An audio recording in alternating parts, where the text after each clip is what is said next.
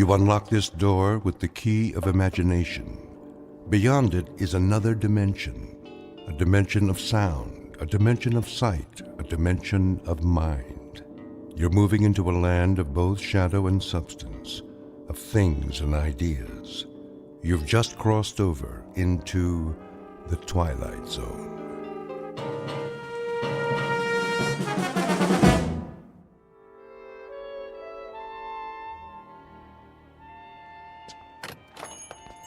Yes, and will that be all then? No.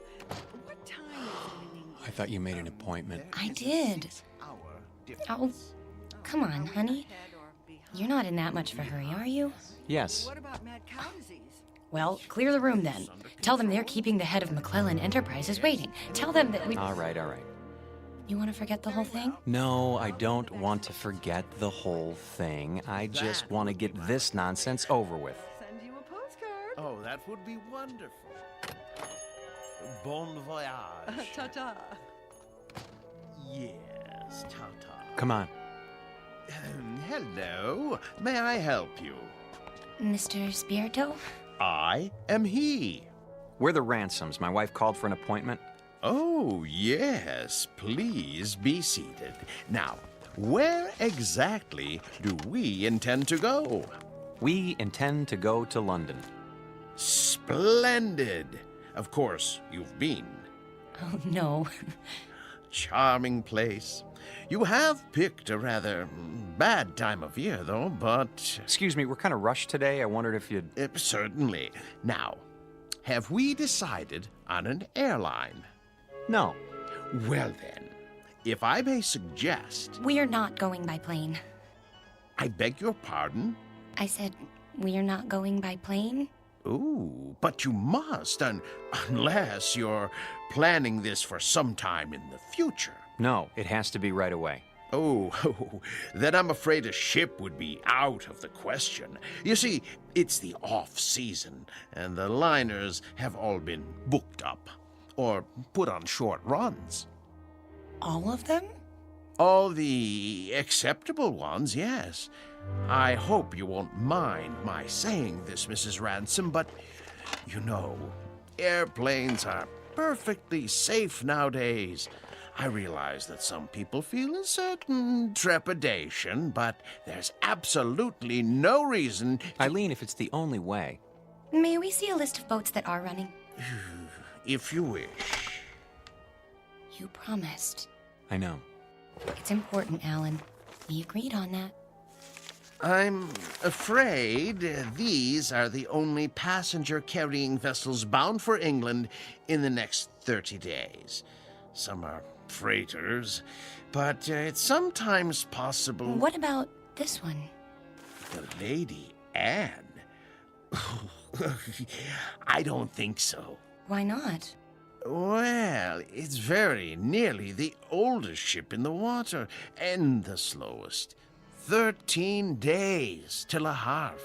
Another half day to Southampton. Forget it. No. Wait. This says it leaves on Thursday. We'll take it. Please, Mrs. Ransom, the Lady Anne is a veritable antique. Listen to the man, Eileen. We can relax when we get there if that's what you want. Don't make such a big deal out of it. It is a big deal to me, Alan. A very big deal. Give us 2 tickets. For this relic? Yes, that's right. The Lady Anne. Oh, very well. A few extra days won't matter, will they? I don't have anything better to do. Check okay? Of course, sir. But, Mrs. Ransom, the Caravan Travel Agency takes pride in its service. I beg you not to do this. Well, it isn't going to sink, is it? With a ship that old, you can't tell what might happen. Oh, give me that check. Here. We'll pick up the tickets. Come on, Alan. You can go back to work now. Thanks for your help, Mr. Spirito. Very well. Bon voyage.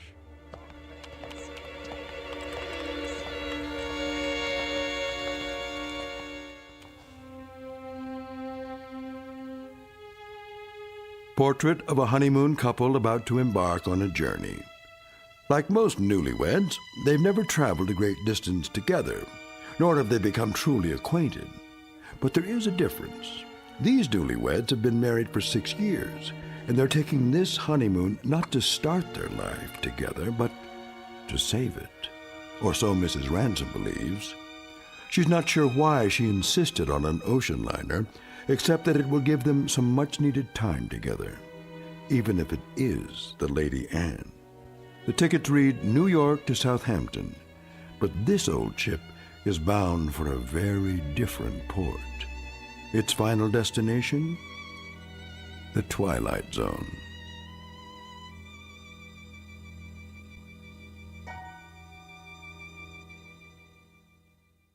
And now, The Twilight Zone and our story, Passage on the Lady Anne, starring Martin Jarvis and Rosalind Ayres with Stacy Keach as your narrator.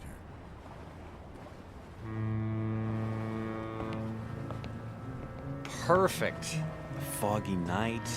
Can't even see the ship. Where is everybody? Already on board. We're a few minutes late. I was ready. If you hadn't taken so long packing... There it is! Oh, Alan, isn't it beautiful? No, not it. She. The ship happens to be a lady. Sorry. She's beautiful. Indeed she is. Oh, yes. There's the gangplank, is that what they call it? Come on, Alan. I can hardly wait. No, from the descriptions, we were expecting a cross between a kayak and the Flying Dutchman. You're seeing someone off? No, we're passengers. What? How's that? Passengers. Oh, no. No. I hardly think so.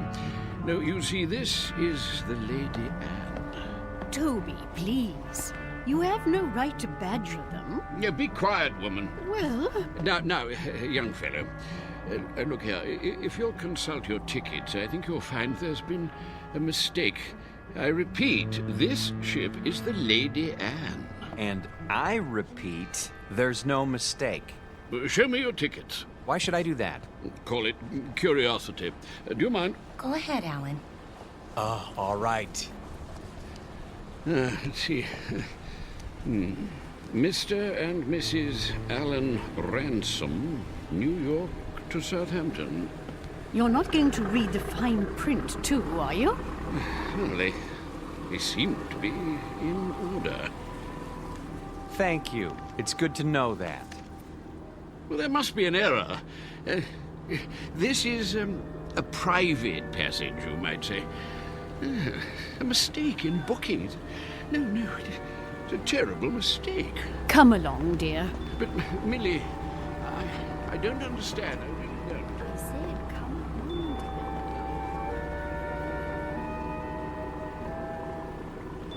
dear. Well, I guess that's how the British say welcome aboard. Oh, don't get your back up. You'll be twice as cranky when you're his age. Bet we can beat him up the ramp. Not too late to turn back, you know? I mean, think of being cooped up with me for 14 days. I made a promise and I'm gonna keep it. Isn't that good enough? Sure. Not very steady. Really gives you confidence, doesn't it? At least try to enjoy this. One moment, please. Your names? Ransom? Yes, I see it on the list. Do you want to see our tickets too? Everything seems to be in order, sir. Stateroom 24, down that flight of stairs. Thank you.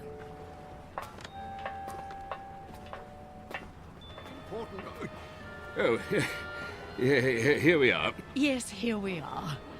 Good evening. I say, you're not going to let them do this, are you? I'm afraid it's out of my hands. Out of your hands? Well, we'll see about that.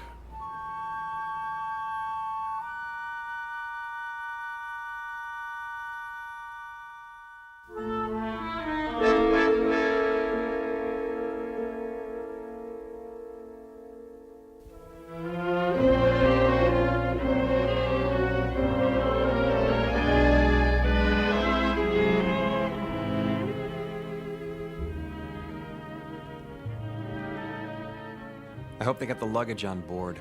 It'll be waiting in our room. You'll see. It better be. We're due to take off in 10 minutes. Take off? Sail. Disimport. I think it's disembark. All right. Alan, you have to admit, it's a real showpiece. Did you notice this carpeting? And the oil paintings? And brass everywhere. Great. Where's the bar? I could use a drink. Number 24. This is it. What in the... Alan, look! It's like an old-fashioned drawing room with a tapestry and gold everything. Pigeon's blood vases. I don't believe it. Are those plaster cupids on the ceiling? Oh, it's marvelous! And the canopy bed. Shaped like a swan. It's got a goose feather mattress. Oh, Alan, isn't this fabulous? It's probably the most ridiculous room in the entire world. You realize that? Probably. It is. And you actually like it. Don't you? Look at this chest. It must be 100 years old. A bowl of fresh flowers on top. And even a box of candy, shaped like a heart. At least the luggage is here. No kidding. You think we can take it for 2 weeks? I mean, with all this... There's the whistle. Come on, let's go up on deck. Why? Why? That's what you do. Haven't you seen any movies? Hurry.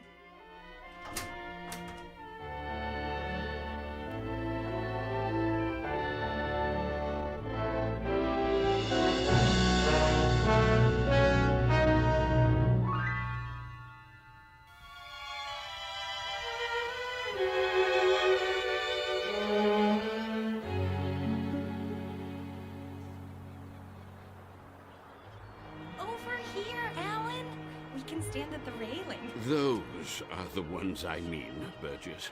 Not the ones going with us. Yes, I tell you. Nonsense. Obviously a silly blunder. No. They have tickets. Calm yourself, Mackenzie. This needs to be settled at once. Very well. Here they come. Alan, Hello? Hello? how do you do? Oh, very well, thank you. Now then, no doubt you young people aren't aware that this is a rather, well, how shall I say, private sort of cruise, you see. Very tight. Dear me, yes, unquestionably a slip-up on the part of the, Look, mister, we're getting a little tired of this routine. Try to understand. There hasn't been any slip-up. This is our ship, and we are sailing to England on it. Her. What did I tell you? They're determined. This is bad news, very bad indeed. Oh, really? For you or for us? Don't argue with them, Alan. See here, please, this may seem odd to you, but we are actually trying to be of help. Yes, exactly so. You see, there are things you don't know about this ship. Yes. But what does that mean? Well, for example, it isn't common knowledge that... Burgess. No, Mackenzie. We've got to tell them. But, This vessel is over 50 years old. We knew that. Oh, but there are other things you couldn't possibly know because you haven't had time to look. Such as? Well, she's falling apart everywhere. The deck chairs wouldn't support the weight of a baby. yes, that's true. And the staircase is about to collapse at any moment. And the food, food, dreadful. It's positively poisonous. Ptomaine, you know. Yes. But the worst of it is the danger at sea. Those boilers, not to be trusted. They've been ready to burst for years. Oh, yes, for years. So you can see how impractical the whole idea is. There's just one thing. Yes? If it's such an awful, dangerous ship, what are you doing on it? What? Oh. Yeah, well, We're old and eccentric. well, yes. Well, we're young and eccentric. We like impractical things, the challenge and all. Besides, we think it's an absolutely charming boat. Last warning. They'll be pulling away the gangplank at any moment. Look, you'll be quite bored. We never get bored. Do we, Alan? Nope, not at our age. You're sick, then. Yes, you'll get sick. No stabilizers. She rides like a washing machine, I can tell you. Sounds like fun. I think I've heard about enough. Wait. I have my checkbook. What's that for? I am prepared to pay you double the amount of your tickets. This is ridiculous. No, I want to hear it. Pay us to do what? If you will abandon your plans, I'm sure you'll find another booking, something more suitable. That's a very generous offer. Yes, very much more suitable. Alan, you're not considering it, are you? Well, what do you say? Not a chance. Triple the amount, then. Yes, triple. No. Very well. I am forced to extremes. Sir, madam, if you will leave the Lady Anne at once, I will give you the equivalent of, let me see, 50,000 American dollars. 50,000 American dollars. Yes, which I will match. Well, I haven't got it all on me, but Making it a total of 100,000. Yes, 100,000. Well. You're talking my language now, gentlemen. Alan? Let's say pounds sterling, shall we? In pounds? Or better yet, an even $250,000 U.S. currency will be fine. No, that amount is completely unreasonable. I'm sorry. No. In that case... But... Sorry. Let's go, honey. You must reconsider. You don't understand the implications. Look, fella.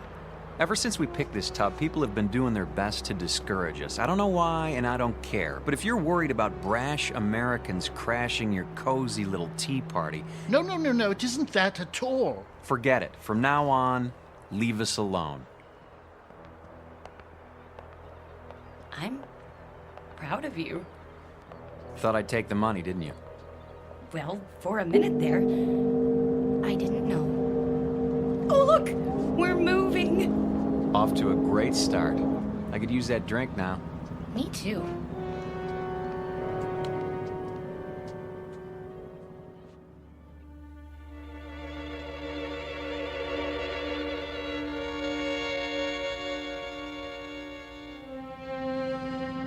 Too late.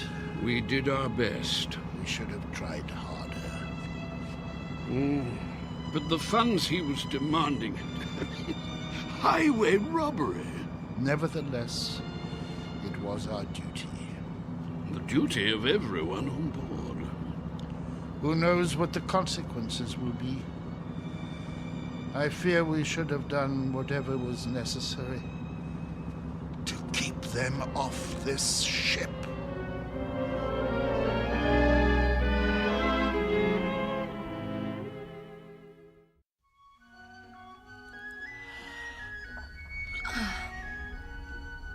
Alan? Yes? You're already dressed. Why are you up so early? It's almost 11.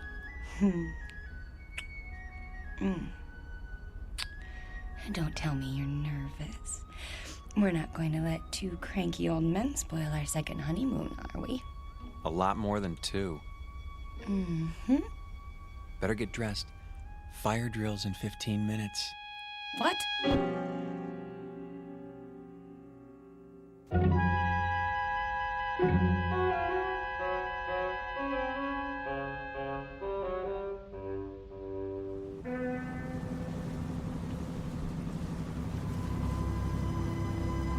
Honestly, you could at least tell me what this is all about. You act as if we're going to an execution. There. See for yourself. Look at all of them. And all wearing their life preservers. Oh no. Alan, some of them are even on crutches. And wheelchairs.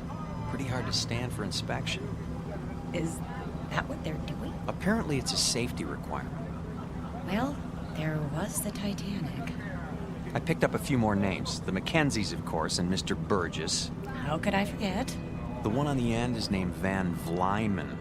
Next to him is Mr. Bristow. Cooey! Hello there. Care to join us? Yes, do join us. Hello. In a moment, Mrs. Mackenzie. You don't suppose that everyone else on this ship is... Everyone. I checked this morning. The youngest person I saw was 70.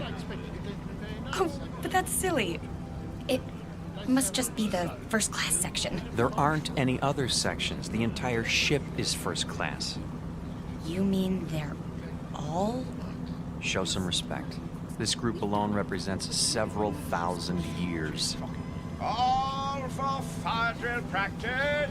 Remember, Eileen, getting there is half the fun. Chin up. Your life jackets. Oh, thank you. Now then, as soon as you're all ready... I think the straps go over your shoulders. Like this? That doesn't look right.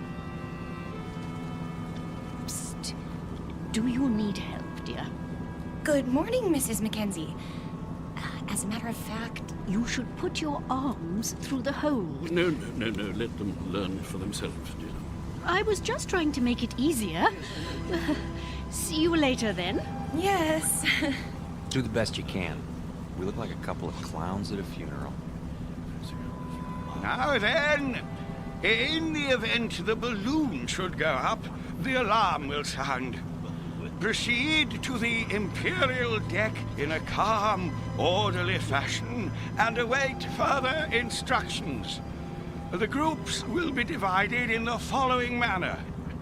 Group A, Mr. and Mrs. Huntley Small, Mr. and Mrs. Mackenzie, and Mrs. Scott Aylesbury.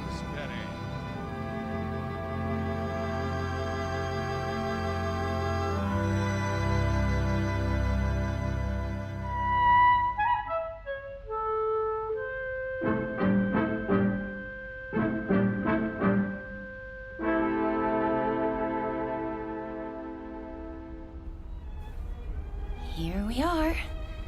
The Imperial Lounge.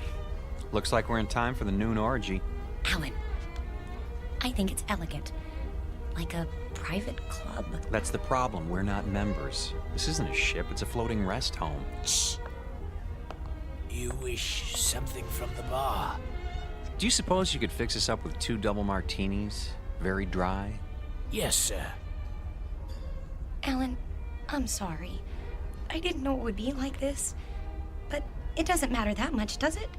We didn't want to mix with other people anyway. We wanted to... Stop saying we. If you'd listened to me, we'd be in London by now. And you'd be in a business meeting. Not necessarily. Yes. And it would be the same the next day and the next and... Oh, Alan, that's what this is all about. Don't you see? Your drinks. Thank you. Look, I know you've been unhappy, but do you think I enjoy working 28 hours a day? It comes down to the same thing, doesn't it? We never see each other. We never talk, or... I told you, after I close this deal, I'm going to start taking it easy. Which is what you said 2 years ago. You closed that deal, but it didn't make any difference. There were more deals. There'll always be more deals. Because that's all that matters to you now, isn't it? Bartender, another. Yes, ma'am. Try to control yourself. I have been controlling myself for 6 years, and I'm tired of it. I am tired of begging for little bits of your time. You're not interested in me anyway. You're interested in success. Fight your way to the top and then fight to stay there. Stop making a scene. Why? Does it take your mind off mergers and board meetings? No, it takes my mind off the fact that we're supposed to be on a trip together. Come off it, Alan. You're going to England on business. I happen to be along. That's all. Why? Because I insisted. If I hadn't, you'd have gone alone. Isn't that true? Admit it. I can't talk to you when you're like this. You made me like this. Because the truth is, you don't care anymore. I was stupid to think that a few days together would make a difference. You're a flaming success now. Alan Ransom, the financier. And I'm the nagging wife who doesn't understand. Eileen, please. What's the matter? Are you afraid they'll catch on? Don't worry. They think we're a happy couple, made for each other. Shut up. Yes, sir. Well, when this tub finally gets there, you can relax. Because I'll be leaving. That might be a good idea. Oh, it is. You'll have all those nice deals to keep you warm with no silly woman around. It should be marvelous. It will be. For now, I'll be on deck reading the Financial Times. Here's for the drinks.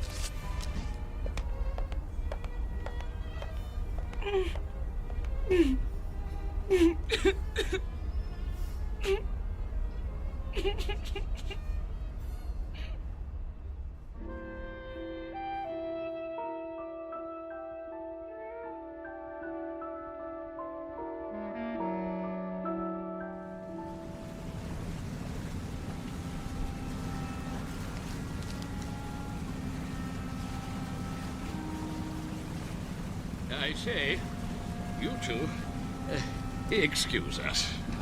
Not you again. Well, yes. Not really. How do you do, dear? Nice to see you, Mrs. Mackenzie. If you don't mind, I'm trying to read the paper. My wife, Millie, yes.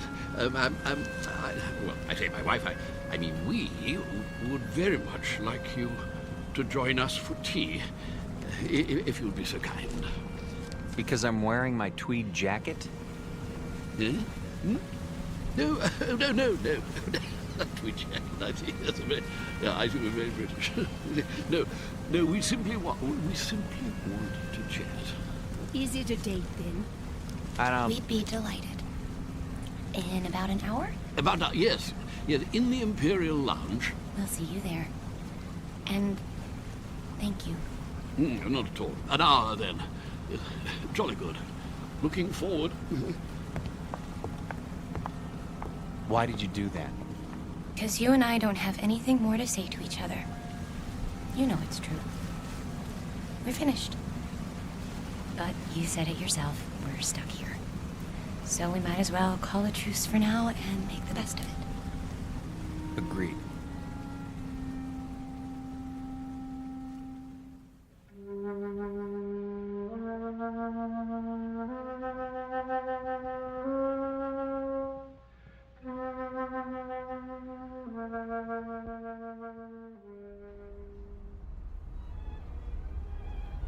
Hello.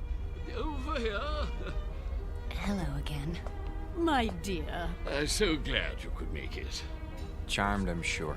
Do sit down. Do sit down. Not at all. Nasty day. What? Now look. The reason for this meeting, apart from the pleasure of your company, is Go ahead, Toby. Yes, thank you. Millie, that's my wife, Millie pointed out that we've all been, something less than hospitable to you, if not rude. And so I expect I ought to apologize. And do you?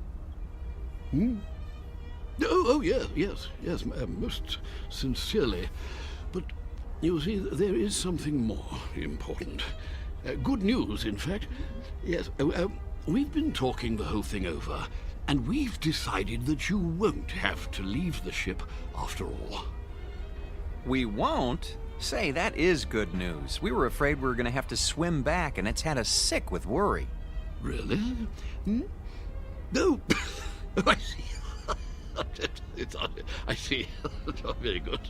No, I'm sorry about that, my boy. But we were quite concerned, all of us, as I dare say you gathered. You see, it simply hadn't occurred to us that an outsider would ever want to travel on the Lady. The last time she took on a new passenger was, well, according to Captain Prothero, was some 16 years ago, so you can understand. Yeah, but never mind that. It's all settled now. What's all settled, Mr. Mackenzie? Oh, no, we'll get to that in good time. You simply must forgive us. We can't have been very good company so far. Well, frankly.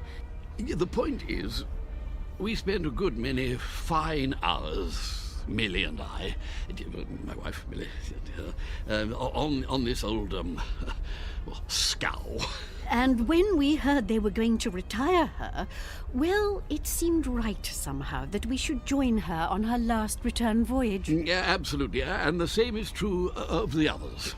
Yeah, well, the other people. You know, and that's what accounts for the number of senior parties aboard. We didn't understand. No. And you still don't, really.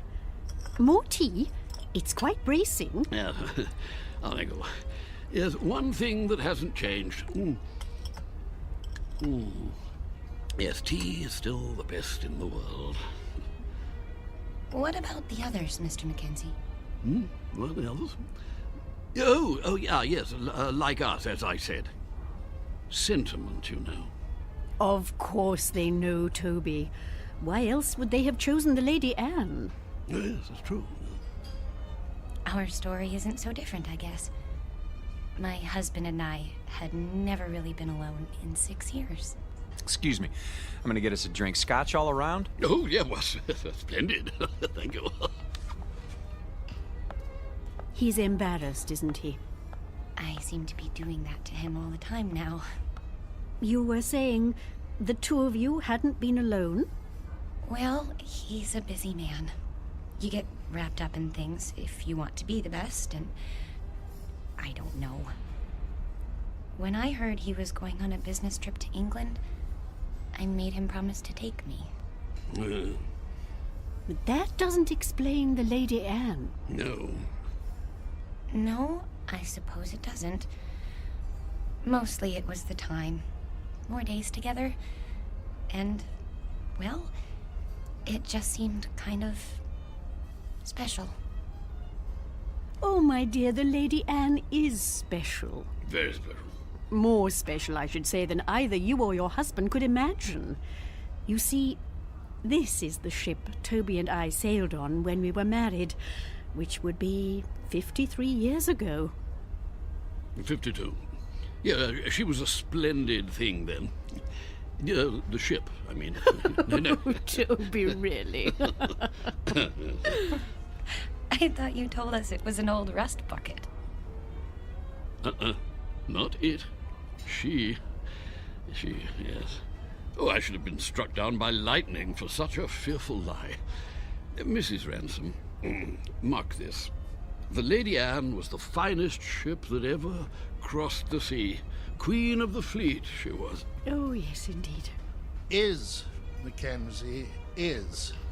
No other ship can touch her. Quite right. Sit down, Burgess.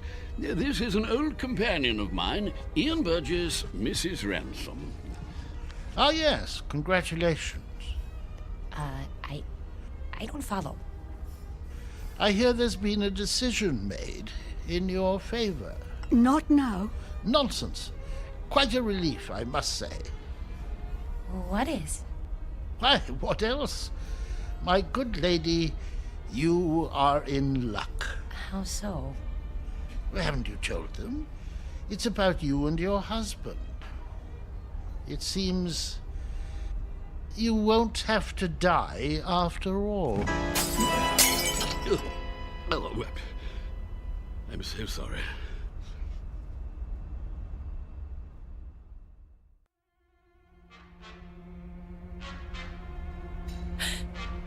What did you say? He said you won't have to die after all. Of boredom, he means. Well, don't stand there like a ninny, Ian, tea all over you. Yeah, but sit down, sit down. Yes, to be sure. Sorry. I seem to have spilled my tea. Yeah, but, well, you see, Mrs. R., she was the only one of her kind, specialized in honeymooners. That was her freight then, yes. Oh, yes. Young people in love. Ah, marvelous. The drinks. Ah, yes. You see, that's what makes your presence so, Sweet? No. Well, it was that. It certainly was that.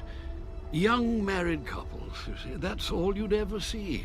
Full of juice and the moon in their eyes. All those children trying to act grown up and worldly and used to it. And everyone as nervous as a mouse. Yes. But that sort of thing, it lasted for only a few days. The Lady Anne gave them time to know each other. Oh, she was a wise ship. Cheers. Cheers. Cheers. Everything was arranged for young people. Love has its own point of view, you know. It sees things larger than life. Nothing is too ornate or too fancy or too dramatic. If it is a good love, it demands the theatrical and then transfigures it, turns the grotesque into the lovely, as a child does. With it, we can see what we wish to see in people. Without it, we cannot see at all. We can search forever. How a shipping line ever found that vision, I cannot imagine. But they made the Lady Anne into an enchanted gondola and took that moment of happiness and pure sweet pain all lovers have and made the moment live for 2 unspeakably pleasant weeks. Well, they get the drift, my dear. There's no need to go gooey. But I feel gooey. The same is true for all of us, actually. Bolshia Jones and his wife over there, the bald chap, engineer in his day and a good one. The Whiteways. Next to them, Lord Bristow with his cigar. Nice enough, but he's getting on. And there's old Champion. Innes Champion, the writer, adventure stories, that sort of thing. Quite a droll fellow, though you wouldn't guess it now. Widower, you know. Aye, and his wife. There was a wild thing. She passed on in... Oh, can't be sure of the date. What about you, Mr. Burgess? The same. We'd planned this trip together, but... Have you a picture? In my breast pocket, over my heart. She's very beautiful. Oh, my dear, please. This is purely temporary. I shall be with her soon. I'm so sorry. Oh, there, dear. It's all right. None of it really matters if you're in love. You are in love, aren't you, Mr. Ransom? Yes, of course. Well, that's the only thing that counts, you know. Everything else perishes. Now you've made her cry. Oh, perfectly all right. I cry all the time, don't I, Toby? All the time. Well, I don't. Why don't you two go out and get some fresh air? Do you good. Fog or no fog. That might be a good idea. Yes. We'll see you later. Of course you will.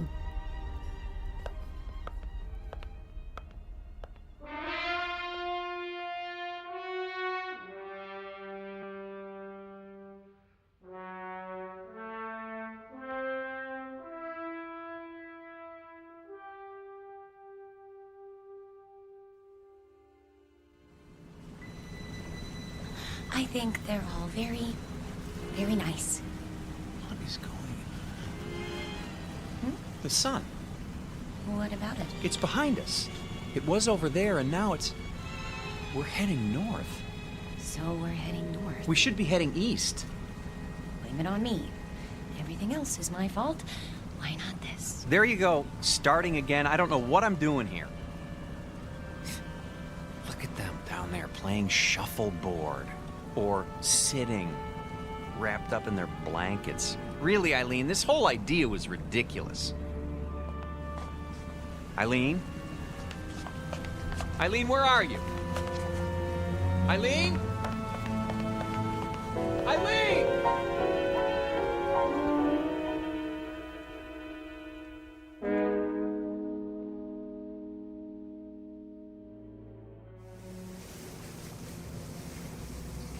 I thought you did get rather gooey there, my dear, but you know, I rather liked it. Gooey. No! Oh, Mr. Ransom. I say, is something the matter? I can't find my wife. We were standing over there at the rail. She was right behind me. You don't think anything could have happened to her, do you? Oh, I doubt that. It's rather difficult to fall overboard. Oh, yes, yes. Eileen! Eileen! Eileen! Eileen! Eileen? Stuart, have you seen my wife? No, sir, but I wouldn't worry. I want this ship searched. I'll take the liberty of alerting the crew. Have you tried the library?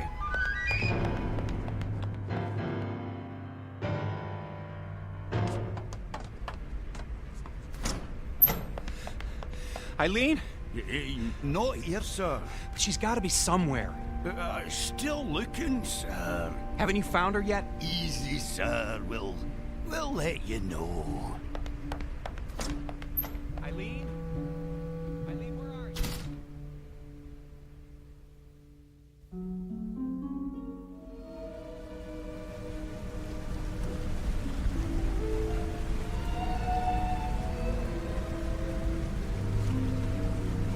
I say, not turned up yet? No, I searched everywhere. She'll turn up. Have a nip with me. Come on, boy. Let's go inside. Yeah, maybe she's inside. Come on. Let's go into the Imperial Lounge, what?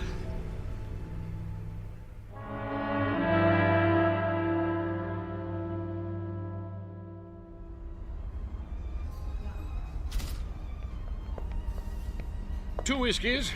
Make 'em strong. I can't believe it. She's gone. Well, it does seem that way. But of course it isn't so. You've just missed her. You don't know how much. A toast to the Lady Anne.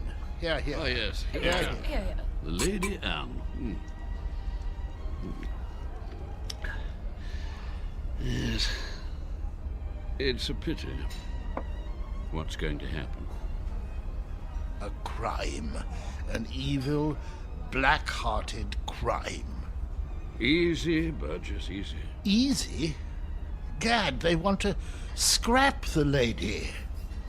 Outlived her usefulness. Nonsense. A little slow, perhaps. Speed. That's all that counts now. Why? What's the rush, eh, Ransom? I see your point. Freddie, another gin. That's the state of the world today. It's a plot, doubtless of communist origin. Who wound him up? Burgess, do sit down. Haven't you eyes, man? The Lady Anne was condemned because she represents a better way of life. She's grace and manners and tradition. She's the Empire. I say, somebody turn him off. Silence, Adicott. The beasts are at the gate, and we stand about like statues, with our medals gone to rust and our swords broken. Soon they'll reach up their hairy hands and pull the Queen down from her throne. Scrap the lady? They'll scrap the world. Poor chap. He'll feel better later at the party. Another drink, Mr. Ransom. Mr. Ransom?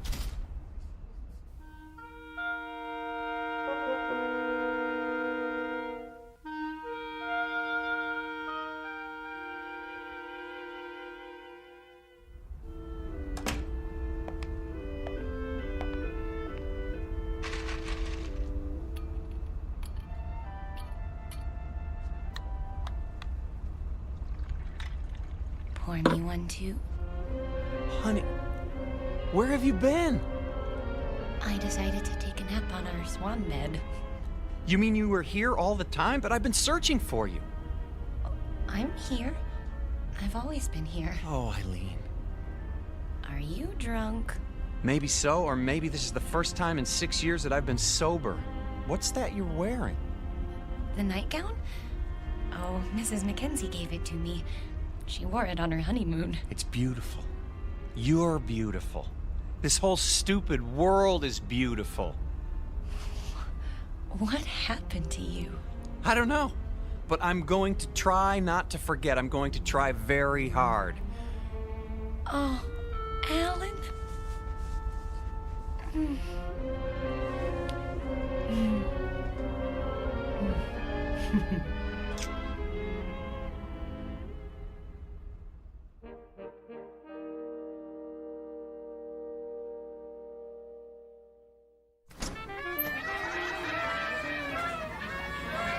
Will you look at all this? Balloons, ribbons.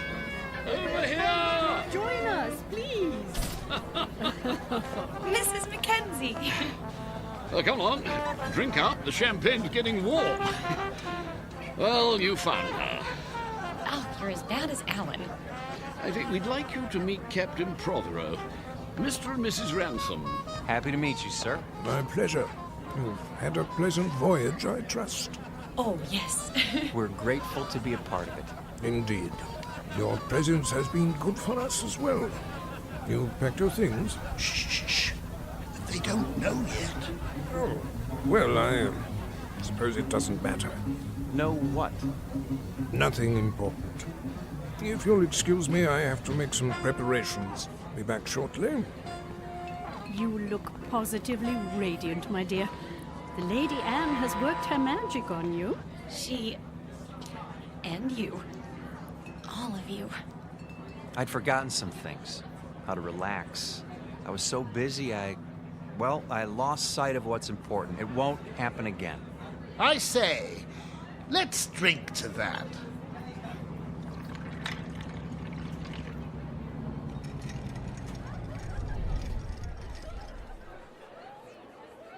Have the engines stopped? Oh, nothing to worry about. Cheers. Mr. Burgess, why are we having a party now? We're only partway there. You'll understand soon enough. Who needs a reason to party? Mrs. Ransom, may I have this dance? I have been waiting for someone to ask. Mrs. Mackenzie? I'm not very good, but... Oh, delighted, Mr. Ransom. Oh, splendid.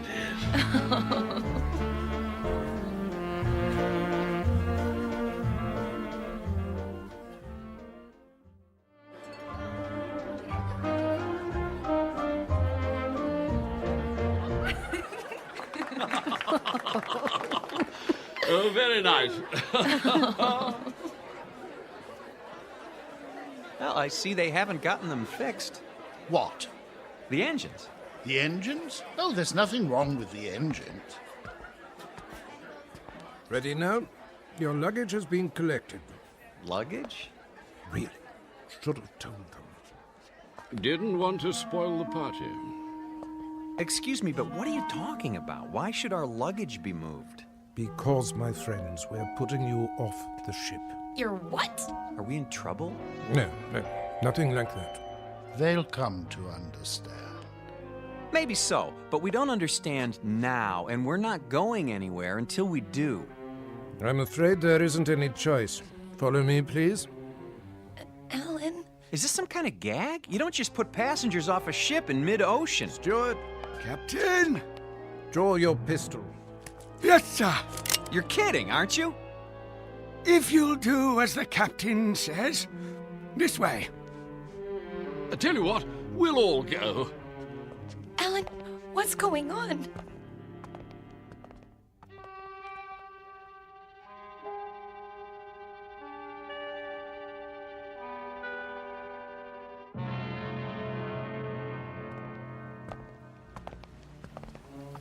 You can't be serious. There's nothing to worry about, my boy. Your exact position has been radioed. Even now, help is on the way. Alan, I'm not kidding. Captain, this is outrageous. Your luggage is in the boat. Flowers, a tin of biscuits. Champagne? I thought of that. Lifeboat sends out a signal so you'll be picked up straight away. Everything you need, really. Except a reason. It's time we were off. Into the boat with you. No, please, But why? Is it something we've done? Not a bit of it. Then tell us. You can't do this without a reason. Cause, my boy, you can't go with us. Not yet. Yes, come along. Not where we're going. Oh, no. Step carefully, please. We liked you people. We thought you liked us. They do, Alan. Don't you see? They do. Lower away. Don't forget the blankets. Alan, look. Everyone's at the rail. Goodbye. Bye. Goodbye. I say, what are those papers, dear? They're your letters, Toby. Don't you remember, dear? I've kept them for so long. You're throwing them overboard. They deserve a proper burial at sea. I won't be needing them now, will I? No, dear. Not anymore. Listen, the engines are starting again. They're moving. So are we.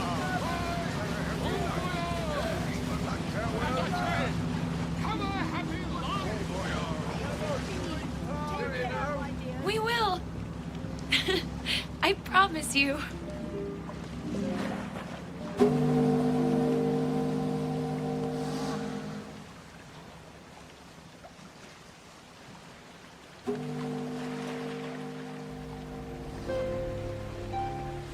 Here's a blanket. I don't need it. Aren't you cold, darling? Not with your arms around me. I don't think I've ever felt so warm in my life. Do you think we'll see them again? Yes. In fact, I'm sure of it.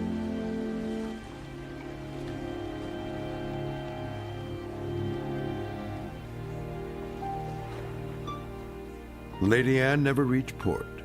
The ransoms were picked up by a cutter a few hours later, just as the captain promised. They searched the newspapers but found no mention of the Lady Anne. The ship, with all its crew and passengers, went down in the mid-Atlantic, or so it was said. But Alan and Eileen knew better. They knew it had sailed on to a better port, its final destination on a distant shore called the Twilight Zone.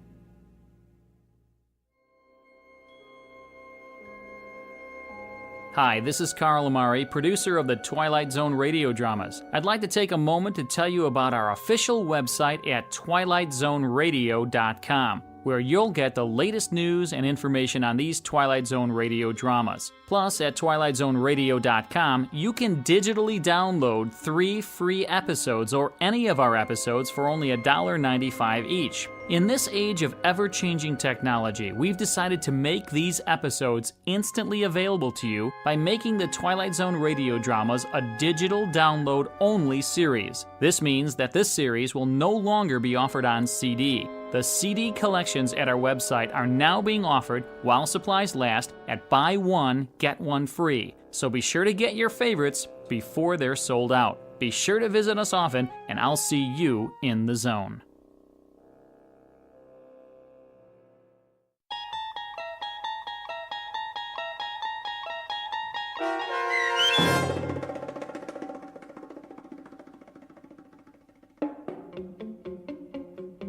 Passage on the Lady Anne, starring Martin Jarvis and Rosalind Ayres, with Stacy Keach as your narrator, was adapted for radio by Dennis Etchison and written for The Twilight Zone by Charles Beaumont. Heard in the cast were David Pasquesi, Anne Somerville, Jim McCants, Joby Cerny, Eleanor Weingart, Martin Astrop, and Nick Ruddle. The producers of The Twilight Zone wish to thank CBS Enterprises and the Rod Serling estate for making this series possible.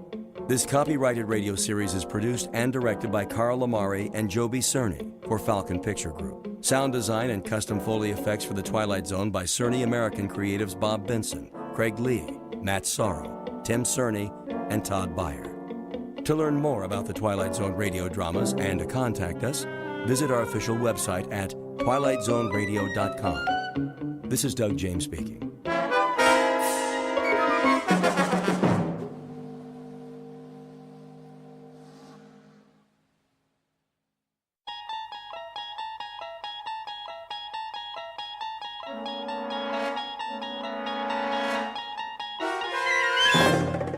You unlock this door with the key of imagination.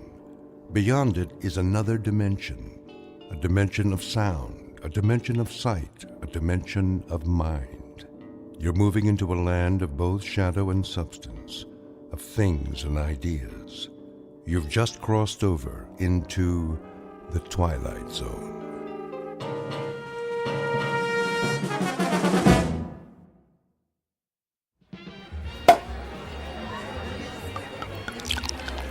Here's to Michael Franklin, in honor of the most stunning, ruthless stewardship of a corporate takeover I've ever seen.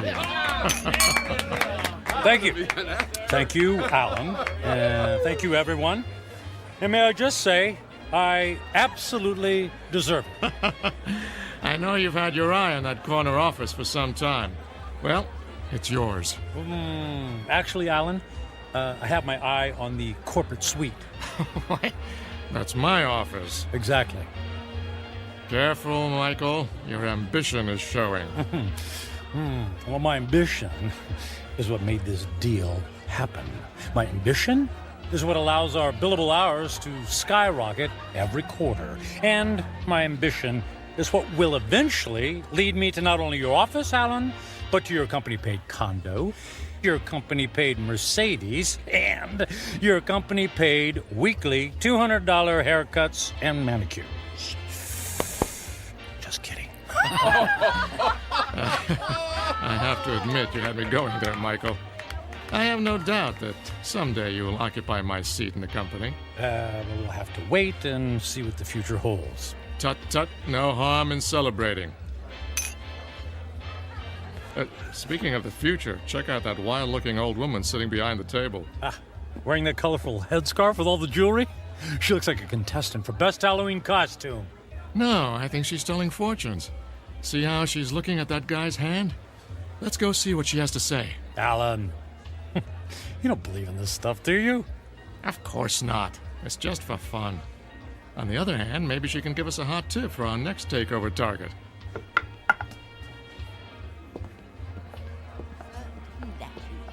The warnings of the tea leaves, for they are never wrong. I see there are two more supplicants who wish to learn about their futures. Make that one supplicant. I'm not playing. Oh, go ahead, Michael. What can it hurt? I put my faith in real things, Alan, like profits and a well-written prospectus and a robust return on an investment dollar. And people? People are the least reliable things on the planet. Well, anyway, I'll spring for your reading. How much is it, please? For this most rare and deep connection to the mystic masters of the cosmos, the charge is $5. $5? Ooh. It's highway robbery. All in good fun and worth $5 to find out what's next for the amazing Michael Franklin. There you are, my good woman. The mystic masters thank you. Yeah, I bet they do. Please be seated and Give me your right hand. What's wrong with my left hand?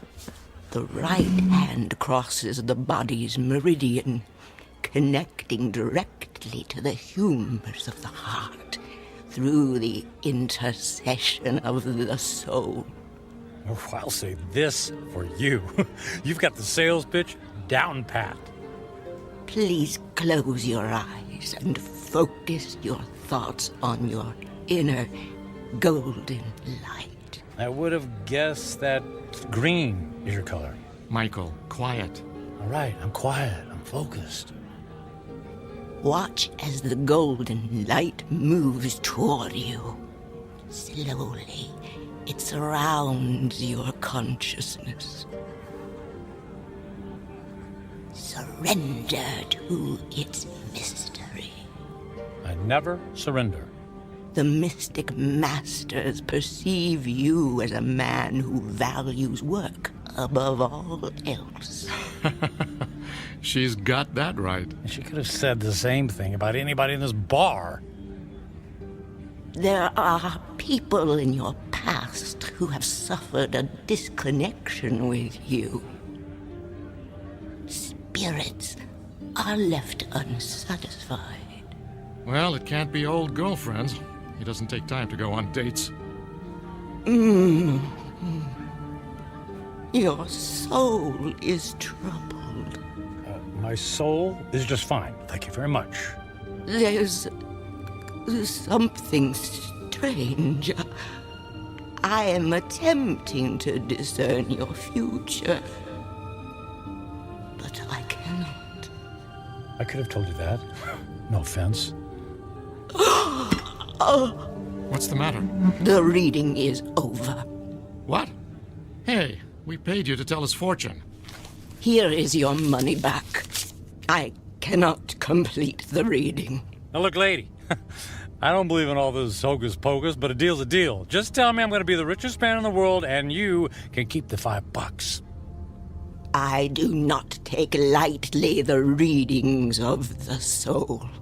I'm going to go complain to the manager. Alan, hold on, Alan. Look, we don't want to cause you any trouble, lady, all right? Just say what's on your mind, and we'll leave. Very well. I will tell you what the mystic masters have divined. May the Lord have mercy on your soul. What is it? Alan's gonna fire me? I'm gonna lose my hair? Your future is very clear, and it is this. In 10 days, you will be dead. What? I don't think that's very funny. The signs are serious, and the reading is true. What kind of scam is this? Come on, Michael. Don't let her ruin your night. You know, lady, we were humoring you by coming over here. The least you could do is play along and not be such a downer. I did not wish to reveal your fate. You insisted that I do. When the clock strikes midnight on the 10th day to come, you will be dead. And now what? And no. Don't tell me. Let me guess. I pay you another $5, and you tell me how I can avoid this terrible fate. That is impossible. Your fate is sealed. Let's go get a beer. Come on, Michael. Fine. It's been a real pleasure spending time with you, ma'am. Alan, I'm heading home. I got some paperwork to finish anyway. Are you sure? Oh, yeah. Yep. Suddenly, I don't know, I just lost my desire for celebration. Okay, buddy. See you tomorrow. Yeah, see you tomorrow.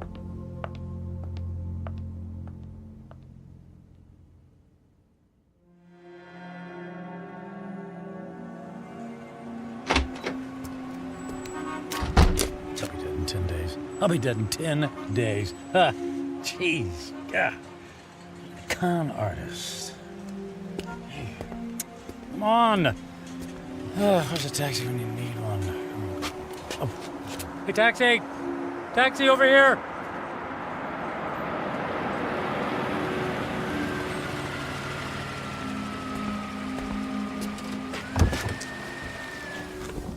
Hey, where to, buddy?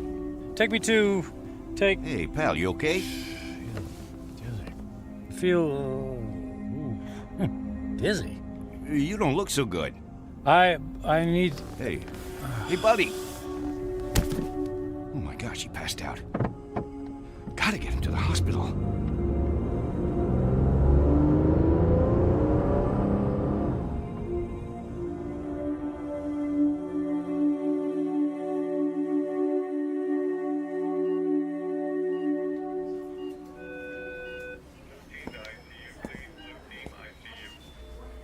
Mr. Franklin, can you hear me? Where am I? You're in the emergency room at Samaritan Hospital. What? What happened? What's going on? Easy, please. Don't try to sit up right away. You're still recovering from the anesthesia. Anesthesia? Yes. For what? You were brought here because you passed out in a taxicab. Do you remember that? Vaguely. We performed some tests on you. Blood pressure, heart. Everything was normal. Well, then, I don't get it. Then why am I... In an abundance of caution, we gave you an MRI. I'm afraid we found something unusual. Oh. Well, what does that mean? There's a dark spot on the X-ray of your brain. We don't know what it is until we perform more tests, of course, but I must impress on you. This is a very serious situation. Well, what happens next? Well, I'd like to check you into the hospital for further procedures. We can consider options for chemotherapy and radiation right away. But I feel fine. I'm in great shape. Cancer has no respect for those issues, I'm afraid. How long do I have? A few years? Given the size of your anomaly, I suspect that your prognosis is dire. And how long? 6 months? It could be a matter of days. I'm very sorry, Mr. Franklin. I will send the nurse in to take your information, all right? Days, wait. The old woman in the bar, she was right. I'll be dead in 10 days.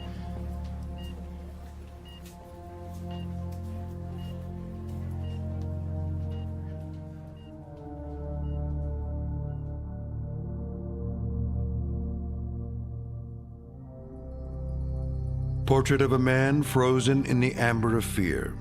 Michael Franklin, workaholic captain of industry, ruthless to his enemies and dismissive of routine human interaction. Given a prognosis that would send a chill of terror down the spine of the most stalwart of men, he is faced with the rising specter of his own mortality. But even worse, he stares into the rear-view mirror of a life only half-lived.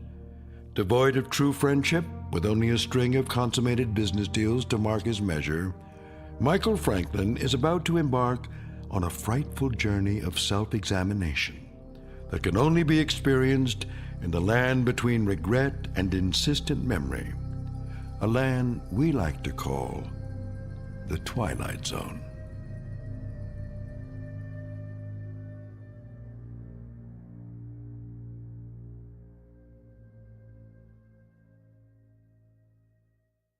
And now, The Twilight Zone and our story, 10 Days, starring Ned Bellamy with Stacy Keach as your narrator.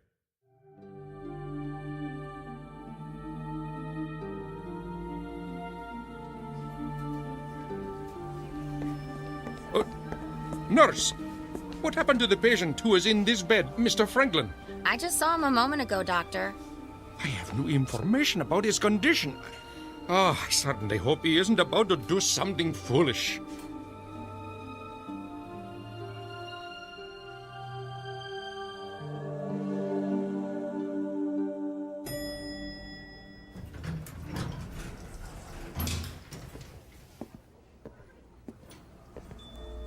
Is Alan in yet? Oh, yes, Mr. Franklin. Are you all right, Mr. Franklin? I'm fine. I don't believe I've ever seen you in the office without shaving or changing your clothes from yesterday. I was in a hurry this morning. Is he in a meeting? He just finished a call. Fine. I'll only need a minute. Oh, but he's got another appointment at... I'll only be a minute.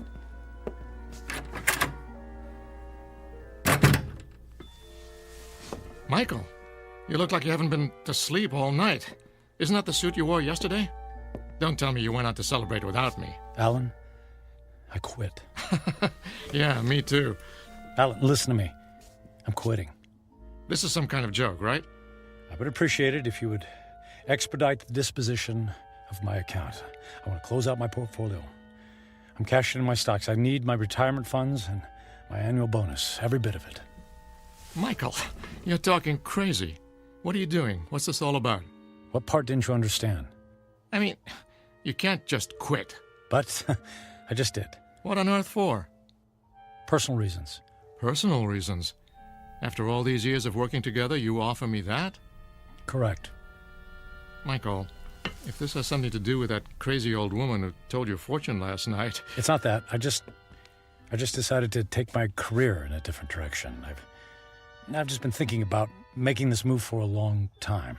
I don't believe you. Alan, no offense, but I don't care if you believe me or not. I've made my decision, and I'd like you to honor it. You realize that if you disassemble your corporate portfolio early, there will be substantial penalties. Not to mention the perks you'll be losing. The company car, the country club membership, the center court basketball tickets. Can you have the accounting department wrap everything up right away? Oh, and I'd appreciate all of the various income streams to be folded into one check. That check will be worth several $1 million. Yes. Well, I can't say I approve of what you're doing, and I can only hope you have a good reason, even if you won't tell me. Could you make the call, please? I'm in a bit of a hurry.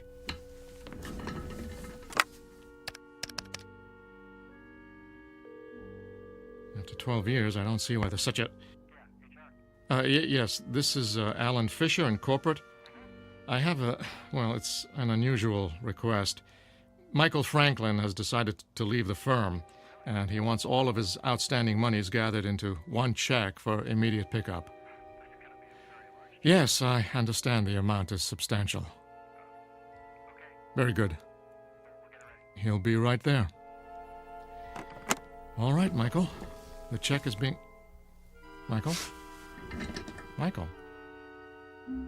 Where did he go?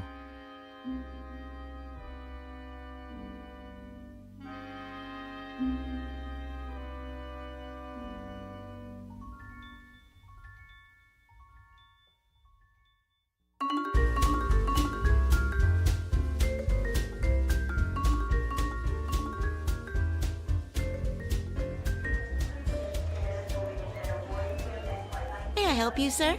I'd like to buy a ticket to Rome, please. Leaving today. Very good, sir. And on what date would you like to return? Just a one-way ticket, please. I just love Rome. The sights, the food, the museums. It's a banquet of... Yeah, I'm in a hurry. Please. If you'll just sign here. Will you prefer a window or an aisle seat? Surprise me.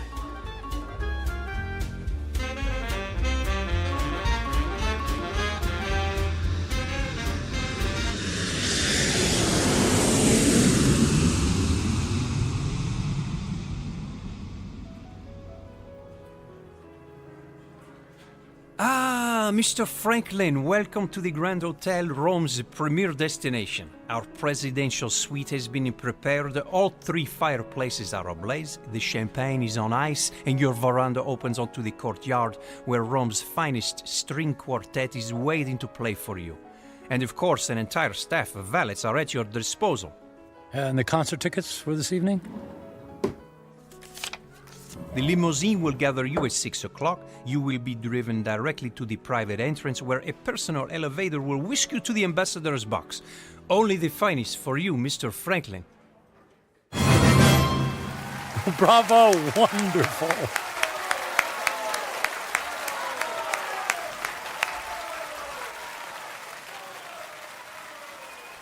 Excuse me, Mr. Franklin.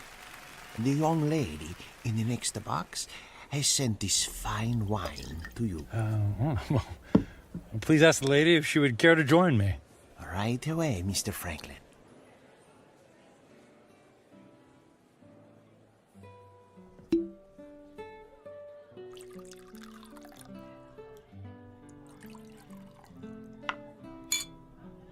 I haven't seen you at the theater before.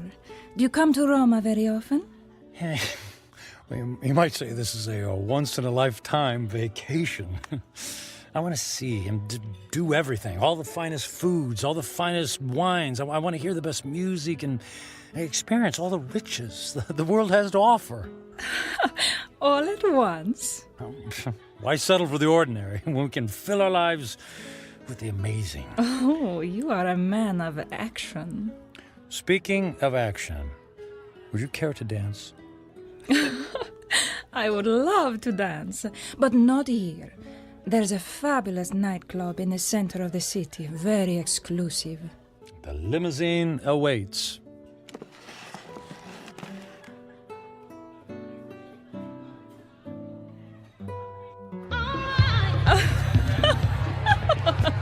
What a wild dancer! It's not me. It's a champagne. You're so funny. I believe I'm slightly tipsy, too. Oh, tipsy? What does it mean? It means I've had too much to drink, which means I'll probably have a ferocious hangover tomorrow. Oh, that is too bad. Oh, but no worries.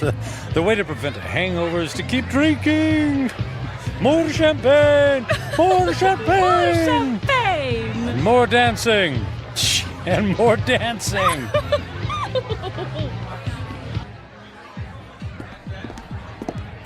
Michael, are you sure you can afford to buy drinks for the whole restaurant? That's only money. And look how much fun they're having. Look how much fun I'm having. Waiter! Waiter! Another round for my friends. 3 cheers for a friend Matthew. It's Michael. Okay. Cheers for Michael.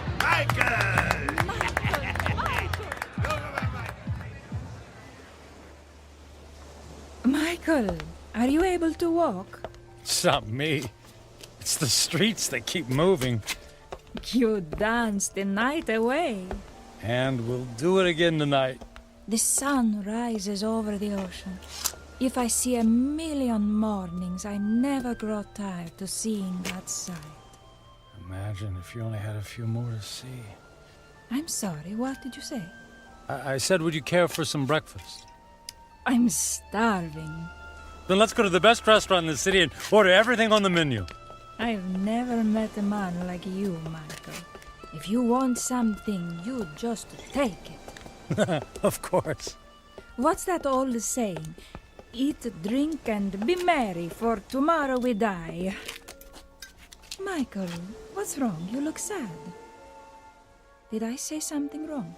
Maria, I wanted to ask you something. What is it, Michael? Would you care to join me on a small trip? Where to? Oh, I know a charming village near here. We could have a picnic. Actually, what I had in mind was Paris. Paris, France. And then London. And then Monte Carlo, or Moscow, or Hong Kong. I mean, we could go anywhere in the world. But what will we do when we get there? Whatever we want. I'll buy you diamonds, or a new car. Would you like a new car? Michael, you're making my head swim. I don't need a new car or diamonds. What then? A yacht? My life is here, in Roma.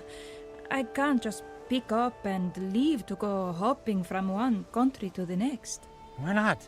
You just said you admired me for that very thing.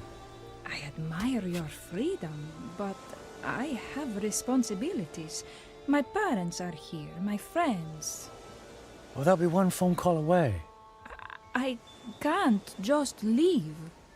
You can do anything you want to, just like me. Don't you have anyone you feel responsible to? We were discussing breakfast. Breakfast, that's what we need. Michael, I asked you a question. Come, We'll order the most expensive breakfast in town in the most expensive restaurant. We'll have them serve us eggs on plates made of gold. I'm not really hungry. Where are you going? Where are you going? I have things to do. But what about Paris, London? You're willing to give all that up? If I left with you, then I would be giving up something. Like what? My life here. It's who I am. The people I love, the friends I have. So window dressing. None of that is important. And what do you think is important? I am. And what I want. I see. Goodbye, Michael. Fine. I'll go to Paris by myself. There's lots of beautiful women there, too.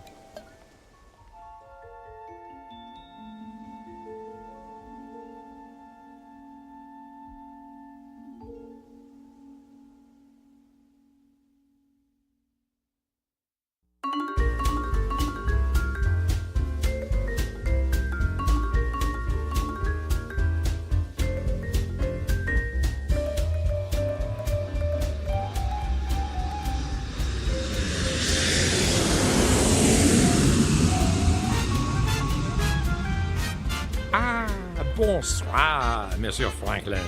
Welcome to Paris.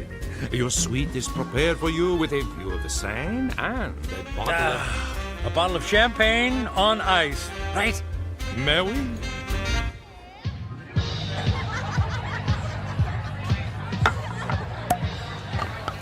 What did you say your name was? My name is Angelique.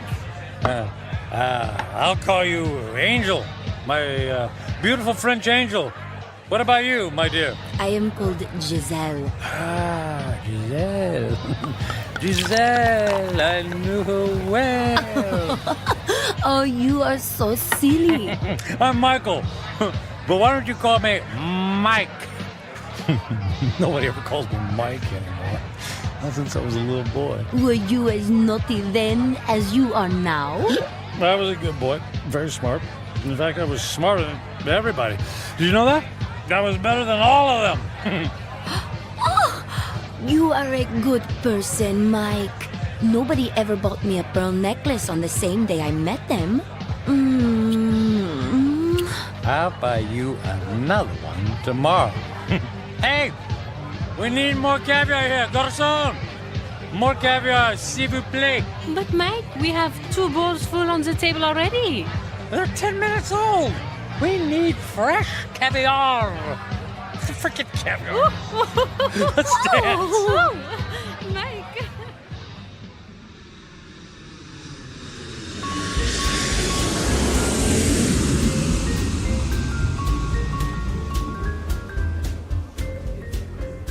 Welcome to London, Mr. Franklin. Your suite has been prepared for you and... Bottle of champagne on ice. Got it. Let's say, on second thought, cancel my room.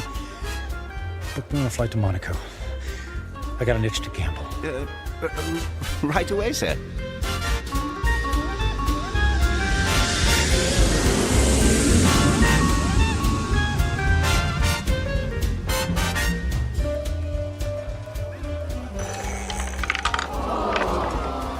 And the number is 29. Red.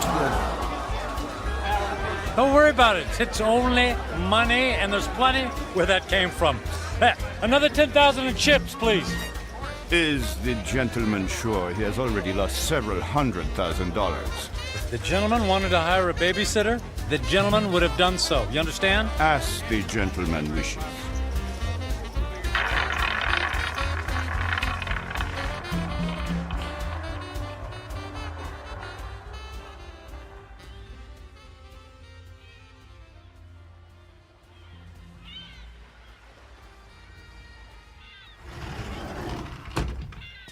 Mr. Franklin. Good morning, Mr. Franklin. Mr. Franklin? Hello? Mr. Franklin, your branch is here, sir. Shall I place the champagne bottle next to the bed? Shall you... Who are you? Where am I? I am Captain Philippe Duchette. This is the Fandango Dancer, the luxury yacht you rented last evening. I rented? Was I alone? The gentleman was escorted by several very attractive ladies, and there was a request for the boat to take you to Australia. But, as you may know, that trip is beyond the range of this vessel. Wanted you to take me to Australia. After we received the Alaskan crab, Russian caviar, and of course, the champagne. I hope I never see another glass of champagne. What shall I do with the cases that are on the deck? How many cases did I order? 10. They're yours. Merry Christmas. Do you wish to proceed with the cruise? No, I don't think so. Very good, sir. All right. For a week, I've eaten the finest foods, drunk the most expensive champagne. I've slept in the most exquisitely comfortable beds with the most luxurious silk sheets. I've held beautiful women in my arms. I should be the happiest man on earth. I should have a permanent grin tattooed on my face. Why am I so miserable? I'll have a few days left to live. A few days. I need to be somewhere where someone knows me, where I don't have to pay for the company of people. I need to go home. I need to go home.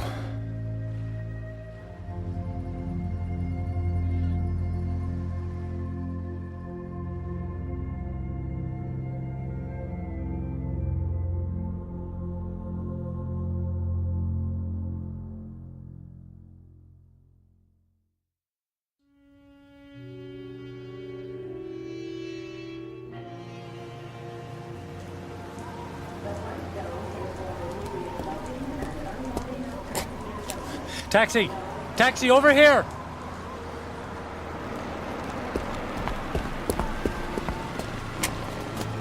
Hey, where to, mister? 1020 Clark Street. Hop in.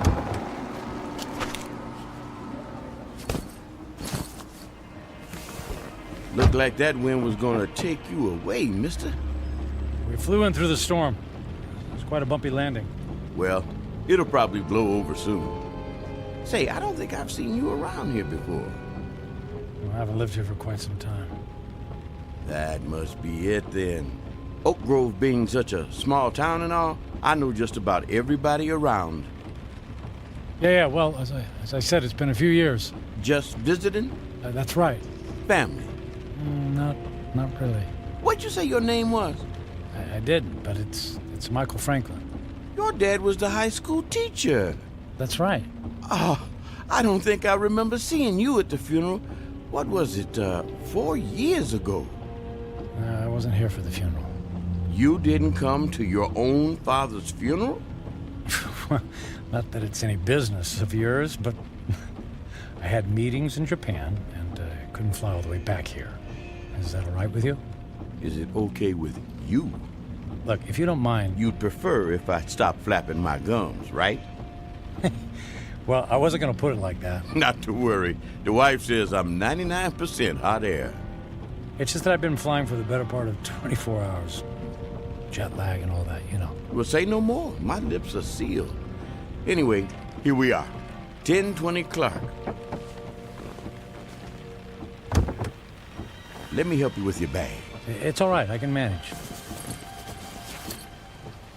Here you go. Keep the change. Mister, do you know you just paid me with a $50 bill? Huh? Oh, yeah. Yeah, that's fine. Well, you have yourself a really fine day, because I sure will. And you be careful in that wind, you hear? Well, something tells me it's not the wind I'll have to worry about.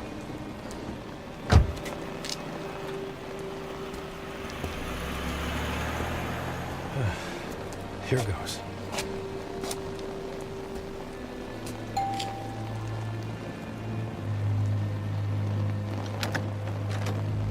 Hi, Carrie. surprise. Michael? What are you doing here? It's a long story. May I come in? Well, It's pretty windy out here. I suppose so. Thank you.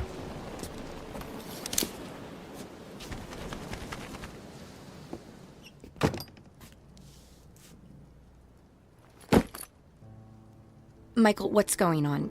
You just show up on my doorstep after 4 years? Well, you know me. Spur of the moment. You are not a spur-of-the-moment person. You plan everything in your life. I wouldn't be surprised to find that you plan how many times you blink every day. And the truth is, I don't have any place else to go. That sounds dramatic. It's true. What about the penthouse? It's gone. The beach house? Gone. They're all gone. I sold everything. I thought you went through your midlife crisis when you left me. Apparently, it's still going on. Please, Carrie, I don't want to fight. Then what do you want? I just wanted to see you again. You just wanted to see me. Okay, you see me. Now what? Do you mind if we sit down? Michael, I have to be at work in an hour, and I'm in the middle of a term paper. You went back to school. I'm getting my master's. That's wonderful. Congratulations. Thank you. I mean, you planned it for years. It's great that you finally decided to do it. Yeah, well, if there's nothing else on your mind... So, how have you been? Busy. I don't have a lot of downtime, but that's how I like it. You redecorated things here. You redecorated the house. I needed a fresh start after you left. Oh, well, Carrie, about that, I'm so... If you're about to apologize, please don't. I've already more than paid you back by thinking the most horrible thoughts any person could think about another person. I guess I deserve that. Oh, you have no idea. How could you just walk away from a marriage, Michael? What was so terrible that you couldn't stand up like a man and fight for me? For us? It wasn't about you, Carrie. Oh, that's good to know. Because when I was picking up the pieces, when you left, it sure felt like it was about me. What I mean is that I wasn't a good husband. True. You were always working. And I knew that I wouldn't be a good father. True. You never even walked the dog. So, I didn't give up on you. Or us. I gave up on myself. Well, that makes everything all better. You can go now. Carrie, please. Oh, I could just clobber you for coming back here. It isn't fair for me to have to dredge up these old feelings again. Well, maybe a civilized conversation without any bickering would do both of us some good. I don't think so. Please, Carrie, it's more important than you know. For what purpose, Michael? So you can go back to your high-powered, big-shot job in the city and feel good about yourself? I just don't want to leave loose ends. Please, for better or for worse, can we just talk? I'm not looking for forgiveness, just closure. Well... One cup of coffee? I'll even make it. All right. 1 cup, and I'll make the coffee. Yours always tasted like motor oil. Thank you. Thank you so much. Thank you.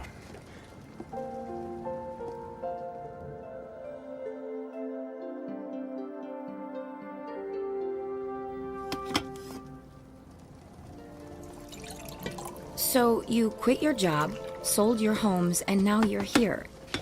It doesn't make sense. Yeah, about that. I guess I just realized that being a workaholic isn't very much fun, after all. But that's all you know. When we were married, you barely slept at night. You were up early to track the Asian stock market. You stayed up late to finish paperwork. I can count on one hand the number of times we actually went out on anything resembling a date. And even when we did go out, you acted like it pained you to be away from your business calls. That is all over now, Carrie. Money doesn't mean a thing to me. I find that hard to believe. Believe it. It's true. So, what? You're gonna take up oil painting? Or become the stand-up comedian you always wanted to be? Nothing like that. Actually, Actually, it's quite serious. Last week, What was that? It came from the living room. Oh, the tree! The wind knocked the tree into my house! Carrie, wait a sec, Carrie, don't go over there. It might be dangerous. That's a tornado warning!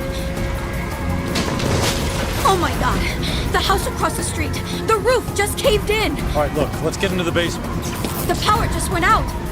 I have flashlights downstairs. Wait, outside, look. What? Michael, come on, there's no time! Oh, look in the street, there's a kid in a bike. Oh no! That's Jimmy from next door! He doesn't know which way to go. Oh, Michael, he's going to be hurt. I'll get him. Michael! What are you doing? Michael! Jimmy, keep your head down. Jimmy, I'm coming for you. Help me! I'm right here, buddy. I'm right here. I'm gonna carry you into the house, okay? What about my bike? I'll get you a new one. Let's get out of the storm, okay? Okay. Put your arms around my neck and hold on. I'm trying. Squeeze real tight, Jimmy. I'm scared. And I'll be brave for the both of us, Jimmy. Okay? Got to get this door open. Michael, I can't budge it. Carrie, push. Push as hard as you can. Carrie, push. Pushing. Harder. As hard as you can. There, you got it. We made it. We made it. Into the basement. Come on. Come on, Jimmy. That's it. Let's go get safe. Okay.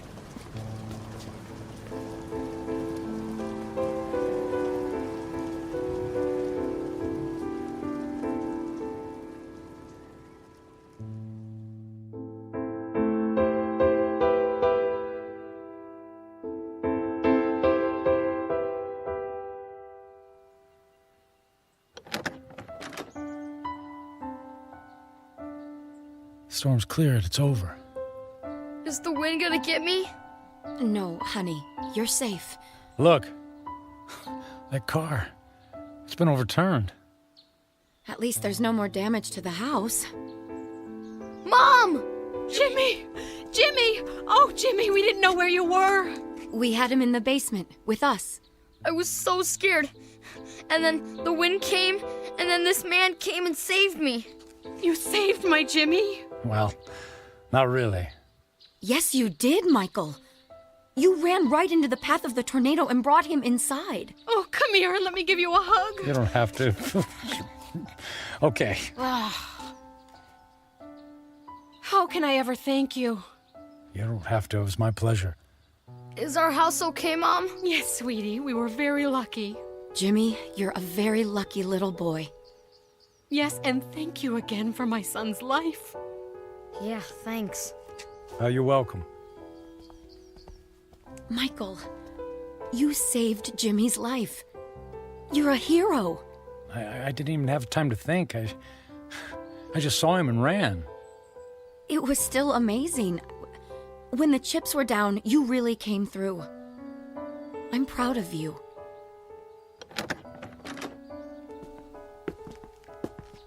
Oh, look. Look at the damage in your living room. No, it's okay. All of that can be fixed. The main thing is that we're all safe and healthy.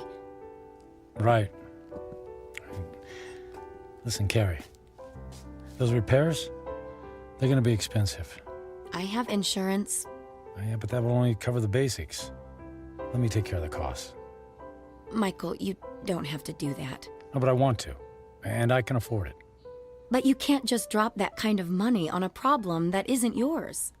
And listen, all I know is that when I helped Jimmy just now, it felt good. It felt better than anything I've done for a long time. And the idea of helping you out with bills feels good, too. So please, just let me do this. Well, I'm not in a position to turn down a gift like that. But what about you? Before the storm hit, you were about to tell me something. You said it was serious. It doesn't matter now. Are you sure? Yes, I'm sure. Here, let me write you a check before I leave. Are you going so soon? You just got here. Yes. Yes, I think I got what I was looking for. Here you go. Now listen, don't you look at it until I leave, okay? I promise. Where are you going? I have some business to finish. Goodbye, Carrie. Goodbye, Michael.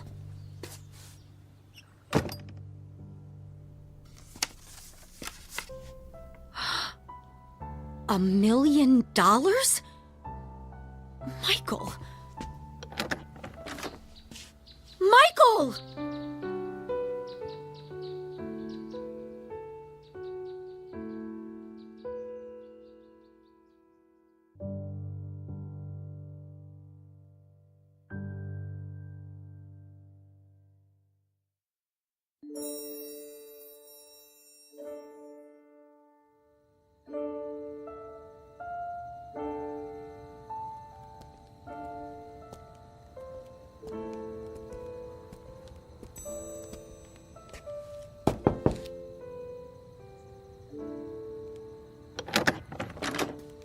Yes? What is it? Forget the late hour, Reverend. I realize it's nearly midnight, but I wanted to visit the chapel and the door's locked. Unfortunately, in these times, we must protect ourselves against theft. The doors remain locked overnight. Is there any way I could just go inside for a few moments? No, I'm sorry. If you can come back in the morning, yeah. But you see, tomorrow morning will be too late. I only have tonight. Mm-hmm. It always seems that way, my son. But have a little faith. Please. Go home. Get some sleep. I don't have a home anymore. I've just come in from the airport. I came straight here. Please, it's more important than you know. All right. You seem to be in great need. Thank you. Thank you, Father.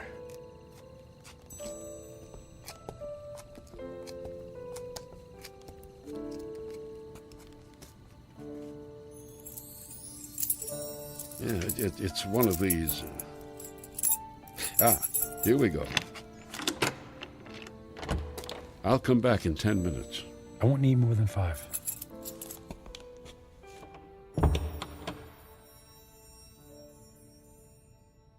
And now that I'm here, I don't know what to say. It's been a long time since I've set foot in a place like this. In fact, I can't remember the last time. I suppose it's true. People come back when they're in trouble, but I'm not exactly in trouble. In fact, all my troubles will be over in just a few minutes. Then why am I here? Maybe I just wanted to see if I could find a moment of peace before everything ends. Just a single solitary moment when I don't have to feel so alone.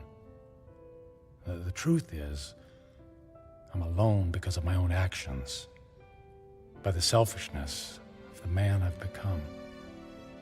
I was given love, but I turned away from it in favor of my career. I gave up friendship in favor of business colleagues who couldn't care less if I lived or died. So what did it all mean? What is the sum total of my life? I have no job, no home. I'm gonna die without a single friendly voice in my ears. I did have some good times with Carrie. Thank goodness for Carrie. I don't blame her for being angry. And despite her anger, she took me into her home. She forgave me.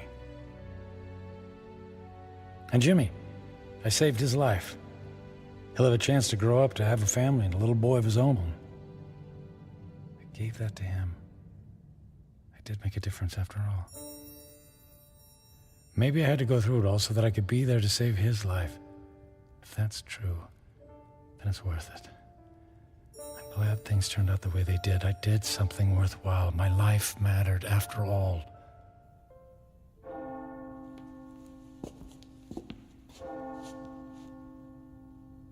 Nearly midnight on the 10th day, just like the old lady said. When the clock strikes midnight on the 10th day to come, you will be dead. I'm not afraid. I thought this moment would be terrifying, but I actually feel ready. No regrets. I'm prepared to say goodbye to everything.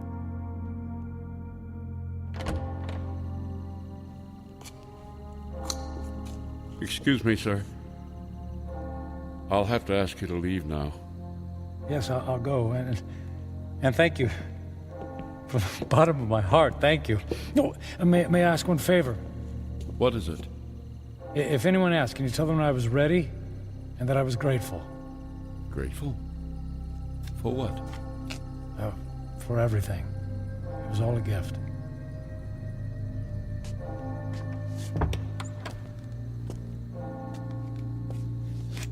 Okay, it's time. I don't know what to do. I mean, if I should... How do I... Church bells. They stopped. Okay. It's midnight on the 10th day. I'm still alive. Nothing happened. Okay. Nothing's happening. The old woman said I had 10 days to live, that I would die at the stroke of midnight. She lied. She lied.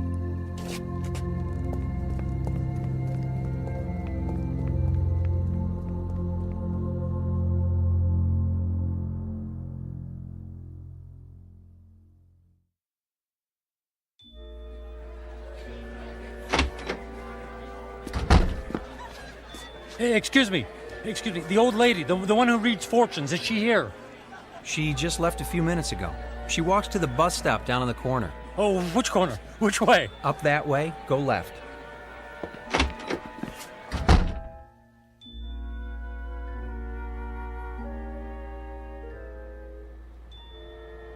Where is she? Don't let her be. Ah, there she's. Hey, don't get on that bus. Wait. What is it? Who is calling? You lied to me. Who is it? Who are you? What do you want?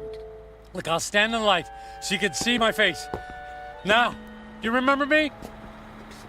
Ah, yes. The angry man. And I'm still angry. You told me in 10 days, at the stroke of midnight, I'd be dead. 10 days are now over. I sold my home. I shut my life down because I believed in you. Yes. I told you that in 10 days you would be dead. So? And I was correct. The man I spoke to 10 days ago is dead. What do you mean? That man was selfish and cruel. That man was friendless and meaningless. Can you say the same things about yourself today? I guess not. He's gone. Bury him. Give yourself the rarest of all gifts in life. A second chance. A second chance? Huh. Sounds too good to be true. And yet, here it is, yours for the taking. You're right, things are different now. I don't know how to thank you. Live for someone other than yourself. That's the best thing any of us can do. Actually, there might be someone willing to let me try. And her name is Carrie. Thank you. Thanks for the second chance. Thank you.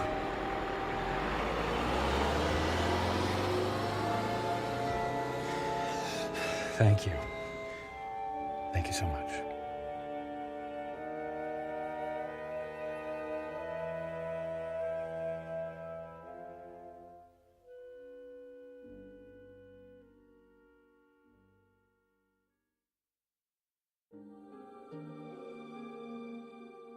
Michael Franklin, a man on a mission to burn every bridge even before he made his way across. Stung by the terrible knowledge of his impending demise, his journey toward redemption faced a detour of intoxication and self-indulgence. As he now knows, Such things are not the stuff of satisfaction, only empty calories and heartache. Ironic, then, that a man who placed such a premium on personal wealth could only feel full upon losing everything. A stark, lonely truth, but an eternal one. Upon such truths are built second chances, here in the Twilight Zone.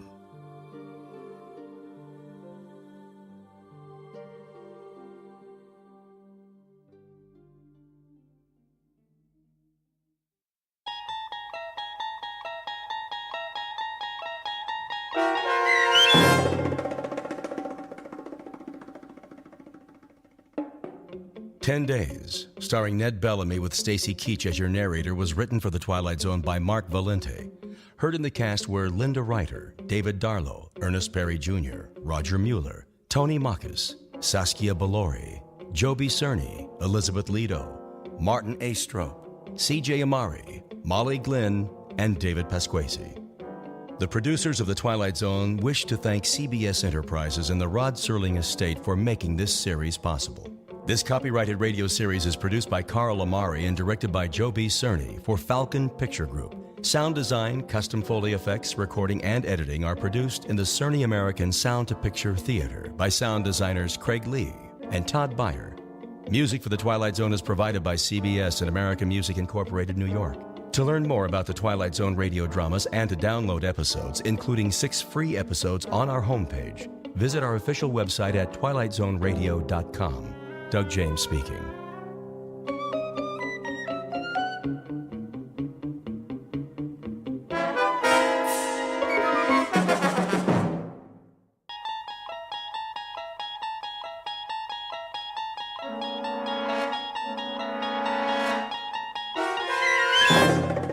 You unlock this door with the key of imagination. Beyond it is another dimension, a dimension of sound, a dimension of sight, a dimension of mind. You're moving into a land of both shadow and substance, of things and ideas. You've just crossed over into the Twilight Zone.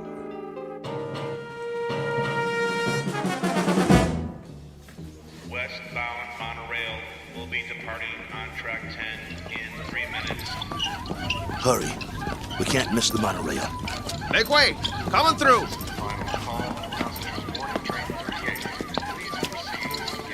Keep pushing. I'm doing my best. Ah, wait a minute. One of the wheels fell off again. Get it while I hold him up. Okay, I got it. Here. Let me slip it back on. Hurry. Will be departing on track 10 in 2 minutes.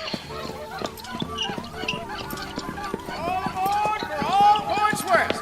Excuse me, conductor. Yeah? Is this the monorail to Kansas? Sure is. Better get on board, though.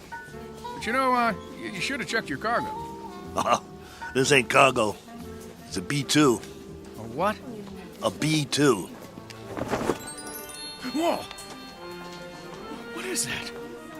Is that a man? Is he alive? That, sir, is a B-2 boxing robot. Wow. He sure looks real. Yeah, he looks even better in the ring when we activate him. Westbound monorail will be departing on track 10 in 1 minute. Conductor, we bought a ticket for him. Here you go. He's fighting tonight. We have to keep an eye on him so he doesn't get damaged. Well, he's got a ticket, so get him on board. We're pulling out. Sure thing.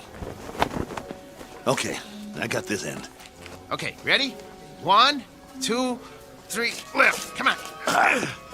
Oh, my goodness. How much does this guy weigh?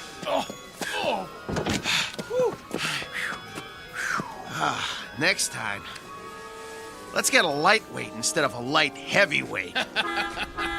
All aboard!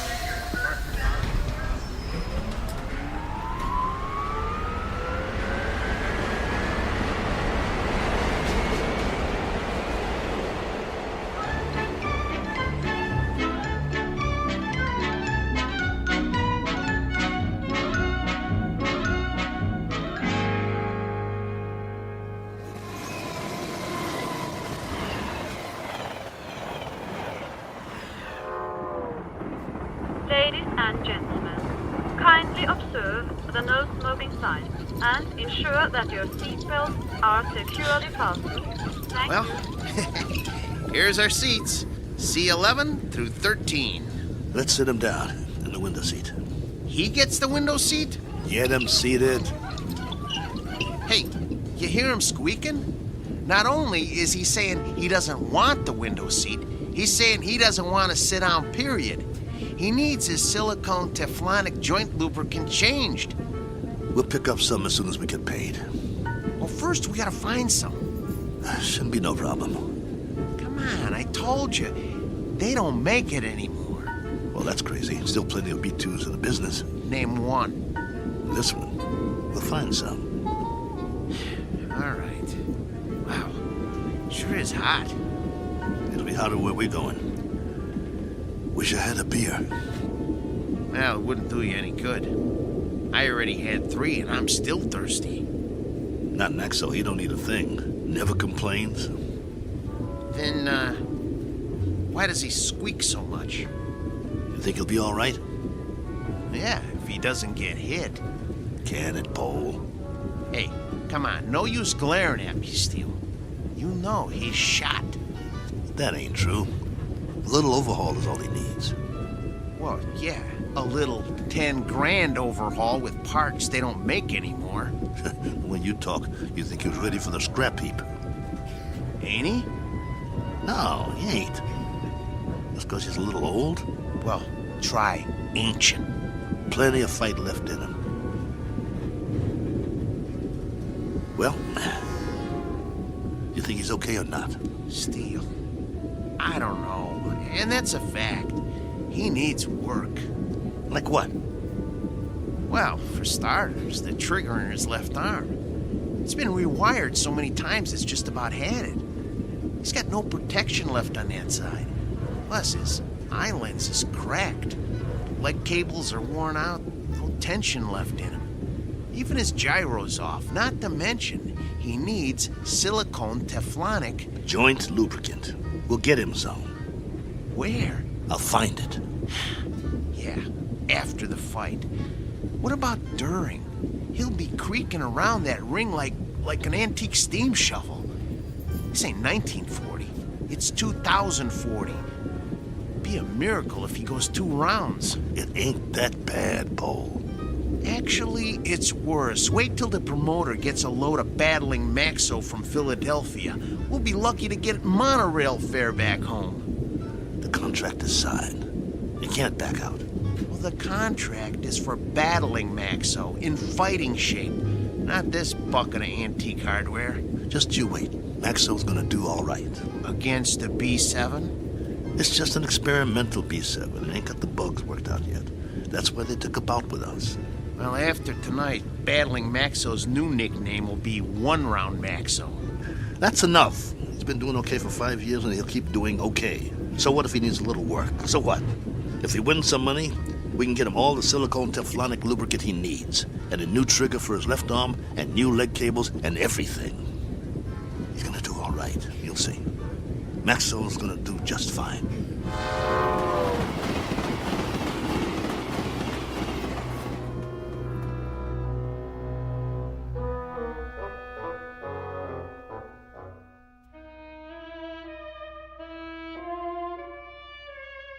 Sports item from the not-too-distant future.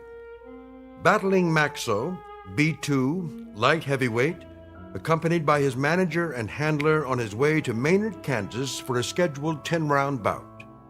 Battling Maxo is a robot, or to be exact, an android, resembling a human being. Only androids have been permitted in the ring since prize fighting was legally abolished. This is the story of that 10-round bout. More specifically, the story of 2 men shortly to face the remorseless truth that no law can be passed to abolish cruelty or desperate need, or, for that matter, blind animal courage. Location for the facing of said truth? A small, smoke-filled arena just this side of the Twilight Zone. And now the Twilight Zone and our story, Steel, starring Lou Gossett Jr. with Stacy Keach as your narrator. You were right. It is hotter here. Told you. Hey, taxi! What are you doing? It's 6 o'clock already. We better get a move on. Well, we got no money for a taxi. We can't push him through the streets. We don't even know where the stadium is. What are we supposed to eat with then? We'll be loaded after the fight. I'll buy you a steak 3 inches thick. Hey, fellas, need a taxi? Thanks, pal, but no thanks. Oh, come on, where are you headed? Stadium. The stadium? That's 6 miles away. You can't push that thing that far. He's right.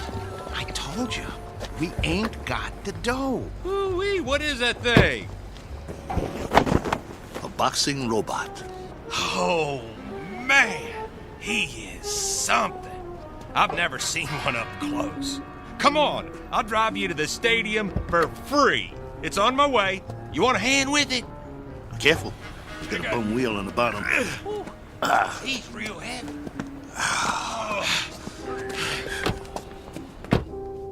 Oh boy, this is a real honor taking a fighter to the stadium. Well, thanks. Hey, which robot is that? This is Battling Maxo from Philly. Maybe you heard of him? No, but, you know, I'm no expert. He was almost light heavyweight champ once. No kid. Yes, sir. You ever heard of Dimsy the Rock? Don't think so. Why don't you give it a rest? Dimsy was number 3 in the light heavy ranks, on his way to the top. Well, my boy took him out in the 4th round. Left cross, bang! Almost put Dimsy to the ropes. It was beautiful. No kid. Yeah. Used to be in the game myself. Light heavy.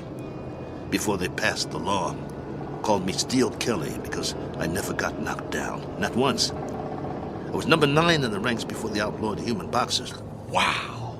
That's something. Anyway, tonight is going to be a good fight. Driver, have you ever seen a fighter from here called The Flash? Oh, yeah, you bet. Man, that is one good fighter. Won 7 straight. He's riding a bullet to the top of the rankings. You just wait.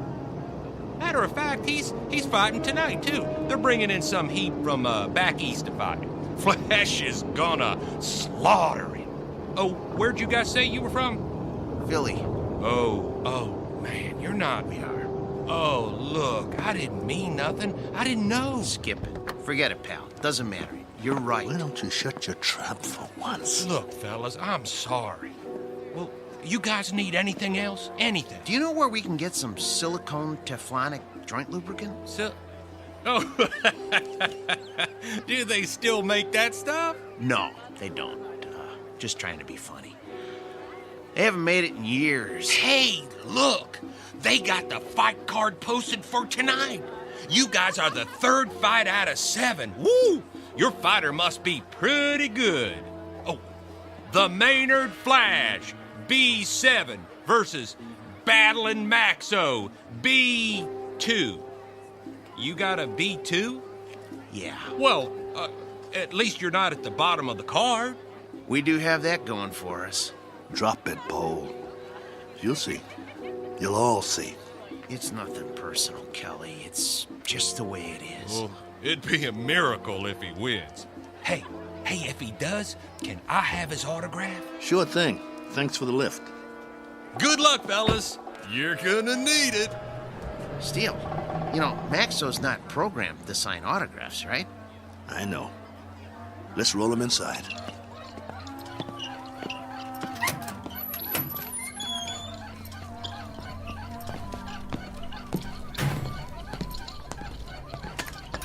The wheel fell off again. I got it. I got it. Keep pushing. Put it back on. Well, what's the point? Put it back on. The office is just down the hall. I want Maxo to make a good first impression. Well, let's just hope his head don't fall off next. Keep quiet and let me do all the talking. What's wrong with you anyway? After 7 months, we finally get a bout, and all you can do is complain? Some bout? We're in Maynard, Kansas. What's this, the prize-fighting center of the nation? It's a start, ain't it? It's our first step on the comeback trail. The purse will give us enough to get Maxwell back in shape. And if we win, it would mean we get fights all over the place. Oh, spare me. We don't have a chance. I don't get you. He's our fighter, and we stick behind him no matter what. Why are you writing him off before he even gets in the ring? Don't you want him to win? I'm a Class A mechanic, Steele. I'm not some daydreaming kid. I know machinery. We got a piece of dead iron here. Technology always moves forward. We got a B2, not a B7. No way he's gonna win this fight. Shh, keep your voice down. It's simple engineering, that's all. Maxwell will be lucky to get out of the ring with his head on. Bull! It's an experimental B7. It's probably full of bugs, full of them. They always are. That's why they take a first fight in the middle of nowhere. We've got a chance. Yeah, sure we do. Remember, keep your mouth shut. Yeah? Mr. Nolan? Nah, I'm Oscar. Mr. Nolan will be back in a couple of minutes. I'm Steele Kelly, battling Maxwell's owner. Oh, yeah, I heard of you. You were one of the last human fighters. This is Paul, Maxwell's mechanic. Hi. It was getting late. We were wondering if you'd make it. Never missed a fight. Yeah, pull up a chair. I got some paperwork to do. Thanks. What was that? It was this folding chair. Okay. Sign on all the X's. You heard of my fighter, Mr. Oscar? What's his name? Battling Maxwell. You must have heard about him. Can't say as I have. He knocked out Dimsey the Rock, a ranked fighter in his prime. Uh-huh. Sign here, too. It was all in the East Coast papers. New York, Boston, Philly. Got quite a spread. Biggest upset of the year. Good. Initial here. And here. And a couple more here. Right here. And over there. He's the B2, you know. That's the second model Malling put out. The B2 is one of the best fighters they ever built. The best in my opinion. Maxwell is still going strong. I don't go for these new ones, you know. The ones made out of steel, aluminum with all the doodads. Too flimsy. Nothing solid. Nah, Malling don't make them like Maxwell anymore. Oscar, who are these guys? Mr. Nolan, I'm Steele Kelly, and this is... Is that your fighter? Yes, sir. Battling Maxwell. Fighter in shape? You bet. Prime condition. Paul, my mechanic here, is a Class A mechanic, and he took Maxwell apart and put him back together just before we left Philly. Oscar, cigar me. Yes, sir. Ain't you forgetting something? Huh? Light me. Oh, yes, sir.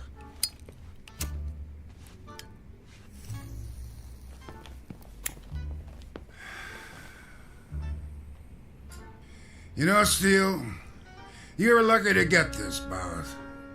We ain't staged a bout with nothing less than a B4 in must be 2 years now. The fighter we had scheduled got run over by a truck in a loading dock at a stadium in Detroit. I needed somebody on short notice. So that's the only reason you're here. You got nothing to worry about, Mr. Nolan. My fighter's in shape. He's the one that knocked out Dimsey the Rock in Madison Square Garden a few years ago. Maybe you... I just want a good fight. And you'll get it. Maxwell's in top shape. No first-round knockout. No, nothing like that. People pay to see action. Do you have a prep room we could use? We want to check him over and make sure he's perfect. Down the hall, third door on the right, next to the janitor's closet. Thanks. Your bout is at 9. Got it. You won't be sorry, Mr. Nolan. I don't like guys that are late. Understood. Poe, let's get Maxwell to his prep room. Mr. Nolan, I was wondering... I know what you're wondering. You get your money after you deliver a good fight, not before. No problem. We'll get him ready. And Steele. Yeah? Don't slam the door. I hate loud noises. Come on. I'm coming. Oh, my stomach hurts. Don't be scared. It'll be okay. Oh, I ain't scared. I'm hungry. I haven't eaten all day. How could you think of food at a time like this?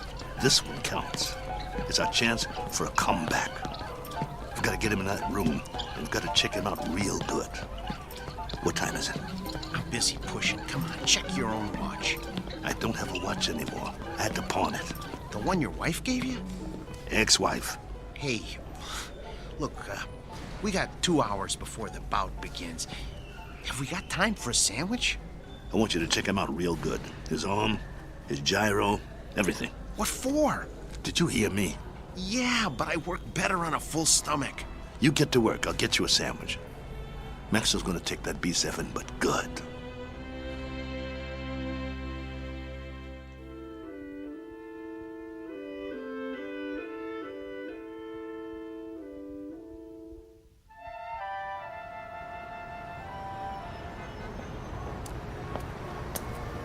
Excuse me, sir. Do you know where I can get a Philly cheesesteak?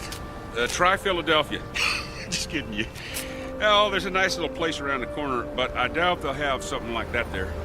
You new in town? Yeah. Where you from? Philly. Well, that figures. What brings you to town?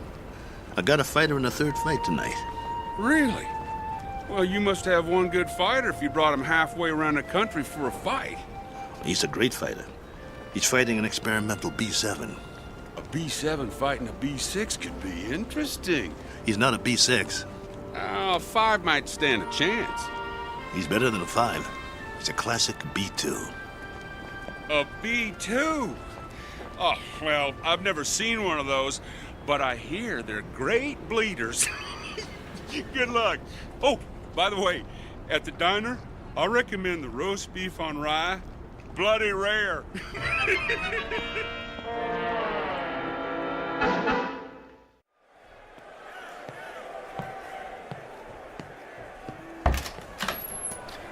We got a big crowd out there tonight. What took you so long, Steele? I'm starving. Here's your sandwich. How's Maxo? What kind of sandwich did you get me?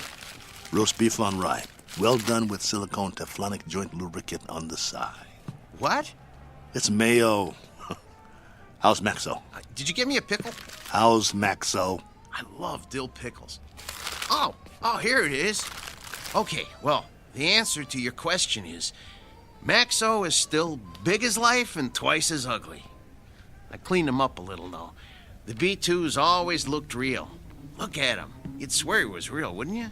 He's got that natural-looking flesh, great muscle tone. He could have been a male model if he wasn't a fighter. Come on, get to it. Well, outwardly, he hasn't aged a bit. His hair's still curly. Just like mine. Yeah, but he's got a little bit more than you do. Hey, when I had him made, they gave him my good looks. That's a matter of opinion. Quit stalling. What's the good news? Well, that was the good news. And, well, I also turned his power source on, and that's still good. So I ran a diagnostic check. And? And everything that was bad when we left Philly is still bad. There's got to be something we can do. Open him up again. You got a thing for bad news, don't you? Come on, Pole. Earn your keep. That's what you're here for. I'm not a miracle worker. I'm just a mechanic. Well, what do you want to do, retire? Oh, fat chance of that. Then quit stalling and open the control box. All right. Let me power him up first so we can walk over to the table. He's too heavy. Okay, come on. Atta boy. There you go. All right. Okay. Here, help me get him up on the table.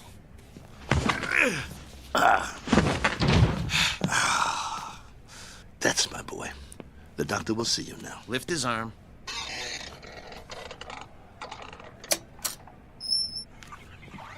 What's all that corrosion around the excess panel? Dried sweat. All the B2s sweat like bulls. It's nothing to worry about, though. You hear that, Maxo? Nothing to worry about. We'll get you cleaned up. Hand me that probe.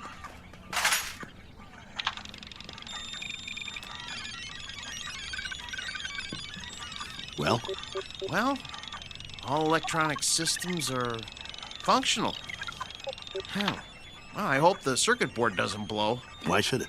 Well, if you recall, he got knocked out of the ring in the last fight 8 months ago. It jarred all his electronic systems. The connections are all still operational, but, boy, I wish I had more time to manually double-check the connections. Well, you don't have time. Sometimes you just have to suck it up and have some faith in your fighter.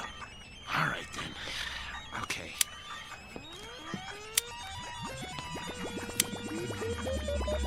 Well, I activated all his systems. Keep your fingers crossed and just hope nothing blows.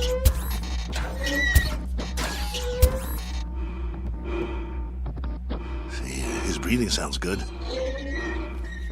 His arms are creaky, but they'll quiet down when he warms up.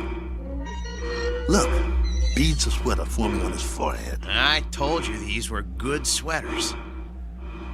Can you hear me, Max? Relax, boy. Let him warm up good, Paul. I'll tell you, the mechanical part is what worries me. I need to check his reflexes. Look, Steele, go put on the gloves, will ya? Let's see if he can zero in on you, okay? Maxo, get your legs loosened up. Move around a little. Loosen up your jab, big boy. Don't rush him. If it don't work now, it won't work in the ring. All right, but just enough to check the jab. Set his controls so he doesn't counter punch. Good idea. Okay, hold still, Maxo. This won't hurt a bit. Okay, that's as low as it'll go. I don't think his systems like it, though. You know, if that cracked eye quits, he'll be very vulnerable. Look, Steele, start circling him and see if he can follow you. Come on, Nexo. Look at me. I'm moving in. Want to get you? Block my punch. Oh, man, they're gonna hear that in the back row. That's good enough for now. We know it works. Oh, Steele, he's gonna get more than one punch thrown at his head. He'll outdance him to keep clear. Give him more power to his legs. Those cables are bandy. I don't like doing this. There's not much tension left in him. He seems to be moving all right. Yeah, but, boy, a heavy wind might knock him over. Put him on automatic. Oh, no. Come on. Let's not push our luck. Do it. All right. Here goes nothing. Maxo, gloves up. That's it. Beautiful. Now, let's see if he can move in for the kill. Kelly, Steele, no. Leave his systems on defense. He might have a couple of rounds if we leave him on defense. It takes less energy. You know, he's gonna get beat to pieces if we let him move in. No, do it. You use your head? He's a B2. He's gonna get slaughtered anyway. Look, if we let him go on defense, we might be able to salvage him for pieces. Nolan paid to see him on offense. It's in the contract. Activate his jab. Come on, it doesn't have any lubricant in it. Do as I say. All right. Activating the jab. Shut him down. Shut him down.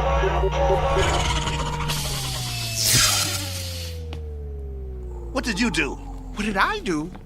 I told you to take it easy. It was on the lowest setting. I told you to check the arm.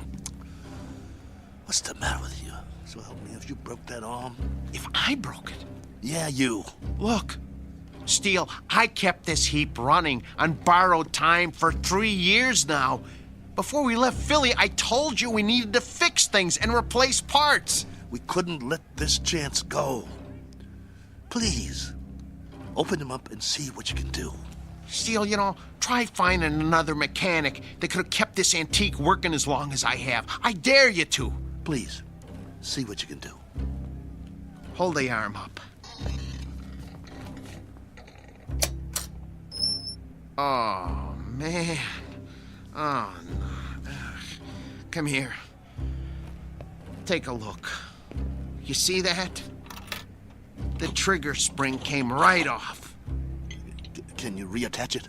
I can try, but, you know, it's just gonna pop off again.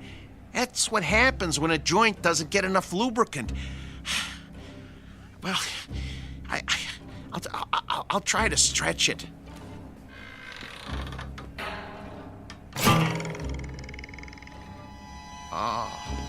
Oh, nuts. Oh. Well, that's that. No. One jab too many. We gotta do something. What? Fix it. I can't. You just can't fix a spring. Once it can't spring, it ain't a spring no more. I told you it was getting ready to break, and to get a new one last year. He's got to be fixed if he's going out there, and he has to go out there. They fronted me the monorail fare. Steele, he needs a new spring. Nothing else will work. Well, can't you get another spring? Where? They don't make them anymore. It's a special spring. I can't just take one off a washing machine or something. Quiet. Yeah? 10 minutes. Something wrong? Oscar, can you make out about the one after the next one? Mr. Nolan does not make changes. We just need a little bit more time to make some last-minute adjustments. Sorry, pal, no can do. We want him tip-top, don't you? Nolan's got you on next. What's the difference? Third? Second? It's all the same, right? Second's the semi-main. That ain't for a B2. Maybe some B2s, but this one... They want to see a fight, not an execution. But I'm telling you... 10 minutes or you're out of here. Be a shame after coming all this way. Right, boys? Right. Well then, I guess that means... We'll have to hurry. You heard the man? I heard him, but it's over. We're finished. No, we're not. There must be a way. What? Sell them for scrap and get a couple of monorail tickets? We hung in there as long as we could, but this is it. I have to hand it to you, Steele. You wouldn't give up. Quiet. I'm thinking. There is one way. It just might work. What might work? If they don't watch the fights. Who? Nolan and Oscar. Maybe they don't even come out of their office. What are you talking about? Oh, no. Oh, no. Oh, no, no, no, no, no, no, no. No, you can't do this. Get the trunks and robe off Maxwell. I'll change my clothes. Steele, you are out of your mind. You can't go into a ring against a B7. I used to be pretty good. I can get through a couple of rounds. Just bob and weave, throw a punch every once in a while. You'll get killed. You heard that, Tub. We deliver a fight or we don't get paid. Steele, come on. You're never gonna get away with this. They won't let you. Who's gonna stop me? You can't make them think you're... Steele, for God's sake. I can if you help me. Nobody here knows what Maxwell looks like. If Nolan and the other guys don't watch the bout, we'll be all right. Steele. The crowd won't have a clue. B2s sweat, bleed, and bruise just like the new ones. Give me the boots. Look, I got an idea. You know what I can do? I can wire my sister. She'll send us the dough to get us back east. Tape up my hands. Steele? Steele. I got another idea. Wait. Look, hold still. I know a guy in Philly wants to sell a B5 cheap. We could hustle up the cash and, Concentrate on wrapping my hands. If you don't take them right, I could break them on the first punch. Steele, this is suicide. It's a B7 out there. Don't you get it? It's a B7. You're gonna get mangled. Quit talking. I gotta do this. Hurry up. There's no more time, Paul. Put the gloves on me. Oh, I don't want to do this. Please don't do this. Look, let me go into the office and let me talk to them. Maybe they'll understand. No, they won't understand. So you're not going anywhere. You're gonna stay right here and lace up my gloves. Ow! You'll help me or I'll beat your brains out on this wall. But you're gonna get killed, Steele. Then I'll get killed. Better me than you, right? I got us in this mess. I'll get us out of it. Get the heap out of there! You heard the boss. Lace my gloves up tight. We gotta fight.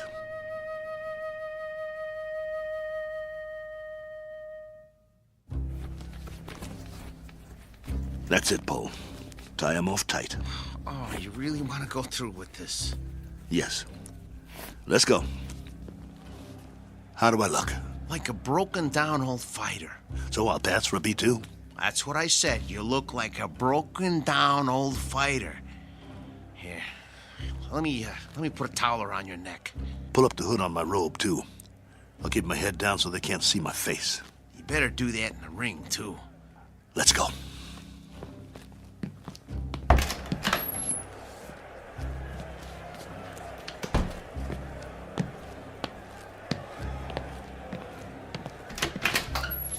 You're late.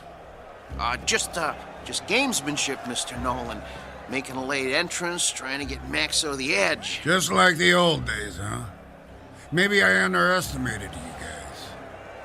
Nice robe. It's old school, you know? Genuine set. No more stalling. I got a full house out there. Right. Come on, Maxo. Let's show him what you can do. Hey! What? Where's that... What's his name? The owner. Oh, you mean Steele? He's already out there. We're one step ahead of you. I didn't see him pass my door. Well, he went a few minutes ago. He likes to check out the crowd. You boys better put on a good show. Yes, sir. Let me know when we get to the stairs. I got sweat in my eyes. I should have told him. If you had, I'd killed you. Okay, first step. Careful, Steele. Grab my waist. Wipe my eyes. Can't see my feet. Gee, Steele. You're already sweating like a pig. You'll have to towel me off between rounds, just like a real B2. Between what rounds? You won't last long. Whose side are you on? Steele, you're not up against some punch-drunk fighter. You're up against a machine. I said shut up. You're not gonna get away with it, though. They ain't seen a B2 in years. Nolan said so. Steele, you're never gonna pull this off.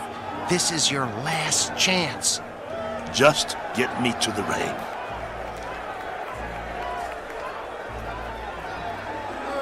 Hey, if it ain't battling Maxo! Go back to Philly, you bum!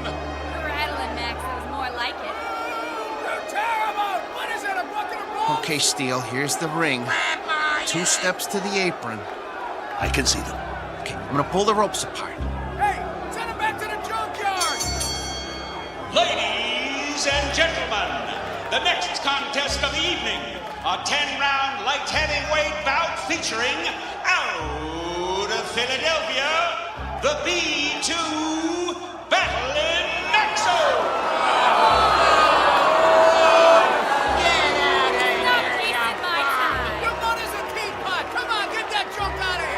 I'm gonna take your rope off now. Keep looking at your shoes. Try not to blink. Stay in my corner. Of course I will. Breathe through your mouth. Come on. Little breaths. Come on. Breathe. Not too fast. I need a drink. Sorry. The water bottle is filled with B7 hydraulic fluid. And now, entering the ring, his opponent, our own B7, the pride of Kansas, the Maynard Flash!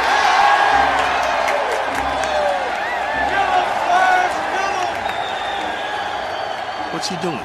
He's jumping up and down on his toes. I never saw a robot do that before. Must be a new gimmick. Big deal. Well, this ain't kickboxing, so he's not scaring me. You should be scared, Steele. Come on. Get out of the ring now while you still can. You get out, pal. See you at the end of the round. Steele, stay away from him. And there's the bell. The fighters come out of their corners quickly. They size each other up.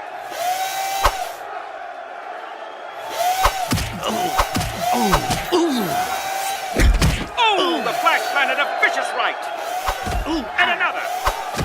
And another. Come on, get away from him. Get away from him. Maxo backs away. Come on, I got money on this fight! Come on, I can take it. The Flash is the aggressor. He backs Maxo into the ropes. Hey, no holding. Get your B2 off the ropes. See how you like this? Bring it, you bum. I can take it. There's thunder in those punches. Your mother's scrap metal. Maxo backpedals. The Flash swings wildly. If he lands one of those, he'll take Maxo's head off. The Flash is coming in for the kill. That one was lethal. Stop the fight. Come on, somebody stop it. Stop it.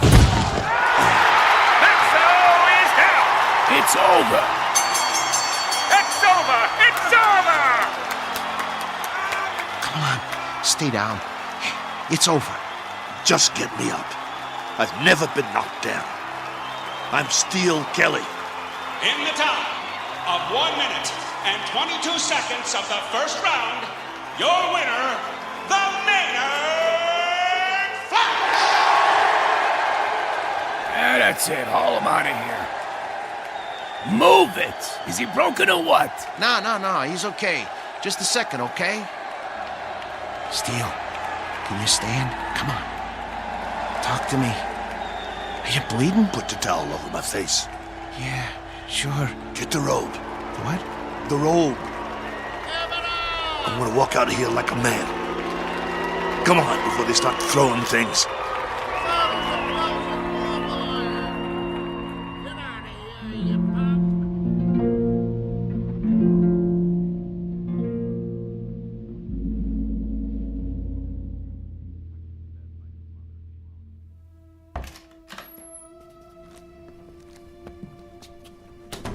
Come on. I'm gonna help you. Let me help you up on the table. Come on. Here we go. Sit. Come on. Steel, I'm gonna try and get you some ice. Forget it. But your eye. It'll be all right. I think right now you need a good stick man instead of a mechanic. That eye looks terrible. Actually, I think you need a doctor. Oh, man, you are really a mess. I don't have nothing with me. No needle, no thread, no iodine. That's not what I need. All I got is a couple of Maxo shop rags. Well, maybe we can stop the bleeding with them. Go. What? Where? Go get the money. But I can't leave you now. All right. Look, but just lie down. I don't even try to move, okay? I'll be right back.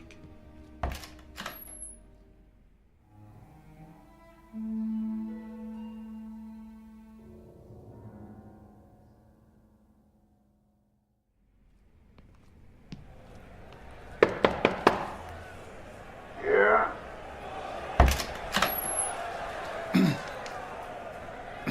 Mr. Nolan? Over that quick, huh? Yeah, I guess. Maxo did the best he could, though, Mr. Nolan. Your strategy didn't work. Did you really think arriving in the ring late would upset a robot? Well, you never know. But that B7, it must have been tweaked or something. I never saw anything like that. Me neither, and I hope I never do again. Get your boy and clear out. Yeah, we will. Only first. You heard the boss. Well, you see, my boss Hiding out, huh? Don't even want to show his face. Something like that. Come here. What? Mr. Nolan says you should come over to the desk. Okay. I want you to deliver something to your boss. Yeah? Piece of advice. Can you handle that? Yes. Now listen real close.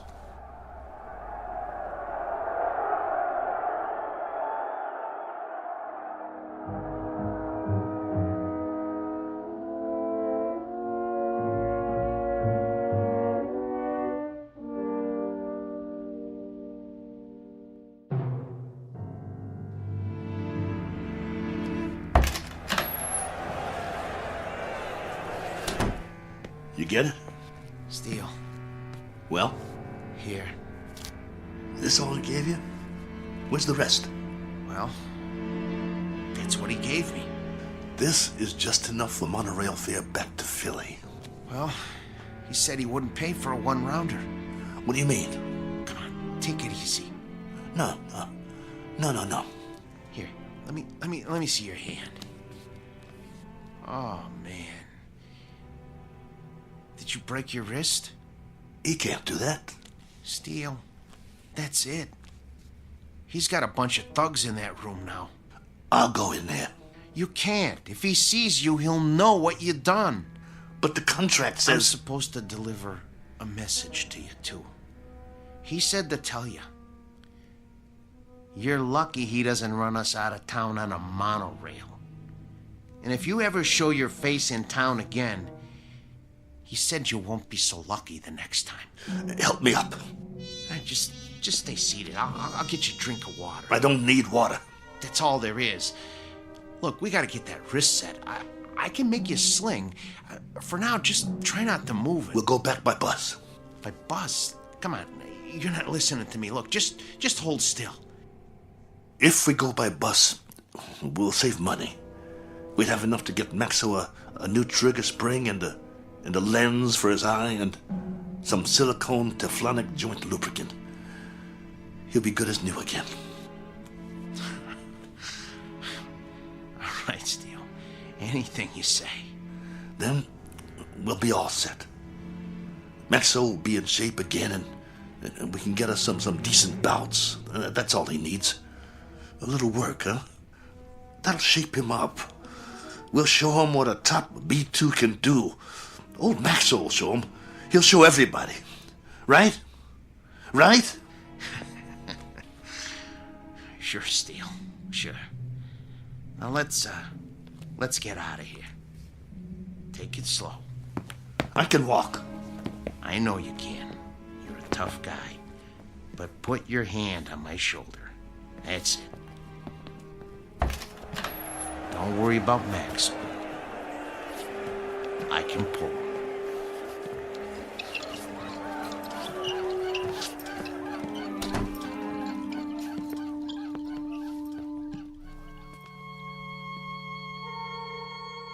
Portrait of the Losing Side. Proof positive that you can't outpunch machinery. Proof also of something else. That no matter what the future brings, man's capacity to rise to the occasion will remain unaltered.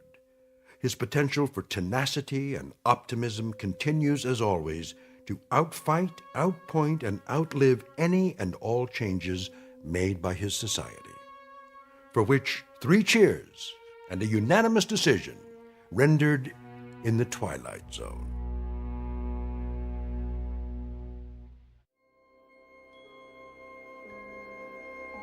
Hi, this is Carl Amari, producer of the Twilight Zone Radio Dramas. I'd like to take a moment to tell you about our official website at twilightzoneradio.com, where you'll get the latest news and information on these Twilight Zone radio dramas. Plus, at twilightzoneradio.com, you can digitally download 3 free episodes or any of our episodes for only $1.95 each. In this age of ever-changing technology, we've decided to make these episodes instantly available to you by making the Twilight Zone radio dramas a digital download-only series. This means that this series will no longer be offered on CD. The CD collections at our website are now being offered while supplies last at buy one, get one free. So be sure to get your favorites before they're sold out. Be sure to visit us often, and I'll see you in the zone.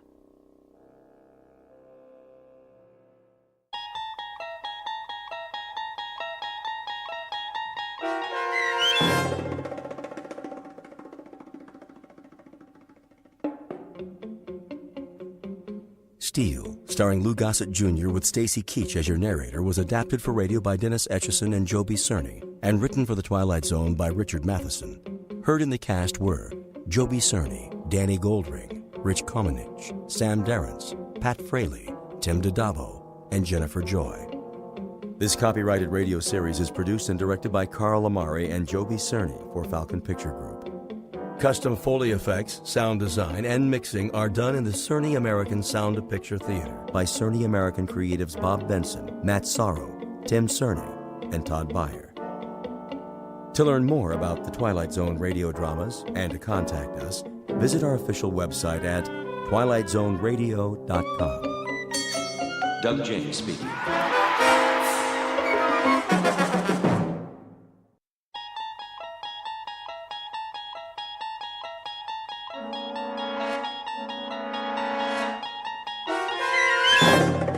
You're traveling through another dimension. A dimension not only of sight and sound, but of mind. A journey into a wondrous land whose boundaries are that of imagination. Your next stop? The Twilight Zone.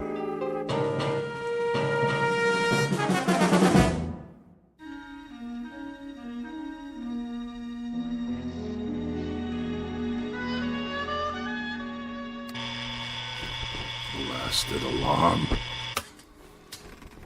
Let me sleep. Oh, all right, I hear you. It's 7:01 on a beautiful spring morning. What's so beautiful about it? And this is Mike Munn, here with some more sunshine music on your favorite listening station, Radio K-Rand. Oh, you shut up. So, whether you're on the way to work or just waking up, relax. We'll be with you all day long, bringing you melodic masterpieces around the clock. Off, I say. I did not set this radio to go on at all. And before we start another set of timeless hits, here's a special message for one of our favorite listeners, Bartlett Finchley. What?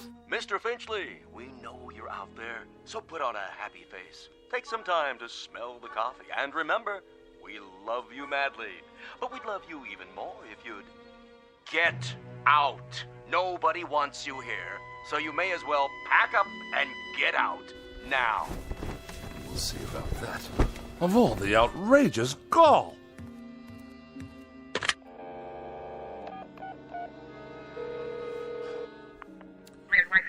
Operator, get me K-Rant. Yes, the radio station. No, I don't know the number. Kindly dial it for me. If you can spare a moment from your crossword puzzle. K-Rand, how may I direct your call? Connect me with Mike Munn. I beg your pardon? Munn, your asinine disc jockey. I'm sorry, sir, but there's no one here by that name. Of course there is. I just heard him on the radio. He took it upon himself to broadcast a personal insult directly and specifically aimed at me. We play all music all the time, sir. Do you know who you're speaking to? This is Bartlett Finchley. Yes, Mr. Finchley? And I will not be addressed in such a manner, on or off the air. Of course not, sir. Which manner? I'm sure you know full well what I'm talking about. The airwaves are licensed by the Federal Communications Commission, and they are not to be used for personal messages. I'm sure the FCC will be most interested in these blatant violations. They'll pull your license so fast it'll make your empty head spin like a top. But we don't have disc jockeys. We don't broadcast any messages at all. Only beautiful music 24 hours a day. Plus commercials, of course. Let me speak to your station manager. Yes, sir. Please hold. And don't you dare place me on hold, you high school dropout. Oh, for the love of... I don't have time for this nonsense. I will not have it. I'll write a blistering letter to the FCC that will knock this rinky-dink station off the air. Hello? I want to file a complaint. A very, very serious complaint about your broadcasting policies. Come off it, Finchley. What did you say? Get off your high horse and give it a rest. Or you're out of here. You low-life nincompoop. How dare you address me in that fashion? I'll have you fired on the spot. What is your name, you cretinous subhuman? Don't you hang up on me! Hello? Hello? Hello?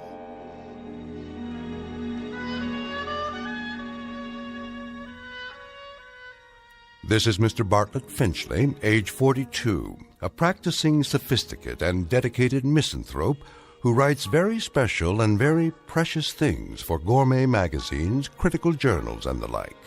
He's a bachelor and a recluse with few friends, only devotees and adherents to the cause of tart sophistry. He has no interest save whatever current annoyances he can find to occupy his mind. He has no purpose to his life, except the formulation of day-to-day opportunities to vent his wrath on the mechanical contrivances of an age he abhors. In short, Mr. Bartlett Finchley is a malcontent, born either too late or too early in history, and who in just a moment will enter a realm where muscles and the will to fight back are not limited to human beings. Next stop for Mr. Bartlett Finchley, the Twilight Zone. And now, The Twilight Zone, and our story, A Thing About Machines, starring Mike Starr, with Stacy Keach as your narrator.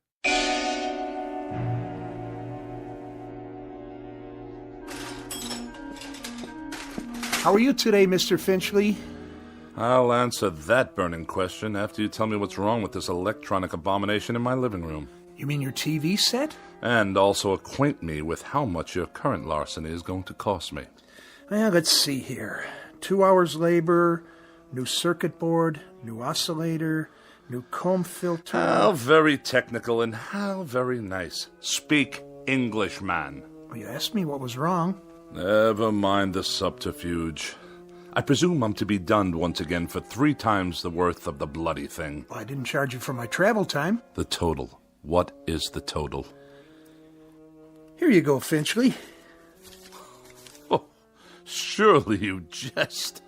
All right. I'll give you a break on the sales tax, seeing as how you're a regular.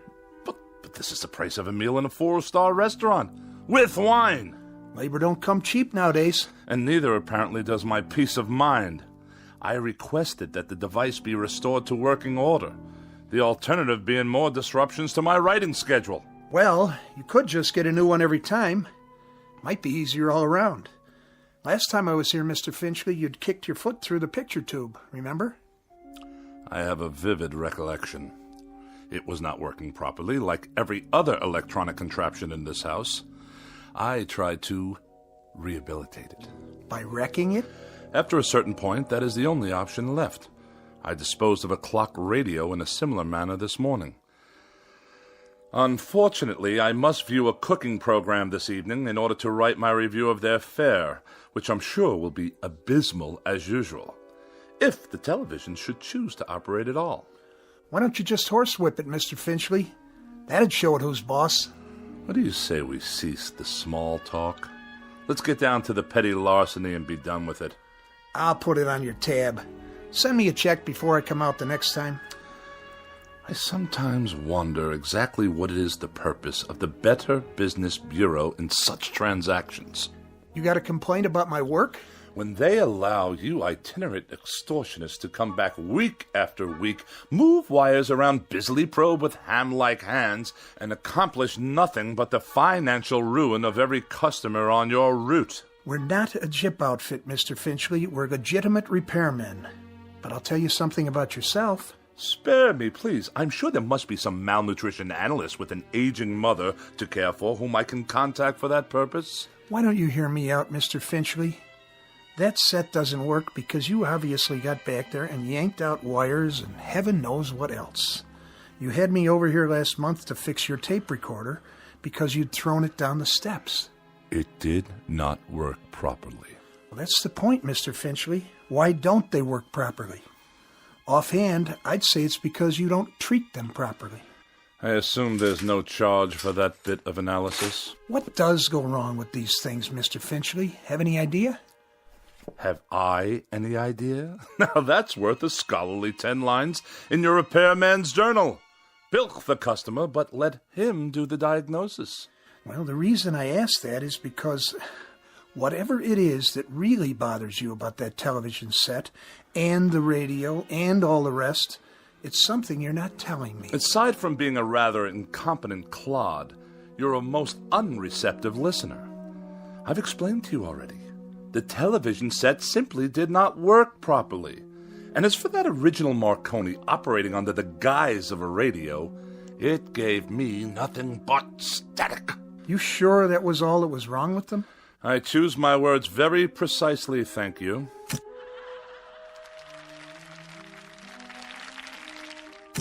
Well, there you go. TV's okay again, for now.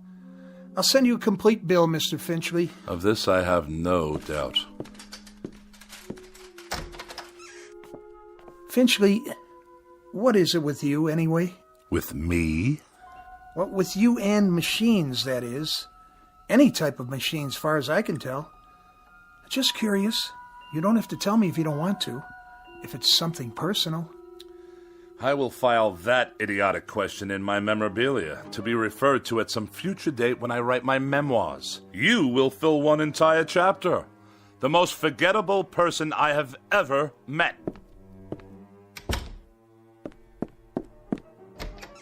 It just so happens, you boob. It just so happens that every machine in this house refuses to cooperate. On any level. They behave as if... There. You see what I mean? Enough. I said that will be just about enough of that. Stop. Stop. Stop, please.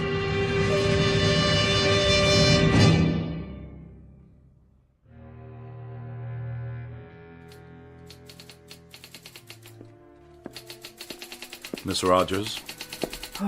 Yes, Mr. Finchley? Let me see the pages. Yes, sir. Is that all you've done? That's all I've done. 2 articles and 1 column, almost completely retyped, 40 pages in 3.5 hours. That's the best I can do, Mr. Finchley. It's that idiotic gadget of yours, humming and clicking away. I suppose it's about to break down, too. It's perfectly fine for a typewriter if you'd let me use a word processor. My words don't need processing. They've already been diced and sliced by the most perfect processor known to man, the human brain, which in my case comes with a great deal of priceless expertise. But a computer would increase the speed. I wouldn't have to worry about ribbons, correction tape. The solution to that, Miss Rogers, is increased accuracy. I'm extremely accurate, Mr. Finchley, and it's not my speed that's the problem. This is an old-fashioned, out-of-date technology. If you'd allow me to bring a computer in here... Oh, no! Not in my house. More unnecessary bells and whistles. Thomas Jefferson wrote out the preamble to the Constitution of the United States with an inkpot and a feather quill. It took him only half a day. Then why don't you hire Mr. Jefferson? Did I ever tell you with what degree of distaste I view insubordination? Oh, yes, many times, often and endlessly. What are you doing? What does it look like? I'll tell you what, Mr. Finchley. From now on, you can get yourself another girl. Somebody with 3 arms and roughly the same sensitivity as an alligator. Then the 2 of you can work together till death do you part. As for me, I've had it. And you are going where? Where? I think I might take in Bermuda for a couple of weeks, or Mexico, or maybe a quiet sanitarium on the banks of the Hudson. Now, Miss Rogers. Any place where I can be as far away as possible from the highly articulate, oh so sophisticated bon vivant of America's winers and diners, Mr. Bartlett Finchley. Miss Rogers, you don't mean that. And surely you're not serious. You've even got me talking like you. But I'll tell you what you won't get me to do. You won't turn me into a female Finchley with a pinched, scornful little heart and a mean, petty, yellow, jaundiced view of everybody else in the world. Miss Rogers, please. Please don't leave. I beg your pardon? I wish you'd reconsider. Speak up. I can't hear you. I wish you'd stay for a little bit longer. You what? I don't mean the work. All that can wait. Then why? I was just thinking... Well, we might have dinner. You're not serious. Or something, perhaps a cocktail. You are serious. I am. I'm not very hungry, and it's too early for cocktails. What's your trouble, Mr. Finchley? You sound like a half-hearted orphan whose idea of a lark is a square dance at the local grange. I'm merely suggesting to you, Miss Rogers, that we observe the simple social amenities between an employer and a secretary. I thought we'd go out, even taking a show or something. How very sweet, Mr. Finchley. Thank you, but no, thank you. Tonight, I'm taking a hog-calling lesson. You know what a hog is, don't you, Mr. Finchley? He's a terribly bright fathead who writes for gourmet magazines and condescends to let a few other slobs exist in the world just to take his rudeness and run back and forth at his beck and call. Good day, Mr. Finchley. Miss Rogers, before you go, have a cup of coffee or anything at all. If you must know, I'd like very much not to be alone for a while. Are you ill? No, not as such. Then what's the trouble? Does there have to be trouble because I'm desperately tired. I've hardly slept for 4 nights. And the very thought of being alone now, well, frankly, it's intolerable. Things have been happening, Miss Rogers. Very odd things. Go on. That TV set in the corner. It goes on late at night. Just goes on all by itself. I see you got it fixed. And the clock radio I kept in my bedroom, it went on and off, too, of its own accord, whenever I tried to catch up on my sleep. I'll let you in on a little secret. There's a conspiracy afoot in this house, Miss Rogers. Really, Mr. Finchley? That's exactly what it is. A conspiracy. The television set, the radio, electrical devices of every sort. That miserable car I drive. Even the clock on the mantelpiece. There's no clock on the mantel. I know. I threw it away. Why would you do that? What I'm getting at, Miss Rogers, is that for as long as I've lived, I've never been able to satisfactorily operate machines.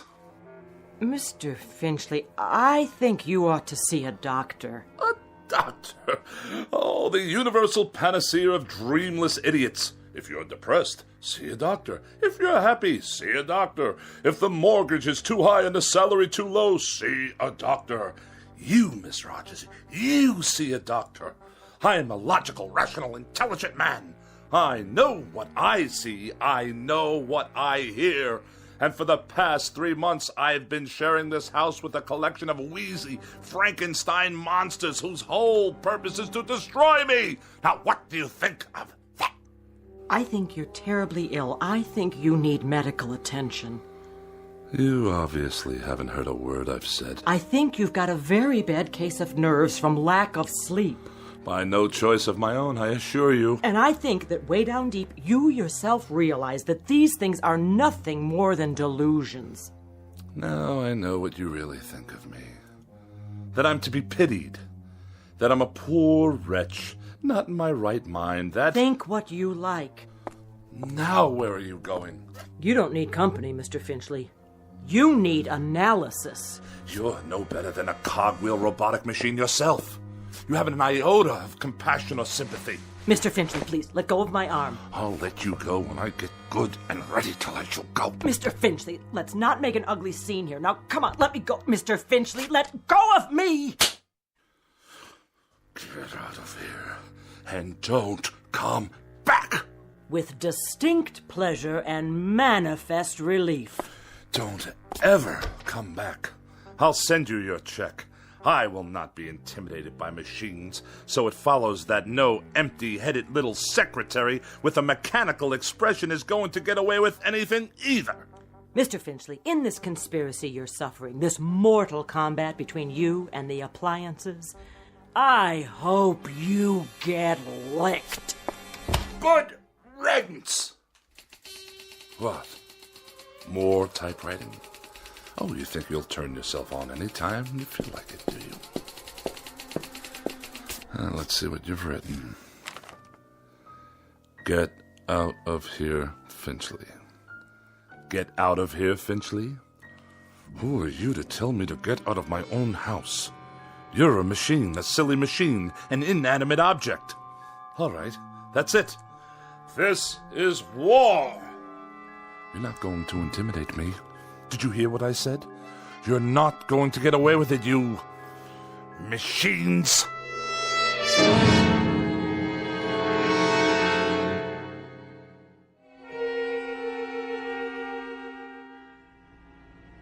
Nice day, huh? Define your terms. I was only making conversation, Mr. Finchley.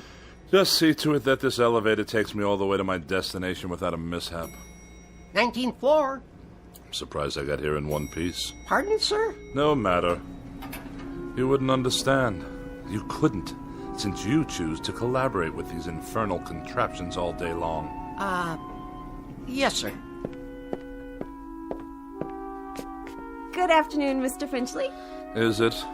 I just meant... I know what you meant. The warm, languid weather outside, fluffy white clouds scudding across a pale blue sky. The sort of day when a young woman's thoughts turn to romantic mush. Disgusting. Mr. Finchley, I assure you Well, I'll have none of it. Do you hear? Excuse me. Editorial department. Ah, another telephone. Mr. Alexander Graham Bell's most loathsome invention. It undoubtedly knows my whereabouts at all times. Please hold. Mr. Finchley, did you want to see the editor? No need. I simply wish to drop off my manuscripts for the next issue, the reviews and the personal opinion column. Oh, and kindly note, the final pages are handwritten this time. Oh, did your computer crash? By no means. My typewriting apparatus is in the shop. Actually, I prefer this method. It allows me to make last-minute revisions directly from my hand to your eye, as it were. I'll tell them it's here. Then I shall take my leave. Out into the blinding white heat of the cruelest month. Reflux Publications. Iron Gourmet Magazine. Just a moment, please.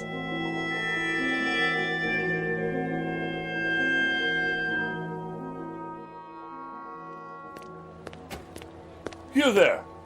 Why are you touching my automobile? I'm writing you a citation, sir. For what reason? Overtime parking. What? The meter ran out. That's impossible. You can mail in the fine or pay in person. There's something wrong with the meter. Surely you can see that. I see a red flag. That's a violation. But I deposited the correct coins. Maybe you did. Just not enough, that's all. On the contrary, I've been gone for 13 minutes. I inserted coinage worth exactly 30 minutes. Well, it doesn't look like it. Then the meter's not working properly. Take it easy. You don't want to break city property now, do you? It's already broken. Definitely and absolutely. It runs too fast. Any fool can see that it did not register a full 30 minutes after swallowing my money. If you want to contest it, court hours are 8 to 5, plus night court on Tuesdays and Thursdays. This is a gross miscarriage of justice. I'm just doing my job, mister. Here's your citation. Have a nice day. One more mechanical abomination designed to make my life a living hell.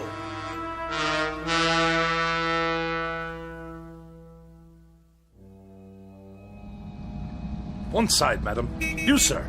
Move your vehicle out of my way. Watch it, Mac. Watch what exactly, you imbecile? This is my lane. Park it, Pops. Of all the insolent. Get that round trap off the road. Stand aside. Bartlett Finchley is at the wheel. I earned my first driving license while that bully was still in kindergarten. The barbarians are at the gates. Yet another red light, waiting for some mother and her toddler to cross the street. Oh, look at them, stuffed to bursting on cheeseburgers. What's wrong with you? Are you blind? I did nothing. Simply placed my foot on the brake pedal. On the gas, you mean? The car moved forward under its own power. Yeah, sure. You trying to kill somebody? I saw the whole thing. He did try to kill you. On the contrary, the motor car obviously malfunctioned. We're in a crosswalk here. Get his license number. You do that. The light is now green. Do I have your permission to proceed? Get that piece of crap out of here. Gladly.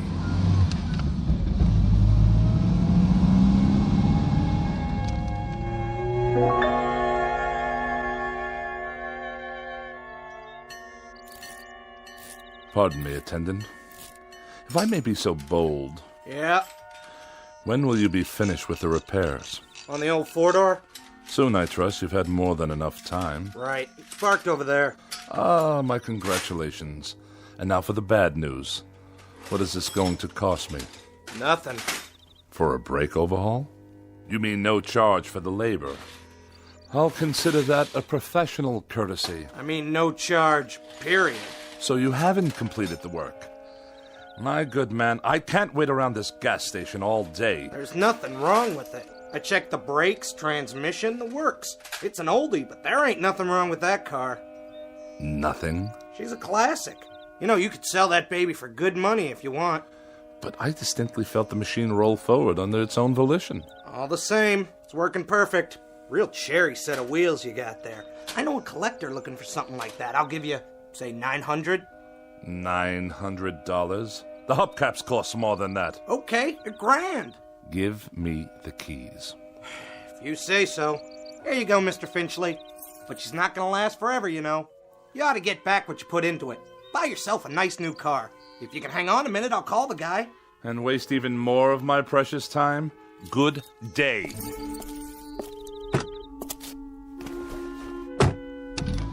Wait up! Ah, now you deduce what's wrong, as I'm about to drive away. $1,100, cash on the barrelhead. Oh, go tighten your fan belts or whatever it is you do in this incompetent establishment. Knuckle-dragging dolt. At least I can hear some decent music. Get out of here, Finchley. More abuse. Just go, Finchley. We don't want you here. Pack up and get out. Before it's too late.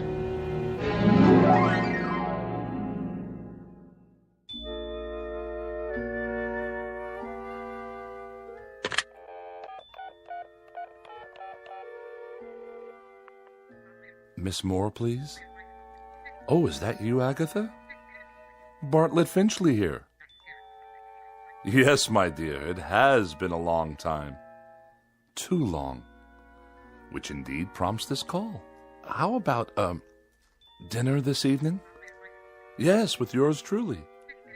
Why, at the restaurant of your choosing, of course. Oh, no, you're quite mistaken. There are establishments that meet my standards. In this city, well, I'm sure there are. Well, it is short notice. But yes, I see. Some other time, then? I'll call you again. You have my pledge on it. Not at all. Good evening to you.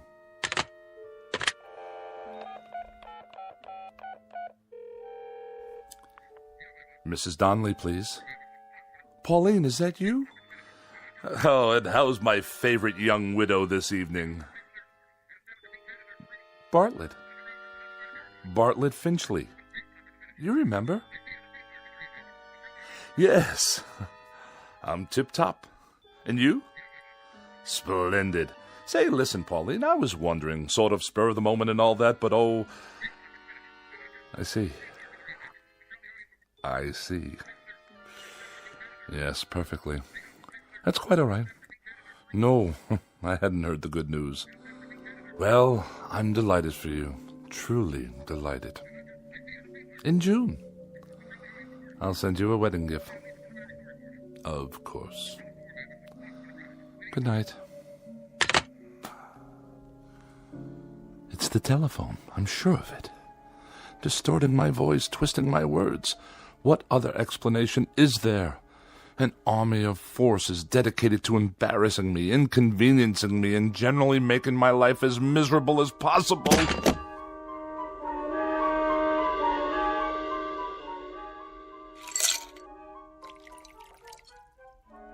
How much longer, may I ask? The phone's all fixed, Mr. Finchley. One in the bedroom, too. So you say? Yeah, she's operating all right now. Had to replace the handset, though. Shouldn't give you any more trouble. I'm deeply indebted.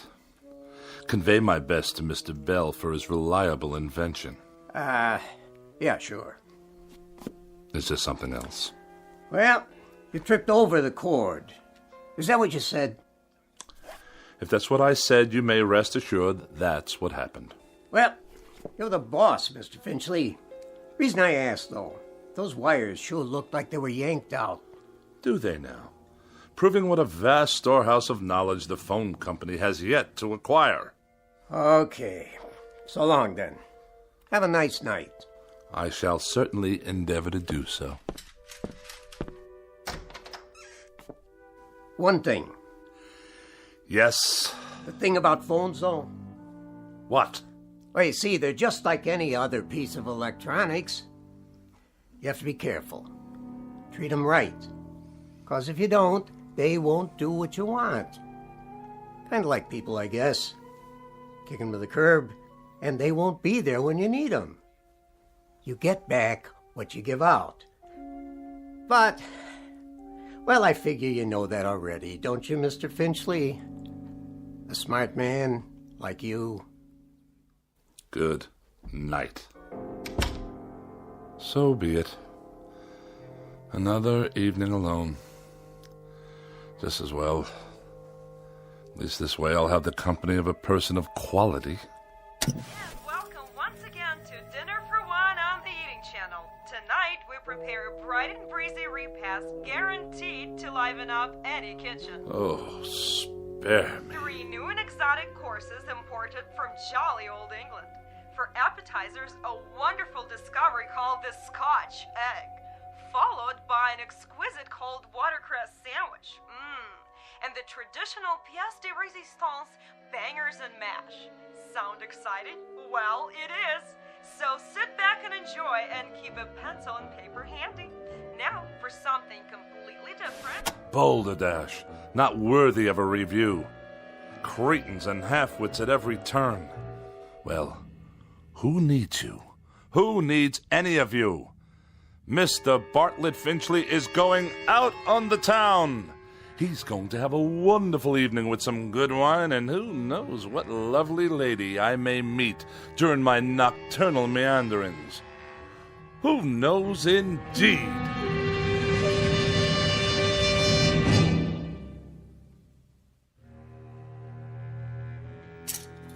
Dinner jacket, white shirt, and the red cravat. No, the blue. Or perhaps the polka dots. Yes. This will do. Now for a quick shave before dressing. Who do I see in the mirror there? Who can that attractive man be? Don't tell me. It's Bartlett Finchley. Good features. Strong chin.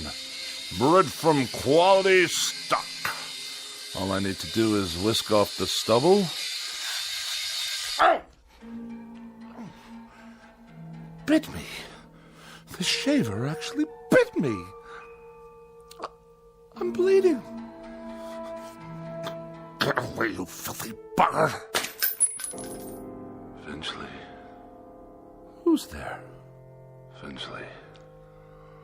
Look in the mirror. What do you really see? Who's speaking? Take a good look.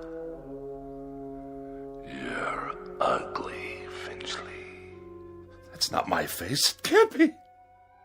An ugly, dried up old man. Do yourself a favor. Do us all a favor. Use a straight razor. Stop speaking at once. You have no right.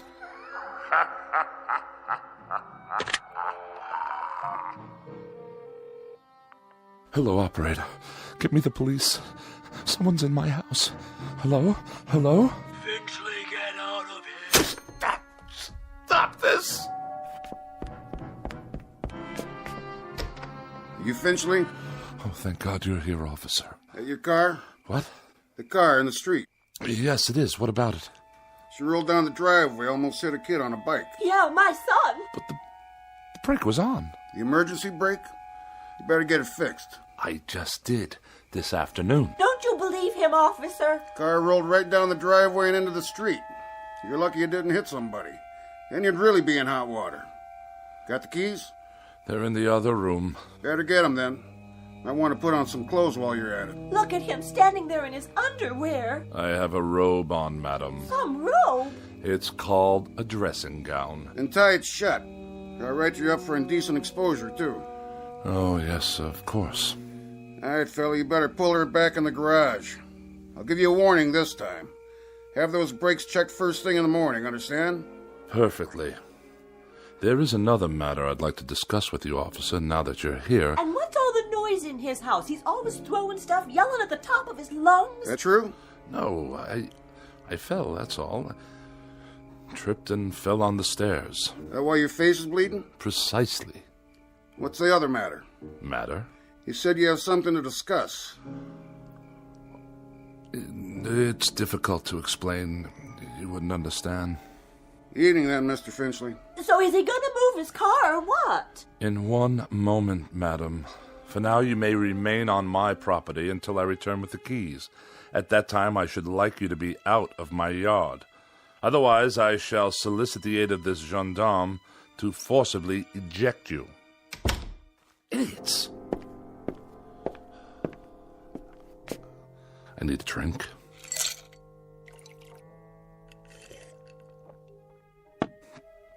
Perhaps one more.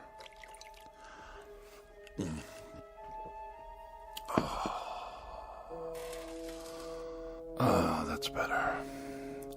But if the car can't be trusted, how can I go out this evening?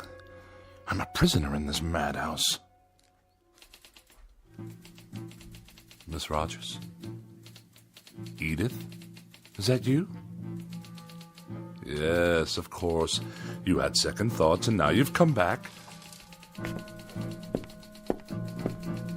Where are you?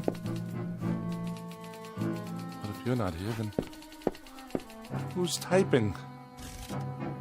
Get out of here, Finchley. Get out of here, Finchley. Is that all you can write, you infernal machine? Who turned you on? Get out of here, Finchley. Get out of here, Finchley. No. You get out of my television set. What's that? The clock. I smashed it this afternoon. Smashed it to smithereens. And you. I destroyed you too. Oh, you won't get me. You won't get me. I won't let you.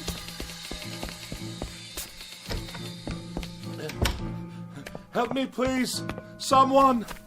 It's Bartlett Finchley, your neighbor. Let me in. It's that crazy man again. Don't let him in, Mom. He tried to kill me. I didn't. The car did. Don't you understand? Open your door. You get away from here.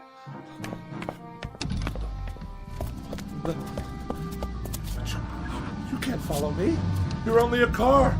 My car. Stop. There's no one at the wheel. You must stop. I demand it. Back to my house. Then it can't follow me to the house. Locked. Wait. I have the keys after all. It can't get in here. I'm safe now. Safe. Oh, where's the light switch? Burned out. Just as well. I'll hide here in the dark until the car goes away. Yes, that's it.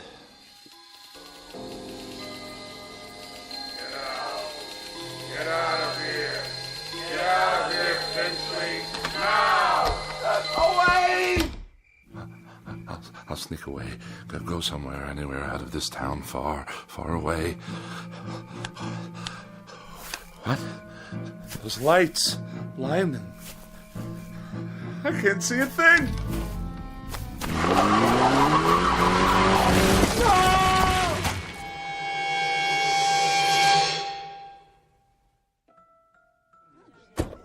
I have your 1019 on Woodlawn Drive. What is the status?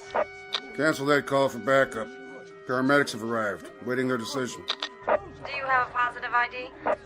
Finchley, first name B for Bartlett. Stand by, 10-4. That man. He was running in his bathroom. Never saw anything like it. What's his condition? Flatline. He's gone. I'll put him down as DOA your arrival. Heart attack? That's what it looks like. What happened here, you know? Neighbors said they heard him shouting about something last night. He sounded scared. What about? Well, whatever it was, he took it with him. Was he out here? Right here on the porch, slumped down against the door, eyes wide open like he saw a ghost. I figure he was on his way to his car. Which one? At the curb. Never got to move it like I told him. Must have been drunk. You can smell it on him. Good thing he forgot his car keys or he might have done some real damage. Yeah, not now, though. Poor old guy. He was a royal pain, let me tell you. That's all over now. Maybe he did see something. Who knows? Maybe so.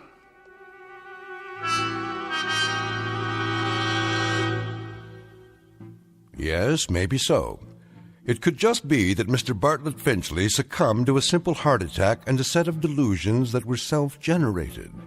It could just be that he was tormented beyond the breaking point by an imagination as sharp as his wit and as pointed as his dislikes. But as reported by those in attendance, this is one explanation that has definitely left the premises with the deceased. For now, look for it filed under M for machines in the Twilight Zone. More from the Twilight Zone after these words. Hi, this is Carl Amari, producer of the Twilight Zone Radio Dramas. I'd like to take a moment to tell you about our official website at twilightzoneradio.com, where you'll get the latest news and information on these Twilight Zone Radio dramas. Plus, at twilightzoneradio.com, you can digitally download 3 free episodes or any of our episodes for only $1.95 each. In this age of ever-changing technology, we've decided to make these episodes instantly available to you by making the Twilight Zone Radio Dramas a digital download-only series. This means that this series will no longer be offered on CD. The CD collections at our website are now being offered while supplies last at buy one, get one free. So be sure to get your favorites before they're sold out. Be sure to visit us often, and I'll see you in the zone.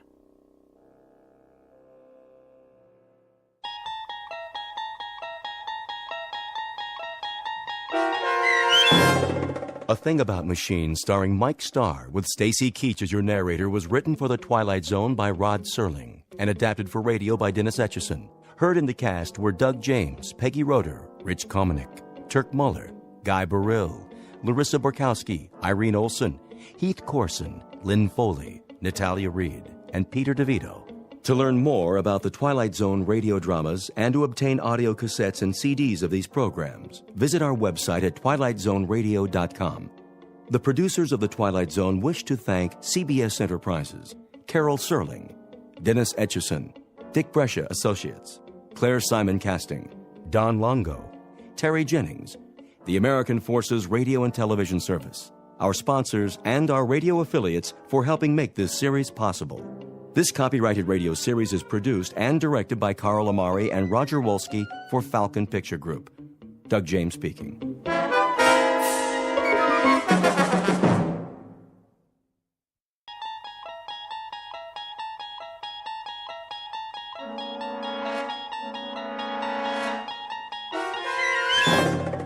You unlock this door with the key of imagination. Beyond it is another dimension. A dimension of sound, a dimension of sight, a dimension of mind. You're moving into a land of both shadow and substance, of things and ideas. You've just crossed over into the Twilight Zone.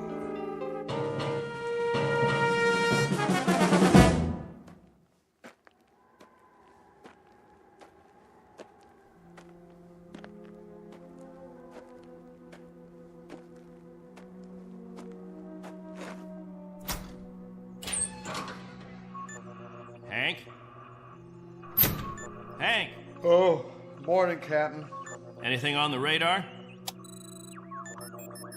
Not yet. No signal at all. Try 4.0, true. It'll probably come from that direction. I had her on that all morning, sir. Still nothing. You're past your time, aren't you? Who's your relief? Al Baines, Captain. Baines? I'll see what happened to him. Yes, sir.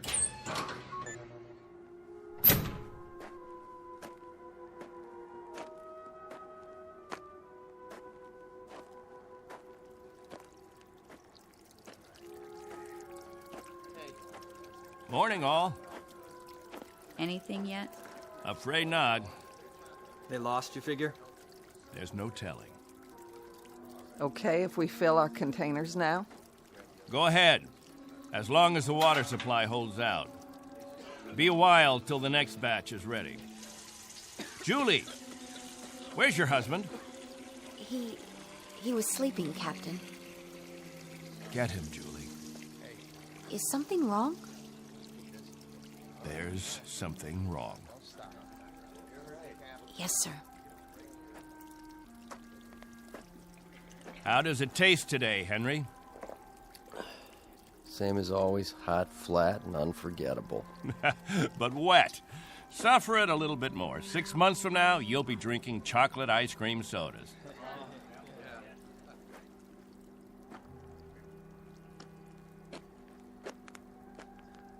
You want to see me, Captain? There's a man in the radar tower who'd like to see you, Al. He would have liked to see you 2 hours ago when you were supposed to relieve him. I overslept. Tell that to Hank Parker up there in the tower. Tell him you overslept, and then be good enough to tell him, Al, that you'll stand his watch all day tomorrow. That's not fair, Captain. It doesn't happen often. Once is too often, Al. More than once is intolerable. And many more than once is a case history of Albert Baines who likes his sleep. I prefer it to a stupid game in the hot sun, both of them. A game, Al? What are we listening for? 30 years of 2 shifts a day. What have we ever heard?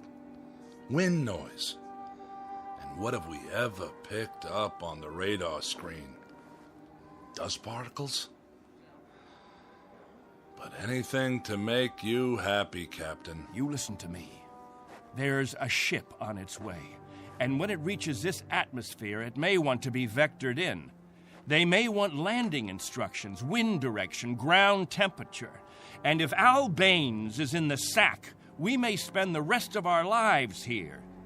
Is that what makes you happy, Al? How do we know there's a ship out there, Captain?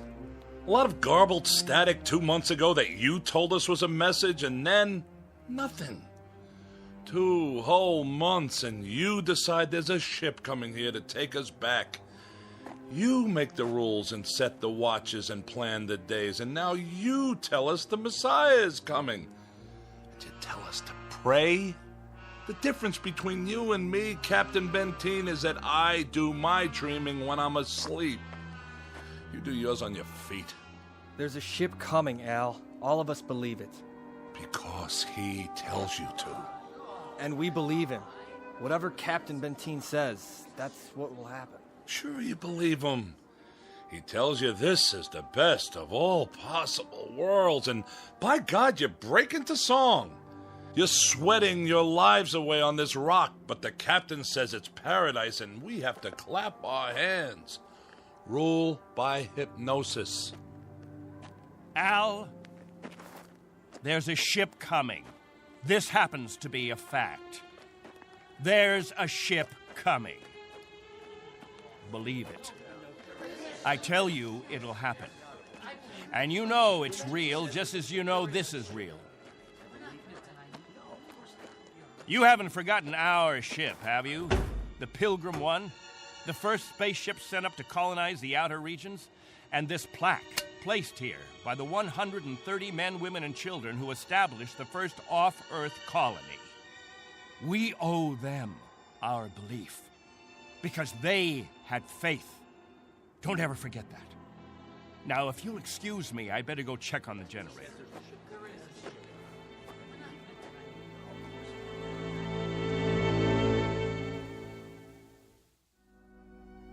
This is William Benteen, who officiates on a small outpost in space. an outpost slowly disintegrating under the heat of two suns, with the holes, the cracks, the fissures that are the residue of despair. He tries to fill them with faith and to retain a faith of his own. This is a remnant society, a handful of people who left the earth looking for a millennium, a place without war, without jeopardy, without fear. What they found was a lonely, barren place whose only industry was survival. And this is what they have done for decades, survive. Until the memory of the earth, they came from what has become an indistinct and shadowed recollection of another time and another place. 2 months ago, a signal from Earth announced that a ship would be coming to pick them up and take them home. In just a moment, we'll hear more of that ship, more of that home, and what it takes out of mind and body to reach it. Because this outpost is located in the far reaches of the Twilight Zone.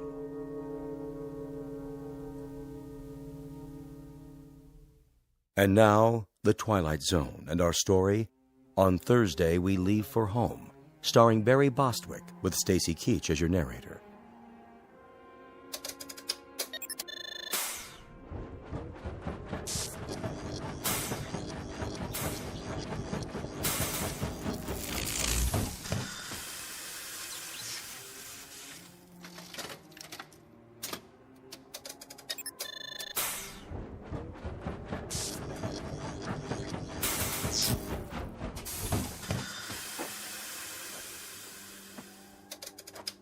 Can't keep the generator running, sir.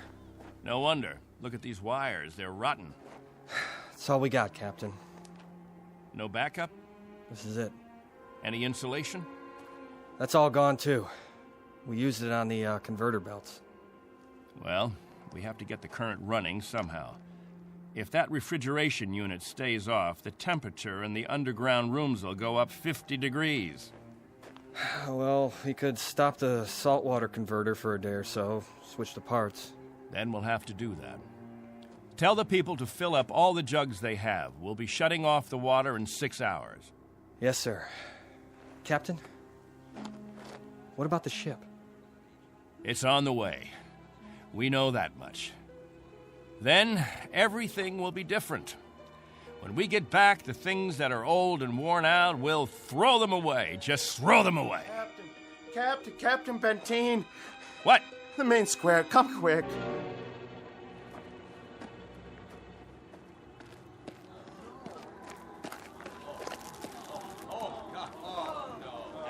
It's Mrs. Rodale. She's hanged herself. Cut her down.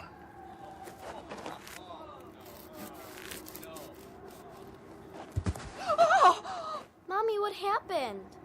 Is that lady all right? Get them out of here. Come, children. God have mercy on her. You men there, prepare her. We'll bury her in an hour. Yes, sir.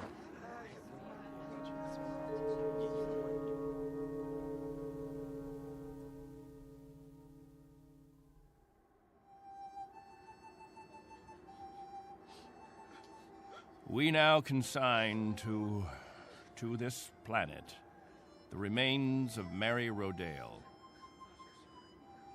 We ask God in His infinite mercy to give her the serenity and joy that she sought while she was with us. And we ask His forgiveness for her sin. Amen. We ask that this good woman be allowed to rejoin her beloved husband who preceded her in death 11 years ago. Bid your farewells now. Forgive her, Lord. Have mercy on her, Lord, for what she's done. A terrible thing. She didn't know what she was doing. She knew what she was doing. Better and clearer than the rest of us. This is a funeral, Al. The 9th funeral in the last 6 months. Nobody talks about it. We just let it go by. But there have been 9 people who thought that maybe heaven is a place where they can get a drink of water without salt in it, where they'll be able to breathe air without choking on the heat of it. If you want to talk blasphemy, Al, take it away from here. I'm talking truth, Captain Benteen. I'm saying that this woman and the others, they took their own lives because living became intolerable. And I say that dying was their right. Anything else? Just this question. I put it to everyone here. Al, please. No! Isn't living tough enough that we don't have to do it by the book? Isn't it hot and blinding and miserable enough that there shouldn't have to be rules? So that we shouldn't have to suffer by the numbers? Will anyone make the simple observation that there's far more happiness going into that hole than what's left above ground? There's more peace of mind in that dead body than all you mourners put together. All we've got here is anguish. Captain Benteen, let us live with it or die from it in our own way.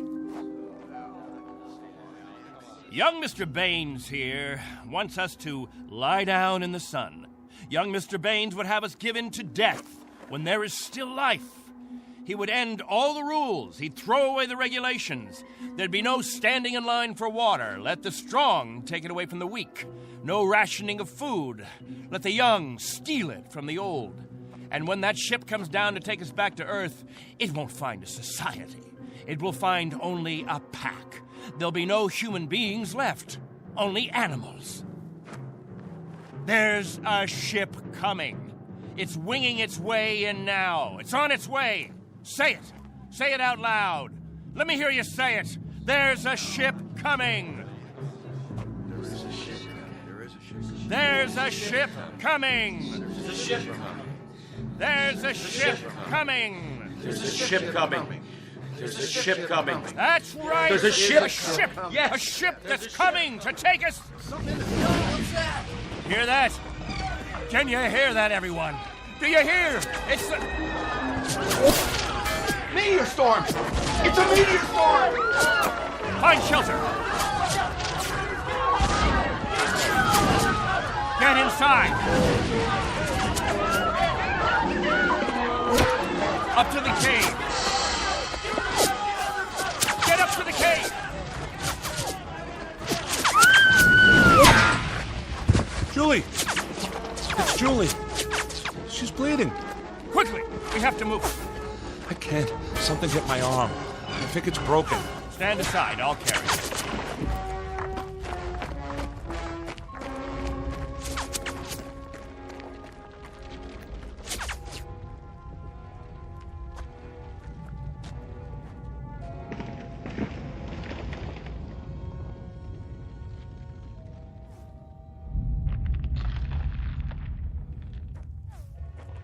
How is she? It's just a cut to the forehead, not very deep. But keep this bandage on it. Julie? Julie, honey? Can you hear me?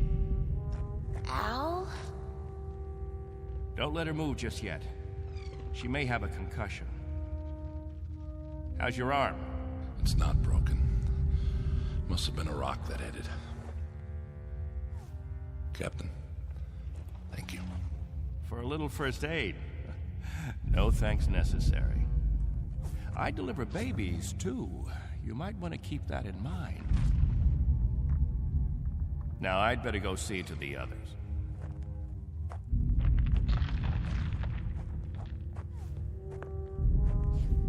Will it go on much longer, Captain? I wish I knew.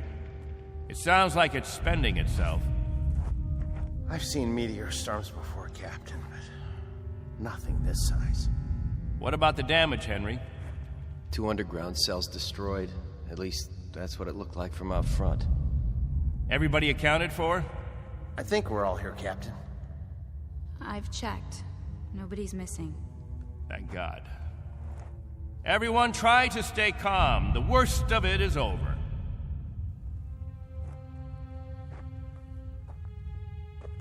Jojo? Yeah, Captain?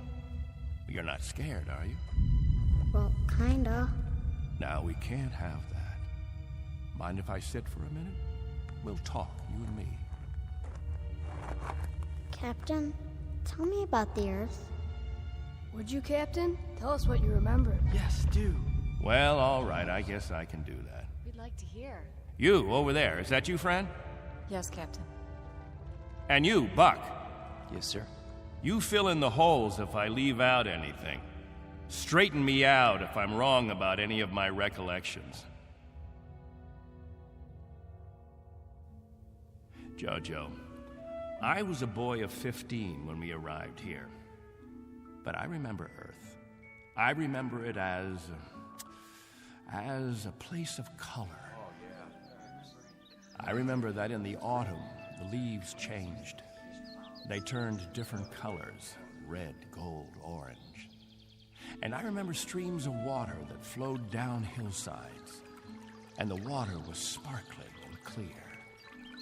And I remember clouds in the sky, white, billowy things that floated like great, majestic ships. They looked like sails. What are sails? Don't you know what sails were? In ancient times, that's how ships moved across the water. There was so much water. The men unfurled large sheets of canvas against the wind, and it was the wind that moved them. And I can remember night skies. Night. Endless black velvet with stars. And sometimes a moon that seemed to hang there as big as the face of an old man, looking down on us all. Captain, what's night? Why, that was the quiet time, Jojo. Night was when the earth went to sleep. It was the cover it pulled over itself. Not like here, with two suns always shining, always burning. It was a darkness that felt like a cool hand brushing over tired eyes. And there was snow on winter nights, gossamer things that drifted down and turned the earth all white. And we could build snowmen the next morning and see our breath in the air. And it was good then. It was right. So, why did you leave there? Oh, we thought we could find another Earth, Jojo. Then we found this. We thought we could escape war. We thought we could build an even better place. And it took us 20 years to find out that we had left our home 1 billion miles away, only to be stranded, like visitors, transients, that no roots could take hold in this ground. But it was too late. So we spend the next 30 years watching a clock and a calendar and waiting. But we can't wait any longer. Not a day, not an hour. We have to get back home. There's no more time. I'll go outside and survey the damage.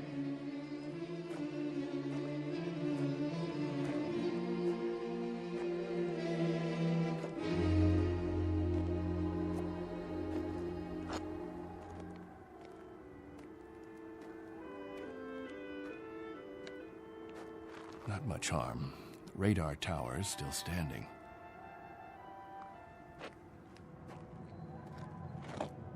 What? Why, it's... Al! Al Baines, do you hear that noise? All of you, come out here. Do you hear it? What is that? That's not a meteor show. That's not a meteor, and it's not wishful thinking. Not this time. Those are rocket engines. Look, I remember the sound of it. That's the ship. The ship has come at last.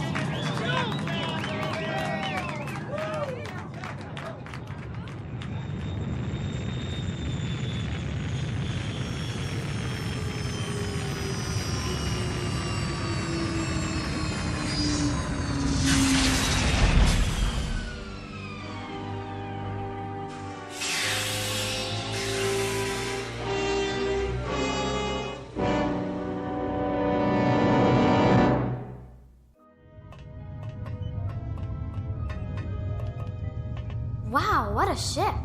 How fast can it go? Oh, pretty fast. Watch your step. Looks like you got plenty of room for everybody. Do you have any water? Clean water? We have enough. Oh, doesn't that sound wonderful? Delicious. Careful.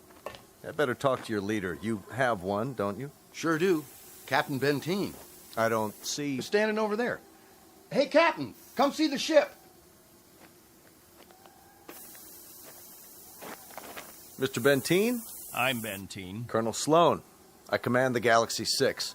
Our orders are to transport you all back to Earth. Colonel, what took you so long? 6.5 months, Mr. Benteen. 100 times that. We've been waiting for 30 years. Does it all look like this? Salt flats and scrubby mountains. 2 suns, hot and perpetual. 30 years of it. 30 years. The children have never seen Earth, and some of the older ones don't even remember it. They'll see it now. Our orders are to get you aboard as soon as possible. We figure that we should be able to lift off on Thursday.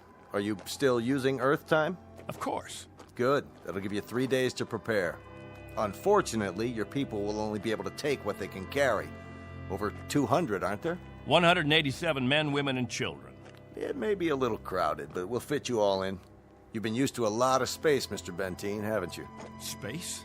Room to move around. That's all there is here. That and the heat.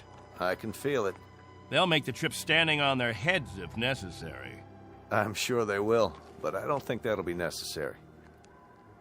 Do you know, can you understand what a godsend this is for all of us? It's hard to imagine. I can only say your country's very, very proud of you. What of the Earth? Has it changed? Not too much. Still green? Still green. And the cities? The cities still stand. And war? As always, I'm afraid. One dies down, another one springs up. But through some miracle and the grace of God, we never had the big one. Now, Mr. Benteen, all things considered, I think you'll find it very much as you left it.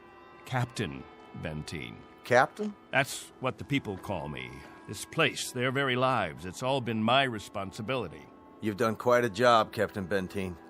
But you can rest easy. I'll take over the responsibilities now. No need. I'm used to the job, Colonel. The living quarters, they're underground? I was saying, Colonel, I'm used to the responsibility. I wouldn't quite know how to function without it. Is it cooler there, Mr. Benteen? I'm sorry, I didn't... Your underground rooms, are they much cooler? Yes, they're refrigerated. It's... Captain. Morning, Captain. George. The best morning ever. We just wanted to say thank you, Captain. Why? For what? For keeping us alive all these years. That's right. Without the captain, none of us would be here. That's not necessary. You better believe it, Colonel. I do. I do believe it. Captain Benteen. Go ahead, Colonel Sloan. That's all right. I'll see to the others.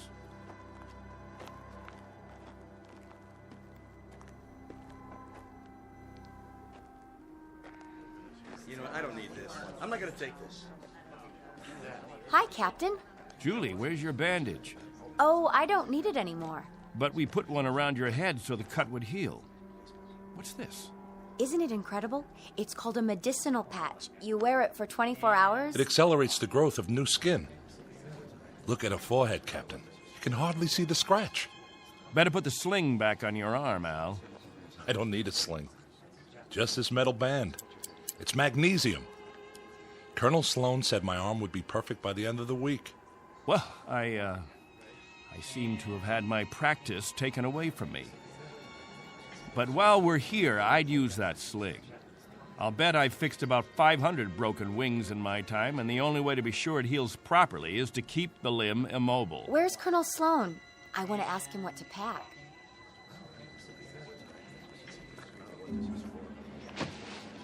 Eleanor, let me help you with that bundle of clothing. Thank you kindly, Captain. I'll carry it for you. No, thank you, crewman. I've got it.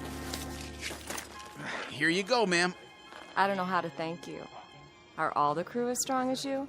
That's our job, ma'am. Nothing to it.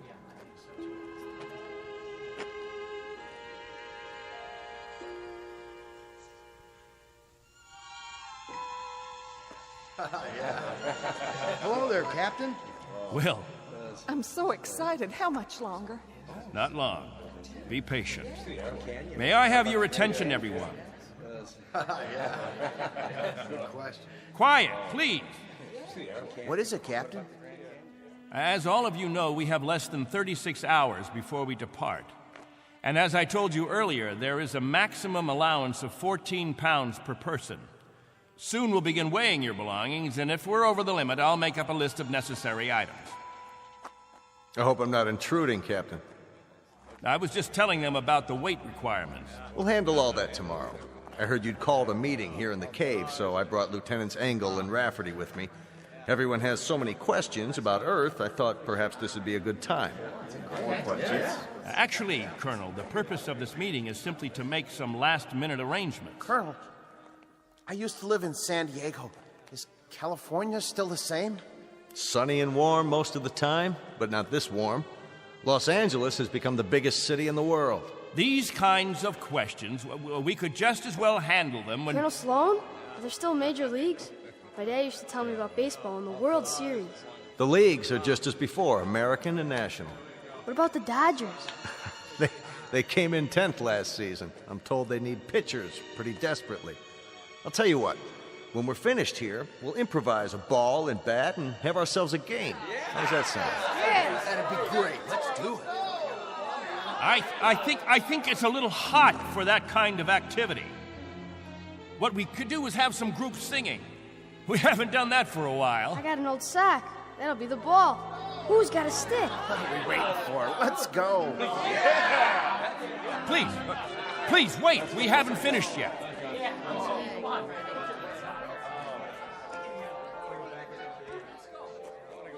Jojo, I haven't told you a story in a long time. How would you like to hear a story about... What have you got there? This is what they call candy. One of the spacemen gave it to me. It tastes... Sweet, Jojo. It tastes sweet. Yeah, sweet, Captain. Want a bite? No, thank you, Jojo. Back on Earth, we can get all we want. Something, Captain? I'm not sure. I'm not at all sure. You've promised them all candy. You've made it sound as if that was what the Earth is made of. Sugar and spice and everything nice. Maybe they ought to be told the truth.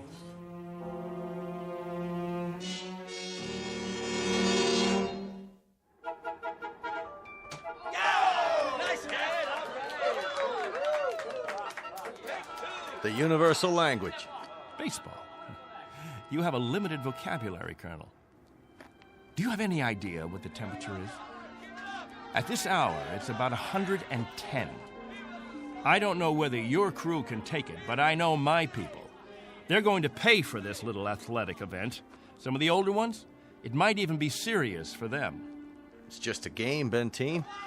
My guess is that it's worth it. Now, I'd better get back to the ship. Colonel Sloan. Something else, Mr. Benteen? Colonel, when we get on the ship, you can tell us what to do and we'll all fall into line. But here, in this place, I'm in command. I'm not trying to usurp authority, Mr. Benteen, but I really don't see what harm a little game... It's still Captain Benteen. For now. Galaxy crewmen, back to the ship. That's an order. Oh, come on. It's time for rest now. All of you go back to your homes. I'll announce when the new day will start. I don't know. I guess it's suddenly illegal to have fun. You happy now, Captain? I was never unhappy, Colonel. I just happen to know what's right and what's wrong. I ask you to keep your crew in the ship during the rest time. I don't want my people distracted. You rule with a heavy fist. If it were 1 ounce lighter, no one would have survived. I've held these people together by will. They'd have died, Colonel, without someone they could hold on to. They'd have withered away. Not anymore, Captain. Relax. That's a luxury I've never been able to afford, Colonel. I've never been able to marry, to think only of myself, because of them. I've been a father figure, a governor, a confessor. I've been all those things. And if I hadn't been, there'd be no life here. These are my people. Understand? My people.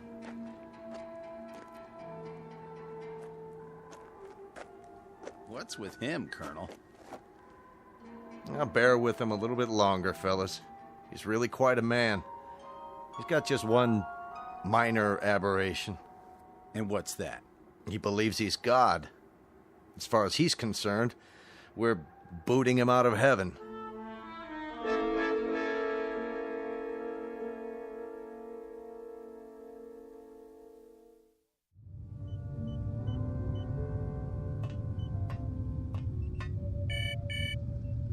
Yes? Mr. Captain Benteen is here, sir. Show him in. Very well, sir. Come in, Captain. Sorry my quarters are a bit cramped. Please, sit down. Colonel Sloan, this is a list of all passengers with their approximate weight and the weight of their belongings after each name. The scale we have is pretty beat up. My guess is that it underweighs by about 4 or 5 pounds. Fine. All I wanted was an approximation. We'll weigh them in on our own equipment before blast off. This is Wednesday, 12 midnight? I keep getting confused with the constant light. When do the people get up? About 2 Earth time. The hours from 7 until 1:45 are the hottest.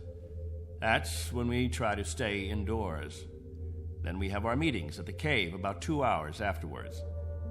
We've had to improvise our own schedule. You've improvised very well, Captain. I looked at the saltwater converter, your electro plant, the sun shields you put up over the crops. Very inventive. Necessity hasn't been the mother of invention here. It's been the father and the whole family. Well, you'll be able to give way to progress now. Though I wonder if all of it'll be to your liking. The way you'll be lionized when you get back to Earth. You're referred to in the press as the Lost Pioneers. They're gonna make quite a thing of you when we land. Oh? Wherever any of your people settle, there'll be keys to the cities, brass bands. I expect they'll scatter all over the U.S. The government's had inquiries by, well, it must be thousands of relatives.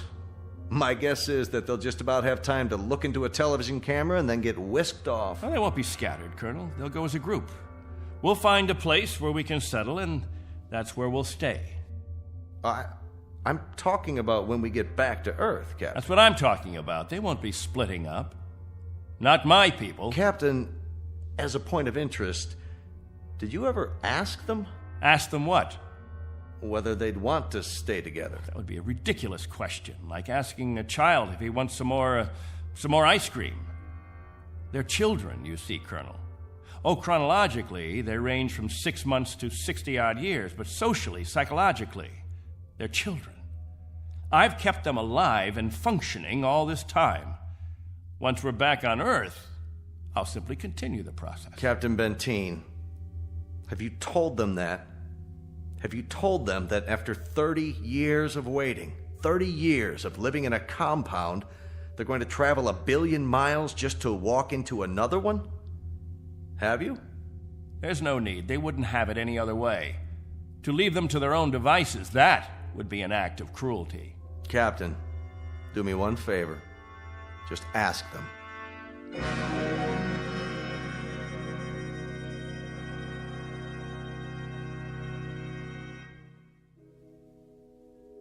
Naturally, we won't have to concern ourselves with the colder climates, the northeastern states, the upper regions of the Great Plains. We'll find an area much farther to the south, perhaps Florida or Texas.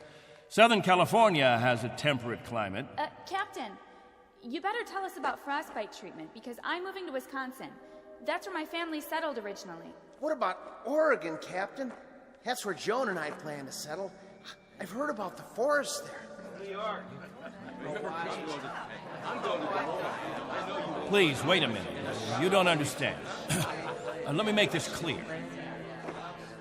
All of you will have a chance to meet your relatives. I see no reason why visits can't be arranged, perhaps even for a week or more. But naturally, we'll remain together as a community in whatever land grant we obtain from the government, or whatever given area we can arrange. I can assure you of one thing, and I hope put all your fears to rest. I'll remain as your guide, your consultant. And I guarantee that no one will lack for my help or my advice.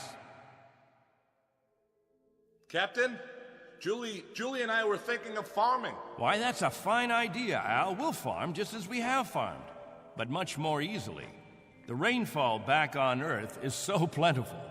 And as I told you, there's only one sun, so you won't have to shield the crops. Of course we'll farm. Certainly, we'll farm. Julie's got relatives in the state of Washington. You couldn't take the cold. None of you could. But I guarantee that wherever we settle, the farming will be good. I'll see to that. What's the matter? Don't you understand? We don't plan to stay together. You don't understand, Al. You've never understood much of anything. If we split up, I seriously doubt that we'd survive. Al, explain it to him. Go on. We'll survive, Captain. If anyone wants to stay together, that'll be their right. But if they want to go their own way, that'll be their right too. Am I wrong, Colonel? You're not wrong. We're to take you back as a group. Once on Earth, you can do as you please. Colonel, let us settle our differences in our own way. There are no differences, Captain. There are differences. There are. Changes that have taken place on Earth. Things we aren't prepared for. Oh, the Colonel has made it sound like a big holiday. The good life just plucked off a tree. Well, friends, I don't want any of you disillusioned. Wherever men live, they grub, they scrabble. They have to dig to stay alive. It's a fact. But together, that's the word, together. We've got to stay together. Think of that word now. Let's say it out loud. Everybody, now.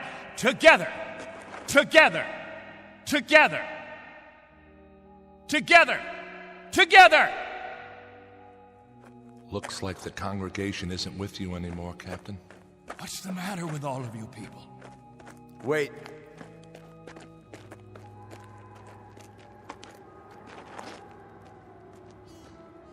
I've made the compartment assignments. I'd like to go over them with you. Assignments? There's not much time, and there's some things we have to check off. There's a decompression problem that we've got to tell them about, and a moment of weightlessness shortly after we leave the atmosphere that I want to explain to the children. Do you know what we called you while we waited for you to come? We called you the Messiah. Did you? You were supposed to bring freedom, but that's not what you brought. You brought selfishness, dissatisfaction, divisiveness. With all the misery we've had here, those germs never infected us. I brought nothing but a ship and a crew and a means of escape. You've had no diseases, no viruses. Did it ever occur to you why? You've lived in a test tube, Captain. Antiseptic and germ-free and sterile. Sure, you're a group, a cell, but that's all over with. Now it's time for you to be what God meant you to be, individuals. Time to break the test tube. Time to rejoin the human race. What I'd like to know is why in the name of God you're so reluctant about it. Because I remember the human race. This is incredible. Oh, it's really incredible. I was wrong, Colonel.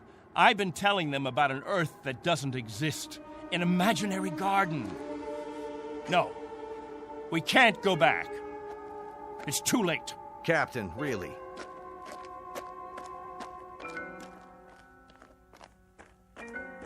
Everybody, gather around.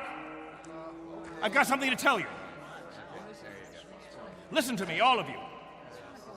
I want to tell you all. Listen to me, all of you. I want to tell you about the real Earth. Captain, are you all right? Let's talk about the diseases. What? The viruses, the cancers, the floods and the freezing, the wetness and the cold. And there are other miseries, worse than anything we've experienced. Hatred, jealousy, violence. Listen to me. It's an Earth we don't know. We can't leave here. We'd be committing suicide. We'd die of things we've never been exposed to before. We'd die of the loneliness that animals get in a zoo. Because we don't belong. We don't belong to his kind. Do you understand me? We don't belong there. Captain Benteen, why don't you let your children vote on it? Only if they know what's waiting for them. Only if they understand that Earth isn't any garden. It's never been, and it never will be. That's fair enough. I'll tell you what Earth is. The same as it's always been. It's a race struggling to survive, just as you have survived. Captain Benteen is right when he tells you that it isn't all a place of beauty. There may still be wars and prejudice and strife. I suppose there will always be jealous men and angry men and unforgiving men. But it has one thing you don't have. Every man is his own master. There won't be anyone telling you when to eat and when to sleep and when to meet, what to sing and how to play.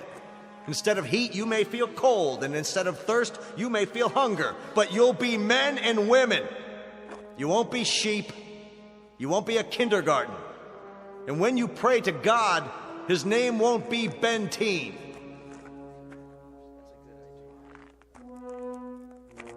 A vote now, Captain, and the majority wins. Those of you who want to be on the ship 10 hours from now, heading back to Earth, step forward. All right, I'm going.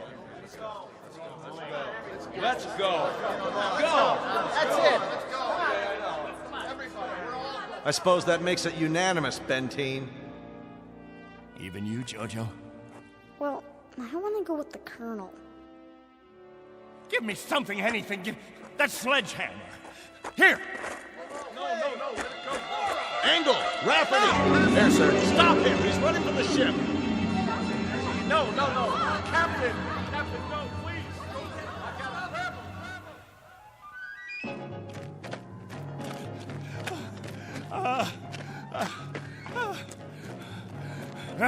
We'll see how far you get without a tail fin. Put it down!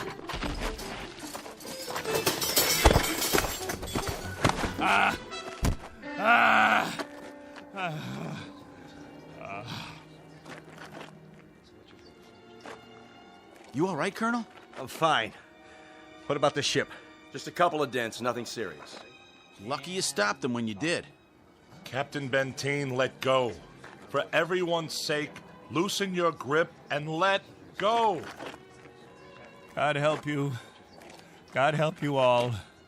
Tomorrow you think you're getting on a ship headed for paradise. What you don't realize is you're heading for hell. What about you? I'll stay here. That's right. This is my home. This is where I belong. This is where you belong. You just don't have the brains or the guts or the sense to know it.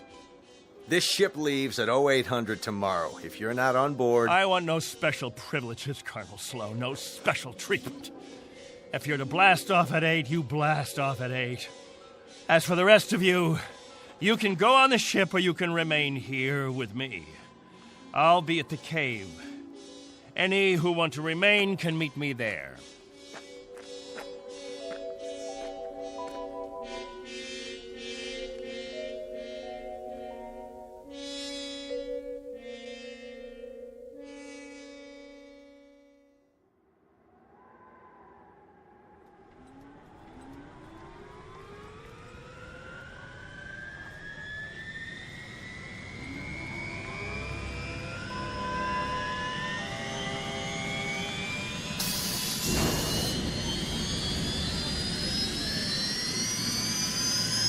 That's it, folks. The rocket's fired up. Everybody on board, single file. What about the captain? I'll give it one last try. Lieutenant Engel, see to the passengers. I'll be right back. Yes, sir. Where you going, sir? To the cave.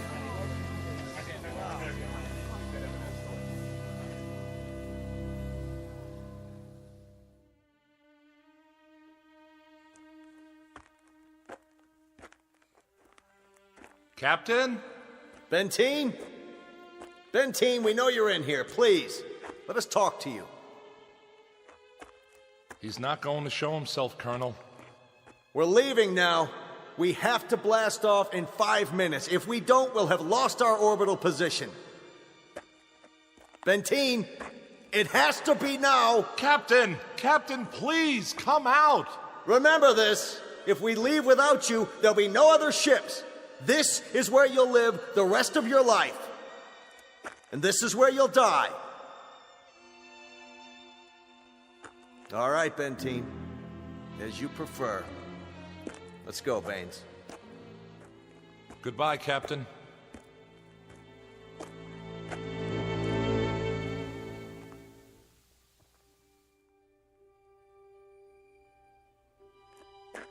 Hello, friends, all together at the meeting place. Any new business today? No? Jojo, I'll bet you want to hear about Earth. About the rivers and the seas, the blue skies, or the night, the stars and the moon. Which do you want to hear about this time? There's color on Earth, the change of seasons. And the wind brings the smell of the ground, the plants, the seeds, the roots, flower petals, sap from the trees, and the smell of the weather, the rain or the mist or the fog. And on the earth, there's green, the color green, the feeling green. There's something fresh about it, something living. Earth. It's called Earth.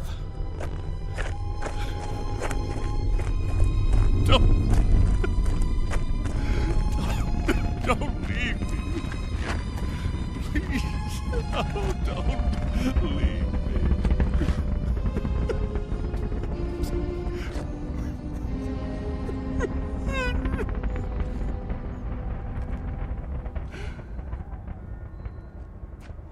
No! Don't leave me behind!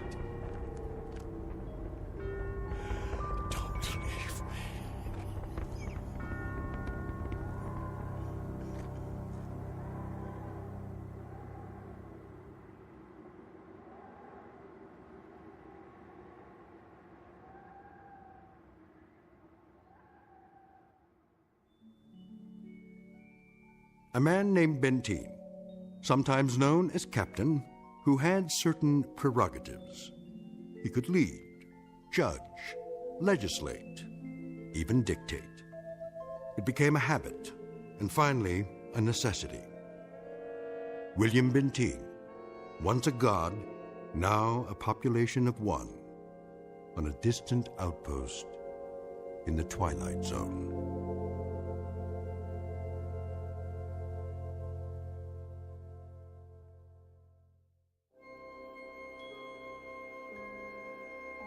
Hi, this is Carl Amari, producer of the Twilight Zone Radio Dramas. I'd like to take a moment to tell you about our official website at twilightzoneradio.com, where you'll get the latest news and information on these Twilight Zone Radio dramas. Plus, at twilightzoneradio.com, you can digitally download 3 free episodes or any of our episodes for only $1.95 each. In this age of ever-changing technology, we've decided to make these episodes instantly available to you by making the Twilight Zone Radio Dramas a digital download-only series. This means that this series will no longer be offered on CD. The CD collections at our website are now being offered, while supplies last, at buy one, get one free. So be sure to get your favorites before they're sold out. Be sure to visit us often, and I'll see you in the zone.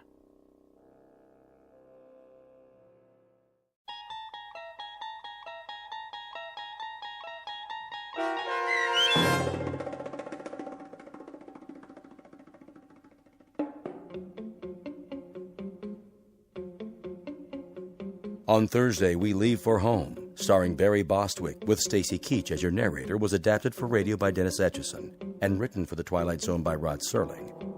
Heard in the cast were Mike Starr, Christian Stolte, Elizabeth Lido, C.J. Amari, Richard Hensel, Justin Kaufman, Kurt Nabig, Joby Cerny, Jennifer Joy, Meg Thalken, Tracy Hernandez, Jake Salins, Doug James, Jeff Lupetin, and Amanda Amari. The producers of The Twilight Zone wish to thank CBS Enterprises and the Rod Serling estate for making this series possible. This copyrighted radio series is produced and directed by Carl Amari for Falcon Picture Group. Sound design and custom Foley effects for The Twilight Zone by Cerny American Creatives Bob Benson, Craig Lee, Michael Slaybach, and Matt Sorrow.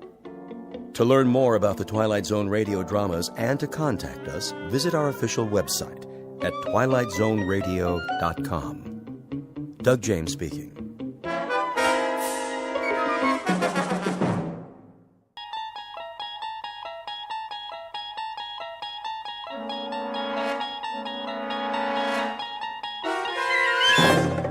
You unlock this door with the key of imagination. Beyond it is another dimension, a dimension of sound, a dimension of sight, a dimension of mind. You're moving into a land of both shadow and substance, of things and ideas. You've just crossed over into the Twilight Zone.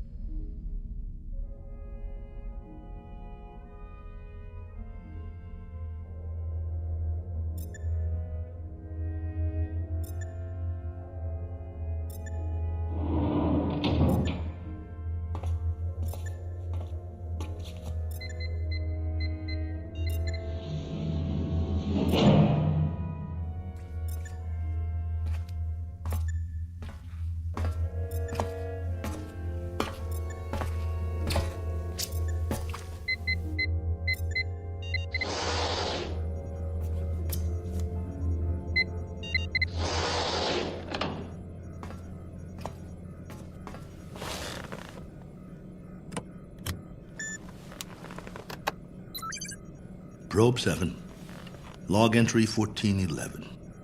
Another waking period.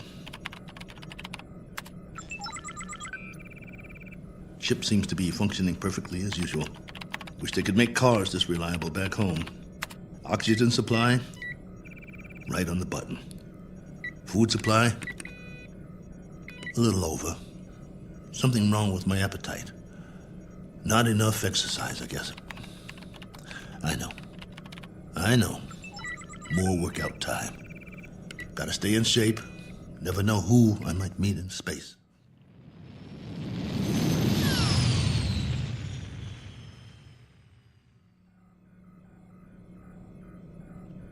Coordinates on autopilot. Propulsion system humming like a top. Pressure flow, output, all right on the money. Oh, come on, guys. You don't need a pilot up here. Could have sent an unmanned probe. All I am is extra weight. Think how much farther this crate could go without me. Of course, you wouldn't have my brilliant observations. Boredom followed by prolonged disinterest, with periods of great loneliness. Must be fascinating. Here's an observation. All these blinking lights in the cockpit. They remind me of stars, or candles, or cigarette lighters. That's it. You remember cigarettes? Did you know at concerts people had these little lighters, and sometimes they'd hold them up and it looked like a sea of stars out there in the dark? I want to write a book, not this diary. Doesn't have enough plot. Just me remembering. That's who I am, boys. He who remembers. Oh, well. Better send you the numbers. Here goes the download. Transmitting now. Till next time, this is Colonel A.L. Cook. Over and out.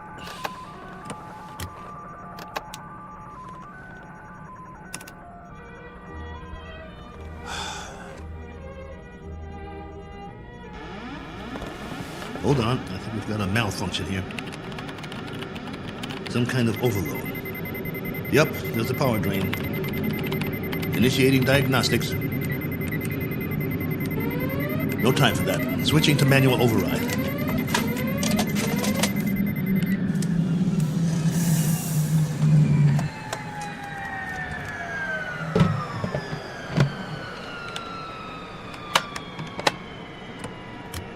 Base, this is Probe 7. Probe 7, calling base. Come in. I've just lost a rocket tube. Can't handle this baby. Controls won't respond. Losing power fast. Have to set down on the nearest planet.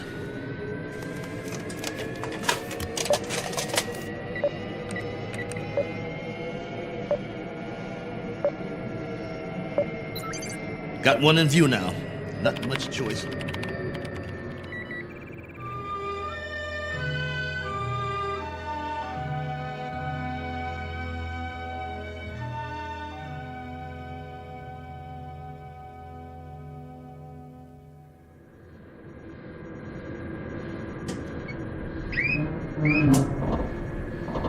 Entering atmosphere.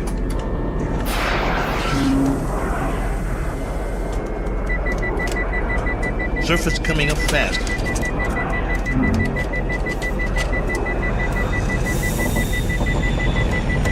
Can't slow down. No retro rockets.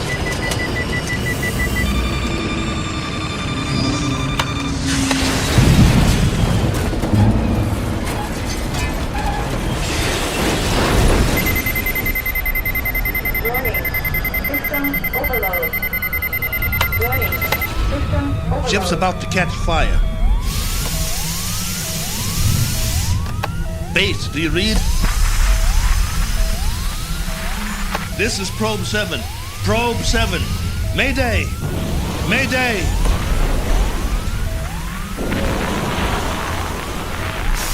Mayday! Mayday!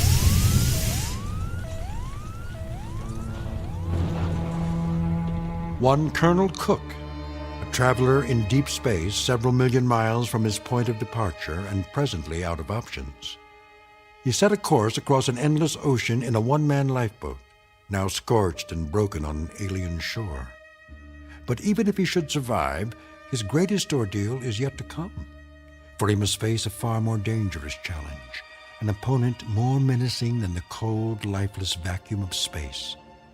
He must face what awaits him on the other side of the bulkhead and do battle with the unknown.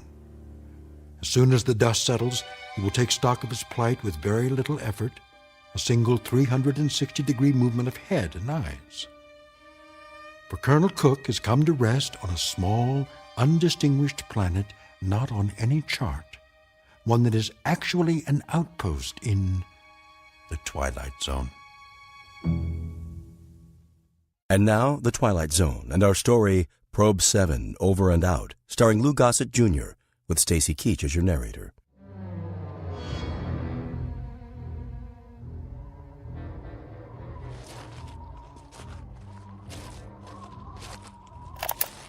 Log entry 1412.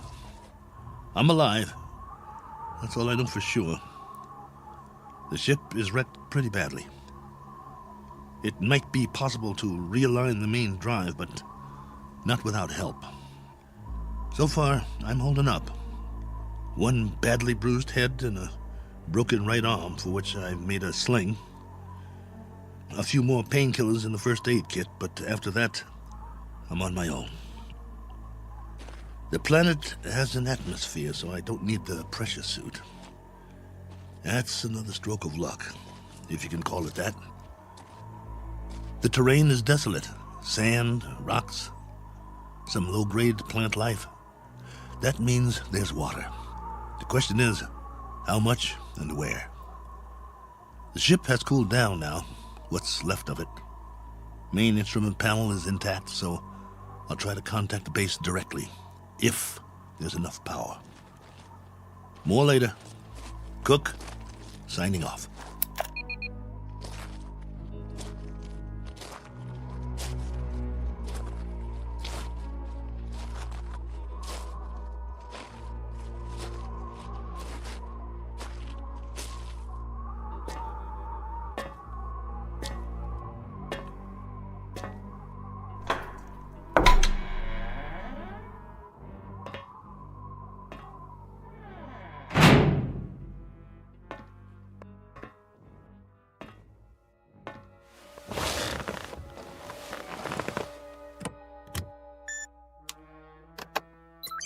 This is Probe 7. Do you read? Probe 7. This is Probe 7, calling base. Probe 7, with a landing report and damage assessment. Over to you, base.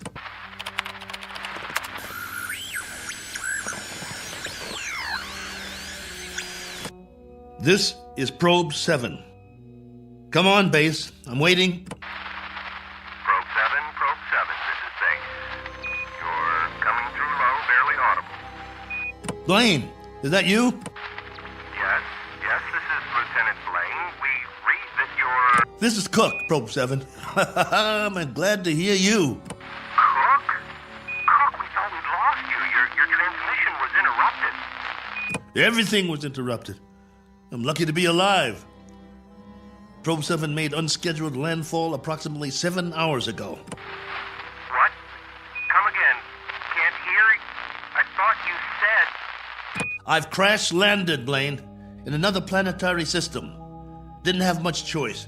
One of the thrusters broke off the ship. This planet is 92,900,000 miles from the nearest star. Good Lord, Colonel. We're having trouble seeing you on the monitor. Sorry, but I can't send or receive a visual. Most of my equipment was fried in the crash. Okay. How's your oxygen? And that's the least of my worries. There's an atmosphere here. I don't know its density or composition, but it's breathable. Probe 7? Probe 7, your signal's drifting. Can you increase power? Not much chance of that. Far as I can tell, this is the last of my juice, at least for now. I've got half a generator and 3 solar cells working. I was afraid it wasn't enough to get through it all. Okay. Can you effect repairs? Say again? Repairs. Can you make repairs? If you give me maybe 20 years, a good right arm, and a new head while you're at it, I might make a start. The bottom line is, I need help. Got that, base? Help. And right away. Probe 7, you're breaking up. Probe 7, are you there? Probe 7, we're having difficulties. Probe. All right, just stay there. Stay in transmission. Probe 7, we've traced your signal. We know where you are. Great. How soon can you send a ship? Colonel, I'm sorry to say we have nothing here that can reach you. What? You had several ships on the drawing board. Repeat, we have nothing available. Say again? All construction is suspended pending the current crisis. Ah, come on! Colonel Cook, I've been told you'll have to make the repairs yourself. Base, now hear this. I don't have fuel, no propellant at all. I left most of my rockets scattered across 50 miles of dirt and rock. All I have is a ship that looks like a jigsaw puzzle. As for the wiring, it's nothing but spaghetti. So when you say you've got nothing that can help you, you're telling me you're crossing off one spaceman permanently. Probe 7, we're having difficulty. Your words are breaking up. All right, Base. I'll give it to you in a few syllables. This ship isn't going anywhere. Not forward, up, down, or back home. Is that plain enough for you? Now I'm asking you again. Isn't there anything you can do to help me out here? Or are you just going to write me off? Colonel Cook? There's the low power warning. I'm losing transmission. Got to sign off for now. I'll make contact again in 3 hours. Roger that, will you please, Base? We will stay on this frequency, Colonel, and wait to hear from you. Oh, just a minute. There's someone here who wants to speak to you, Colonel. Colonel Cook, this is General Larrabee. We understand the spot you're in. We wish we could help. Thank you, sir. Well, there is a possibility that once you give us a full report on the ship, we can send you instructions for its repair and walk you through it step by step. That's still an option. Is it? Well, here's an option. Why don't I just build me a new one, General? I'll make it out of tin cans and chewing gum. I'll burn some circuit boards with a magnifying glass. That's a possibility, too. Colonel, I'm trying to be frank with you. Sorry, sir. I'll transmit again in 3 hours. Over and out. Heaven help me. Wonder if that's a possibility.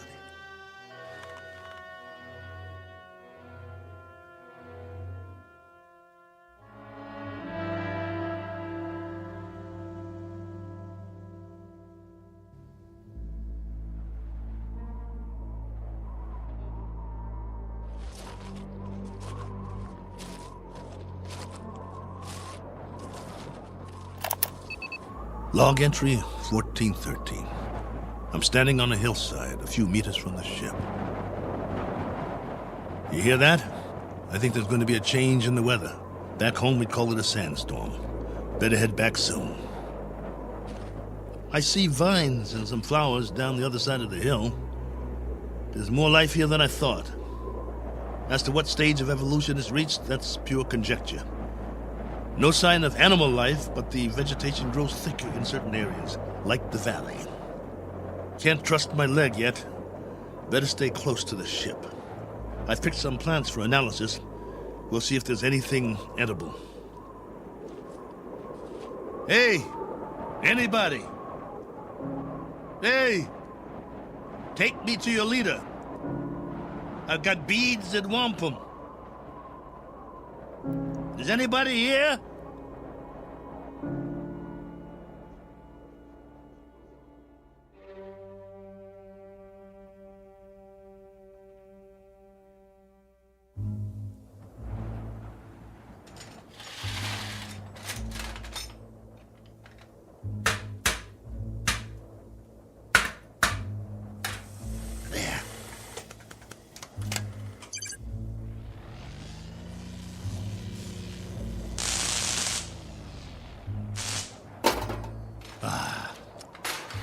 That's just great. The last good wires in the whole ship. Here comes that sandstorm. I'm gonna get the hatch shut. Close, will you? That's it. A little bit more. There. That'll have to do.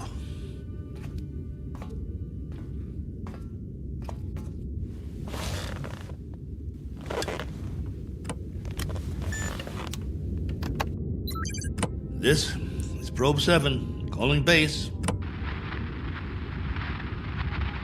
Probe 7, calling base. Over to you, if you read. We read you very well, Colonel. Ah, you've got the video going. For now, General, I've wired all the solar cells in the series. At the moment, I'm running off the storage batteries, though. It's almost night here. All right, tell us your situation, please. My situation? Yes. Any change, Colonel? I've done what I can, but I'd have to call it unchanged. The power level's higher as long as I charge up during the day, but I don't know how long that will last. At least, I've got you on the screen. Got to see another face, both of you. You should be used to solitude. You've been in space a long time. Yeah, I should, but that was different somehow. I was a big something in the middle of nothing. This, though, I've landed and it feels like I'm supposed to be somewhere, and I'm not. My memory of home is fading fast. Colonel, and the condition of the ship, still a total loss? Probe 7 is no longer probing, General, unless it's the few feet of dirt I tore up when I crashed. There is life here, like I said, vegetable life, pretty elementary. I've explored the surrounding area in all directions, but I can't get down to the valley with this leg. The gravity is roughly the same as ours. From what I can tell, the atmosphere is similar as well. At least, there's no pollution. I haven't started coughing yet. Describe what's left of the ship. What's left of the ship, General, is a few feet of bent-up metal. I told you, it's unrepairable. You're sure, Colonel? You're absolutely positive? There isn't one other section that's still intact.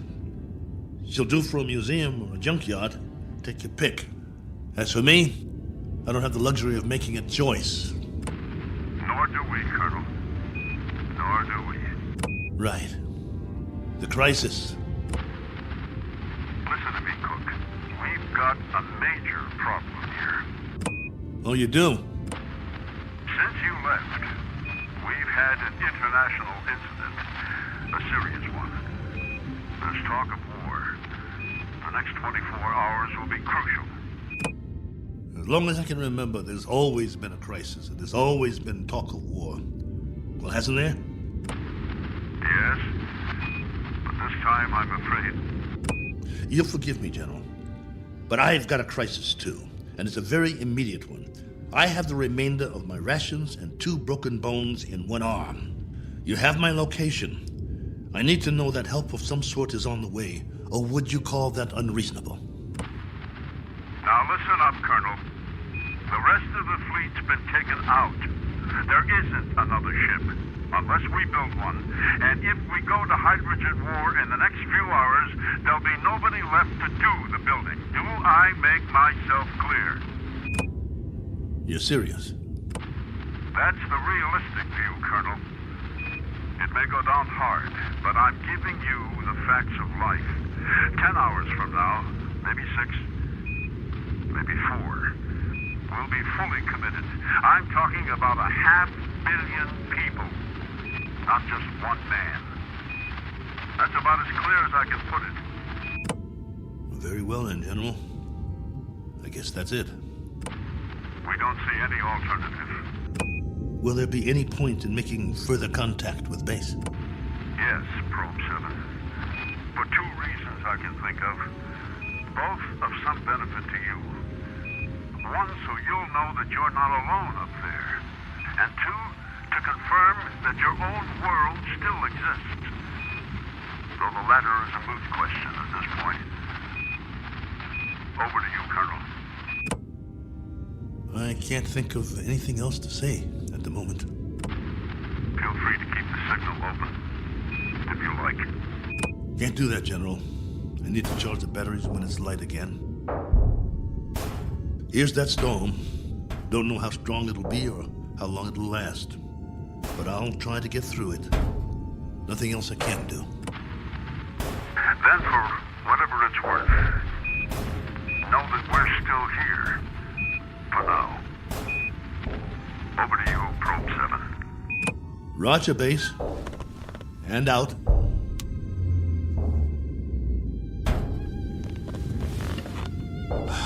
It's going to be a long night.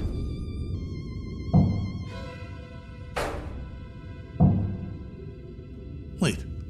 What's that? Hold on. Blaine? General?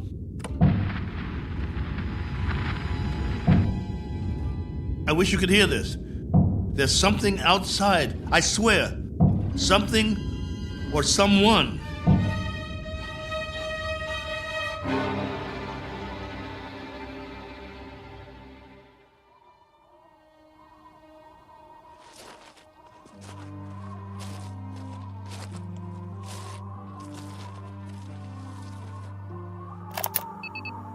Log entry 1414.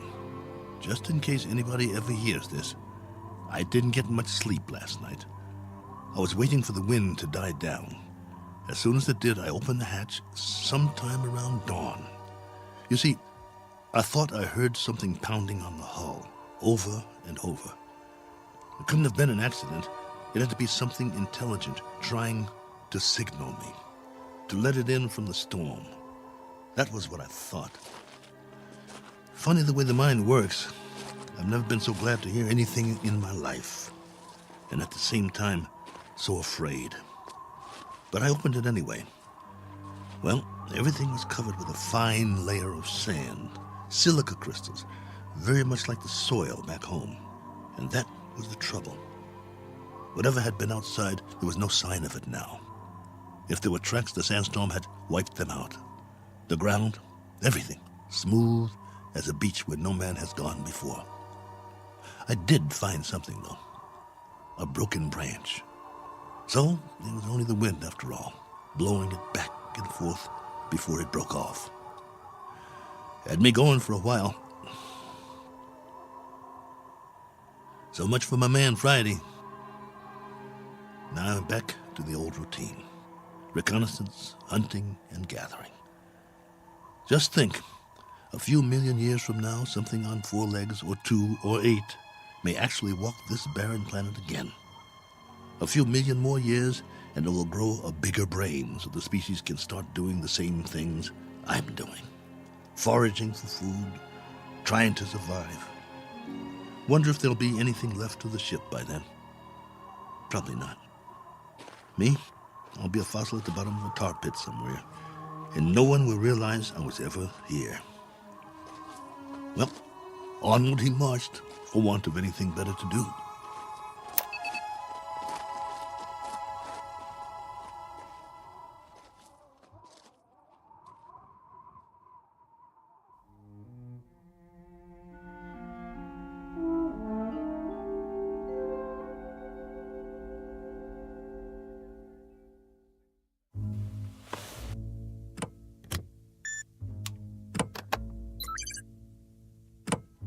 Blaine? General Larrabee? Are you still there? Here, Colonel. Go ahead. Well, you look like you haven't slept. Not much. And you? Not really. Up at dawn to do some hiking, north, east, south, and west. I had been hoping. Yes? Just a crazy dream I had. No sign of anything? It's a primitive planet. I'm very much alone here, after all. Oh, not completely. I've got a wind that sings sad songs and some scrawny plants that check me out every now and then as I walk by. There might be some fruit trees that are edible down in the valley, if they're not poisonous. But that's it. That's all of it. I'm truly sorry. There used to be an old saying, if life gives you lemons, make lemonade. The only thing wrong is I can't even find the lemons. But don't worry, I'll keep trying. Not that this will provide any vast solace to you, but at 9 o'clock this morning, Colonel, we went to war. And? The whole eastern seaboard went up. You mean all of it? The cities, everything. It took 12 minutes. Exactly 12 minutes. I suppose we retaliated? Oh, indeed. With great alacrity and effectiveness. And we still are. With everything we've got. It was our old enemy? That's right, if it matters now. And the result of all this? Our world is doing a little wholesale dying at the moment. And there's nothing to do but watch it happen. What about the base? Are you safe? For the time being, our location's classified. Only you and a few others know where we are. The signal's encrypted. That's good, then. Trouble is, we can't stay here much longer. There have been bombs as close as 400 miles from us, falling through the night. It's now a question, Colonel, of the manner of death. Very fast or very slow. It's that kind of consideration, not one we thought would ever be a reality. General. You know, it's really quite a pity that we didn't send others with you. What you think of as a prison might have proved to be a haven of sorts for the survival of the species. Don't have any illusions about it, General. What you think of as a haven is only a very sizable dungeon. A good-sized dungeon with a breathable air. But that's what it is, and there's no way out. I don't much care for solitary confinement, and neither would you. Unfortunately, both of us have very little choice in the matter. General, this is urgent. Give it to me. What is it, General? What's happening there? In a moment, Blaine. But, General... I said in a moment. Cook, I've just received his official communication. We're going to have to move out of here. Now, I don't know whether we'll be able to transmit again or not. If we are able to, I'll do my best to make contact. You have my word. Thank you. Try if you can. It means a lot to hear a real, live voice. I wish we could do more. Silence. Or cries. That's the story from our world. Silence or cries. God bless you. And good luck. Over and out. Probe 7. Yeah. Over and out. Not with a bang, but a whimper. Hell of an ending. To all my friends back home, take good care. Looks like I won't be seeing you again. Not in this life.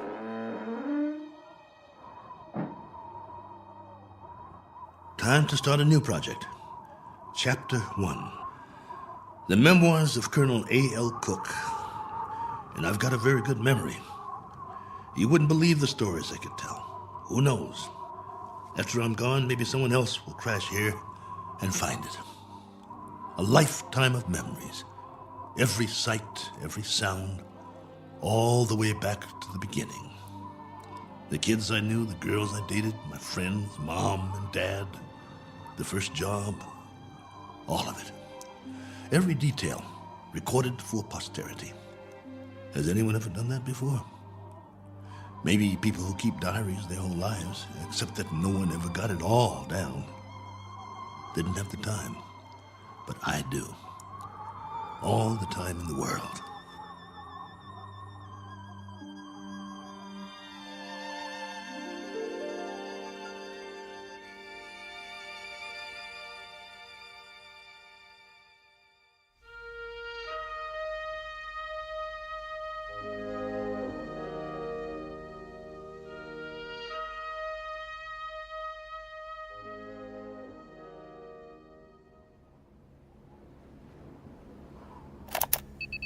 Log entry 1415. This one's for the record. A final official entry. From here on, it'll be the life story of Colonel A.L. Cook. Me, myself, and I. If for no other reason than to keep from going batty. But for now, it's a beautiful day, here on Primordial World. Ship still standing, of course. You'd never know that's what it was. More like something from a scrap metal yard. The cost that went into building it, the man-hours, and for what? To come to rest here. A little way station that isn't even on the map. I'd call that a waste. Exhibit number 1 in the elephant's graveyard. Ever hear of that? They used to say there was a place where elephants go to die. Hundreds, thousands of them. A secret place off the beaten path. And there were bones and tusks. And once in a great while, someone would stumble upon it. Like the Sargasso Sea, where sailing ships caught in the kelp and were trapped forever. Well, maybe other travelers will end up here, gone to ground, never to move again. Eventually, there'll be a whole collection of them from all over. But remember, I was the first. I should scratch it in the metal. Cook was here. But I digress. This is still supposed to be my official report. The evaluation of the crash site coming up. The tail fin is all but covered by sand. Have to dig it out before the next storm. Then build some kind of windbreak or the whole ship might get buried. I could gather some branches, make one. There's more vegetation in the valley if I can get up and over. Now, that's odd. If there are no other trees in the immediate vicinity, where did this branch come from? The one that was banging against the hull last night. Unless something carried it here. The wind or Oh well, maybe I just didn't notice before. That must be it. Rocks to the left of me, rocks to the right of me. One very dry, broken off branch in the sand. And what great sand it is. None better in the known universe. On sale at closeout prices. Note the fine crunch under my boots as I walk the proud land. The rare texture, the superb body. Why, it's positively... What in the name of... It can't be. It looks exactly like... No, I must be hallucinating. But this... impression... I could swear it's a footprint, a boot print, to be precise. A lot like my boot, in fact. But it's not one of mine, about 4 inches shorter. But that's what it is. It is! Now hear this. Now hear this. I've got company. I've got company. Hey, whoever you are, come on down. It's open house at my humble abode. It isn't much, but it's home. Drinks on me. Meet your genial host. Please. Please let me see you. Here's another footprint. And another. And another. Where do they lead? Up the hill? Has to be since the storm, so there was something here. I knew it! Hey! I don't care who you are or where you're from. Let's shake hands and be friends. Don't you need a friend? I do. Come on, friend. We can talk. I've got some stories, believe you me. Where you hiding? Behind that bush? Oh!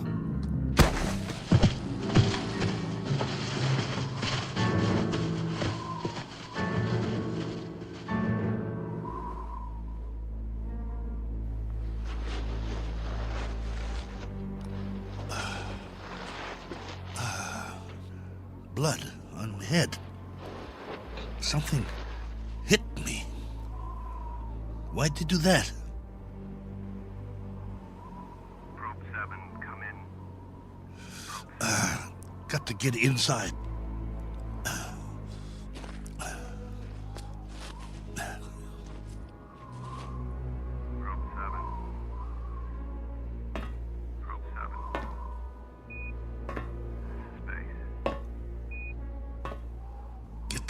Closed before they come after me.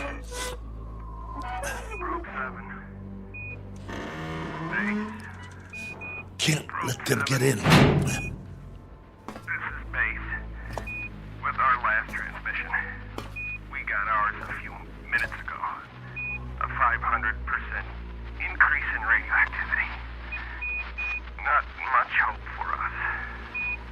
Colonel, this is General Larrabee.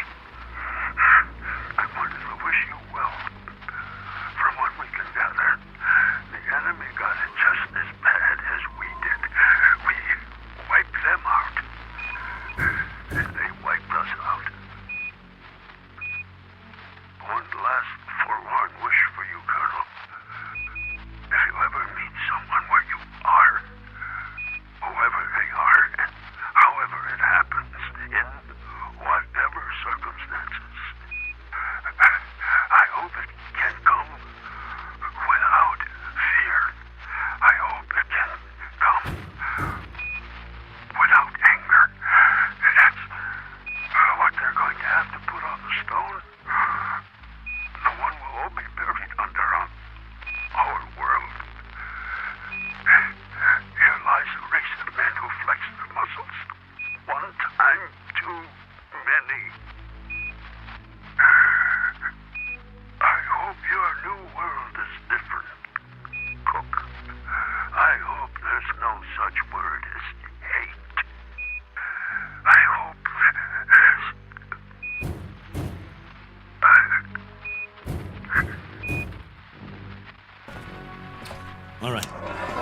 All right. I'm ready for you. You want in? Maybe I'll let you, and maybe I won't. It's up to you. You can be friendly, or you can be dead.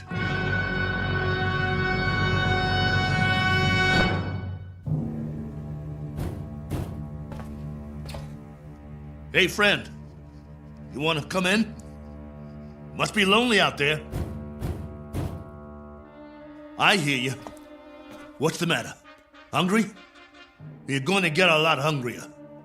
Or don't you eat, friend? What do you say? Speak up. Can't talk, huh? No. You only know how to hit. Take more than that to put me down. What'd you use, a tree branch? Not very friendly, if you ask me. Well, I've got a nice piece of metal in my hand, and I know what to do with it. Won't catch me again. This has been going on for hours. I don't know about you, but I need sleep. I really need it. Understand? Sleep. And this king-size bump on my head doesn't help. Tell you what, we'll make a deal. I give you one more chance to get away. Go hide, I don't care. You may not understand the language, but maybe you get the message. I'll wait a while and catch some sleep. Then when I wake up, I'm going to have a nice freeze-dried dinner. If I don't hear you out there, we'll forget the whole thing. You stay up the hill, and I'll stay down here. Just remember to keep your distance. Otherwise, I might have to come up there and teach you a lesson. A man's got to have his boundaries. Oh, God, I hurt. Want to sleep just for a while.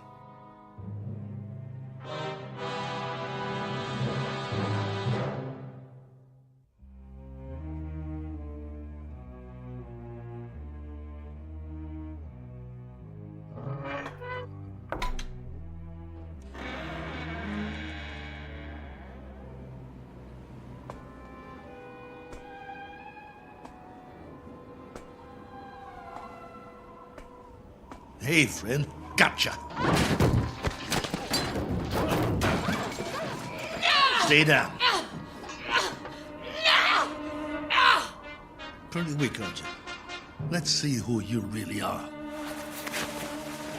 Ituko. Miyana. Manda. Manda. No. You're a woman? No, wait. Let's talk. Can't we talk about it? Do you understand anything I'm saying? Min. Oh boy. Look. My name is Cook. Colonel Cook. I'm from another planet. I crash-landed here. Cracked up my ship.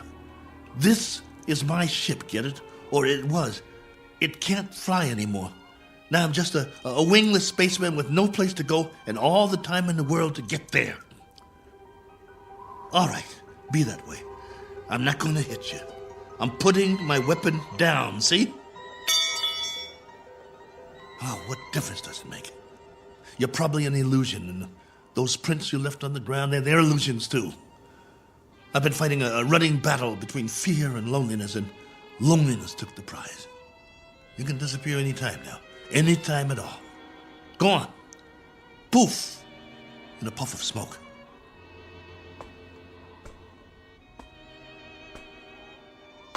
No, wait, please. Are you real? This knot on my head certainly is.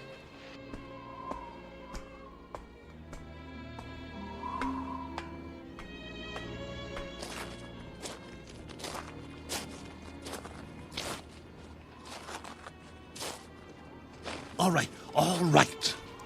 Do whatever you want. Just don't go. Not yet. If you can't understand, I'll draw you a picture. Where's the stick? Look. Right here in the sand. This is my solar system. The sun in the middle, and this is my world. See? Omida? You got it. Now then, I went off course. I didn't have the power to get back. You know, power? Vroom, vroom. No good. So, I tried to land here, where we are.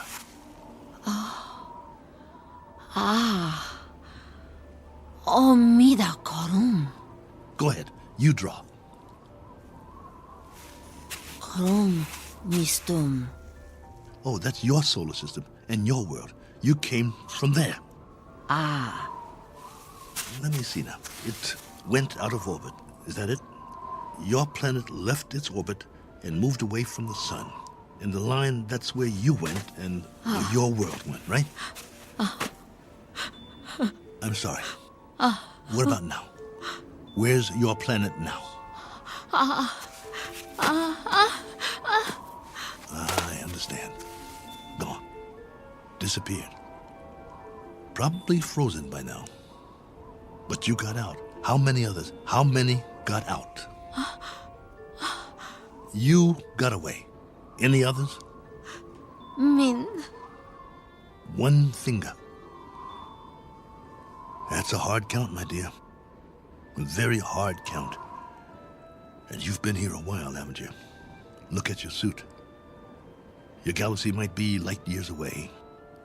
It would have taken years to reach here. Where's your ship?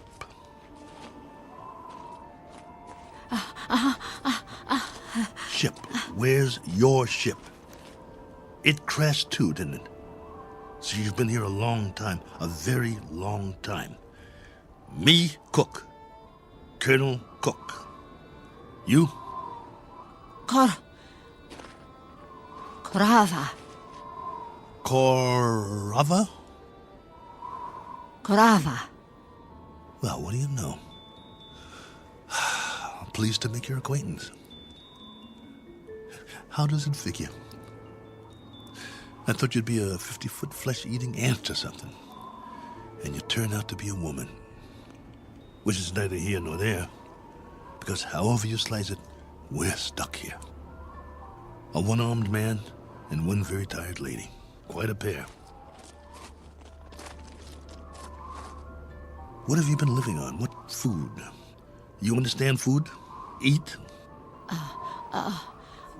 Well, I can offer you lunch or maybe it's breakfast. I'm not sure which. And some companionship. And we can spend the rest of our lives drawing diagrams in the sand, which will be somewhat tedious. But the brighter of us will have to learn the other's language eventually. I hope it's you. Because I got some stories to tell, believe me. Come, Korova. Eat. Food. In the ship. Chow time. Come along. Inside. Eat. Food. Food. Okawa? Okawa? No. Not that way. Come here. Food. Please come back. I'm not going to hurt you. Please. Okawa! Oh, for heaven's sake. Korova, please.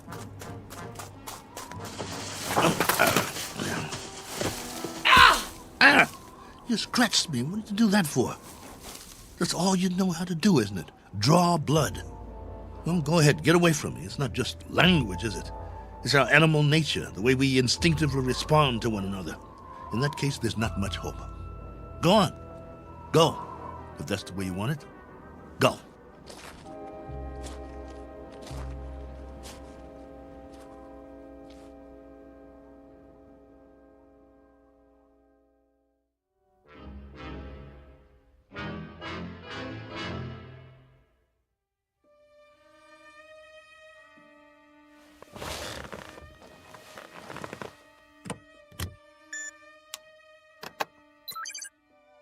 Base, this is Probe 7. The following is sent on faith, which is appropriate since this transmission is in the nature of a fairy story. I don't know under what heading you would classify it. Very likely space medicine or space opera. The long and the short of it is that I'm not alone here. There's a woman from another planet. Her name is Korova. I don't know much about her. I do know that she comes from another planet in another galaxy. A planet that left its orbit and moved out of space away from its sun. I suppose the inevitable happened. They just froze. She's not very old, so she must have been sent in a spaceship as a little girl. But now that ship is no more. They probably sent others too. God knows what happened to them. Died en route, lost their way, landed elsewhere, who knows. But somehow or other, she made it. Perhaps as a child on a preset course. She was here alone until I came. If by some chance you're still there, I can't send you any soil tests. I can't send you data about plant species or anything like that. But I can give you an observation about the psychological makeup of the animal kingdom.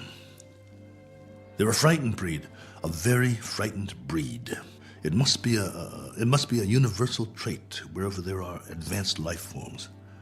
Though it's questionable how advanced we really are, so I guess we aren't alone in that regard, which is really quite a pity, as you may understand all too well, if any of you survived. Base, this is Probe 7. Last call.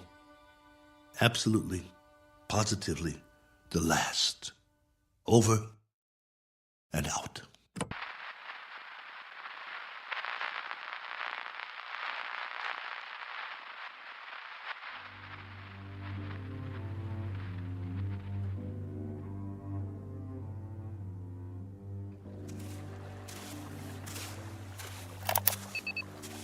Log entry 1417. Well, the ship is history. I've left it for good. I finally made it up the hill and down the other side. And guess what? There's much more vegetation here. Fruit trees. Flowers as big as your head. And through it all, a stream of running water. I swear, it's like a garden. I brought what I need in a backpack. I'm going to set up shop on the banks of the river and try to live here, for better or worse. It will be the last great adventure. I only wish I could share it. Oh well, there's always posterity, if anyone should ever find this and play it back.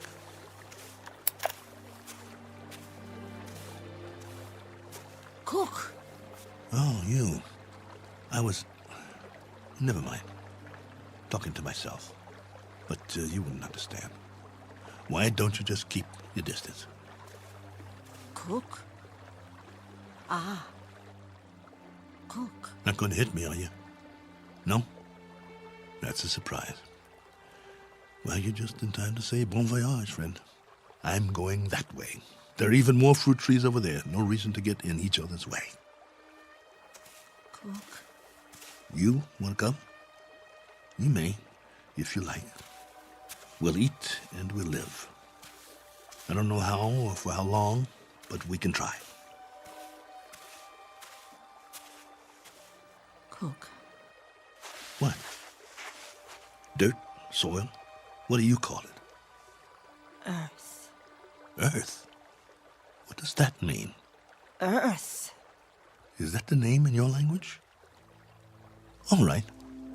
We've just given this place a name. We'll call it that. We'll call it Earth. Cook. Korava. Earth. That's right.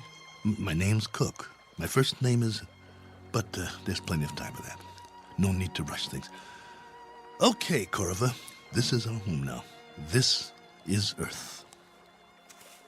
What's that? Food. So that's what you've been eating. Some kind of red fruit. Any good? Food. Eat. All right.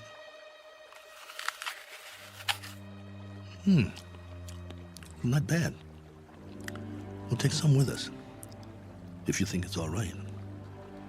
Come on. I wanted to tell you something, but now I've forgotten. I guess we'll have plenty to talk about, though. This place, a new life after all. And after a while, we'll have new memories to talk about. Things we can share. Come along, then. Let's go.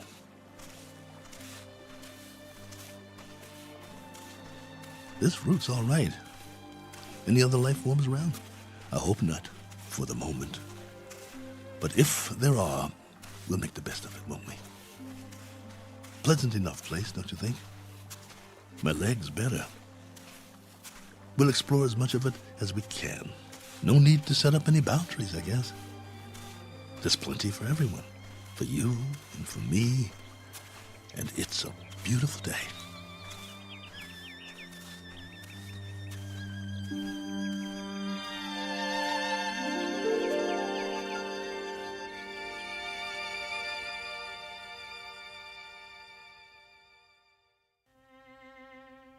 Do you know these people? Their names might be familiar were you to hear them. They lived a long time ago.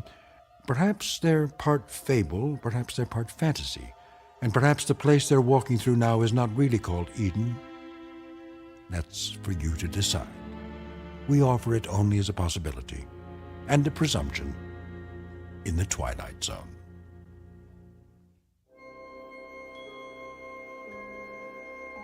Hi, this is Carl Amari, producer of the Twilight Zone Radio Dramas. I'd like to take a moment to tell you about our official website at twilightzoneradio.com, where you'll get the latest news and information on these Twilight Zone radio dramas. Plus, at twilightzoneradio.com, you can digitally download 3 free episodes or any of our episodes for only $1.95 each. In this age of ever-changing technology, we've decided to make these episodes instantly available to you by making the Twilight Zone radio dramas a digital download-only series. This means that this series will no longer be offered on CD. The CD collections at our website are now being offered while supplies last at buy one, get one free. So be sure to get your favorites before they're sold out. Be sure to visit us often, and I'll see you in the zone.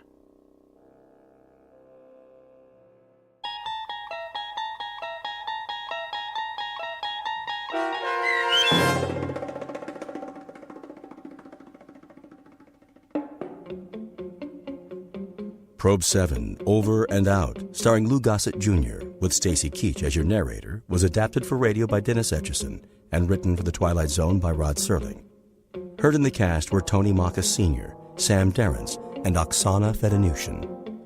The producers of The Twilight Zone wish to thank CBS Enterprises and the Rod Serling estate for making this series possible.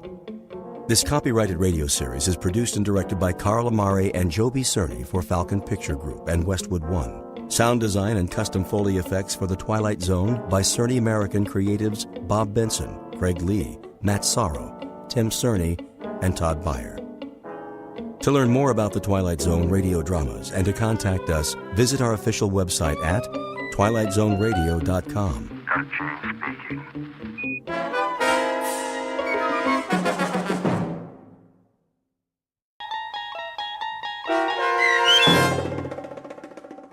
Elegy, starring Blair Underwood with Stacy Keach as your narrator, was adapted for radio by Dennis Etchison and written for The Twilight Zone by Charles Beaumont. Heard in the cast were Jeff Lupetin, Christian Stolte, and Joby Cerny. To learn more about the Twilight Zone radio dramas and to obtain audio cassettes and CDs of these programs, visit our website at twilightzoneradio.com.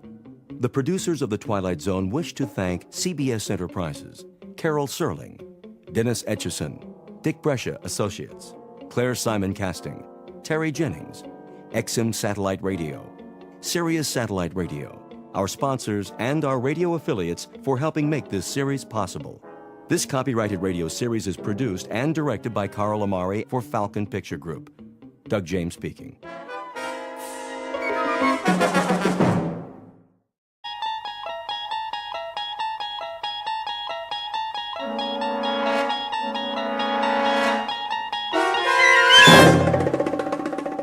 There is a fifth dimension beyond that which is known to man.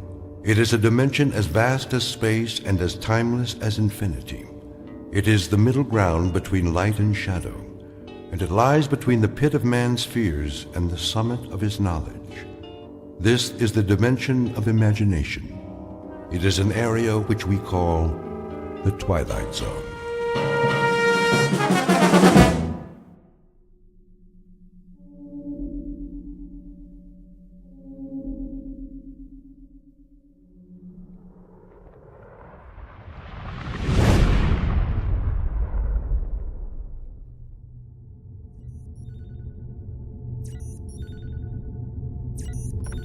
Kirby.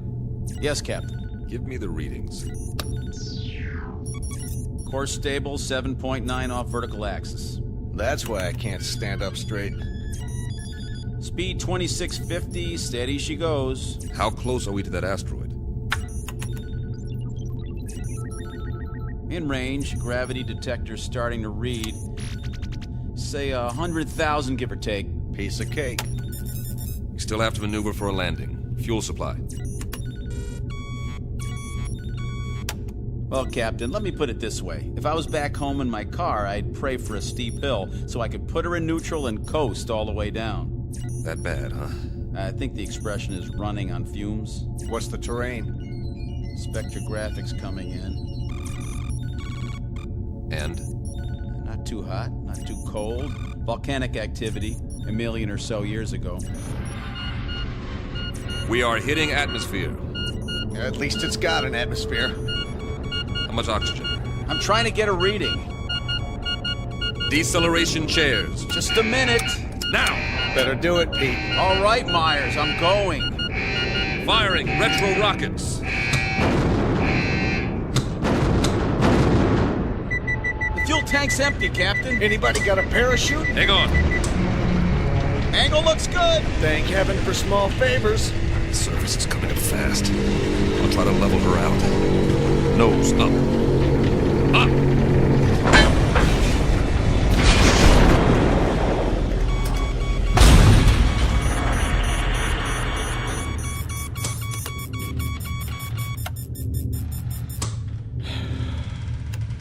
Nobody say anything.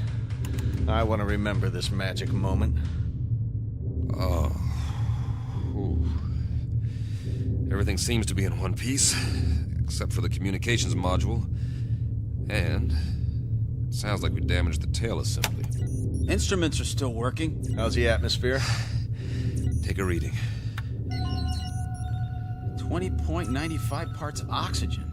Yeah, right. 78.09 parts nitrogen. That's impossible. I don't get it. That's air. Don't look a gift horse in the chops. Gravity? 1 unit to 0.99. Are you sure? See for yourself, Captain. I don't believe it. You got something better to believe, Myers? But that's incredible. Conditions identical to Earth, and yet we're 655 million miles away from Earth. Let's get the airlock open. Hold up, Pete. What for? I'm sick of breathing recirculated air, eating freeze-dried tofu, and we're almost out of that. The instruments could be wrong. What's the difference? We aren't going anywhere for a while. We can't even radio for help till we fix the module. The man has a point. I suppose you're right. At least put on your helmets. Forget it. If this is all she wrote, then I'm ready for it, one way or another. I'm afraid I'm with Pete on this, Captain. Either we die now or we die later, starving to death like dogs. All right, open it. Now, this isn't an order, but I'd recommend everyone take a very deep breath.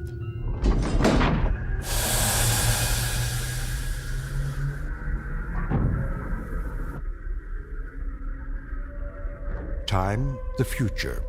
Place, a dark corner of the universe millions of miles from planet Earth. The main characters, 3 men. William Weber, captain. Peter Kirby, navigator. Carl Myers, geologist and science consultant. Each distinct from the others, but all sharing a common dilemma. They are lost. And like any long-haul explorers, they want to go home. Not their home necessarily, that would be too much to hope for. But at this point, any old port in a storm will do, especially for those who have veered off course and into the Twilight Zone. And now, The Twilight Zone, and our story, Elegy, starring Blair Underwood, with Stacy Keach as your narrator.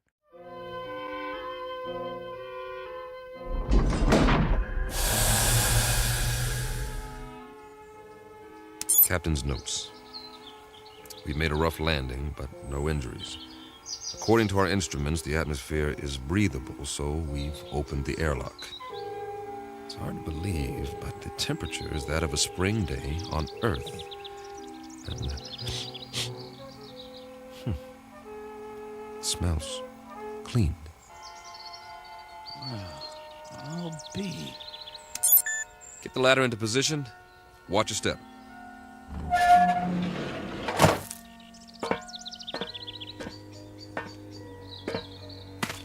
How many miles did you say we were from Earth? Too many. Time for a reality check. You see the same thing I see, Captain? What do you see? Open country, farmland. Kirby? Affirmative. Acres of grass, trees. I grew up in a place like this, in the Midwest. And those hills. They're settled granite, I'm sure. Eroded over thousands of years of wind, rain. I don't get it. Neither do I. Wait a minute. I do. Don't you see? We're back on Earth. Come off it, Kirby. I'm serious. The instruments are all screwed up. Some way or another. Don't ask me how. We got turned around, and now here we are, right back where we started. Oh, man. That is rich. Only one thing's missing. A brass band. Maybe they forgot about us. It's an interesting theory. Except for one thing. As far as I know, Earth has never had two suns in the sky.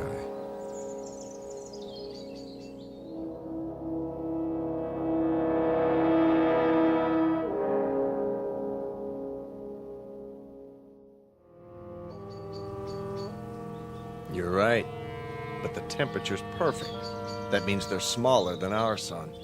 Added together, they put out just enough energy to duplicate conditions on our own planet, including evolution. And the people learned to build farmhouses exactly like ours.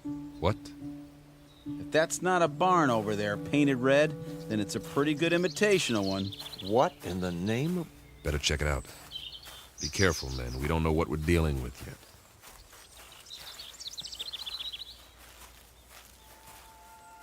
What do you call this? A Martian? I'd call it a hound dog. Hey there, boy. How come he's not moving? He's taking a nap in the shade. I don't blame him, do you? What the heck is that? By the barn, it's called a tractor. They were internal combustion vehicles used in the 20th and 21st centuries before the Total War. So we are on Earth 300 years ago. Negative. We're not equipped for time travel. Okay, you explain it. I can't. The only thing I know for sure is that we're not on Earth. And we are not alone. What do you... Hey! Hey, you over there, by the barn! What's the matter? Can't he see us? He's turned the other way. Looks like he's taking a rest. Leaning on his... It's a pitchfork. He was using it to load hay into the wagon. Some outfit. Overalls. Farmers wore them with straw hats, just like that one. He even has a red bandana in his back pocket. Well, I suggest we ask him the way to the Emerald City.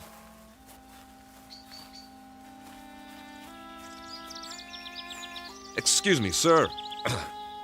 My name is Captain Weber. My men and I... Sir? Sir, I hate to bother you, but that's our ship over there. We've crash-landed. If you can tell us... Sir... Sir, can you hear me? What's the matter with him? Seems to be in some sort of trance. Are his eyes open? Yes, but... Move your hand in front of his face. Nothing. As if he's... Don't touch him. It's all right. His skin's warm, but there's no respiration. He seems to be frozen in place. Well, let's move on. Say that again. This is giving me the creeps. We'll recon the surrounding area. There may be others.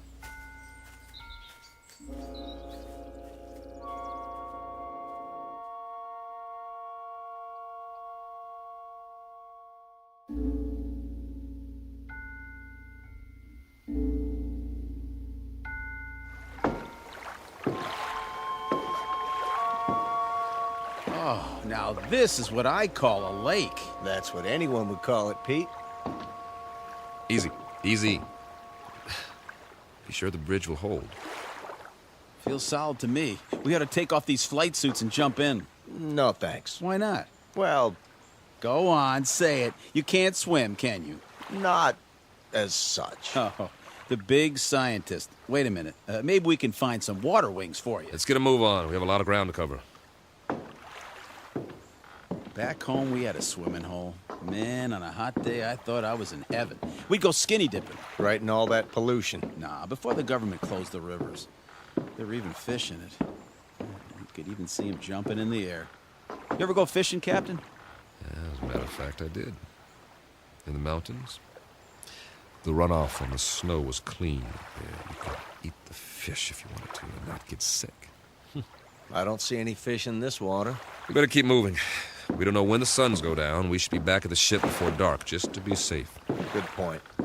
Maybe they don't have fish here. That's a possibility, if the planet's evolution took a different turn. Hey, there's somebody. I don't see anything. On the opposite bank, clad shirt. See him? Sitting there with a fishing pole. Hey, mister! Hey, mister! Kirby's right. Folding chair, wicker basket, the whole setup. Looks like the guy's got it made. Let's hope this one talks to strangers.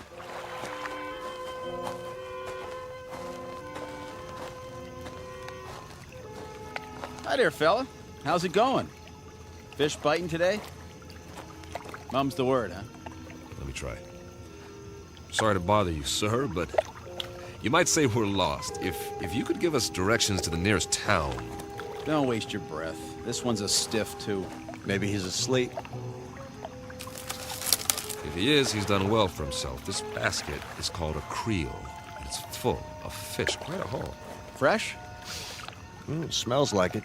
Hold on. Is that a bottle of beer next to him? It is indeed. Only it's empty. Well, where's he got the cold one stashed? Fella, can you hear us? Do you even know we're here? Can't see his face. Lift up the brim of his hat. Okay, here goes. Sorry, nothing personal. I just like to look a man in the eye when I talk to him, even if he doesn't talk back. What did you do?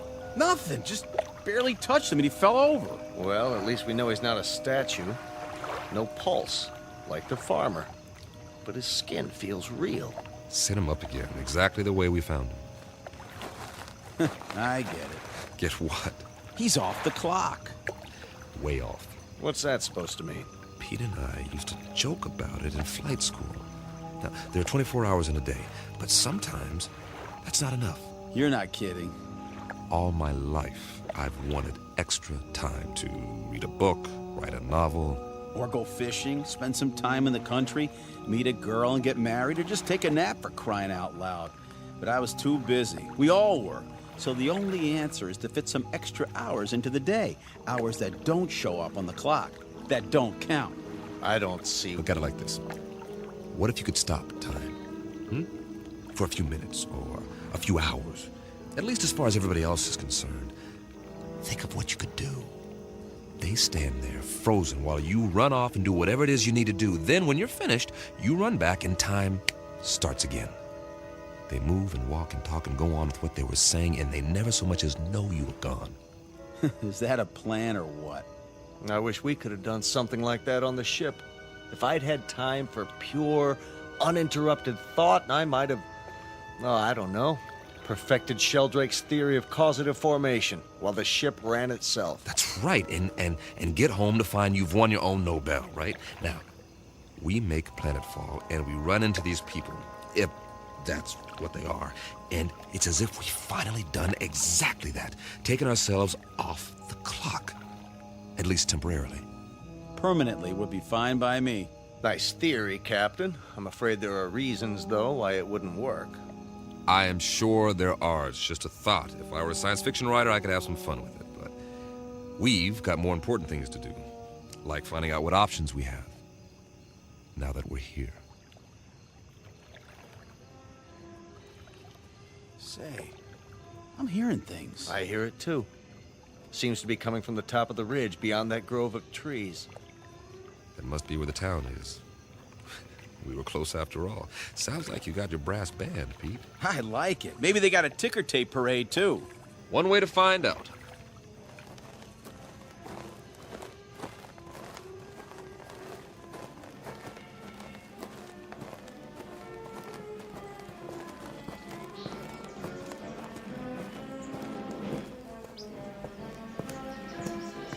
Captain's journal. We appear to be on the main street of a Midwestern American town. Ahead of us is the square, complete with steeple, clock, and ivy-covered walls. Captain, did you notice? What's that? There are no hands on the clock. Duly noted. The music's louder. I hope this recorder can pick it up. Sounds like a Sousa march. There's a bandstand, flags, bunting, and a sign that says, Inauguration Ceremony. Welcome, Mayor Finch. The musicians are all in uniform. Just one thing. They're not really playing. Kirby's right. Nobody's moving. Not even Mayor Finch. He's holding a silk hat. Photographer's in front of the crowd, about to take his picture, but nothing's happening. It's like a movie set with 100 extras, all waiting for someone to yell action. The question is, who's directing? I'm going to look around. Weber, out. The music's coming from that loudspeaker near the platform. It's being piped in from somewhere. Pre-recorded, no doubt. Concert's over. I wonder who turned it off. Any ideas, Professor? Well, I suppose it could all be part of a carefully orchestrated illusion. That's as good an explanation as any. Now, maybe we're being made to see and hear what we hoped we'd find here. The sights and sounds of home. But they got it wrong. It's 300 years before our time. Who's they? Or it could be that time itself is somehow suspended in this place. So we really are off the clock. It's all relative. Time may have, in a sense, speeded up for us or slowed down for them. You mean they might actually be moving? It's possible. Why can't we see it? You can't see the movement of a clock's hands, nevertheless, they move. Yeah, when there are hands. Do you believe what you're saying? Of course not. Hey, everybody. Sir, ma'am, what's the matter with you people? Are we invisible or something? Don't take it personally. By the looks of them, they don't see anything. They might as well be statues. But they're not statues. Here, feel one. You, sir, shake hands with the captain. See what I mean? They feel like flesh and blood. Yeah, Kirby's right. More of the same. Whoever, or whatever, is responsible, they've created a perfect imitation of the real thing all over this asteroid. For what purpose? I don't have a clue. The expenditure of time and effort is considerable. Not to mention the science involved. The skin on these pseudo-people must be a new polymer compound. And the clothing, all duplications of Earth fabrics. I wonder... never mind. Say it. Well, we must not be the first to land here. But this asteroid's not on the charts. Then, who were they modeled after? Maybe somebody real is still here. Where? Could be anywhere. The streets, the buildings. I say we separate. We'll meet back here in an hour. Well, it's better than huddling together like frightened children. All right. Pete, you go that way, Carl. See where the street leads and take some readings while you're at it. All right. I'll cover the buildings along this side, starting with the hotel. Remember, 1 hour. Are your watches set? Yeah. Yes. Don't ask me what to set it to, though. Earth time or something else entirely.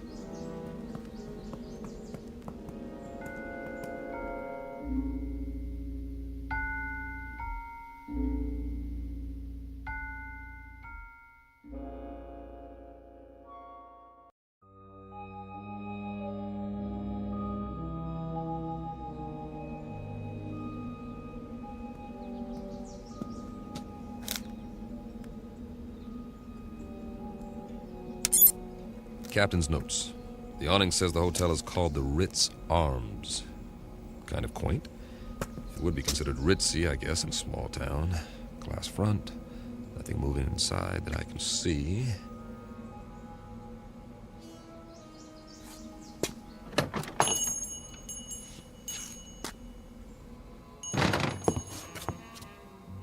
I should have brought the Visicam to record this. There's a clerk behind the desk, not moving, of course. And this is classic. There's an alcove off to one side. I can see 4 men seated around a table. A green lampshade, money.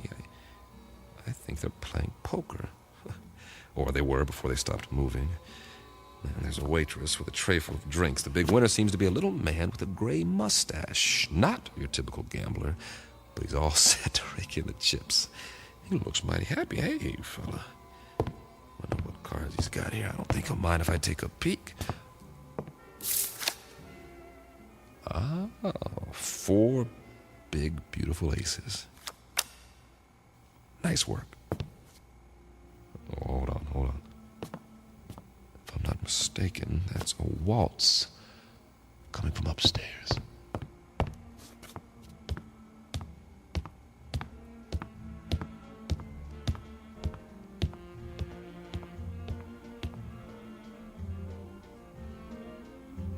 Music seems to be in one of the rooms.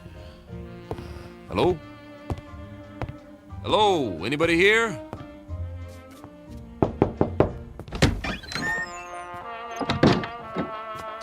Oh, sorry. Excuse me.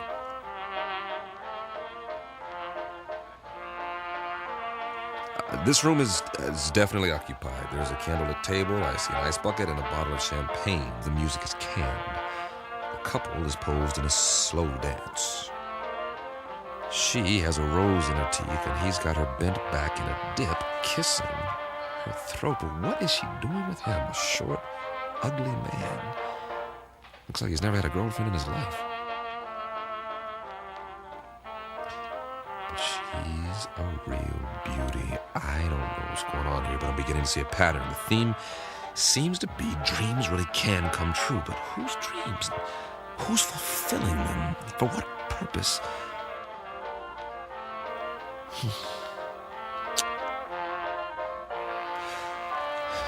Weber out. For now.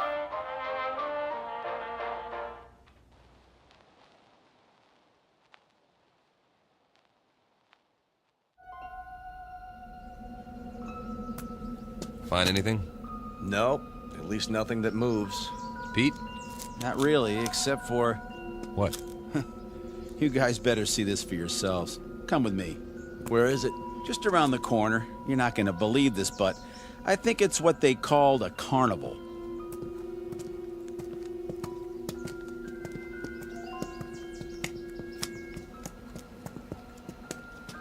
That's what it is, all right. The Midway. Those booths along either side, people could win various trinkets of low value by throwing baseballs at steel milk bottles or firing toy rifles at targets. I was wondering. A test of skill for amusement. Also the urge to gamble for those with a predilection for obsessive-compulsive behavior. What's in the tent? Oh, just some men in swimming trunks. Win $500. Go 2 rounds with Tiger Loomis. Oh. It's not a real tiger. No kidding, genius. Let's have a look inside.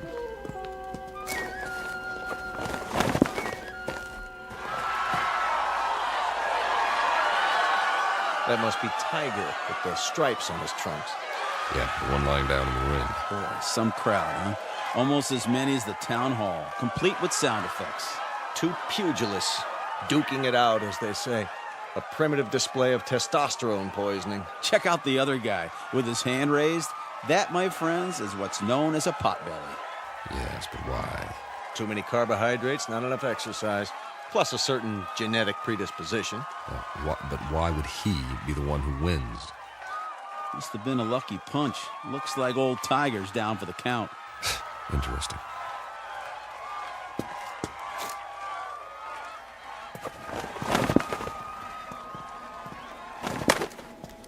I think it's creepy. All these imitation people posed every which way.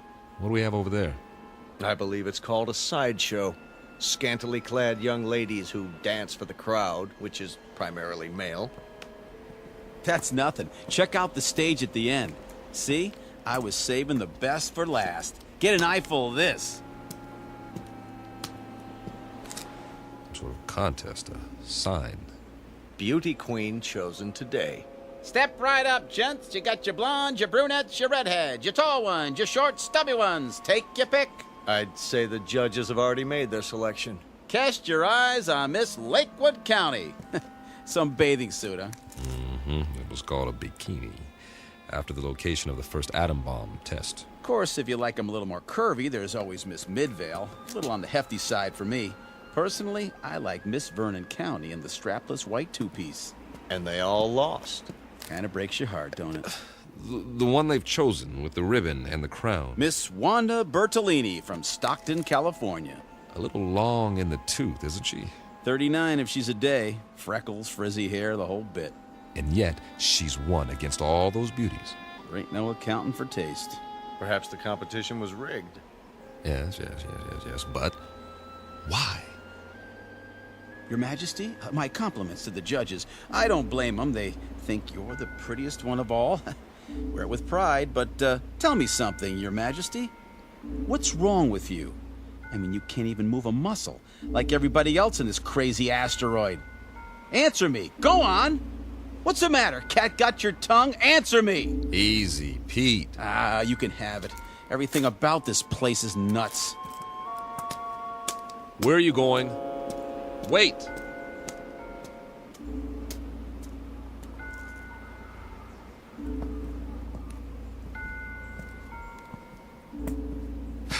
Now, Pete, don't let it get to you. None of us knows what's going on.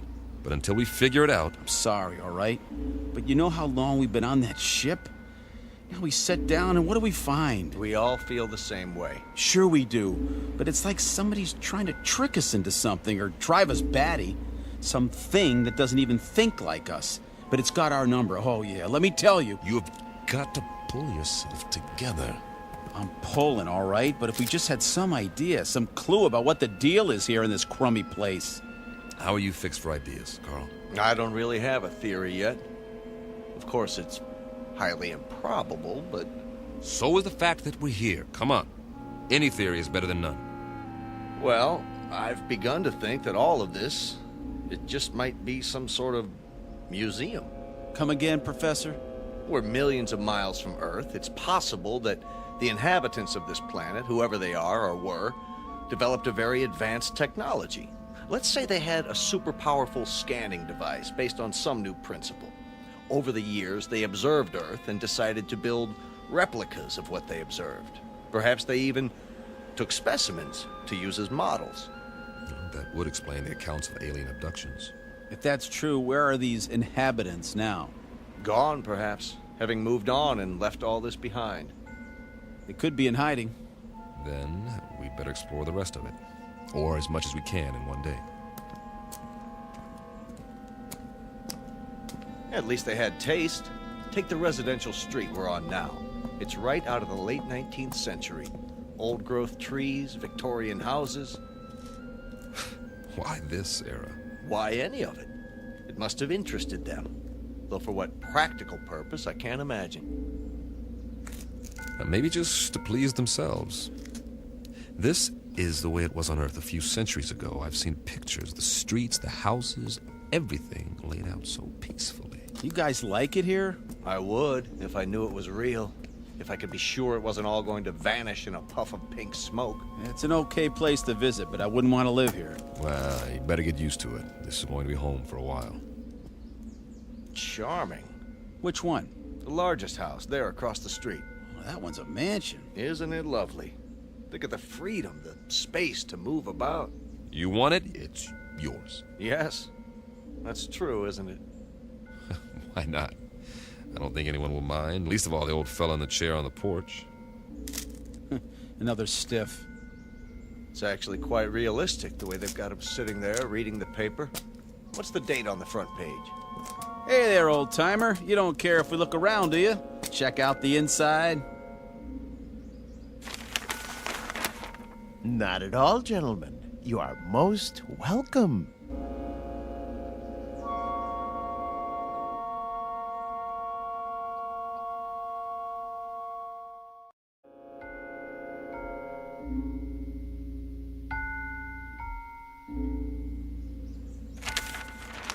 Jeez Louise!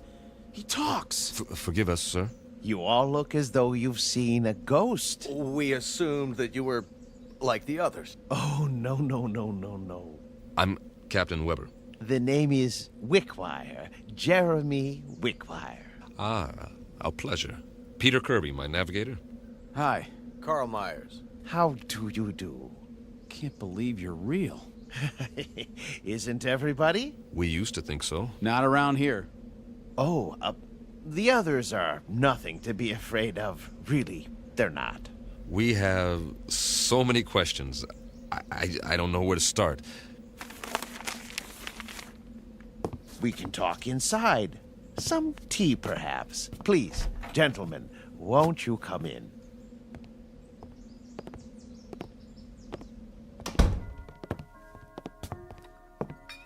One lump or two?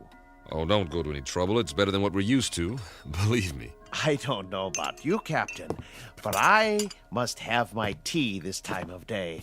I wouldn't feel complete without it. Oh, it tastes great. Nice and hot. Beats the heck out of that tang. I'll say.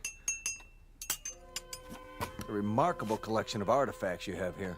Artifacts? The oriental rugs, the tapestries, all this furniture. I've never seen anything to compare. It provides a certain level of comfort. Must have cost you a fortune. Oh, not me personally. We had it built for a Mr. Let me see, Jenkinson, I believe it was. You mean the pieces aren't antiques? Oh, heavens no. They were made to the client's specifications. At the last moment, however, he changed his mind, decided he really wanted to be a knight in shining armor. So now he's over in the medieval section, slaying a dragon. Then there's more that we haven't seen. Dear me, yes, we have many sections. Rome, Egypt, the Wild West. But the one we're in right now is very popular. It represents a period when creature comforts were most abundant, before peace in the world became impossible. By the world, you mean? Earth. Mr. Wickwire. I don't know where to begin.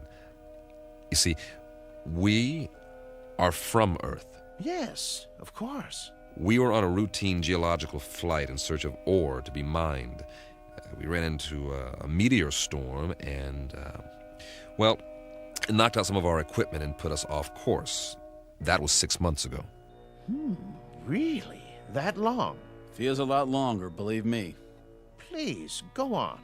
We saw this asteroid and landed as well as we could. But there's no more fuel. We're going to have to stay here until we can repair the communications module and signal for help. They'll think our ship was destroyed without an SOS beacon. I see. Then you're not from the Glades. The what? I've been expecting them. I'm due for a delivery. From Earth? May I ask a question about the Earth? Did they, by any chance, have that atomic war? Not as such. A cluster of smaller wars almost simultaneously. Most of the Earth's surface was destroyed. We're still picking up the pieces. Oh, dear me. That is bad news. More tea, gentlemen. Mr. Wickwire, explain some things to us before we go out of our minds. Certainly, but you do look hungry. And you can say that again. Let me fix us a light lunch first, Then we'll talk. No, Mr. Wickwire. Explain some things to us before we go out of our minds. If you like. Where are we? Why, you're in a memorial park. A memorial? More commonly known as a cemetery. Didn't you know? Please, make yourselves at home. I'll be back in no time. Did he say cemetery? Well, at least we know more than we did. You act like nothing's happened. Nothing has happened, yet. Just give it time. What would you suggest we do? I'd suggest that you... Settle down, fellas. Getting upset isn't going to help. Help who? There isn't anybody to help us. That old man's off his rocker. This place is some kind of loony bin. Shut up and sit down. Yeah, well, I tell you, I don't like it. We're sitting around having tea, and we don't even know where we are. It doesn't make any difference where we are. This is where we're going to stay until we can send a distress signal. Unless he happens to have some rocket fuel and a tail fin assembly lying around. So for now, all we can do is make the best of it. Yeah, Yeah, we don't have to like it, do we? Be patient. Everything will be explained, I'm sure. You mean you trust that guy? A little more trust might have saved our world, Pete. I say something about him is screwy. What's he so happy and well-adjusted about? Well, look at the way he lives. He's got everything he wants, even if it is a reproduction. Quiet. Here he comes. I've brought some sandwiches and a bottle of wine. I trust we'll make quick work of it. You can say that again. I haven't had a drink in I don't know how long. And after that, coffee. It's brewing now. Meanwhile, a glass for each of us. Do you mind if I pour? Very kind of you, Mr. Wickwire. May I propose a toast? Please. To peace, my friends. Eternal, everlasting peace. I'll drink to that. We all will. Excellent wine. Glad you like it. This is a special occasion. I thought it was worth opening a bottle. Liebfraumilch, isn't it? Yes, indeed. Mr. Wickwire, we're still a bit confused. You said we were in a cemetery. What did you mean? Mean? Yeah, why would there be a cemetery here? Perhaps you could elaborate. Certainly. But before I explain the details, you must give me some information. If you like. If your dearest wish could be granted, what would it be? I'm not sure I understand. What would you like to be doing most? Where would you choose to be right now? That's easy. Back on the ship, headed for home. And you, Captain? I'll go along with that. So will I. Splendid. Oh, one other thing. When you left Earth, what was the date? September? No. The year. 2280. Really? 2280? When you arrived, I thought you were the men from Happy Glades, but you couldn't be. We're still not following you. What's Happy Glades? The world's greatest mortuary. At least, it used to be. The management hit upon this scheme as a service to the few who could afford it. The scheme being... Why, this little asteroid. Moriarty bought it and paid well to keep it off the maps. For what reason? Simple, really. You see, the plan was to recreate conditions in which the dearly departed would be most happy. A favorite setting, a desired event. For example, if one had always wanted to be elected mayor, he'd achieve his ambition here for all eternity. So those people outside, they're all... Oh, not all of them. Just the select few. The rest are imitations. Simulacra, we call them, for effect. In other words, this is the place where your dreams come true after you've stopped dreaming. Yes, that might be a way of putting it. Very good. But a cemetery in the middle of space? Your boss, Moriarty, he could have bought a piece of property anywhere in the desert, say, away from everything. Oh, no. You don't understand at all. Happy Glades promises eternal peace, everlasting peace. You couldn't have that on Earth, now could you?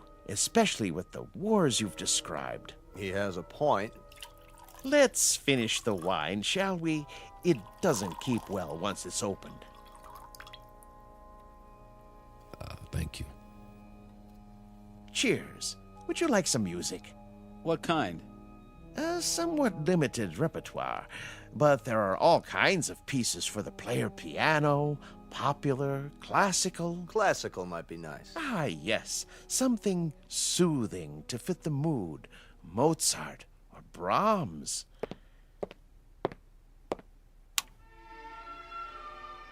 A good choice. I thought so. Drink up, gentlemen, before I bring the coffee. Unless you'd like something more to eat. I have some tea cakes in the kitchen. What about you? Me? Yes. How do you fit in? Why, I'm the caretaker. It's my job to make sure that our guests are not disturbed. This mortuary, or whatever it is, when was it built?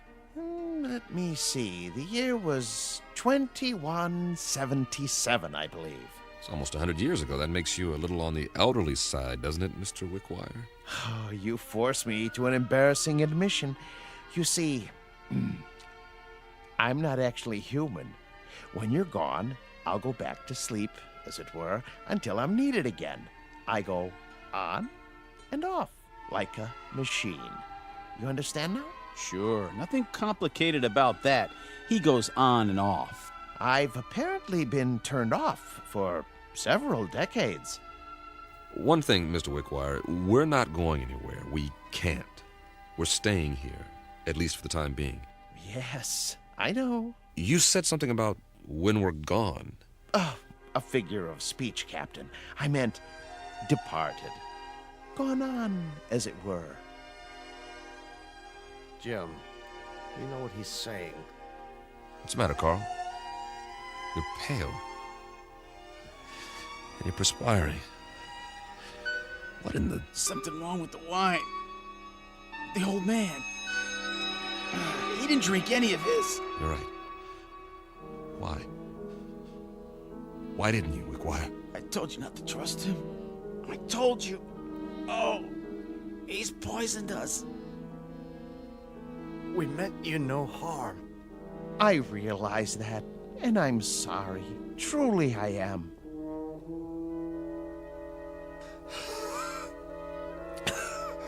Give us the antidote. Give us the antidote. There is no antidote, Captain. Even now, the eternifying fluid is coursing through your veins. It won't be painful, I assure you. Oh, please. You've got to stop it. Oh, my dear friends, can't you understand? I have no control in these matters. I'm only a machine. But why? Why us? Because you're here and you're men. And while there are men, there can be no peace. Surely you've seen ample evidence of that on Earth. What are you going to do with us? There are several possibilities, but as you said, your preference is to be on your ship. So be it. I'll move you there and arrange you in your natural habitat. And every day for a while I'll come by and check on the display, your poses, the instruments and other details, and I'll touch them up if need be with a feather duster so that the scene is absolutely perfect before I retire to this house and turn myself off until the next ship arrives. I trust it will be a dream come true for you. It will. Won't it? For the love of God, Wickwire. For the love of God. You'll excuse me now, but I must make ready. Oh, and gentlemen, I do most sincerely wish that you rest in peace. Captain. Goodbye, Captain. Easy, Carl. Easy, Carl. Don't fight it. It'll only work faster. Bill. I'm scared. Try not to be beat. I'll be with you. Be back on the ship soon. For all eternity. See you over there.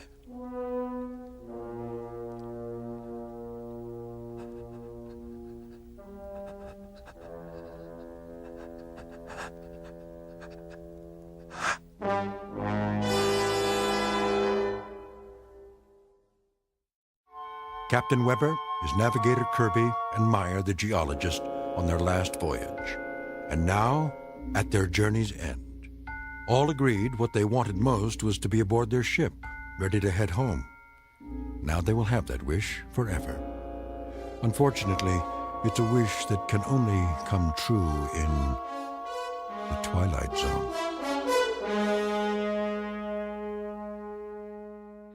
The Twilight Zone continues in just a moment. You are about to enter another dimension.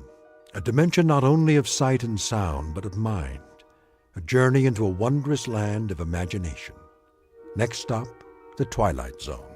Hi, this is Stacy Keach. I'd like to take a moment to tell you about our Twilight Zone website at twilightzoneradio.com. At twilightzoneradio.com, you'll find the latest information on these Twilight Zone radio dramas, including behind-the-scenes photographs, plus the newest product releases, trivia contests, ways to contact us, other Twilight Zone-related info and merchandise, plus links to other fascinating websites. So make your next stop twilightzoneradio.com. Visit twilightzoneradio.com to purchase these Twilight Zone radio dramas on cassette and CD, or call toll-free 1-866-989-ZONE. That's 1-866-989-9663.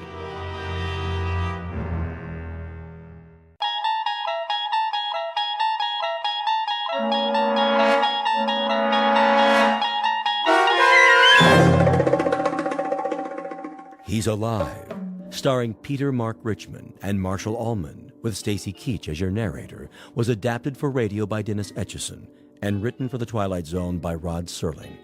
Heard in the cast were Roger Mueller, Jason Bradley, Christian Stolte, Doug James, Jeff Lupetin, Amanda Amari, Elizabeth Lido, Vince Amari, Alex Sopner, Frenette Lebo, Carl Amari, Kurt Nabig, Peggy Roeder, and Jason Mallow. This copyrighted radio series is produced and directed by Carl Amari and Jason Mallow for Falcon Picture Group. Doug James speaking.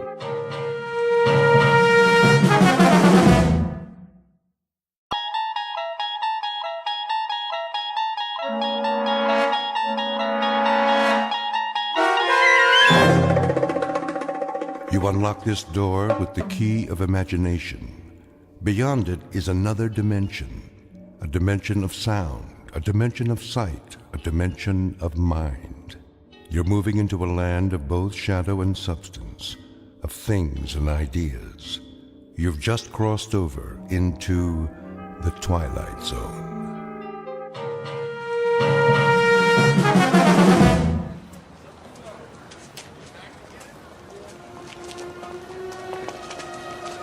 That looks like a good spot. Where? Up ahead on the corner. Yeah, we'll set up some boxes. I don't know. It's perfect, I tell you. All these people taking a walk after dinner, they'll listen. Oh, they'll listen, all right. Just hand out the pamphlets for now.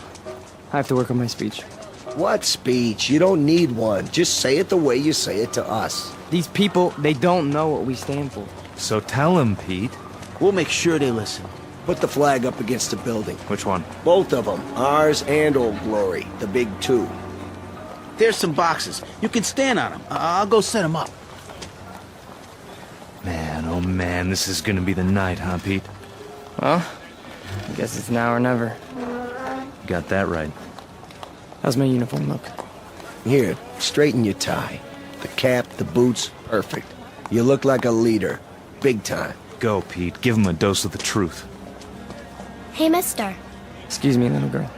Are you in the army? No army you ever heard of, sweetheart, but you will. My daddy's a lieutenant. Are you a lieutenant?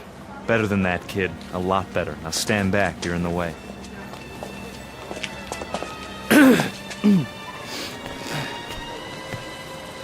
Good evening. Good evening, neighbors. I have something of great importance to tell you. If you'll all gather round. Neighbors? Who's neighbors? Yeah, we're not your neighbors. I never saw him around here. Yeah, me neither. Look at those crazy outfits they're wearing. Yeah, they look like real idiots. I bring you a message that you'll all want to hear. What are you selling? Vegetable choppers? Because I already bought one. It's... Well, hear me out, folks. Hey, what's with the goopy flag? Yeah, it's got lightning bolts on it. Well, maybe they're looking for a few good men for Halloween. I want to talk to you about international communism and the secret masters of the World Bank. I'm not joking, neighbors. Do you know who's really behind it? Look at our economy. It's falling apart. It's because of the bankers. That's right. The economics of the world, now, then, and forever, have always been the breeding ground for a certain type. An insidious type.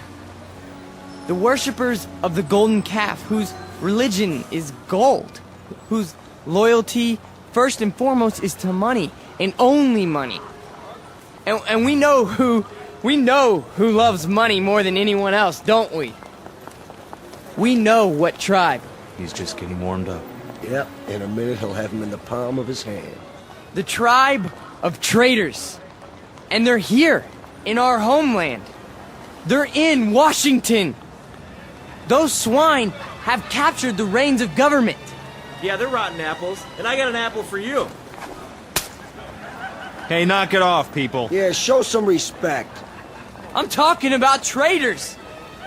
Listen. Boring. Ice cream. Get your ice cream. I want one. Come on, Angie. We'll both get one. Then we'll go home. Yeah, there's nothing happening here. No. Listen to this. What about foreigners? Huh? Foreigners. Take a look at the way that they're controlling us.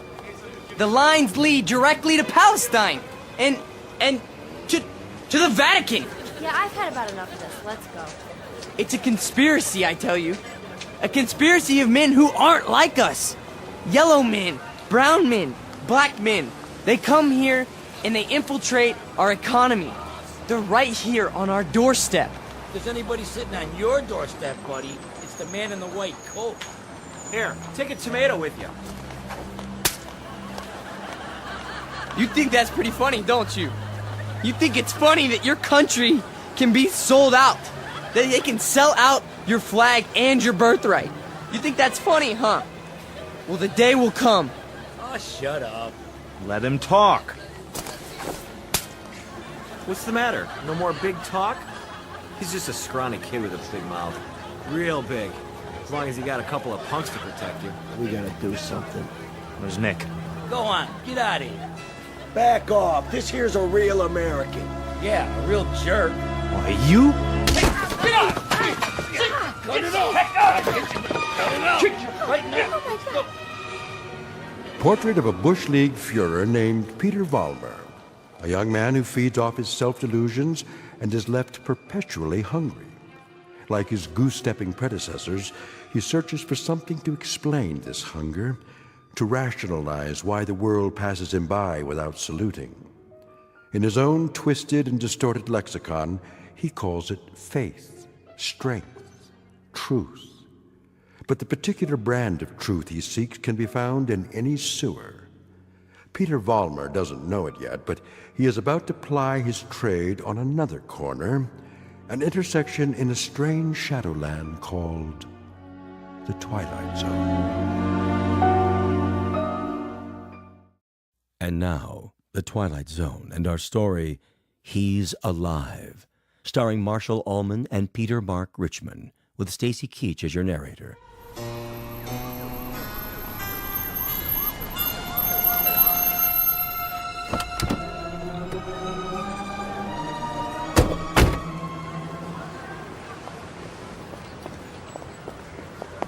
All right, folks, break it up. Party's over. Yeah, what's happening here?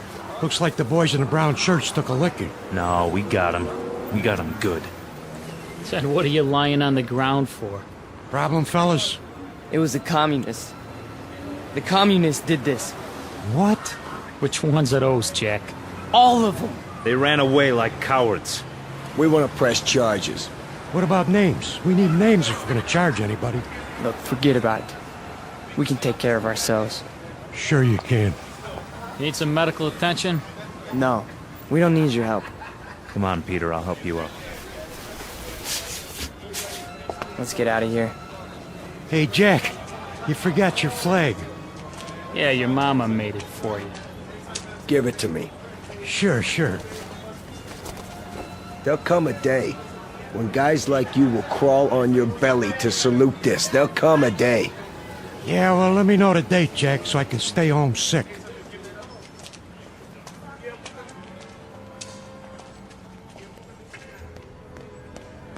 Hey, Pete!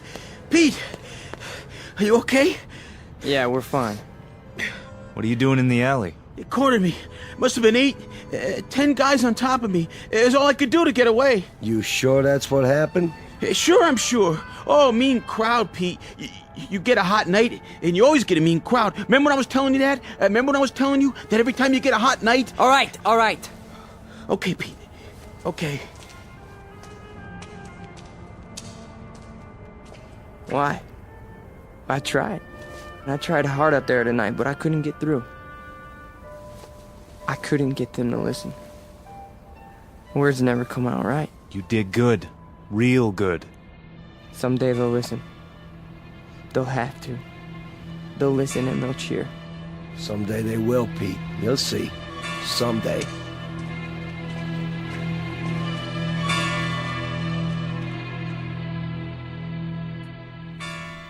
Now, hold still. It's only a cut, not a mortal wound. Wash your face when you get home and put some iodine on it. I think you will survive. Now, do you want a cup of coffee? I'd rather have a drink. A drink, is it? May I have a drink, Ernst? I have some wine. Will that do? Yes, please. Very well. You are a man now.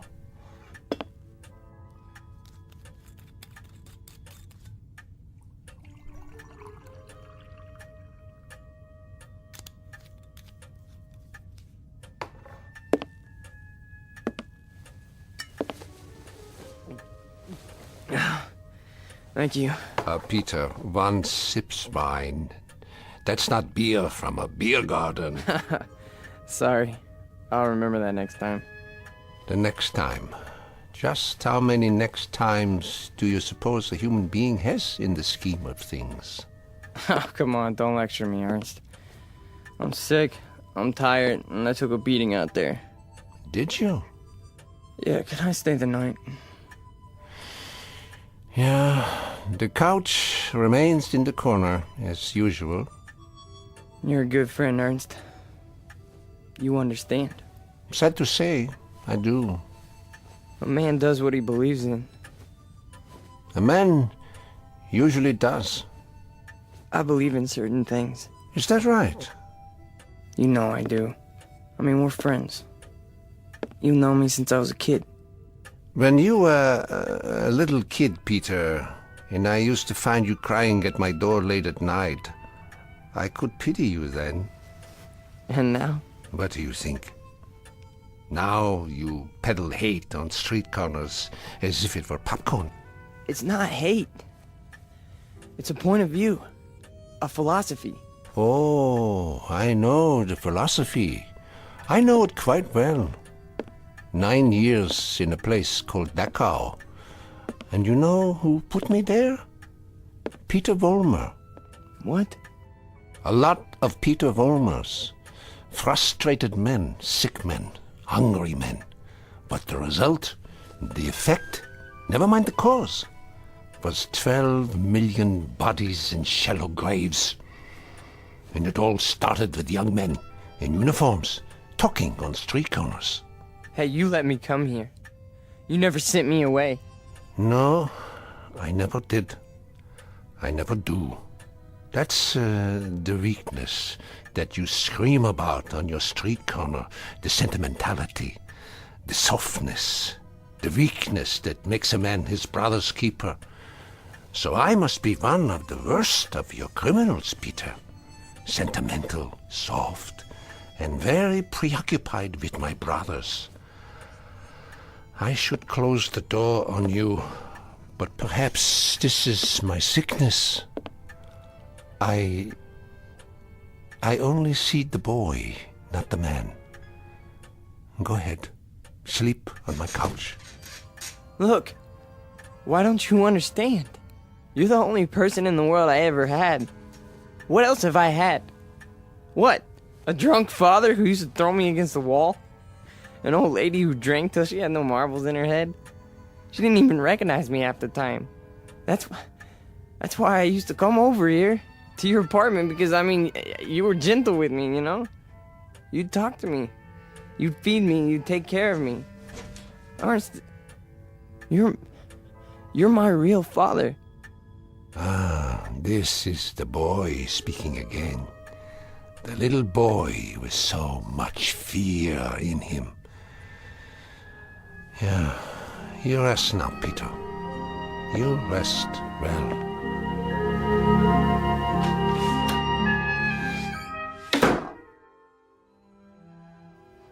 No. No. No. No. No. No. Wait. Eugene.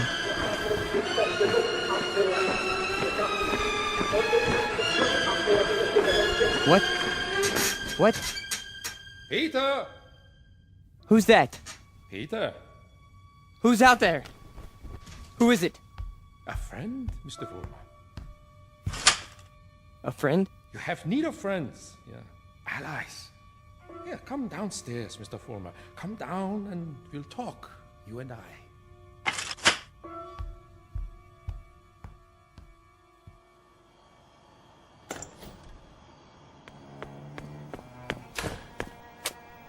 Hello, Mr. Vollmer. I heard people out here. Oh, did you? And your voice. Well, a dream, perhaps, of better days to come. Who are you? Take a good look. Do you not recognize me? Surely you have seen my picture. Wait. That hair. With the mustache. No. It can't be. You died a long time ago. Did I? Or perhaps I only wanted people to think so. But you're a great man. I am aware of your opinion. How did you know where to find me? I simply followed your tears, Mr. Vollmer. You said you have something to talk about? I do. I do indeed. I have you to talk about, and the things you believe in, which are the things I believe in as well. See, your success, Mr. Vollmer, will be my success. Are you interested? I am. I am. Please go on. Good. Then let us start by discussing a most important point. What are the dynamics of a crowd? How do you move them, Mr. Vollmer? How do you excite them? How do you make them feel as one with you? I don't know. I don't know, sir. How? Join them first, Mr. Vollmer. Yeah? When you address them, speak as if you were a part of the mob. Speak to them in their language, on their level. Make them hate the things you hate. How do I do that? If they are poor, talk to them about poverty. If they are afraid, talk to them about their fears. And if they are angry, Mr. Vollmer, if they are angry, give them objects for their anger. But most of all, what is most of the essence is that you make the mob an extension of yourself. Say to them things like, things like this. They call us hate mongers. They say we're prejudiced. They say we're biased. They say we hate the minorities. The minorities. Understand the term, neighbors. Minorities. Shall I tell you who the minorities are? Shall I? We are. We are the minorities. That way, Mr. Vollmer. See, you started that way. I think I understand. That's right.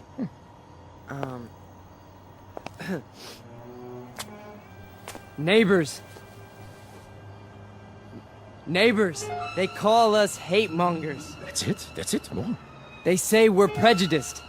They say we're biased. Yeah, now you have got it. Go on. The minorities? Understand the term, neighbors. The minorities. Shall I tell you who the minorities are? We are the minorities. Because patriotism is the minority. Because love of country is the minority. Because to live in a free white America seems to be a minority opinion. Let me tell you something, neighbors. I want you to dwell on this. Just dwell on it. Once we had an atom bomb, and suddenly the Russians had it. We wanted to send men into space, but it was the Russians who got there first. We had a hydrogen bomb.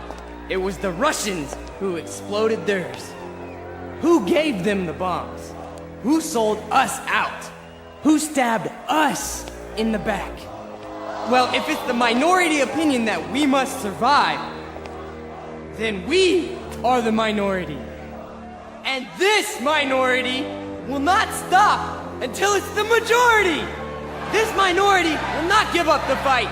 No, this is the promise, and this is the legacy.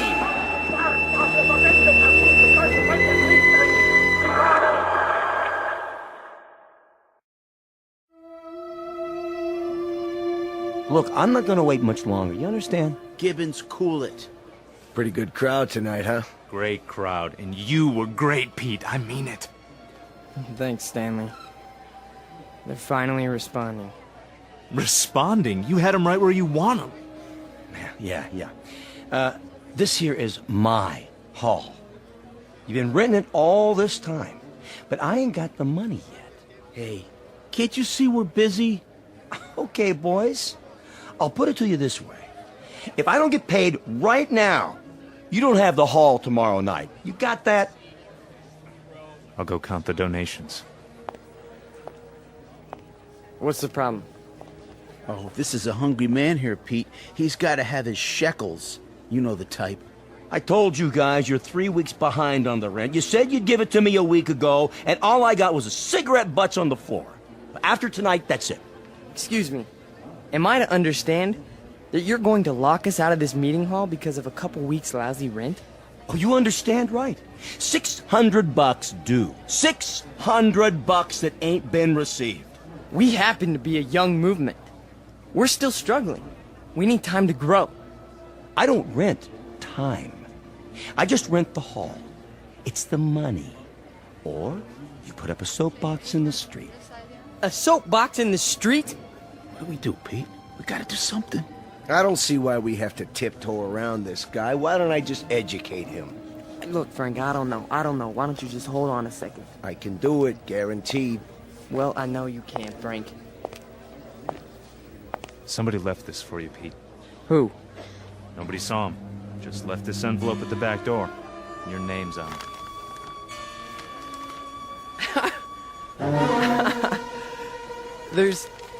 There's money inside.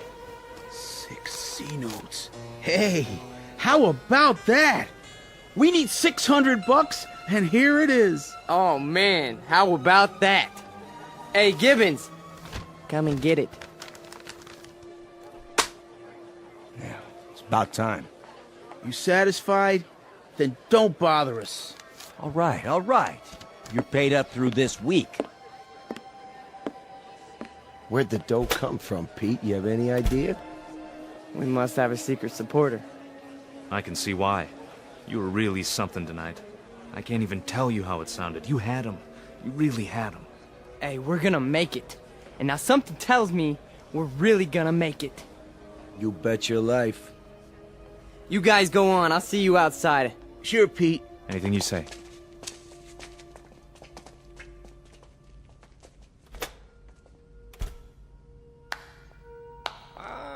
Excellent performance, Mr. Vollmer. Yes, very effective. Very effective. You learn quickly. Well, thank you. I didn't know you were here. I am always here. Pleased to be of help. You learned the style very well. You delivered it precisely as I told you. I'm very obliged. And the money? Oh, it was the least I could do. We couldn't have you thrown out into the streets, yeah? I happen to feel that your work is very important. You're with us? With you? Oh, Mr. Vollmer, you might say, I am you. Now, I have some suggestions. I'll continue to give you speeches, but there's a matter of importance that must be taken care of. What is it? An expedient, Mr. Vollmer. Oh, you might call it a cause célèbre. Something to cement the organization together. I don't understand. The organization needs a martyr. A martyr? How do we find a martyr? You don't find one, Mr. Vollmer. You choose one. You pick out the one of least value, and you make him a symbol. You wrap him in a flag, and you make his death work for you. Find a man, Mr. Vollmer, who has no worth while he's alive, but who can serve you when he's dead. Like who? Oh, surely there is such a one. Pete, they're waiting. Be right there, Nick. Okay. Thought I heard voices. You talking to somebody? No. I'm just practicing my next speech. Look, hey, tell Frank to come in here, would you? Right away. Alone. Sure thing, Pete.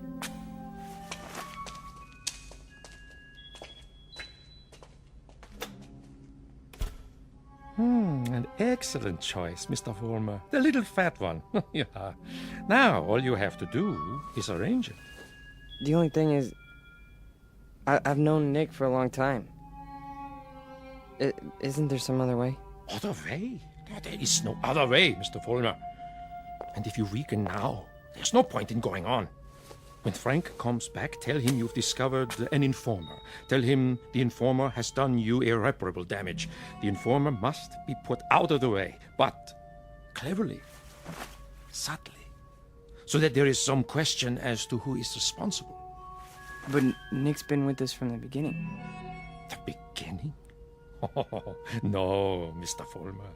None of you were at the beginning. None of you. Nick's my friend. And this is an act of friendship. We are allowing him to serve the cause. How glorious for him.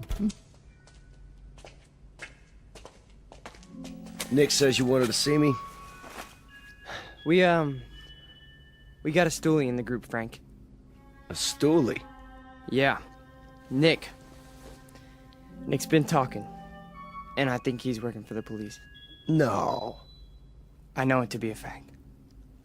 Everything we've done, everything we've said, Nick snitched on us. Are you sure? Beyond a shadow of a doubt. Well, what do you want to do, Pete? Get rid of him. Get rid of him so that it looks like somebody else did it. Make it look like someone who hates us. I understand. I understand, Pete. You call it, you got it.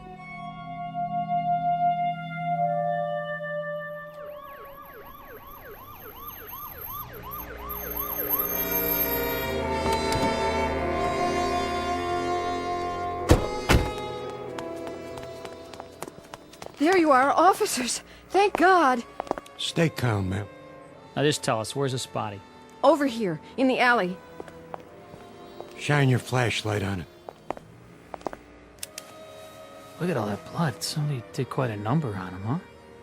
I've seen him before. It's one of those young hooligans. You can tell by the uniform.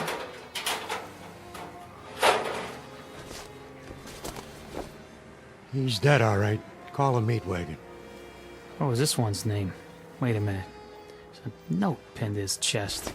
What does it say? A good fascist. What do you suppose that means? One of their enemies must have put it there after he beat him to death. Yeah, but which enemy? There's a lot of them around here. Fewer and fewer every day.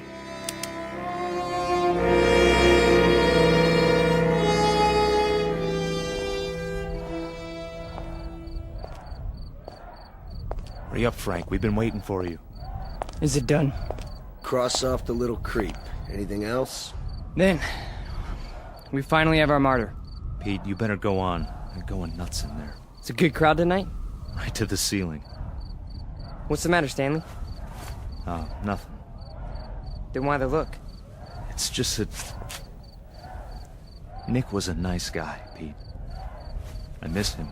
Stan, you listen to me. You forget about Nick right now. He was a fat pig with no guts. He was a greasy big mouth who copped out every time he took a breath. A nickel and dime Judas who got exactly what he deserved. So don't mourn for Nick. He doesn't rate mourning. Not that pig. You got that, Stanley? Look at me, Stanley. You got that? Yeah. You have his poster ready? Blown up bigger in life. Just like you said. Good. When I give the signal, unveil it behind the podium.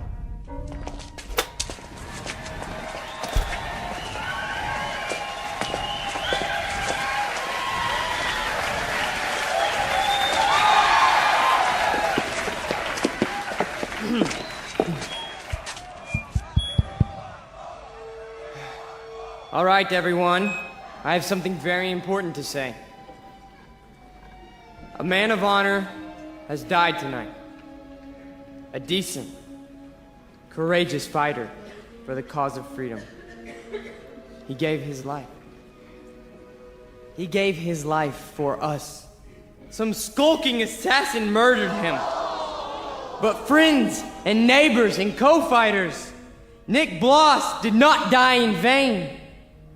They stilled his great heart, but they could not stifle his memory. They could not obliterate his courage. They could not wipe away his honor. He lives, my friends. He lives in you, and he lives in me. He lives deep in the gut of any human being who believes that the United States of America should be free, should be untainted, should be free from the mongrels who try to enslave it. Now, Stanley, look at this portrait of Nick Bloss in his uniform. He wore it proudly. He died for it. And you and I, neighbors, we will live for it!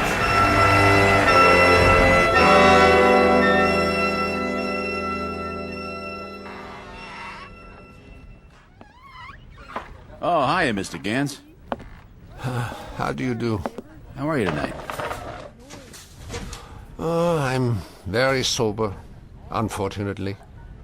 Beer? Yeah, if you please. Boy, listen to him across the street. Guy's got a voice on him. And I knew it when it was only a whimper. That's a wild kid, that one. Used to be people would laugh at him, but lately he gets the crowd. Not many people laugh now. Say, you know him, don't you? Yeah, since he was a child. A silent little boy with very little to say. But now, I've been here before. Oh yes, I've seen and heard it all before. That was another time, Mr. Gans. Another place. Another kind of people. That stuff doesn't go here. That's what we said, too. They were brown shirt scum. Temporary insanity. Part of the passing scene. Too monstrous to be real. So we ignored them. Or laughed at them. Because we couldn't believe that there were enough insane people to march for their cause. And then, one morning, the country woke up from an uneasy sleep, and there was no more laughter. The Peter Volmers had taken over.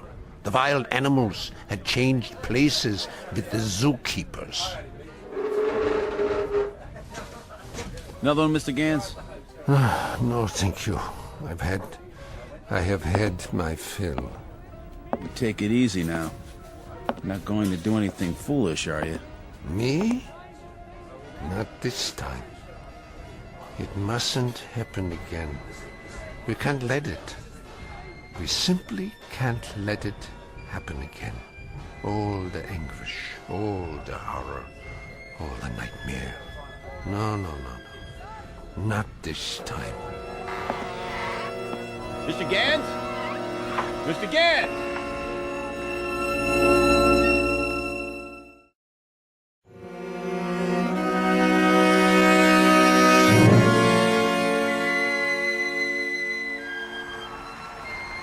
And so I tell you, my friends, we will take it to the streets. There's going to be a big meeting tomorrow night with searchlights and banners and drums, and armbands. For every one of you who wants to join us, we have armbands. And soon, very soon, we will have uniforms for all of you. When we march! Who's that? Search me. Go on, Mr. Vollmer. You were saying? Ernst, what are you doing here? I can tell them what you were saying. I have heard it all before. I have heard it 1,000 times before. In Munich, in Berlin, on 100 different street corners. It was drivel then, and it is drivel now. Ernst, you've got to stop. And what is this one here? The latest model? A new Führer right off the assembly line? Well, this one isn't so new. He is just a cheap copy. Oh, let me tell you about this one. About the breed, the species. They are all alike. Problem children with illusions. Sick, sad neurotics who need applause like a needle. That's enough, Ernst. Please. Please. Listen to me, Peter, and let them listen, or I will tell them about a quaking, whimpering boy who cried on my couch, who still cries on my couch. Ernst, don't! They need parades and torchlights and slogans like therapy. They need uniforms and armbands, because without them they are naked and pitiful. This one grew too old to bite his nails, so he made believe he could lead others. Pete, don't let him have the mic. Put him down, or I'll put him down. Yeah, put me down, Peter. Shut me up. Stifle me, huh? Why don't you? Why can't you? Because this is your courage right here. The symbol on your sleeve. A torch on a lightning bolt.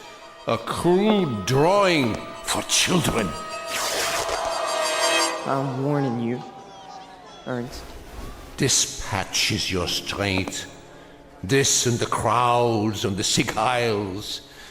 And if I tell you to your face, Peter, that your courage is made out of cloth, that your ideas are filthy garbage, and that you are something less than a man, what do you say to that? How do you answer me? Like this! Oh, the rebuttal. The only answer your kind knows how to give. Is that the best you can do? A bloody nose? This is your Führer? He is yours. I give him to you. A gift from the sewers. You see, folks, the way it is. Hey, Pete, don't worry about it. He's just an old man. One crummy old man. The way it is, I knew him. I knew the old man once. Is that a fact, Mr. Vollmer? Yes, that is a fact. I used to know him. And... Who's he talking to? Mr. Vollmer, I have no interest in who he is. My concern is in what he is. He cheapened you in front of these people. You barely had the strength to strike him a slap, like a woman. Your voice is like a lion, but your instincts are rabbits. And you? Instincts like a rabbit. Slap like a woman. You stand in the darkness and plan the battles. But you're never there when they're fought. No. Why don't you come up here alongside me, huh? Why don't you let them see who you really are? Why don't you make a speech? Mr. Vollmer, I was making speeches before you knew how to read them. I was fighting battles when you were struggling to get out of a womb. I was taking over the world when your universe was a crib. And as for my standing in the darkness, Mr. Vollmer, I invented darkness. Then you take the stick. Go on. It's all yours. Pete. Kate, who were you talking to? Where are you going? You can't run out.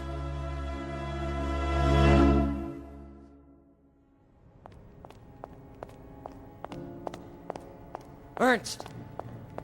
Ernst! Where are you? Let me explain. You! Why? Why did you pick me? I didn't pick you, Mr. Former. You picked me. You chose my ideas. You invoked my name. So now, you must take whatever comes with it. What? In the past, I've given you suggestions. Now, I give orders. Orders? What do you want me to do? From now on, you must be built of steel. No soft gaps of sentiment. Steel, Mr. Vollmer. The way we handled Nick, and the mobs, and the speeches. And gradually, bit by bit, we shall forge something strong, something powerful. Just as I did before, with my own hands. With my own hands! The old man, the Jew, he'll be back again tomorrow night, the next night. I know him. I know the type. We sent them into the ovens. But always, always, there was a handful left to point a finger. His kind, Mr. Vollmer, his kind are dangerous. See, they talk, they think, they plant seeds, they hold us back. Here, take this. What is it? What do you think? A Luger 9mm pistol. My personal sidearm. Kill him. Kill the old man. Kill Ernst? Tonight, he will be in his room. If you are man enough. If you are steel. All right. I'll do it. I'll do it now. Then, Mr. Vollmer, when you come back, there's much we have to talk about. Plans, yeah, campaigns, ideas, the next steps. This is only the beginning, the dawn. It will be a long, long day.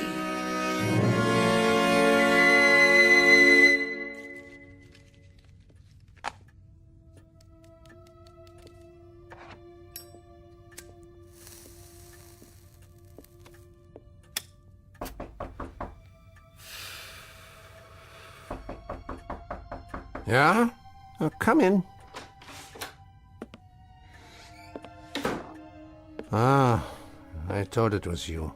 You wouldn't listen to me, Ernst. On the contrary, I listened to all that I was able to stand. You should pay attention now. I can't even begin to tell you what's happened. It's too incredible. It's too unbelievable. I can tell you this much. We're on the march. From now on, we only go forward. There's no stopping us. No stopping you, Peter? An old man stopped you tonight with a few words. He stopped you with the truth. You're wrong, Ernst. It's not just me anymore. There's someone else. Someone behind us. Someone even you tremble at. He'd have to be a very imposing figure, Peter. Much more imposing than you. Oh, he is. He gave me this. See? More imposing even than a gun. That's only because you don't think I'll use it. Which only goes to show that you don't know me. I know you, Peter, I know you. From a ravaged little boy wanting love to a torn man looking for respect, identity. I don't fear you. So you may do what you have in mind at any time you wish. With this one last reminder. You can never kill an idea with a bullet. Never. No. I'm all steel now. Ernst, I'm made out of steel. No more sentiment. No more softness. Just purpose. Just will. Then shoot. Kill. Destroy me, if you can. Am I close enough to you? You're frightened. Admit it. Not at all. Impatient and a little bored. With living? With having to live in a time that produces people like you. Once, years ago, you made death inviting.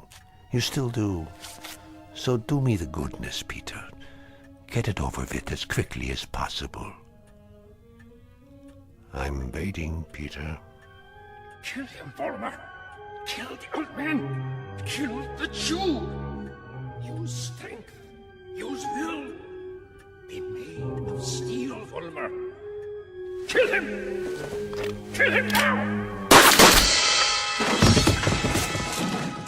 You see, Ernst? I told you! I told you! I'm made of steel. All steel. All strength. But at the expense of things that most other men have. Some fragments of decency that tell them right from wrong. That make them love. Yes, Peter, you have steel, but now you have no heart.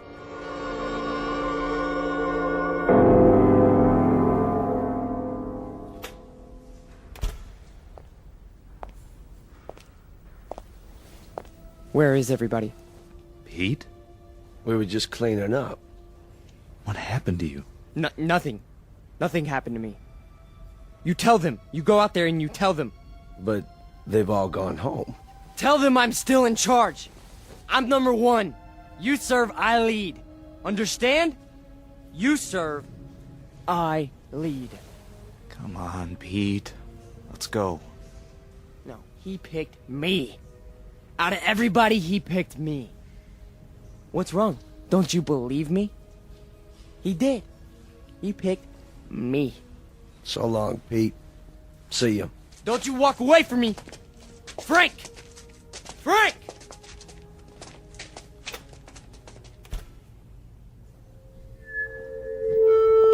Who's there?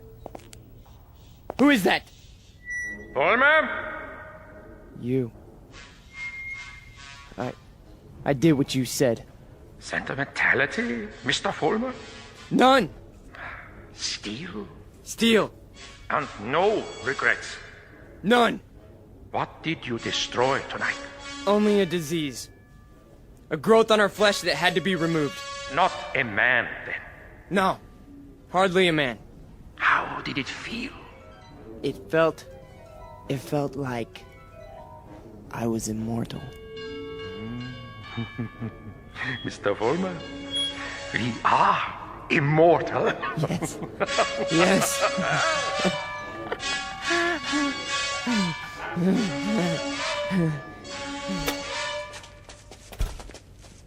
There he is. Don't move. What do you want?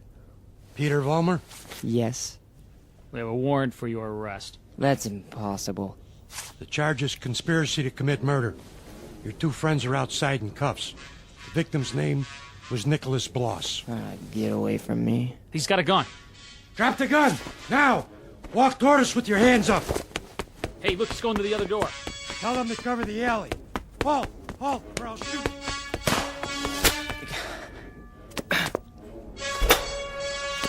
Hold it right there.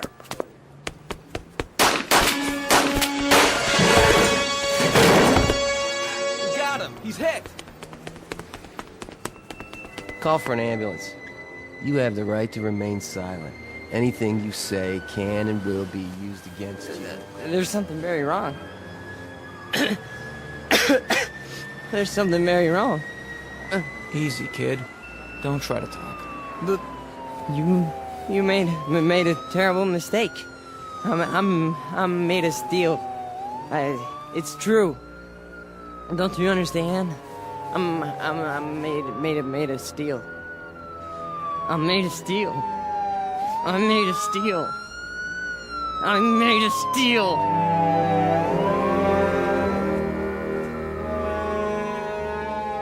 Where will he appear next? This phantom from another time, this resurrected ghost of an old nightmare. Chicago, Los Angeles, Miami, Florida, perhaps. Vincennes, Indiana, Syracuse, New York. Any place, every place where there's hate, where there's prejudice, where there's bigotry. Because he's alive. He's alive so long as these evils exist. Remember that when he comes to your town. Remember it when you hear his voice speaking through the mouths of others, no matter who they may be. Remember it when you hear a name called a minority slandered. Any blind, unreasoning attack on a people or any human being. He's alive. Because through these things, we keep him alive.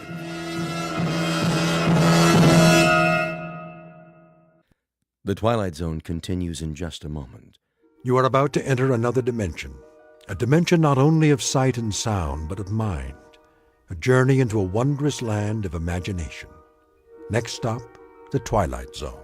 Hi, this is Stacy Keach. I'd like to take a moment to tell you about our Twilight Zone website at twilightzoneradio.com. At twilightzoneradio.com, you'll find the latest information on these Twilight Zone radio dramas, including behind-the-scenes photographs, plus the newest product releases, trivia contests, ways to contact us, other Twilight Zone-related info and merchandise, plus links to other fascinating websites. So make your next stop twilightzoneradio.com. Visit twilightzoneradio.com to purchase these Twilight Zone radio dramas on cassette and CD, or call toll-free 1-866-989-ZONE. That's 1-866-989-9663.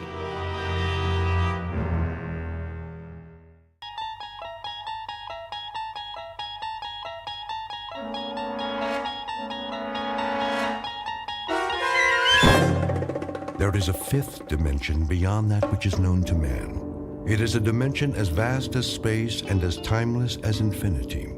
It is the middle ground between light and shadow, and it lies between the pit of man's fears and the summit of his knowledge. This is the dimension of imagination. It is an area which we call the Twilight Zone.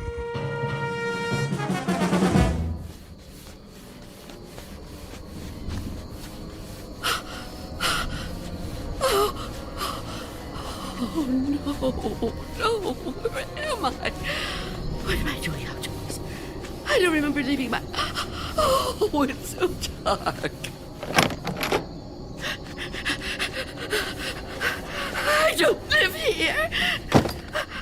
Or here. Oh, it is my house. Oh, I must get home.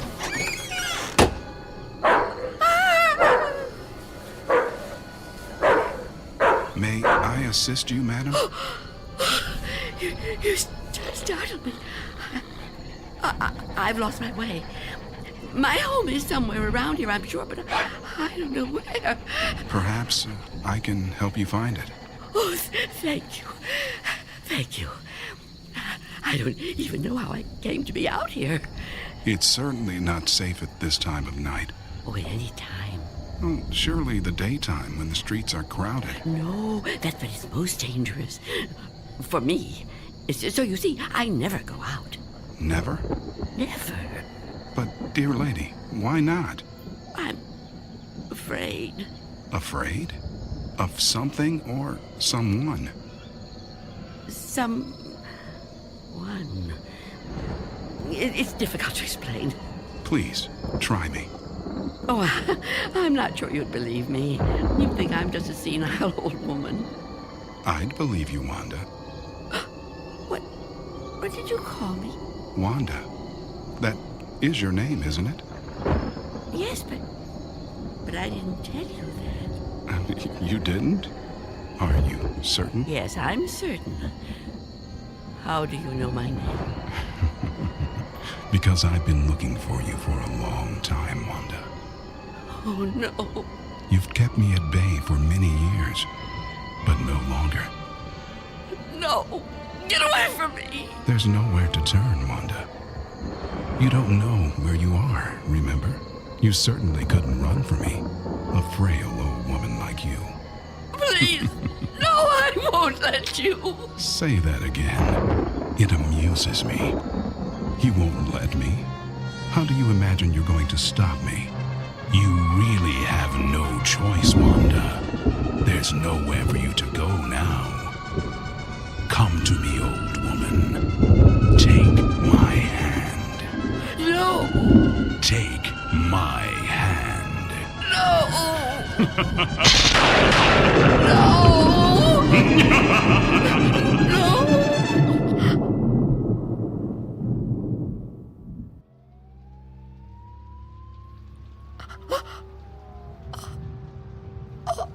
Oh, it was the dream. The dream again. I'm home. Of course I'm home. Where else would I be? But is it night or day? Oh, that's right. The clock is broken. It's been broken a long time. Can't get it repaired, can I? Not without going... No, I can't. I mustn't. I have to resist every temptation. Oh, really, Wanda? How could you be so careless? How could you fall asleep before... I must check.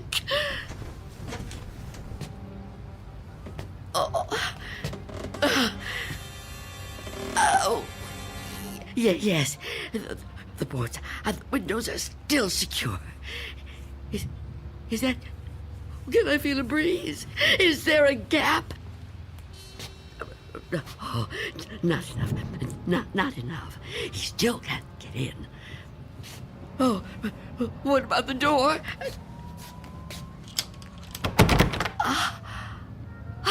Chain is on. And the door is locked. Good. He can't come in that way either. Yes, I'm safe. Safe for another day. But I've been careless. Really, falling asleep before checking. I mustn't take chances. I can't take chances. Not while he's out there. And he's always out.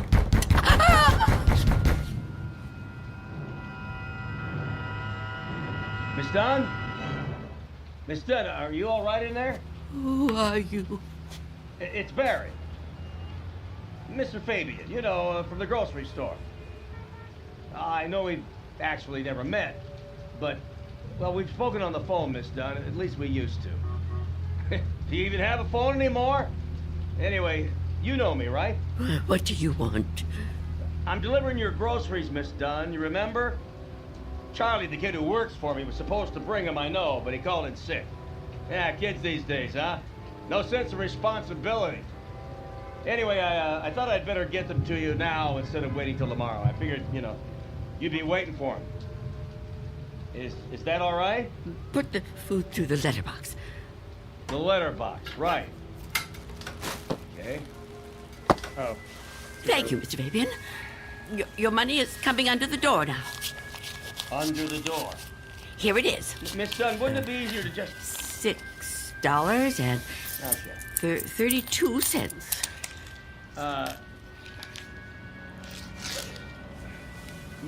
Many thanks, Miss Dunn, but, Good day to you, Mr. Fabian. Miss Dunn, are you still there?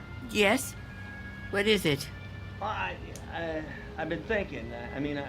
I just wonder... Miss Dunn, does anybody else bring you food? I really don't see what business of yours that is, Mr. Fabian. Well, no, it's nothing like that, I promise you. I mean, this hasn't anything to do with business. I'm just concerned for your well-being. I mean, it seems to me a person can't live on food big enough to fit through a letterbox. I can assure you, Mr. Fabian, I'm in no danger of dying as long as I observe this strict regimen. Oh, well, I'm glad to hear you talk like that, but I don't know. Maybe if I could come in for a minute. Come in? Yeah, I just want to talk, Miss Dunn. I mean, I can't do that so well out here. I really think you need to see a doctor. Out of the question. No one is coming in here, Mr. Fabian. Not a doctor, and not you. Miss Dunn? Miss Dunn, could you open the door, please? Go away! Miss Dunn, I just want to help you. I know what you want. Leave me alone. Miss Dunn, all I know who you are. You do? Well, that's good. That's very good. Myself, I have a very bad memory. Every morning, my wife gives me a pen. Every day I lose it somewhere. So, will you let me in? Stop trying to get in here. You won't get me. Just go away and leave me alone. Come on, Miss Dunn. Look, I've got other deliveries to make. I just want to help you if I can. I think you could use a little help. The heck with it. Good luck living here in this neighborhood. What's left of it.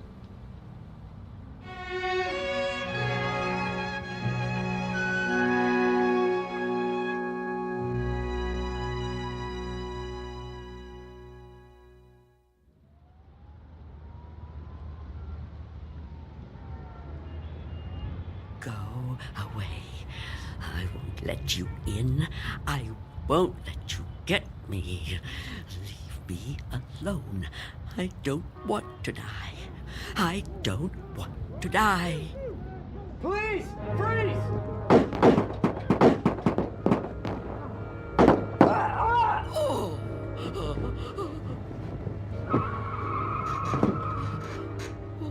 What's going on out there?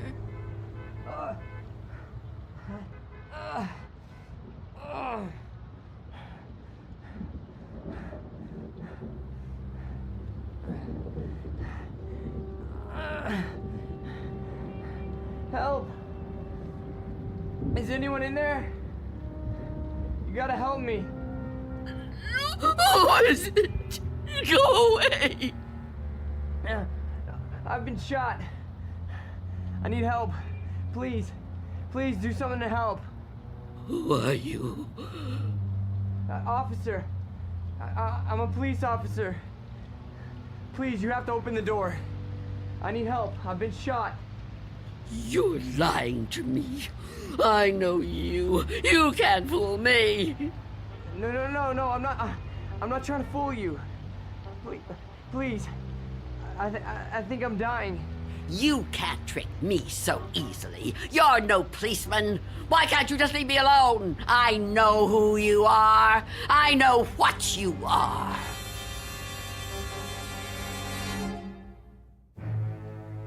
An old woman living in a waking nightmare. An old woman who has fought 1,000 battles with death and has always won. Now she's faced with a grim decision.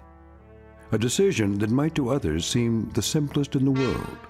That of whether or not to open a door. And in some strange and frightening way, she knows that this seemingly ordinary door leads to the Twilight Zone.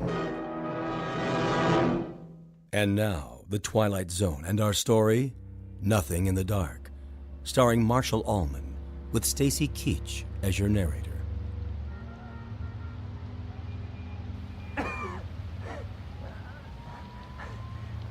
Please. Why won't you help me? Stop this! Why must you do this to me? I'm losing a lot of blood. It's so cold out here. Listen to me. I'm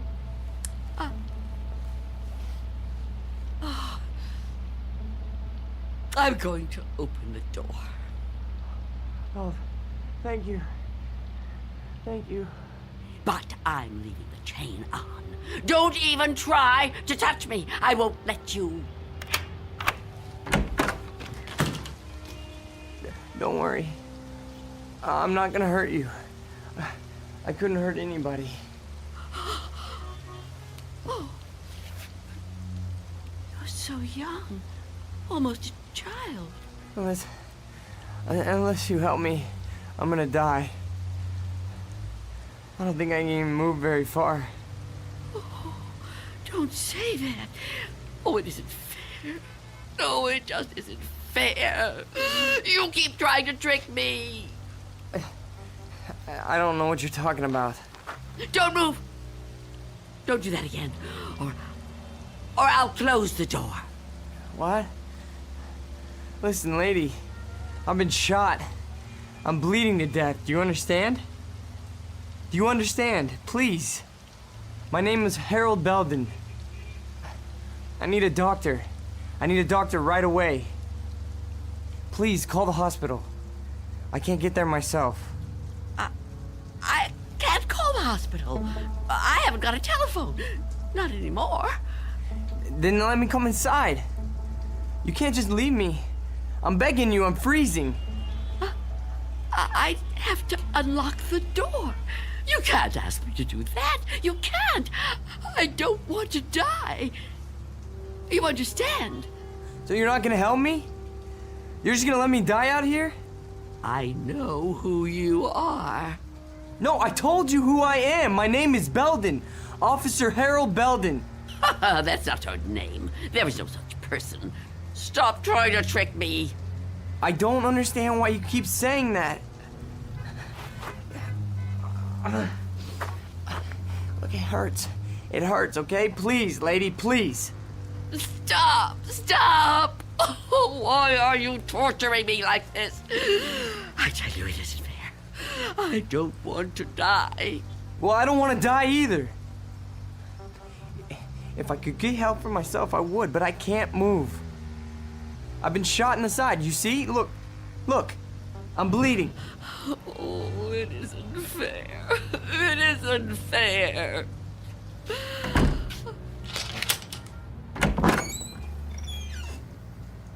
Will you help me? Yes. Yes, I'll help you. Thank you. Take my hand. What? Take my hand, pull me inside. No, I won't. I mean, I can't. Oh, can't you? Can't you crawl in? Well, I don't think so.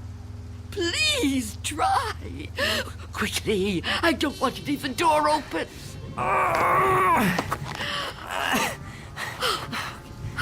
That's it. Come over here. Into the bed.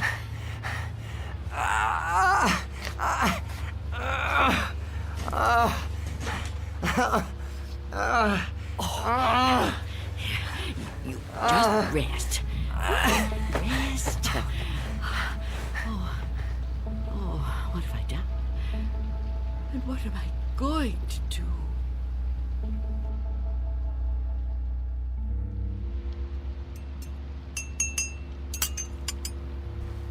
Officer? Officer? Officer? Oh, I'm so sorry. What a...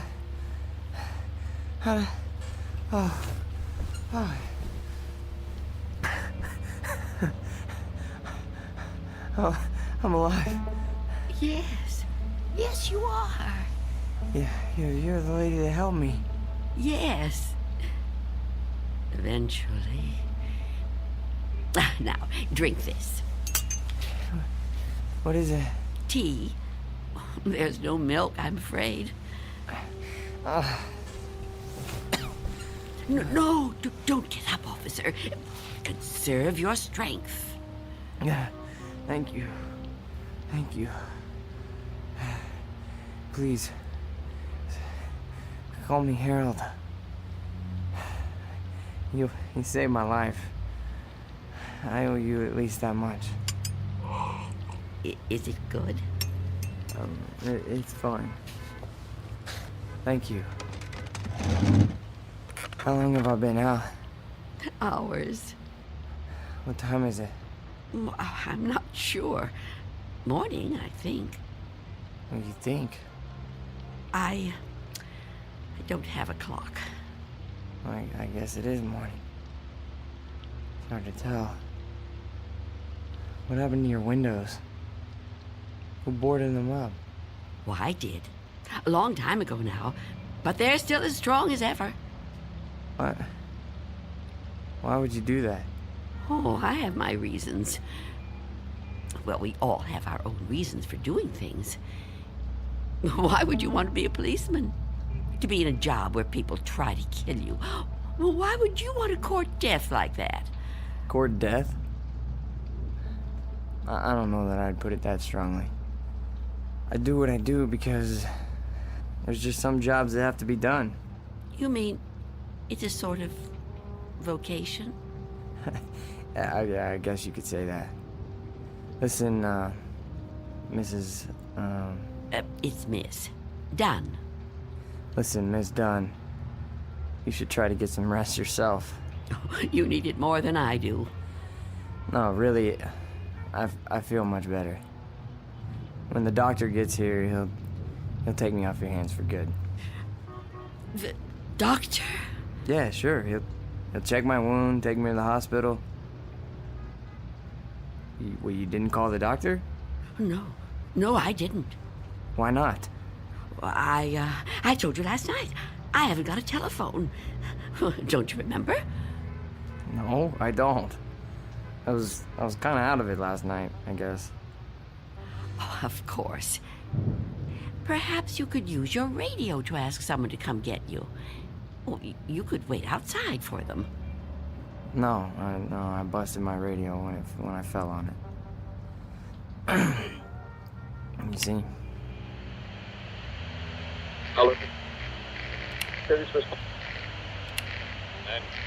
I don't think I got the strength left to get up on my own. Look, couldn't you go to one of the neighbors? Oh, there aren't any. What are you talking about? There aren't any neighbors. There must be. Everyone has neighbors. Well, I don't. Not anymore. Why? What happened? They've all moved away. Not all of them. That's impossible. All of them. Trucks came and took away their furniture. First one, and then another.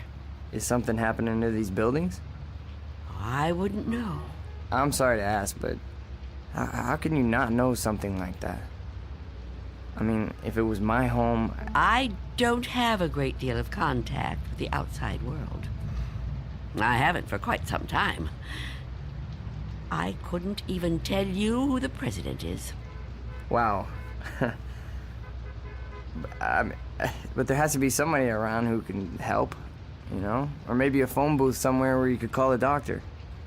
Perhaps. I don't know.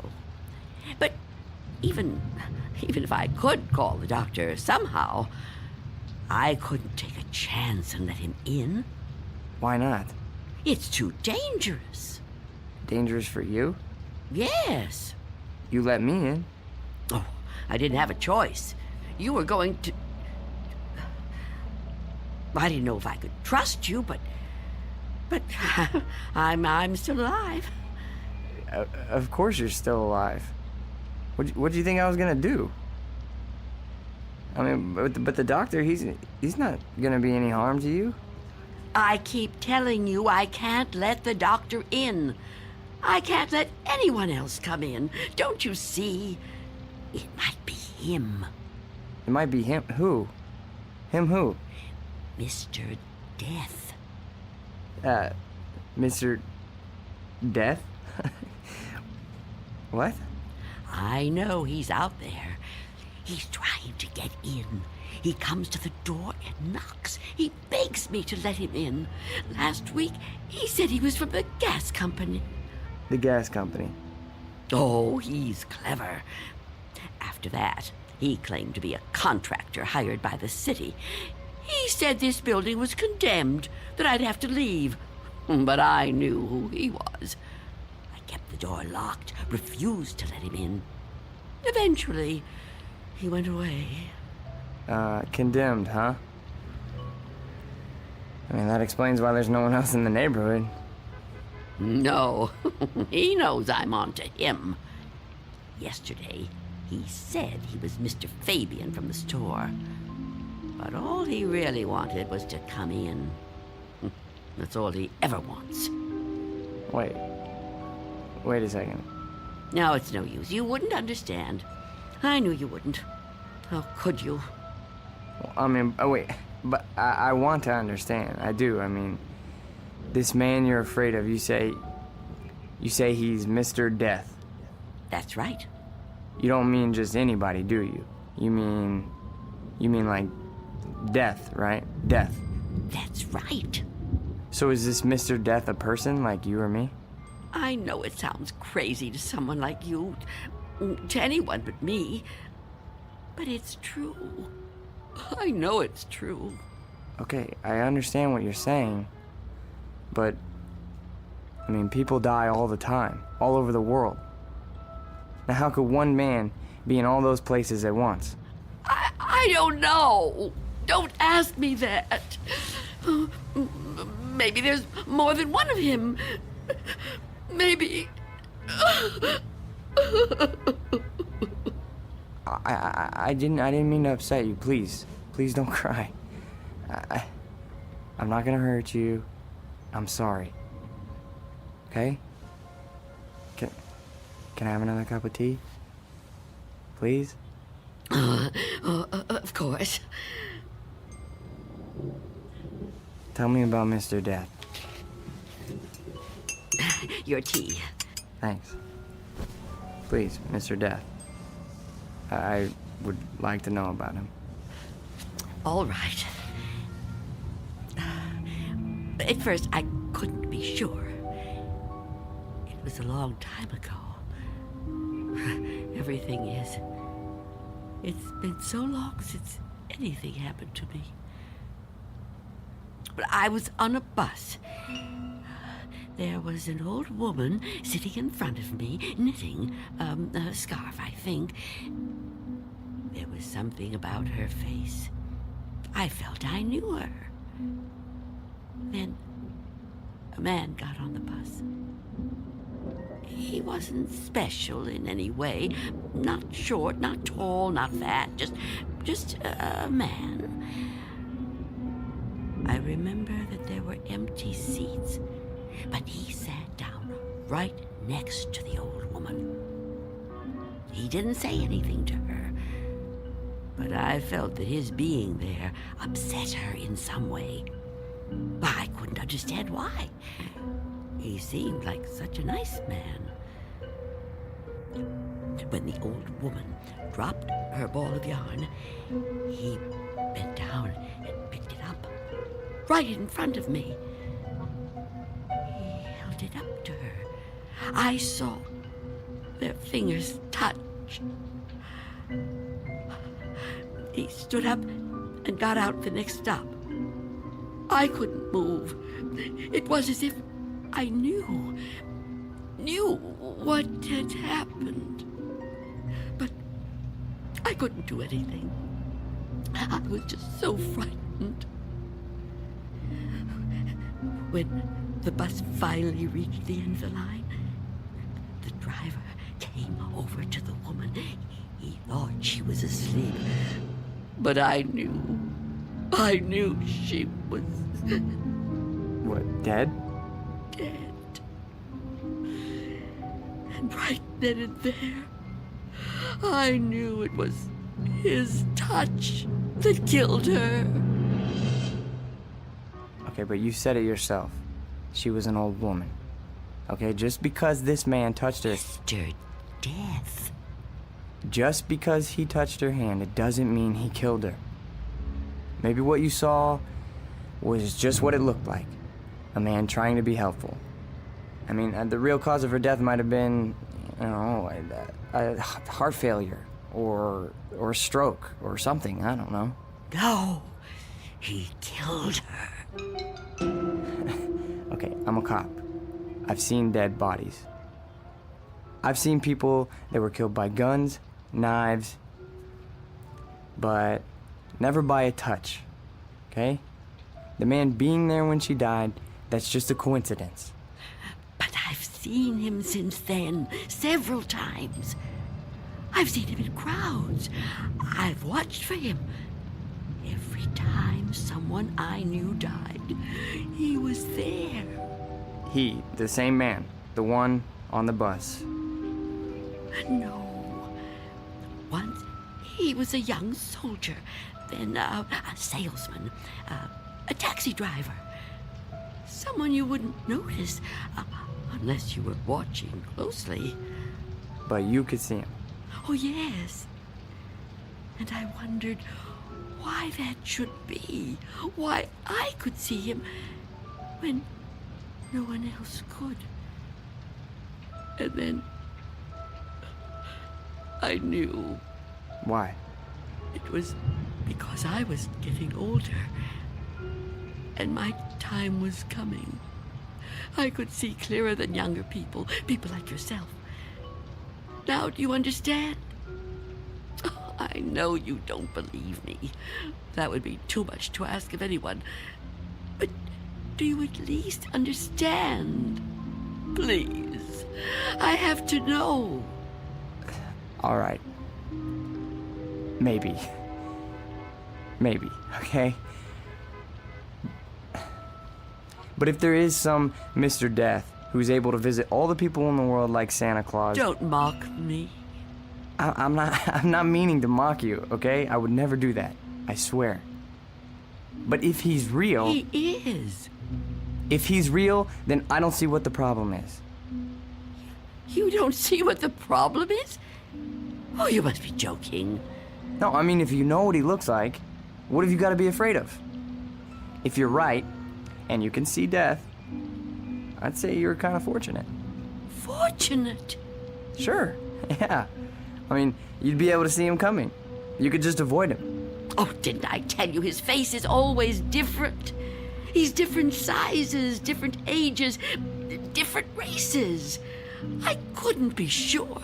Well, how about when you go out? Out? Sure. Well, I know you said you don't have much contact with the outside world, but you have to go out sometime. I mean, to the shops or something, you know? Now, couldn't he touch you then, if he wanted to? No. Why not? I never go out. Never. Never. Oh, I haven't been out for years. I don't know how many. I don't keep count. That would be too depressing. But I suppose you can guess from the smell. You're too polite to mention it. But it must bother you as much as it bothers me. So what do you do about food? The boy at Mr. Fabian's store delivers it. But I never open the door to him. How can you live like this? Oh, don't think I enjoy it. So why do you do it?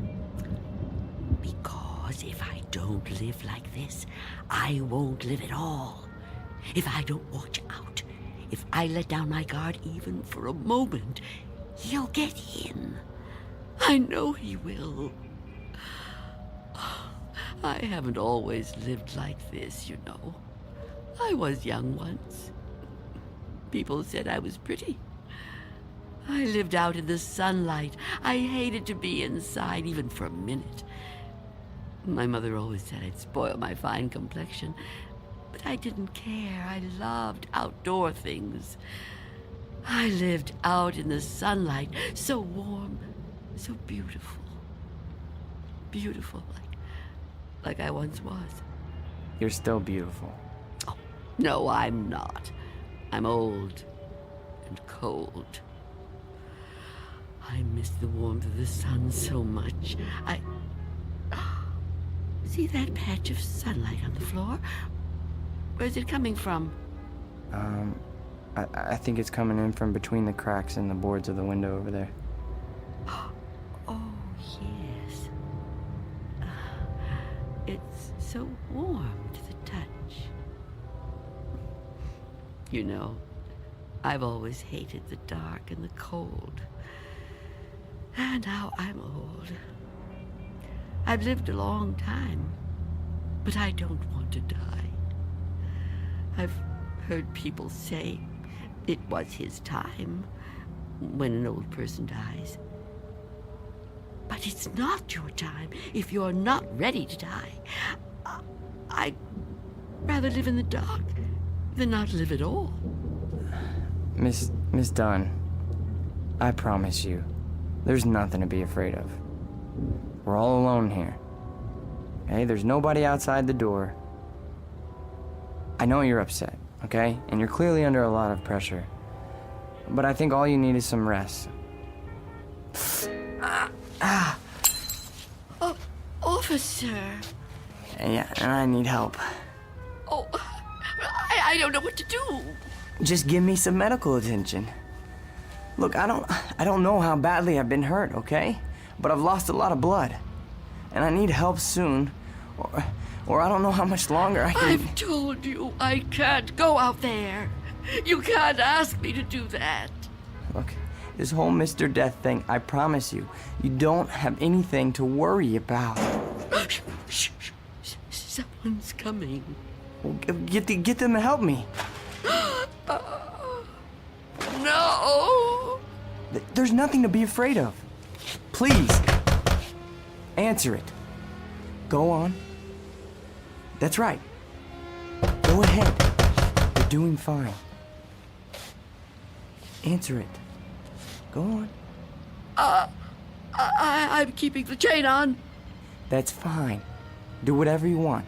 Just see who it is and get them to call for help. I'm sorry, lady, but I got my orders. No! Get away! Officer Belden, help me! I can't fool around any longer. Step aside, I'm coming in.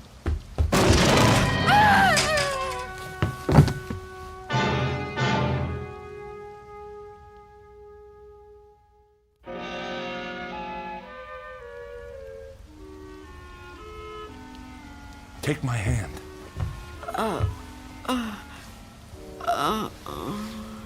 Easy, lady. Just lie quiet there till you get your strength back. What? You gave me quite a scare there when you fainted like that. Sorry I pushed you when I put my shoulder to the door. You started to faint and I offered you my hand, but you passed right out. For a second I thought that... Well, I don't even want to talk about that. But I'm glad you're okay. And still I live. Huh? I told you I didn't mean to hurt you. It was an accident. You're not gonna sue, are you? What do you want with me? Here, let me help you get up. Take my... I can get up myself. Look, you gotta understand, man. I don't get no pleasure out of busting in doors. Who would? Except maybe some thug, but I'm no thug. I'm just a guy doing a job. Your job? Look, you don't seem to realize how important this is. I've got a crew and equipment coming in an hour to pull this tenement down.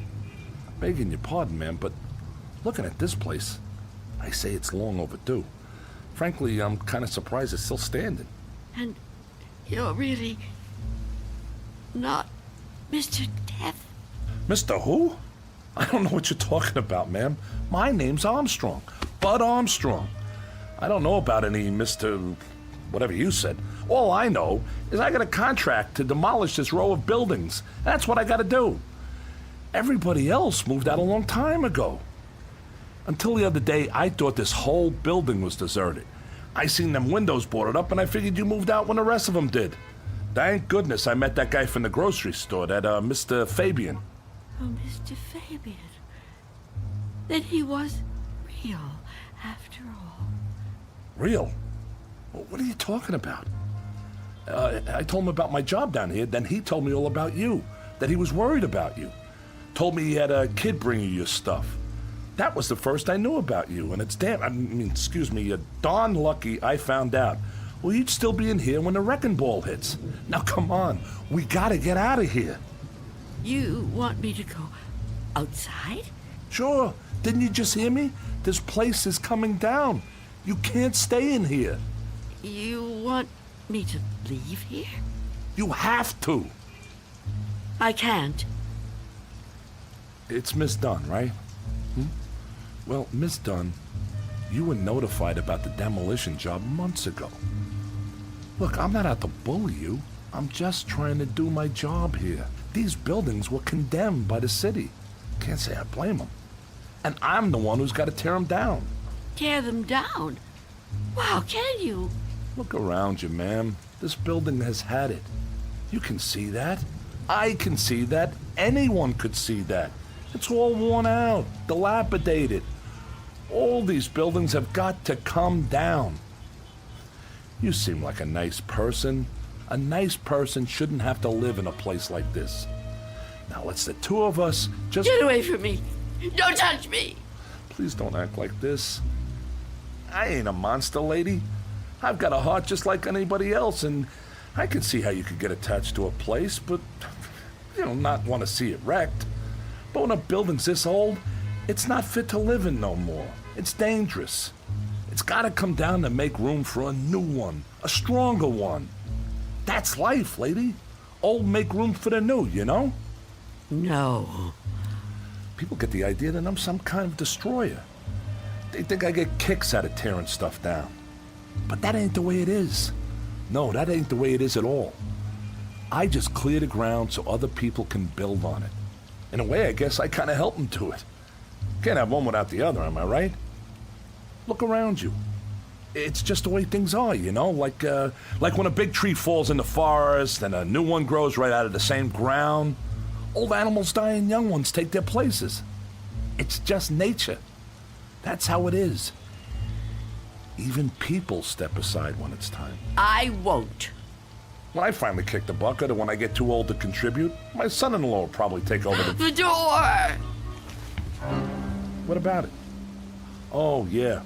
Sorry about that. I didn't realize the chain was on when I put my shoulder to it. Door's okay, but the chain's had it. You left the door open! Hey, there's no need Get to... out of my way!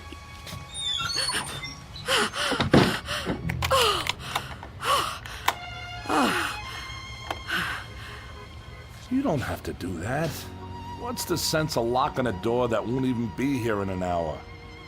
I'm on the clock here, and we've waited long enough.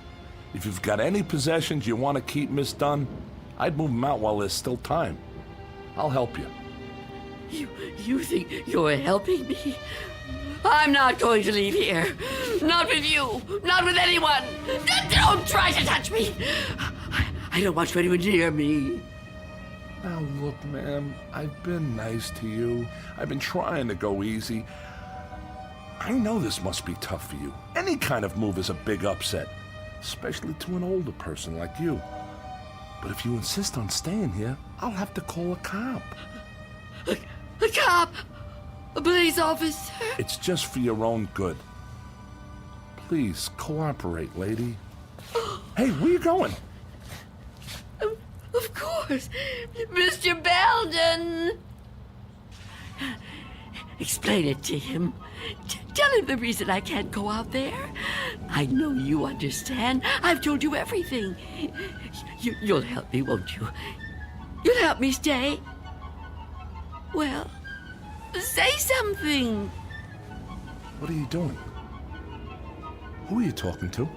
Oh, Mr. Belden is a policeman. Mr. Belden? Who the heck is Mr. Belden? Is he your pet? You got a cat in here? Please tell him. Lady, I think maybe you're sick. You should come with me. I'll get you to a doctor. I don't need a doctor. Mr. Belden, won't you tell him? Okay, I get it. I see how it is.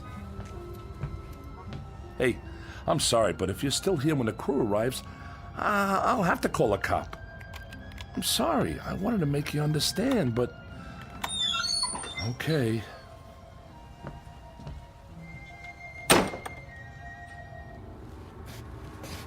What's the matter with you? Why didn't you say something? Why didn't you help me? I thought you understood. I thought you'd help me. I think the question you should be asking yourself, Wanda, is how he looked straight at this bed and didn't see me. You called me Wanda, but I never told you my first name. Oh no. No. It's not true. It's not true. Yes, it is. The mirror, Wanda. Look in the mirror. What do you see? I can't. I won't. Look in the mirror, Wanda. What do you see? I see nothing. Nothing but an empty bed. Turn around. Now what do you see? I see you, Mr. Death.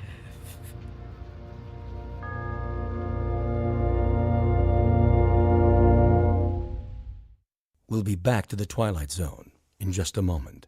And now, Act 3 of Nothing in the Dark, starring Marshall Allman. It was you. It was you all the time. Yes. It was me. Oh, don't get up. You're still... Oh. You're not hurt. No. No, I'm not. But you were shot. Those men... Did you see me get shot? No, but you were bleeding. Do you see any bloodstains now? No. And the men? Did you see them? You were never hurt, were you? I can't be hurt. You tricked me. Yes, Wanda. I tricked you. It was all an illusion. One I created just for you. If it helps, I'm sorry. I would have preferred to avoid it if I could. But why? Why did you do it? The moment I let you inside, you could have taken me any time. Yes, I could have. But you were nice. You made me trust you. But I had to make you understand, Wanda. You see me now, and you've seen me before. Many times before. Starting with that day on the bus. Oh, I was right. It was you. The old lady's name was Iris. I knew then that you were upset. Upset? I thought it was important that you got to know me. What I said to you before, it was true. What you said? And you thought I was a policeman. You asked me why I did what I did. And you said there were some jobs that had to be done. That's right. That it was a kind of vocation. Actually, Wanda, you said that. But I suppose you're right in a way. Now ask yourself, am I really so bad? Am I really so frightening? You've talked to me. You've confided in me. Have I tried to hurt you? Well, no, but... Do you really believe I would ever hurt you? You don't look like someone who would want to hurt me. You see? It isn't me you're afraid of, is it? You know me now. You understand me. What you're afraid of, what you've really been afraid of all these years, is the unknown. That's right, isn't it? Yes. Don't be afraid. But I am afraid. You must be very tired, Wanda. I am. But the running's over now. It's time to rest. I'd like that, but... Give me your hand. I don't want to die. Trust me. No. Mother, give me your hand. I will.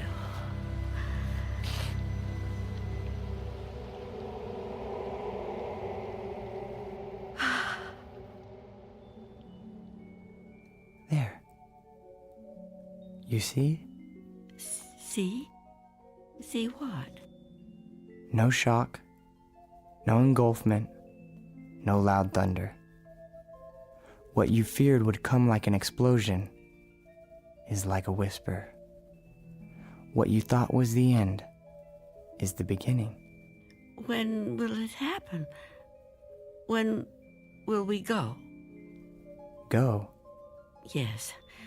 I'm ready now. Look over there, on the floor. What is there to... Oh. Now do you understand? It's me. It's you. My body. I look so calm. You see? we have already begun. Come with me. Yes. Please. I'd like to.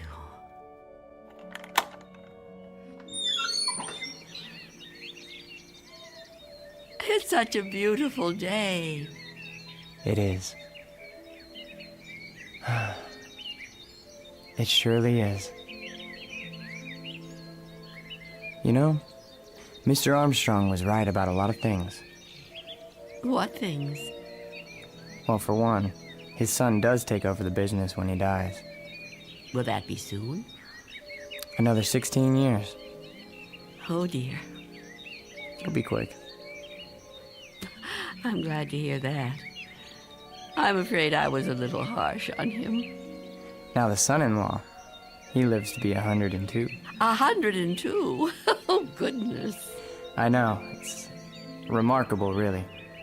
Of course, the oldest person I ever met was a lady in Tibet. Well, how old was she? Take a guess. Oh, I know good at guessing. Come on, take a guess. You'll never believe it.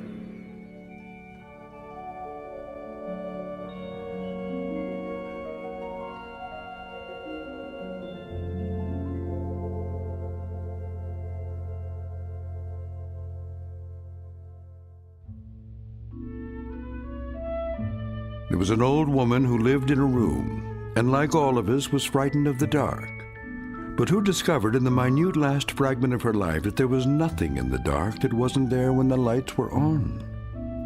Object lesson for the more frightened amongst us. In or out of the Twilight Zone.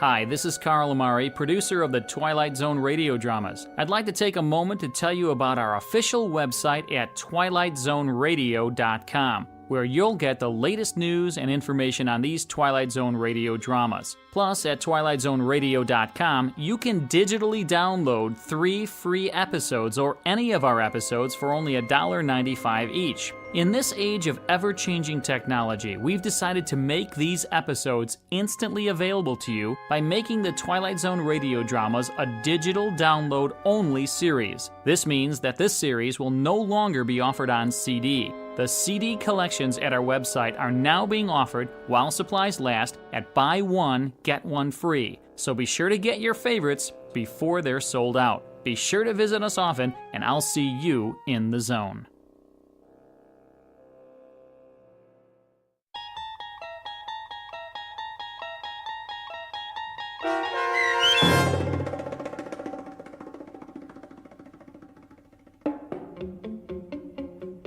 Nothing in the Dark, starring Marshall Ullman with Stacy Keach as your narrator, was adapted for radio by M.J. Elliott and written by George Clayton Johnson. Heard in the cast were Roz Alexander, Jeff Morrow, Doug James, and Mike Starr. This copyrighted radio series is produced and directed by Carl Amari for Falcon Picture Group and Westwood One. Custom Foley effects, sound design, and mixing are done in the Cerny American Sound to Picture Theater by Cerny American creatives Matt Sorrow, Bob Benson, Todd Beyer, and Tim Cerny. To learn more about the Twilight Zone radio dramas and to contact us, visit our official website at twilightzoneradio.com. Miss Dunn, it's Doug James speaking.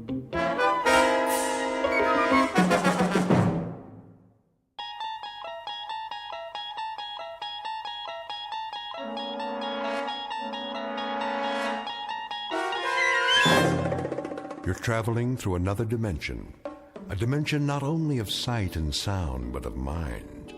A journey into a wondrous land whose boundaries are that of imagination.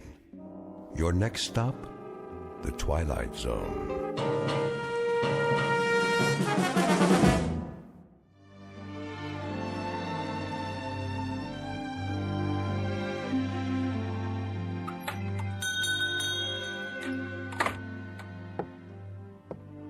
Morning, Mr. Castle. Hello, Ned. Any mail today? Got it right here. Where's my registered letter? Registered?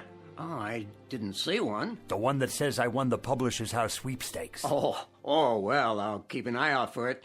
I entered that one myself. Instead, I get only bills. Yeah, the check's in the mail, Mr. Castle. Say, maybe tomorrow, huh? Maybe. See ya.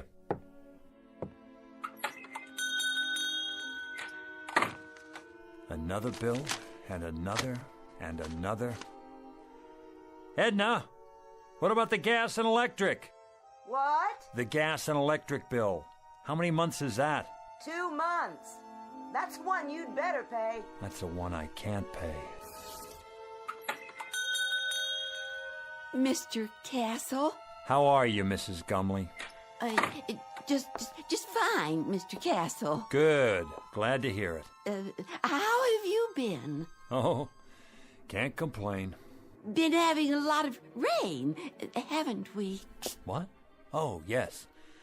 Quite a bit of rain for this time of year. Well, it's good for the flowers. How's that? Good for the flowers. The rain, that is. Yeah, very good for flowers.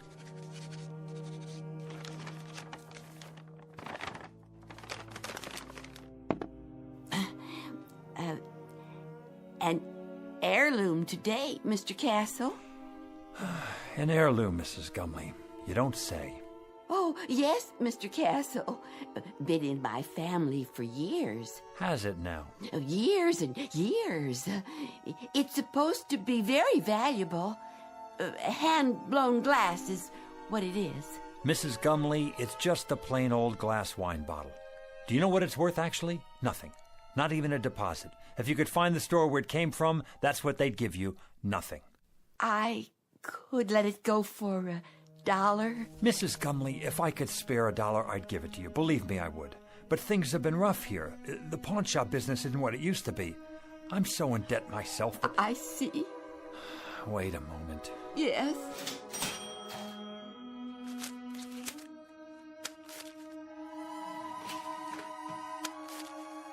$1 it is, then. I wish it could be more, Mrs. Gumley. I really do. God bless you, Mr. Castle. I could kiss you. Stop that now. It's nothing. You're a wonderful man. Good luck to you. And to you. Better days for all of us. Mr. Castle, it's not an heirloom, you know. I found it in a garbage can. It's just a dirty old cheap glass bottle. Please forgive me for lying to you. That's all right, Mrs. Gumley. Who knows? Maybe it'll turn out to be an heirloom. We'll just have to wait and see.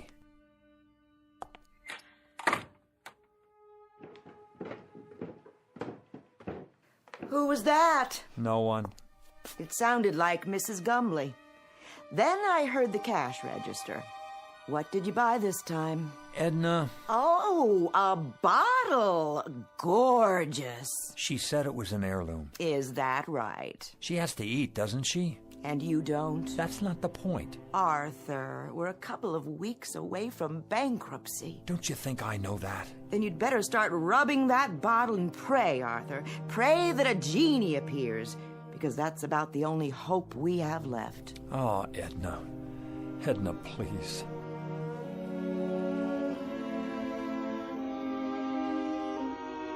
Mr. and Mrs. Arthur Castle, suspended in that brief fragment of time before fate comes out of a bottle. Mr. and Mrs. Arthur Castle, gentle and infinitely patient people whose lives have been a hope chest with a rusty lock and a lost set of keys. But in just a moment, that hope chest will be opened, and an improbable phantom will try to bedeck the drabness of these two people's failure-laden lives with the gold and precious stones of fulfillment. Mr. and Mrs. Arthur Castle, standing on the outskirts and about to enter the Twilight Zone.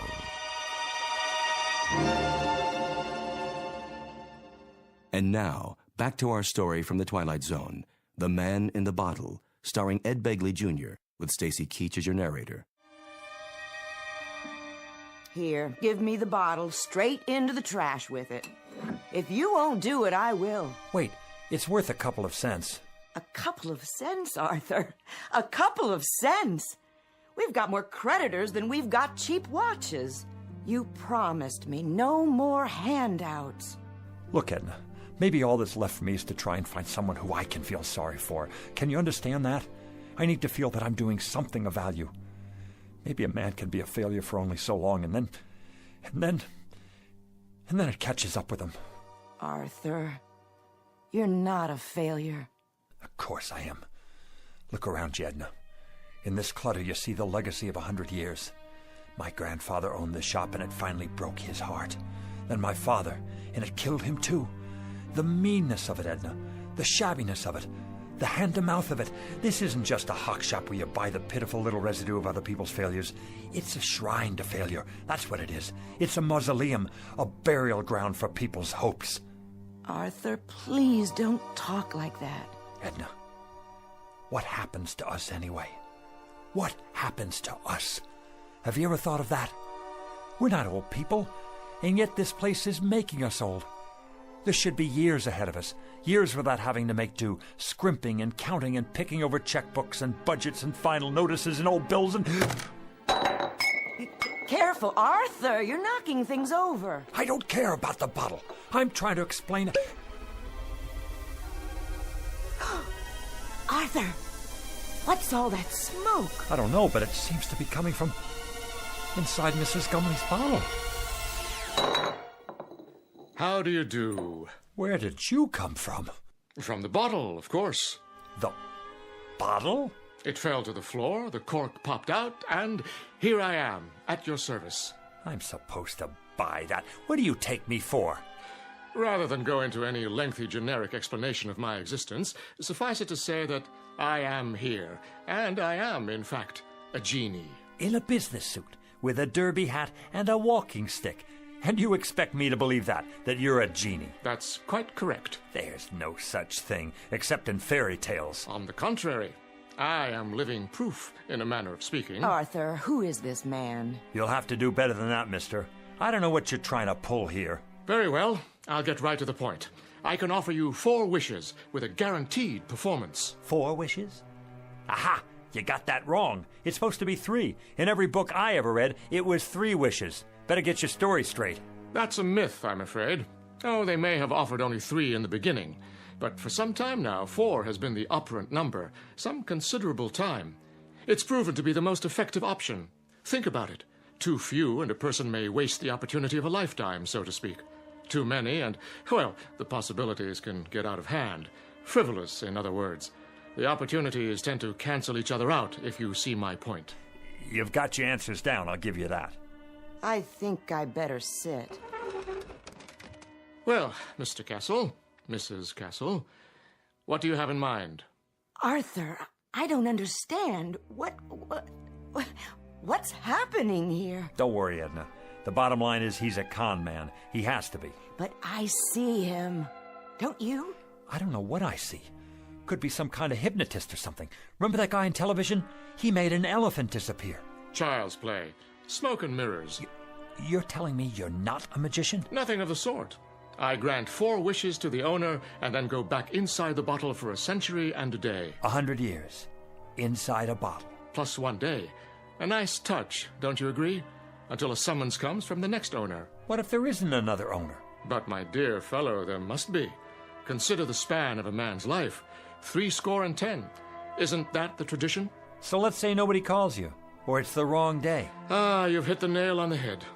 I've learned to cultivate patience beyond anything you can possibly imagine. All of which means you're extraordinarily lucky today, as am I, in a manner of speaking. Maybe he's from the lottery. We didn't play the lottery this week, Edna. Just as well. The odds are quite unrealistic. What I'm offering you transcends any lottery the world has ever known. They're strictly nickel and dime operations in comparison. I have to think this over. Take your time. Interesting shop you have here. Chinese vases, Tiffany lamps, bric-a-brac of every sort. Mostly imitation, of course. No offense. Nonetheless, I have the distinct feeling I've seen some of these items before. How could you if you haven't been out of the bottle in 100 years? I meant the originals. The originals? How old are you? If I told you, you wouldn't believe me. Nice silver cigarette case. Faux Victorian, isn't it? My uncle's. He passed it down from his great-uncle, who bought it in Liverpool in 1914. Is that what he said?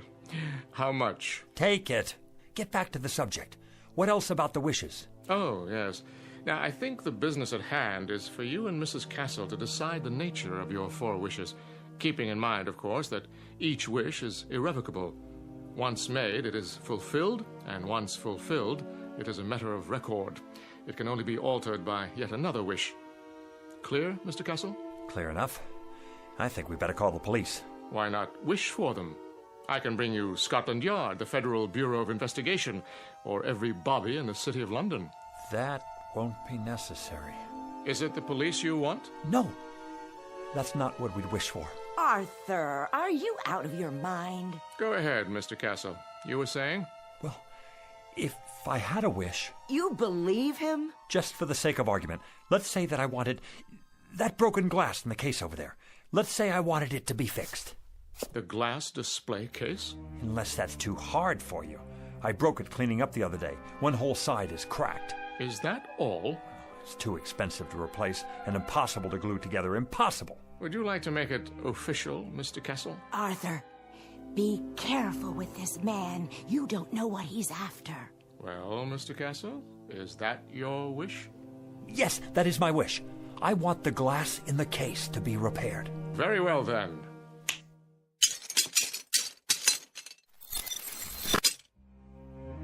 Am I dreaming? It's a magic trick. It has to be. No, you're not dreaming, Edna. I see it too. It's like new. How did you do that? Next. What? Well, Mr. Castle, you have 3 wishes left. 3 wishes. 3. Edna, 3 wishes. Anything we want. Think, Edna, think. What do we want? Why, I don't know. I asked you to think. I'm frightened. A new shop, Edna. An expensive shop on 5th Avenue. We could have that just for the asking. But Arthur... Or travel. Take trips. We could see the places we could never afford to visit, like Paris or Rome or even the South Seas. We could take a cruise around the world, first class. Surely there's a catch. Oh, money. $100,000. $200,000. $1 million. We wouldn't have to grub anymore. We wouldn't have to sit here and waste our lives away. Arthur, it isn't right. There's something unholy about it. Clothes, Edna. Expensive clothes, jewels, a beautiful house. No more worries for the rest of our lives. Are you sure? Edna, we don't have to rot away here. We can have anything we want. Anything, Edna. Money. Money? The simplest of all requests, Mr. Castle. Simple? For you, maybe. How much would you like? In what denominations? Edna, how much do we want? I don't know. I just don't know. $1 million. That's what we want. $1 million. In what form? Gold? Silver? Of course, there are market fluctuations in precious metals, so there will naturally be an element of risk. Platinum shows the least movement. Diamonds are relatively stable at the moment. Forget it. Cash only. All negotiable U.S. currency. Very good. Denominations? No 50s or 100s. Make it $5 and $10 bills. Recent dates and no counterfeits. Where would you like it? Savings account or checking? Perhaps a numbered deposit in a Swiss bank. Right here. Here? Where I can see it. On the floor? Don't you worry about that. Just bring it here. I'll take care of the rest. That is your second wish. You understand English, don't you? That's our wish. Coming right up. Oh, just one thing. Aha! Arthur, I told you. Do you mind terribly if I... If what? If I smoke. Is that all? Of course, if you prefer otherwise. I see the no smoking sign on the wall. No. Go right ahead.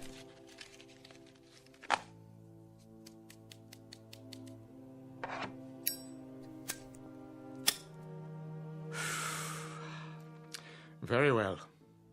Now then, Mr. Castle, where were we? Ah, yes, I was about to say, ask and you shall receive. What's that? Where's it coming from? What is it? It's Money! Look at it! A rain of money! Edna! Edna! $1 million, Edna! $1 million!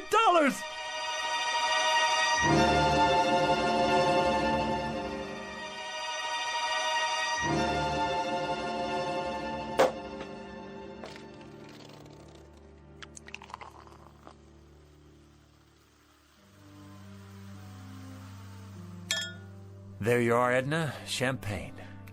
I think I've had more than enough. I suppose you're right. How can I work if I have a hangover? Well, you could take the day off. Edna, you're a genius. Why didn't I think of that? We both could. Close up the store and... And what? I wouldn't know what to do, would you? Well, let's see now. It's a beautiful day.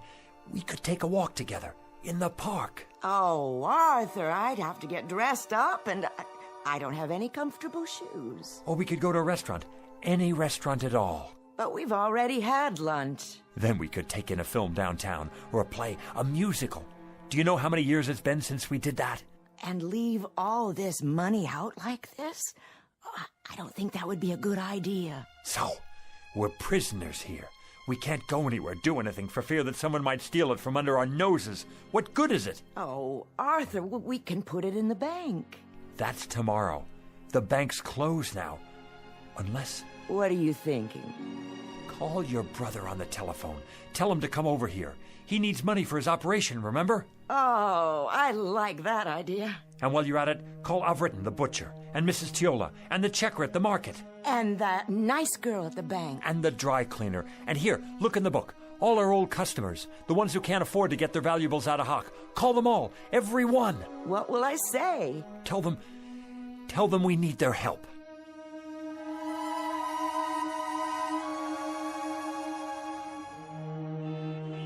It's a miracle, that's what it is. I couldn't believe it when they called. Where did they get it all? They're such wonderful people. And so generous, too. Hey now, what's going on here? Hello, Officer McLaurin. The line's halfway down the street. Yes, it certainly is. They're having a fire sale in there, or what? It's that nice Mr. Castle and his wife. What about them? They're redeeming things. What things? All kinds of things, as long as you've got your pawn ticket. Even if you don't, they remember. They're redeeming us. That's what they're doing. It's the loveliest gesture I've ever seen. Hi there, Mrs. Gumley. Beautiful day. Indeed it is. Your turn, Mrs. Gumley. Go on in. Hold on. Where'd you get that fistful of money? Right inside, officer. From Mr. and Mrs. Castle, bless their souls. What are they doing, running numbers? Nothing like that. Strictly legit. You're telling me they gave it to you? Sure did. Enough to pay off their tab at the butcher shop and then some. Plus the next 10 years in advance. And whereabouts did they get this bankroll? Don't ask me. But their ship sure must have come in big time. The horses, was it? Or the lottery? I heard it was the sweepstakes that came in the mail. No, it was their cousin. He died and left them a fortune. Well, we'll just have to see about that. They're not breaking any laws. I haven't had my turn yet. You're not going to arrest them, are you? Maybe not, but I'll keep a close eye on the situation. In the meantime, I know someone who might be real interested in all this. Don't you people go blocking the sidewalk now.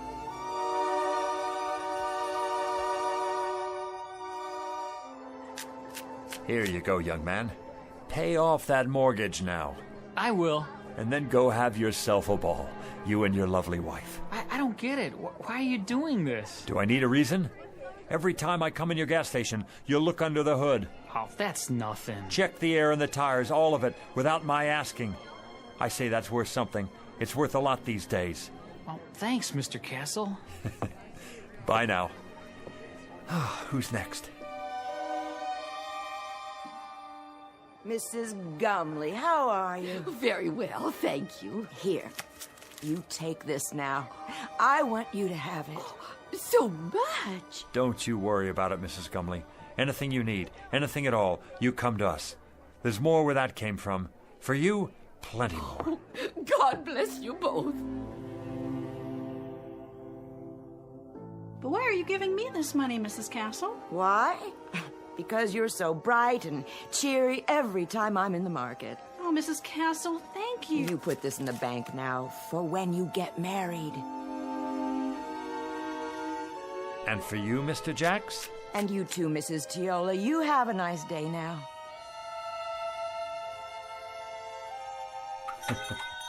Don't mention it. Buy a round for everybody. On me. Is that all of them? Oh, for now. Put the close sign in the window, would you please? Of course, dear. Whew. Now that's what I call a day's work.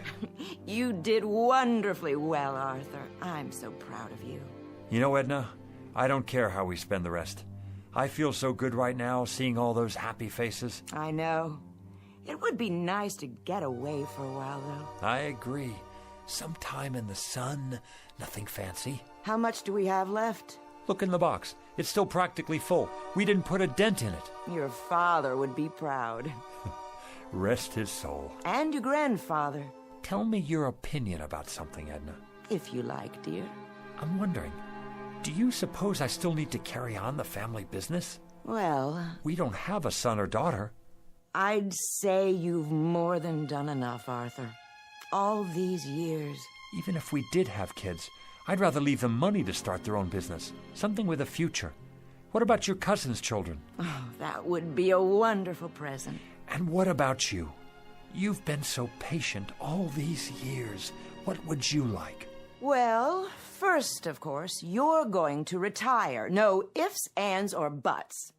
And then, wherever you'd like to live, Arthur, as long as we're together. Of course we'll be together. You think I'm going to take up with a young floozy? Oh, no, I don't think that. You wouldn't. It's not in your nature. But you're tired. You need to rest. We both do. Rest and live.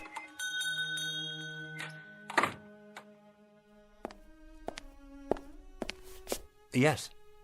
Good afternoon, Mr. Castle. Do I know you? Let me see. Harry Joy's son. I don't believe we've met before. Wait. Stu Wintner's nephew. That's it. Not quite. Are you from the life insurance company? Because if you are, we've got your payment right here. Just let me count it out for you. In cash. Is that all right? That's not necessary. Or we could write you a check just as soon as we make a deposit. And quite a deposit it will be by the looks of all this. I told you, Arthur, we should have put it away. Let me give you my card. Internal Revenue Service. That's correct.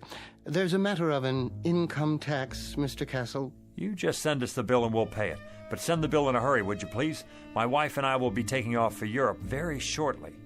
Oh, could we? Consider it done. Where would you like to go first? The Eiffel Tower, an African safari, waltzing in Vienna, perhaps? Dancing. We haven't been dancing since I don't remember. Dependents? Just a few details for the record. Ask away. We have nothing to hide. How many dependents can you claim? The whole neighborhood. They don't count.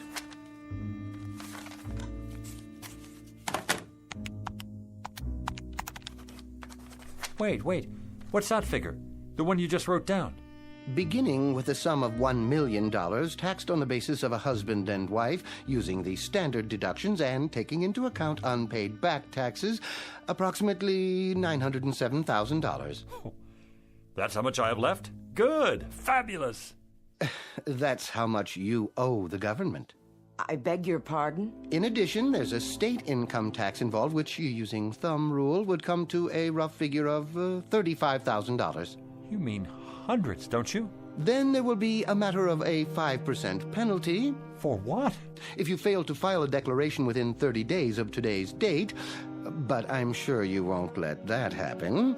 The whole thing will amount to about, roughly, mind you, let's see here, $942,640. Arthur, we've given away a lot of money already. I'll figure out how much.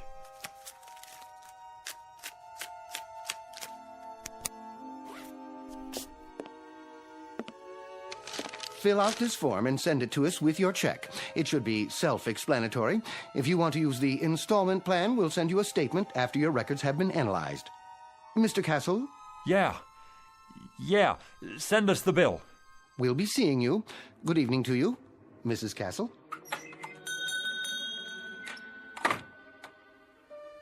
I wonder if we can appeal it. Help me, Edna. You take this pile. 76, 77, 78. Oh, Arthur, where's the genie when we need him? Well, how much is there? $910,535, $910,540. We gave away almost $60,000, and this goes to taxes, leaving us with this. One $5 bill. That's our entire profit, Edna. $5 whole. That was quite a wish, Arthur. Quite a wish. And we haven't even paid the bills yet. If you'll recall, it was my suggestion that you reflect very carefully, Mr. Castle. Very, very carefully. Now he shows up. Had you made a wish that took into account the taxes involved... Look, you. Plenty of sweet talk and promises and the whole thing. And all the time you're nothing but a con artist, after all. This time I want the $1 million, but I want it after... Arthur, no more money. You've got to wish for something else. Oh, something else, then. A new store. A chain of stores. They could burn down 1 hour after we get them. Success? Be careful, Mr. Castle. Success is a pretty broad term. He's right. You can't wish for success. I've got it. How about 10 more wishes? Or 20, or... Very clever, Mrs. Castle, wishing for more wishes. But I'm afraid that isn't permitted.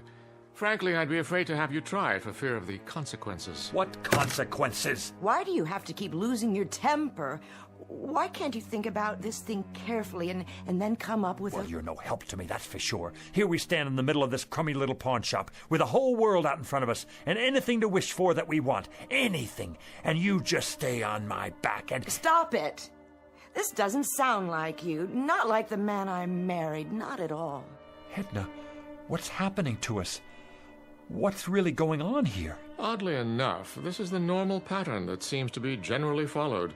Great excitement, great emotionalism, and strangely enough, hard to believe though it may be, only a modicum of happiness. Well, you've got cheap customers here.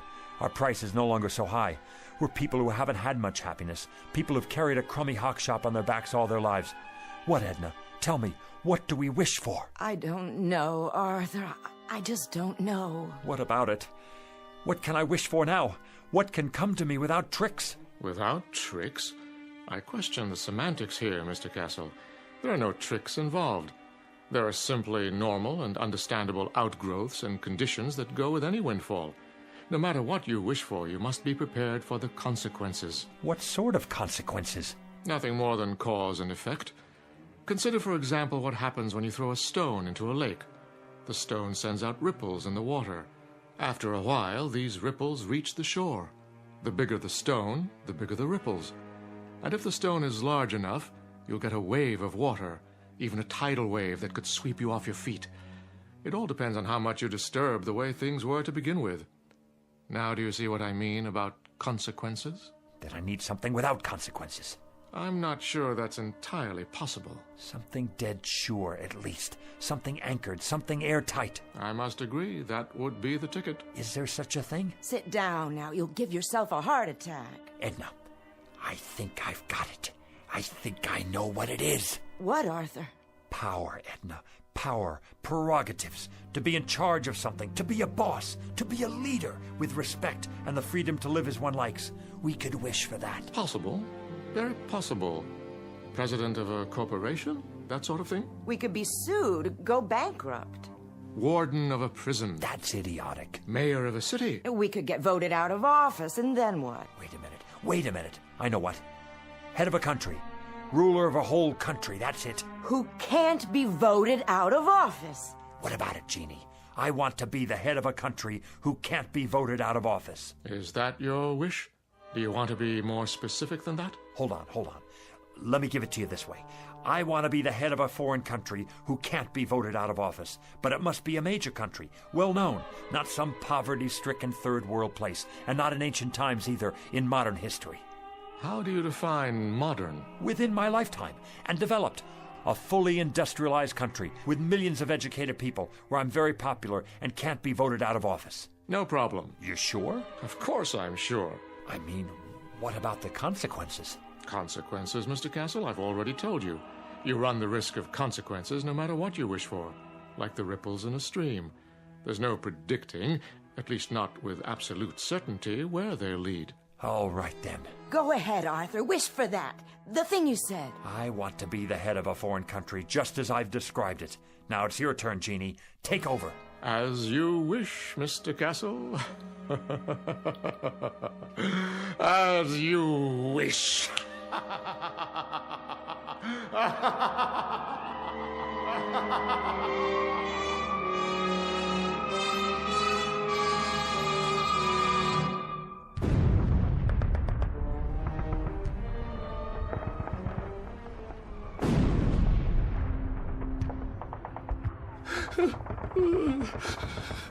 You'll forgive me, sir. Yes? I have not slept in 3 nights now, but the situation is as I described. The first Ukrainian army has cut us off from the south. There's no sign of Wenk's reserve army. There is no reserve army. We are simply doomed. There is no hope for us. From now on, it is just a mass suicide. Did you hear what I said? They are already in Berlin. What about it, Führer? Führer? What do you want to do? Why do you call me that name? Here is what you asked for. Very quick and very painless, mein Führer. And we have the gasoline for you and Miss Braun. When you're finished. Head of a country. Can't be voted out of office. It's the end of the war and I'm in a bunker and I'm... Heil Hitler! It's almost the end. I've given them the poison. We'll take their bodies out into the courtyard and burn them when it's finished. Have the gasoline ready. I won't take the poison. I wish I were back where it all started. I wish I were Arthur Castle again. Oh, Arthur, you've broken it. What? Broken what? The bottle Mrs. Gumley brought in. Why? I have, haven't I? Not poison, an old wine bottle. Let me sweep it up for you. I can do it. It had no value anyway. No value at all. I'm here. My final wish. I'm really here now. Where is he? Where is who? You know who I mean. The... And why would he be here? You've had your 4 wishes, remember? No, yeah. Well, I guess I'm a 4-time loser. What do you expect? I just wish he doesn't come back. I wish... There you go, wishing again. Right. Why should I? Why did I? Look at what we have here, Edna. We have a business that's been in my family for 3 generations. And each other. We have each other. I'm going to stop wishing for a while. You know, Edna, I can't afford a brand new life. Neither can I. I think I'll just give the old one a new paint job. Do you know something, Arthur? I think that's a very good idea. What is it? Look, your first wish, the glass case, it's not broken. It's still repaired. So we came out ahead after all. Nothing's ever a complete loss, is it? Careful, Arthur, with the broom handle. Well, we were ahead. Now you have more glass to clean up. You know something? I don't mind cleaning up any of it. Not at all. In fact, not at all.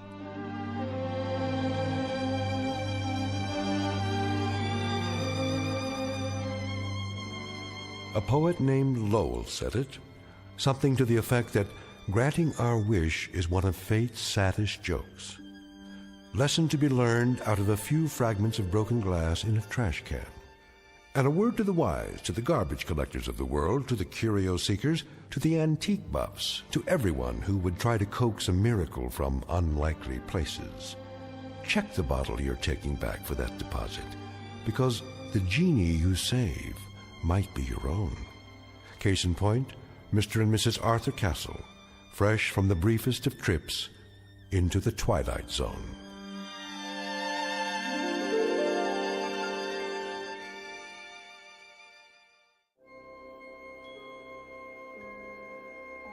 Hi, this is Carl Amari, producer of the Twilight Zone Radio Dramas. I'd like to take a moment to tell you about our official website at twilightzoneradio.com, where you'll get the latest news and information on these Twilight Zone radio dramas. Plus, at twilightzoneradio.com, you can digitally download 3 free episodes or any of our episodes for only $1.95 each. In this age of ever-changing technology, we've decided to make these episodes instantly available to you by making the Twilight Zone radio dramas a digital download-only series. This means that this series will no longer be offered on CD. The CD collections at our website are now being offered while supplies last at buy one, get one free. So be sure to get your favorites before they're sold out. Be sure to visit us often, and I'll see you in the zone.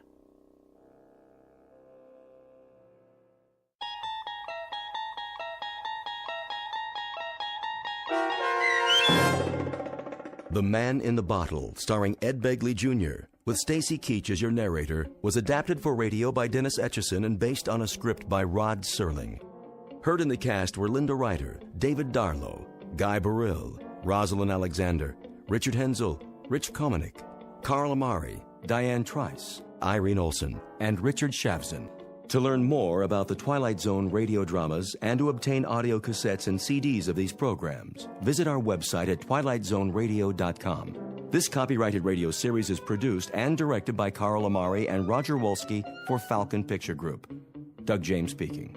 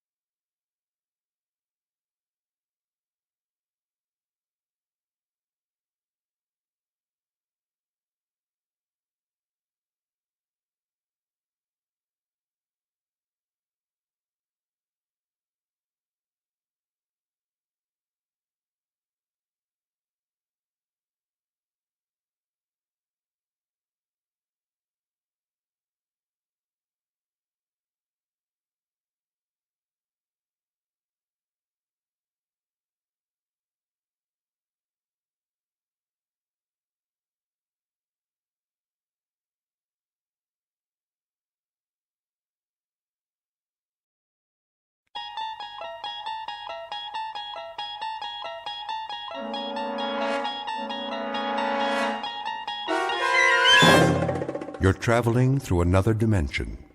A dimension not only of sight and sound, but of mind. A journey into a wondrous land whose boundaries are that of imagination. Your next stop, the Twilight Zone.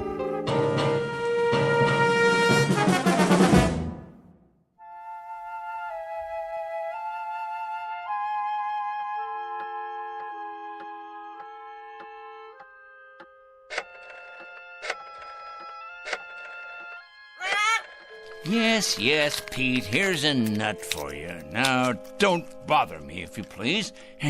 I have work to do.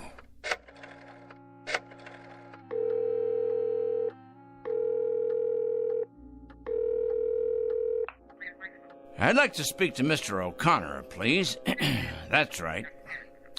I'd rather not say. It's rather personal. That's it, Pete. Stay on your perch like a good bird. That's a boy. Is this Mr. O'Connor? Mr. O'Connor, I'll get right to the point. You have a young gentleman working for you in personnel. His name is Brewster. Alfred Brewster. Been with your firm about 1.5 years. Well, I'll tell you what about it. The man is a communist. That's correct, a communist, with certain terrorist affiliations as well. Never mind who this is. Let's just say a concerned citizen, all right? What is of the essence is the character of one of your employees. I happen to know that this man, Brewster, is a subversive and a menace to our society. What am I suggesting? Why, I think it's obvious. I'm suggesting he should be discharged immediately, given his walking papers and shown the door. Never mind how I know. I know, that's all. That's all. Now I'm going to check back in a few days, and if he hasn't been discharged, I'll be forced to take this matter to a higher authority. That's right, to the corporate office. Correct? Goodbye, Mr. O'Connor. Rather a full day, Pete, wouldn't you say? 11 so far. 11 names on this list. I better sharpen my pencil. And scratch off one more. Of course, it's questionable what concrete results we can expect, but at least the seeds have been planted. Oh, yes. The opening guns fired. The first salvo, so to speak.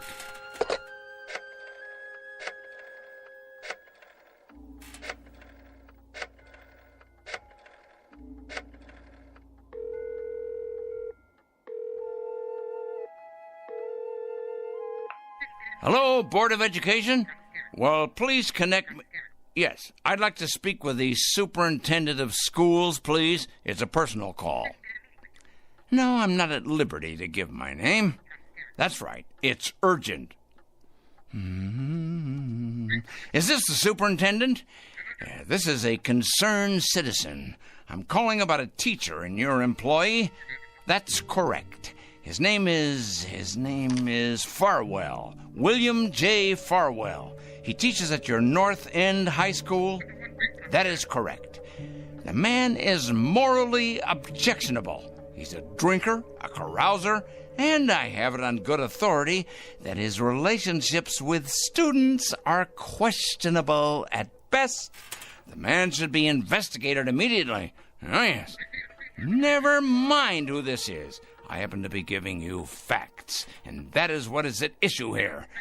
Well, you best check on him. You most certainly should, and without delay. Quite right. Here you are, Pete. There you go. That's a good bird. You know, I'm rather tired. It's been quite a full day. You don't realize just how tired you can get during a campaign. But a dedicated man isn't concerned with physical discomfort or fatigue or anything else for that matter. No, a truly dedicated person is interested only in victory, in the conquest of morality over the forces of immorality.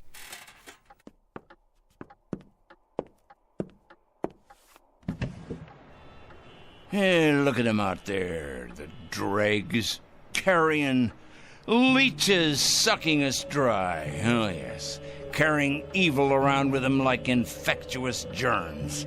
We're gonna have to face it sooner or later. Huh?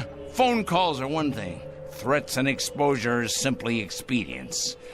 No, Peter, my friend, we're gonna have to embark on a much more ambitious course. Some major surgery, I think. The long scalpel, honed sharp and cutting deep. If the sickness is extensive, so must be the cure.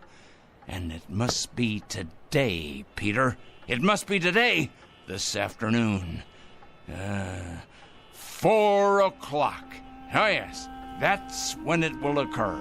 Yes, we'll make it occur at 4 o'clock. At that moment, we will destroy evil. That is both my charge and my obligation, Peter, to destroy evil. And we shall do it at precisely 4 o'clock. I'm not sure of the method yet, but it'll come to me. Oh, yes, it'll come to me. Most assuredly, it will come to me. And it'll be a revelation, an epiphany. It will be the expiration of immorality everywhere, the exordium of the end. 4 o'clock, Peter. That's when we'll have it happen. Whatever it is. 4 o'clock. This very day.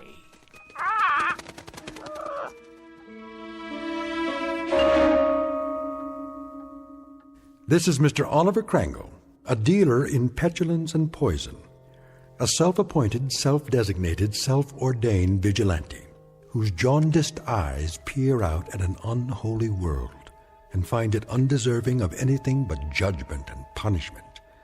And Mr. Oliver Krangle is both the judge and the executioner. He has rather arbitrarily chosen 4 p.m. as his personal Gotterdammerung. We are about to watch the metamorphosis of a twisted little fanatic poisoned by the gangrene of prejudice to the status of an avenging angel, upright and omniscient, dedicated and fearsome. Whatever your clocks say, it's almost 4 o'clock. And wherever you may think you are, at this moment you happen to be in the Twilight Zone. And now, The Twilight Zone and our story, 4 o'clock, starring Stan Freberg with Stacy Keach as your narrator.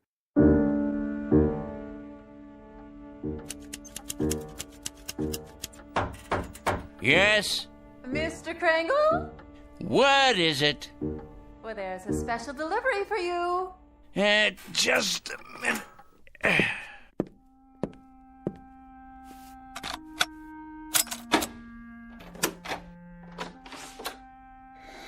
Here you go. A whole lot of stuff, 8 or 10 envelopes at least. Thank you, Mrs. Williams. Something else, was there? Something... Oh, no, nothing else. Then in that case, why do you stand there trying to read the contents of these envelopes as if you were an X-ray machine, Me? Read your mail? Oh, I can assure you, Mr. Krangle, I have many more things to do than trying to read my tenant's mail. Your mail in particular. I feel reassured. You sure get enough of it. Somebody'd think you were running some sort of mail order business or something. Just look at that desk of yours. So much mail and papers and I don't know what all. What is your business, Mr. Krangle? What I do is none of your concern. I pay my rent on time, and I keep to myself. A respect for privacy you should learn, Mrs. Williams. Well, I never... You never? That's good to know. Now, have you any more comments to air? Because if not, I would greatly appreciate your leaving me alone. I have a great deal of work to do. I believe that. The question is, what kind of work? You should believe it. You may thank me one day, Mrs. Williams. Oh, yeah, you and everyone else. Assuming you're still around, and assuming you retain the capacity to feel appreciation. What's that supposed to mean? Assuming I'll be around. Are you threatening me or something, Mr. Krangle? Threatening you, Mrs. Williams? I don't threaten people, my dear lady. I compile files on them. I compile them, and I analyze them, and I investigate them, and then I categorize them, and I judge them. Oh, yes. If they're impure, they must be punished. If, on the other hand, they're simply misled or naive or unsophisticated, I point them to the right way. I lead them by the hand, Mrs. Williams. I show them the proper course, the path to redemption. Is that... what I mean is that what you do for a living? Indeed. In short, I check evil, Mrs. Williams, and I eradicate it, inoculate it, wipe it clean, and sponge it away. And you know where these evil people are? I most certainly do, Mrs. Williams. Can you give me an example?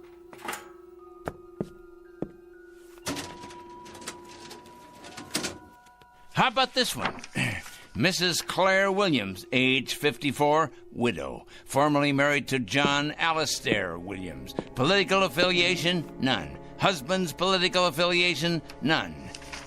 Evidence of subversion? None. Negative personality traits? Curiosity and ignorance. Of course, that's just a preliminary report, Mrs. Williams. The in-depth research is in the master file cabinet right over there.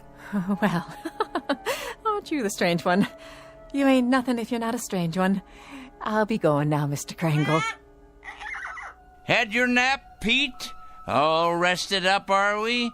Well, that's a good young parrot. It's going to be an exciting afternoon, Pete. Big things are going to happen at 4 o'clock. Yes, they are indeed. 4 o'clock? What's going to happen at 4 o'clock? Interesting question, Mrs. Williams. A very interesting question. Very much to the point. What's going to happen indeed? At 4 o'clock, we're going to expose evil, strip it bare, push it out into the light, dissect it, pinpoint it, and eliminate it. You are? Exorcise it, denude it, confute it, destroy it. Oh, now careful, Mr. Krangle. You're gone and broken your lamp. What? Oh, the lamp. I see. Sorry. Well, no matter. Would you like me to clean that up for you? No, I'm quite capable of cleaning up after myself, madam. That's one thing I'm very good at, cleaning. Something else, was there, Mrs. Williams? No, I don't believe so. If it's all the same to you, I'll be on my way.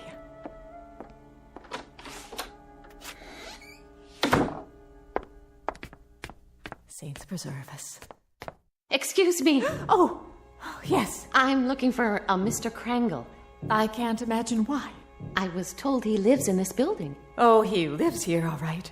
There ain't no doubt about that. With a vengeance, he lives here right there at the top of the next landing. But if you ask me, young woman, you won't be going in there without police protection. Is that right? If you ask me, the man has a leak in his attic a mile wide. I ain't sure anymore that he's safe to have around.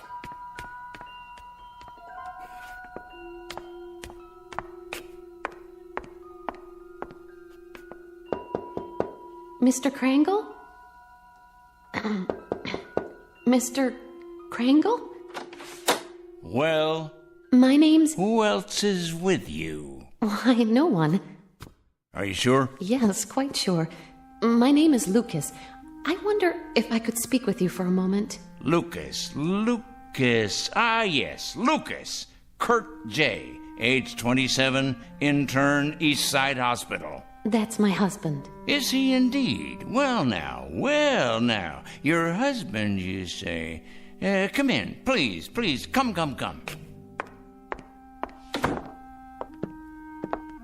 Have a seat, by all means. Thank you.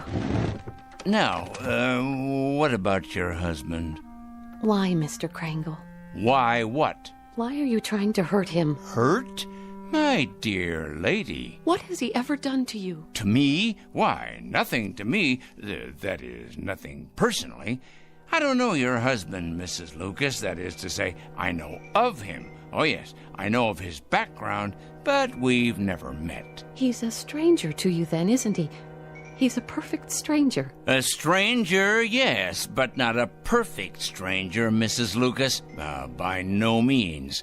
Your husband happens to be most imperfect. And when you perceive, quite correctly, that he's done nothing to me, at least not directly, I hasten to enlighten you. He nonetheless happens to have done a great deal against society. In what way? Ho, don't play dumb with me. Don't give me any of that naive stuff.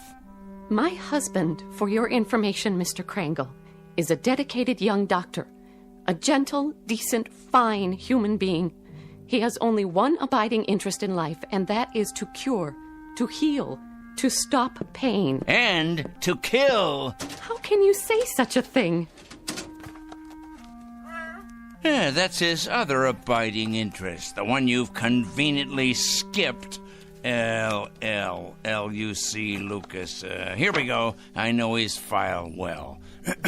Lucas Kurt J., M.D., second-year intern, Eastside Hospital.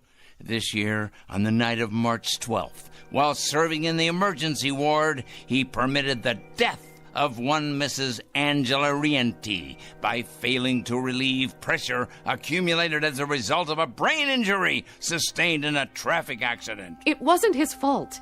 It was too late. That's his only crime. He wasn't able to treat her because he was responsible for half the ward that night. And by the time he got to the woman, she was already dead. That's your interpretation? It's not an interpretation. It's a fact. It's exactly the way it happened. By the time he got to her, by the time she was put into his care, she'd already died. He should have gotten to her earlier. How could he? Do you know how many lives he saved that night? How many people he saves every day, every week? He did nothing to her. That's about the size of it, Mrs. Lucas. Miserable dereliction of duty, resulting in the untimely death of a woman who by rights should be alive today. These facts came to my attention, and I simply called them to the attention of the hospital supervisor, an institution, by the way, which I help to support through taxes. By what right? I must ask you, Mr. Krangle, excuse me, but by what right do you presume to pass judgment on my husband? You're not even a medical man. Why, you weren't even there that night. You don't know anything about it. And yet you write your letters to the hospital, dozens of nasty letters accusing my husband of being a murderer. Why, you wretched, small-minded... Enough, Mrs. Lucas. That will be quite enough. I've suffered your presence here, but I'm not required to tolerate your abusiveness, although I don't wonder you're the type of woman you are. Oh, and what type is that? You're obviously greatly attracted to your husband, and there's no secret that birds of a feather, well, you know the rest. I think I catch your implication, Mr. Krangle, and you're over the line. Way over the line. You're as cracked as that lamp of yours. Tell me, has the hospital discharged your husband yet? Discharged? That's right. Let him go. Cashiered him out. Eradicated him from the payroll. Given him the sack. I've been expecting it momentarily. They have not, Mr. Krangle. They have done no such thing. It'd take more than a letter-writing campaign from a crank like you to make that happen. Your husband is an evil man. He is no such thing. And I will not put up with evil in any form. And I will not stand by and allow an injustice like this. Of all the presumptuous, wrong-headed... I'm sorry, Mrs. Lucas. I haven't any more time. Why, look at the hour. It's 3 o'clock already. I got things to do. Many more important things to do, thank you. Today's mail, for instance. You'd probably be interested in these. They're cases not unlike your husband's. communists, subversives, thieves, harlots, but all made out of the same metal. Evil, Mrs. Lucas, all of them evil, and I will not countenance evil. I am absolutely incapable of countenancing it. You're probably unaware of it, Mr. Krangle, but my husband is a very sensitive man. Oh, please, spare me. Your letters have had an effect on him, if on no one else so far. The people at the hospital tell him to ignore the letters, forget about them, but they're tearing him up inside. They're killing him, his confidence in himself, his ability to concentrate and work. You see, he's like a lot of doctors, Mr. Krangle. He cares. He cares very deeply. So, you see, you really have been quite successful after all. I imagine you've been equally successful with other people, too. Mm-hmm. There's too much sanity still left out there for you to have succeeded in having them all fired. Mm-hmm. But you must be hurting them, those men and women, hurting them desperately, as you've hurt my husband. So you've really accomplished a great deal. Yep.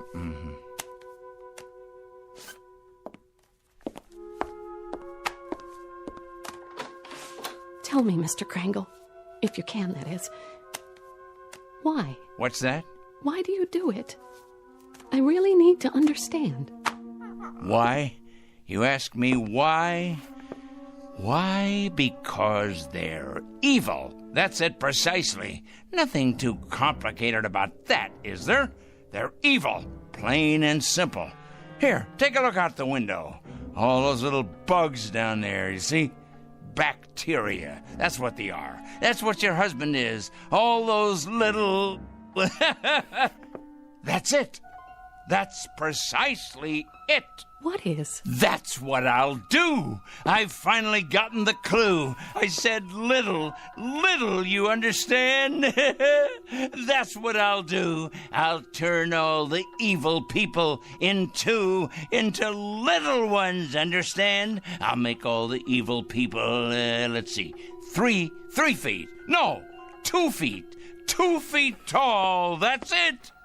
At 4 o'clock this afternoon, at precisely 4 o'clock, every evil man and woman will become a mere 2 feet tall. A revelation, an absolute revelation. Peter, my lad, did you hear what I come up with? Did you? That's it. Do you see the beauty of it, Pete? That's it. It's brilliant, absolutely brilliant. 2 feet tall, Pete. 2 feet tall.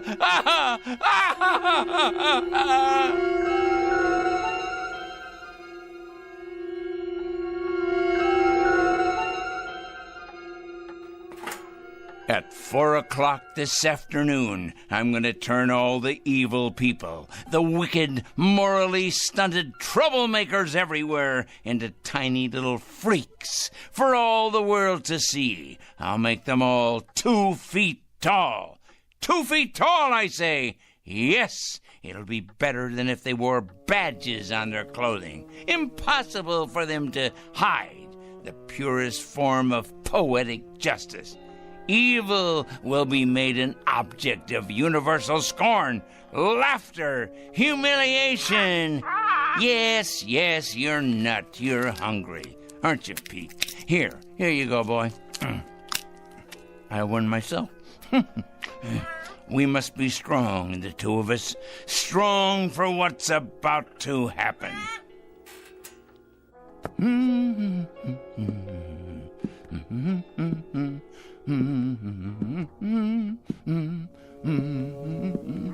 That's right, Petey. 10 minutes past 3. It won't be long now. Yes, a peanut. Here you are. That's a good, strong boy. I'll bet you could crack open just about anything with that great big beak of yours, couldn't you? Yes, you could. I'm sure you could.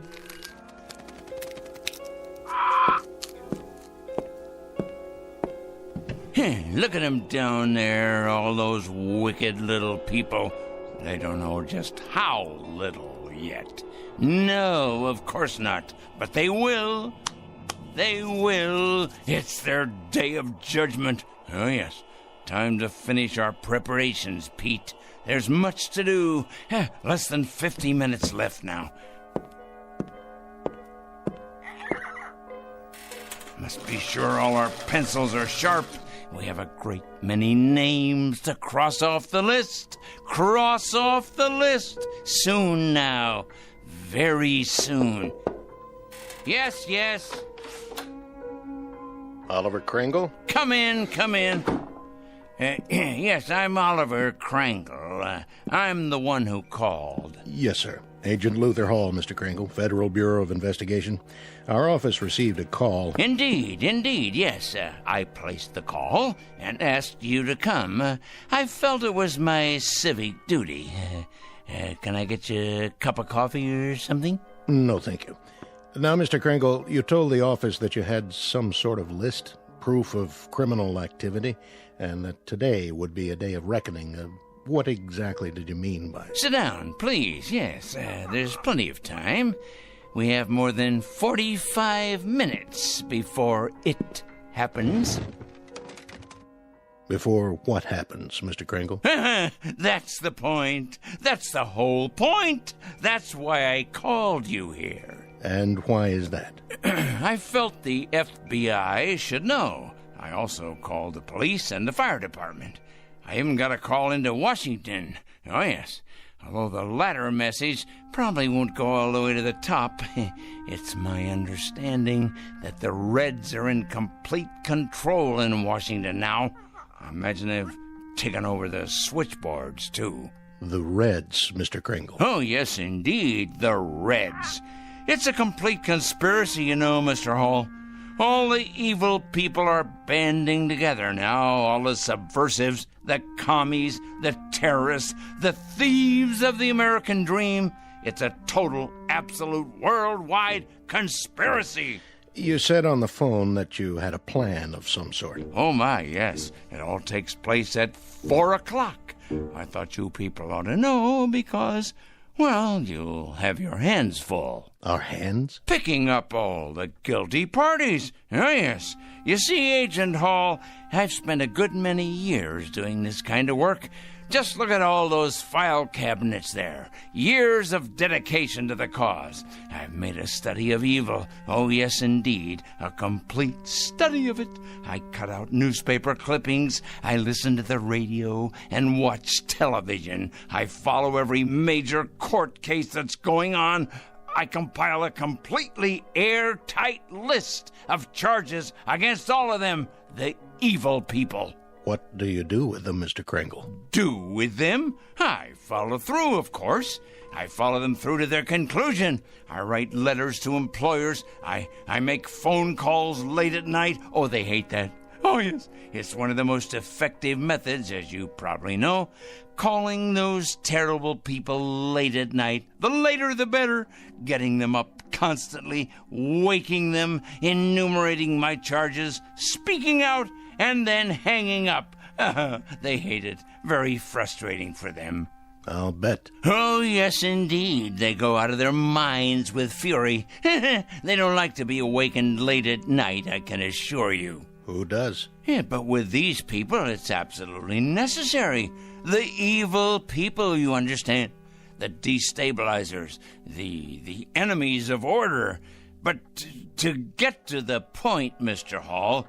The point... And what is the point? The clock on the shelf there tells the story. The entire and complete story. It's 3:20 now. In exactly 40 minutes, all the evil people in the world will be reduced to half. No, a third of their present size. Oh, it'll be glorious. All the unpunished murderers and the tyrants, the proud and the sinful, the schoolyard bullies, the cruel teachers and faithless friends, the wrongdoers, blackmailers, and the nicotine fiends, too, and the thieves, and the harlots, and the transgressors, all of them, every one. How does that sound, Mr. Hall? How do you propose to go about doing this? I mean, shrinking people. I merely will it, that's all. I will it. I've been giving it a great deal of thought. Now, in the past, various other plans have crossed my mind. Other plans? Well, for example, I didn't approve of our entering any of the wars, you see, and I had it in mind I might take the stiffness out of airplane propellers. Do you understand? I'm not sure I do. Well, when the crews came out in the morning, bundled up like children against the cold, and then went into their planes, they'd find the props hanging limp like great empty banana skins. Then the war ended and, well, it seemed like a waste of effort at that point. After that, jets became the order of the day, and so I thought, what would jam up the intakes on those jet engines, huh?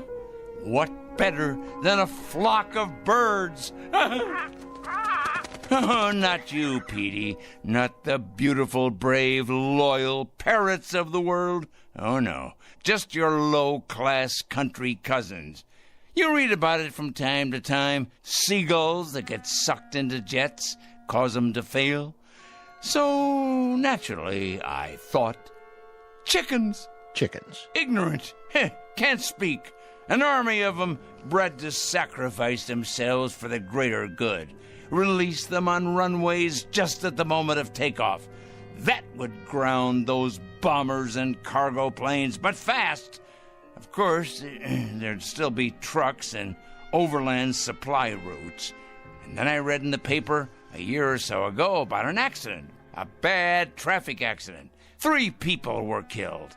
So I decided I would change all the wheels in the world from round to square, or maybe even triangular, so they'd stub in the asphalt and stop in their tracks. You mean sabotage interstate commerce? I devised another method later on. Terribly interesting, I thought. Mark all the evil people on the forehead, or better yet, turn them all one color. Say, purple. But then it came to me that they'd simply be able to recognize each other more readily and band together in their collective wickedness. I see. Well, Mr. Hall, this is hard to believe, but I hit upon this latest idea about the change in size just this afternoon. Some benighted woman was in here, and she quite inadvertently gave me the clue I needed. Make them all 2 feet tall. Now, what could be simpler? Think of it, Mr. Hall. Think how ineffectual this will render them. They can't handle delicate scientific instruments, or typewriters, or computers, or telephones, because they can't reach them. They won't even be able to open a window or turn a doorknob to escape once we know where they are. Why, pretty soon they'll be as extinct as dinosaurs. Here's a peanut for you, Petey. I think, Mr. Hall, that the most interesting place will be, let's say, a murder trial, where nobody knows whether the accused is guilty or not. And then at 4 o'clock, if he's guilty, or watching the drunkards in a saloon, or, there's so many places to be.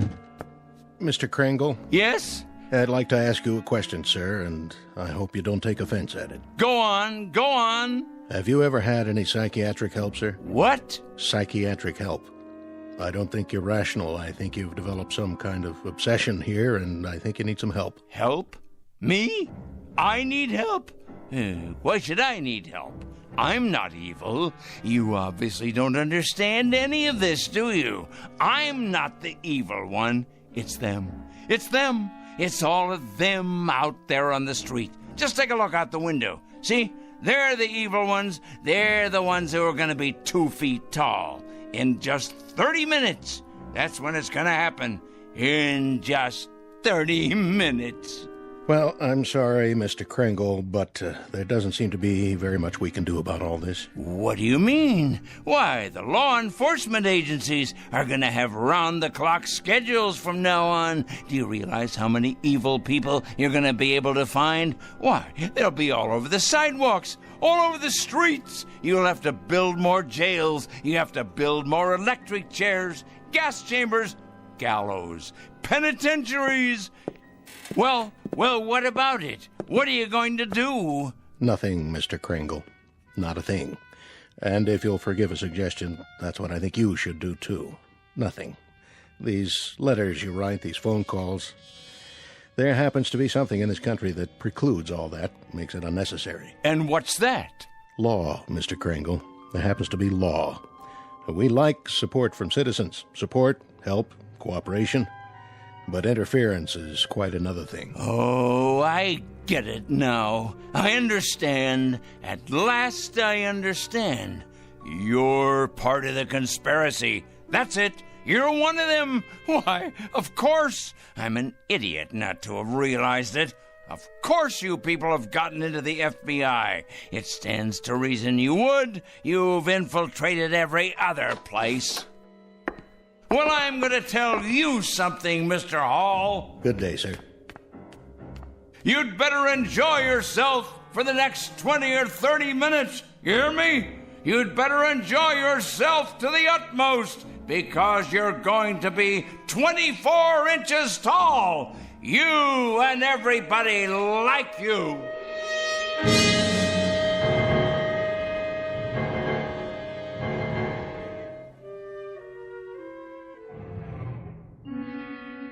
All the evil people, everyone, you'll see. Good riddance to bad rubbish, eh, Pete? To all their kind, the righteous will rise up, and the weak will fall before their terrible wrath. It's as right as rain. In a minute, Pete. It won't be long now.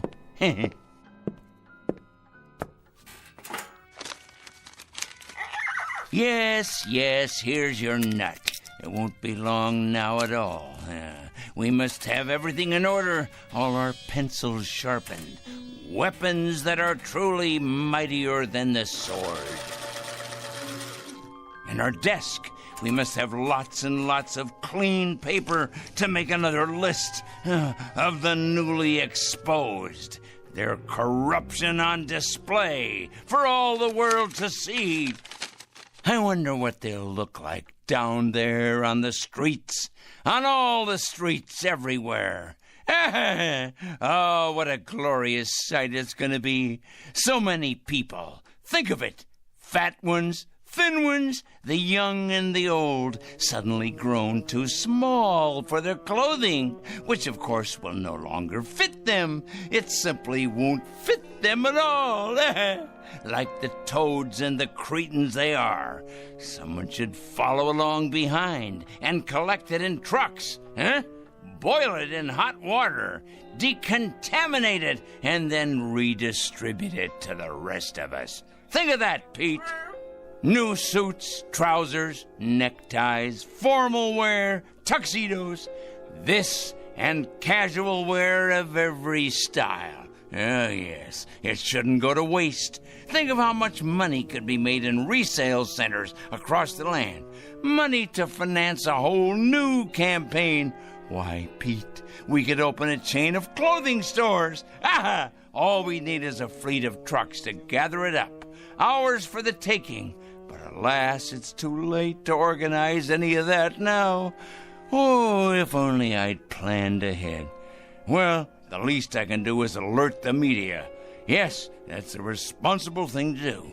I wonder if they have any idea at all about what's to take place. And at this hour, the Dow Jones is down 14 points. Raging fire now under control in upstate. The White House press secretary announced a peace plan today. 4-car pileup on the bridge. Motorists are advised to use alternate routes. Come on down to Crazy Joey's Fashion Warehouse. We've got sportswear, clothes for the workplace, back-to-school duds, all at out-of-this-world prices. You'll think you've died and gone to heaven because my name's Joey and I'm crazy. Another lost opportunity, Pete. But that man doesn't know how soon he'll be out of business. He has no idea, does he? No idea at all. We'd better check the television news while we're at it. We'll have the weather for you coming right up after this. The very vegger slices, it dices, it turns out finger-licking julienne potatoes. Okay, now tell us about your new book, 101 Ways to Profit from Armageddon. Amateurs. Pete, what to do? What to do? Of course I can send out press releases taking credit for all that I've done after the fact. If only I had more time. More time! Still, we'll have to alert them as best we can.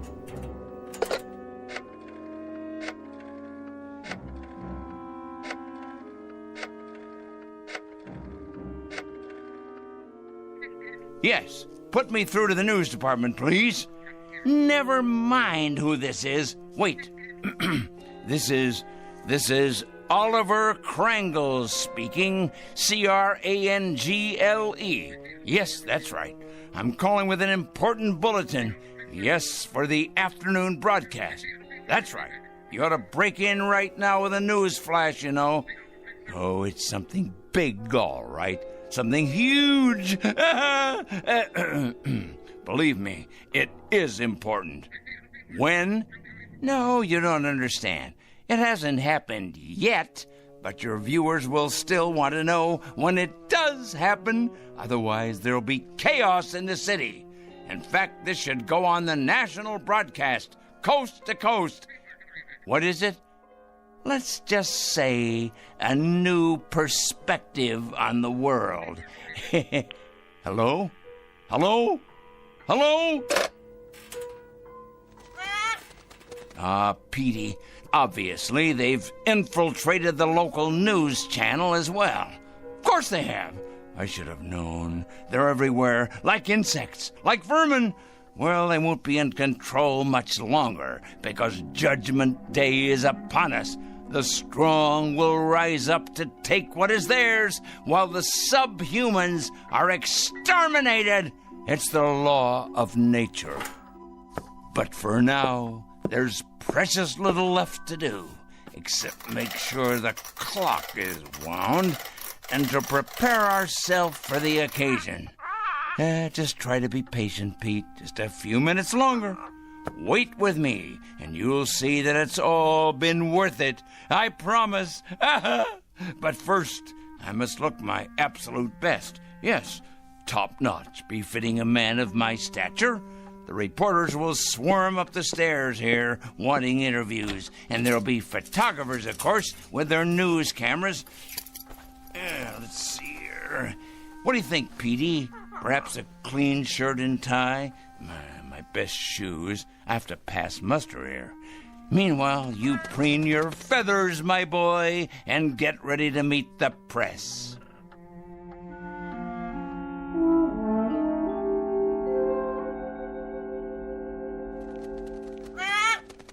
There! It's happened, Pete. It's happening right now. This very second. Can you feel it? Something in the air. The next phase of evolution for the human race. Oh, nothing will be the same after this. Nothing! The new order has come at last. Yes, but first, I can't wait to see them all down there, turning into tiny little gnomes. Just 1 second, Pete, as soon as I take a look out the window. Certainly, Peter. You may have a nut, as many as you like. You must be hungry. I'll have something, too. We'll make it a celebration. This is our day. Of course, but you must be patient.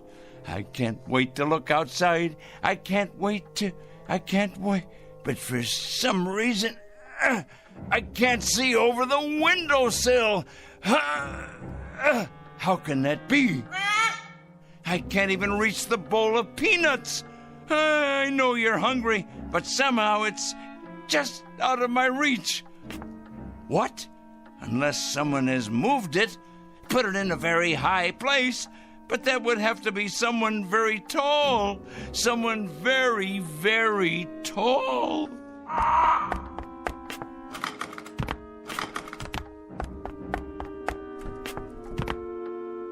Pete, what's happened? You've grown so large, and I'm so close to the floor. These shoes don't fit me anymore. And these clothes, whose are they? Must get out of this ridiculous costume.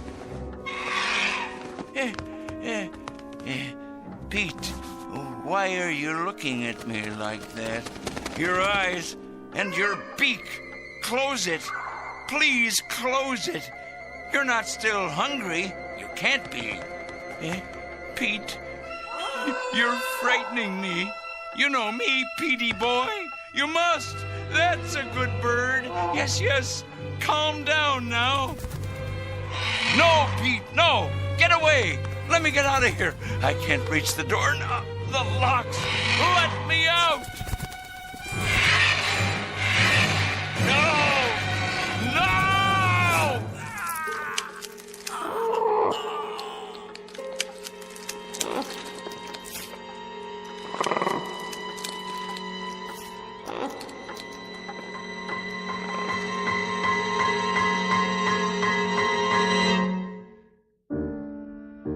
At 4 o'clock, an evil man made his bed and lay in it, a pot called a kettle black, and a stone thrower broke the windows of its glass house. Not a pretty picture, perhaps, but for this poor, misguided fellow, quite unavoidable. A simple matter of supply and demand. He was right about one thing, though. In a world where the strong get stronger and the mighty feed upon the weak, you can run, but you can't hide. Look for this one under F for Fanatic and J for Justice in the Twilight Zone.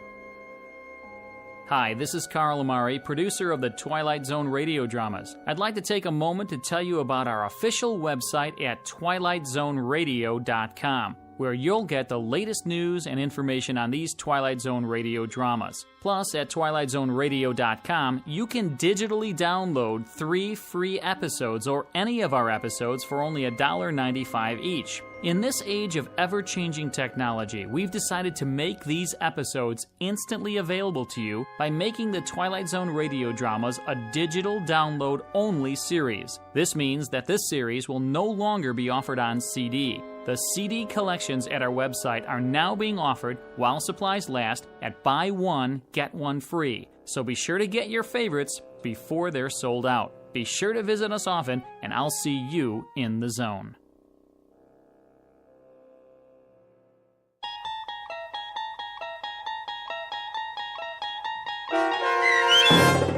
"4 O'Clock," starring Stan Freberg with Stacy Keach as your narrator, was adapted for radio by Dennis Etchison and based on a script by Rod Serling. Heard in the cast were Taylor Miller, Maggie Carney, Rick Peoples, Doug James, Paul Patch, and Carl Amari. To learn more about the Twilight Zone radio dramas and to obtain audio cassettes and CDs of these programs, visit our website at twilightzoneradio.com.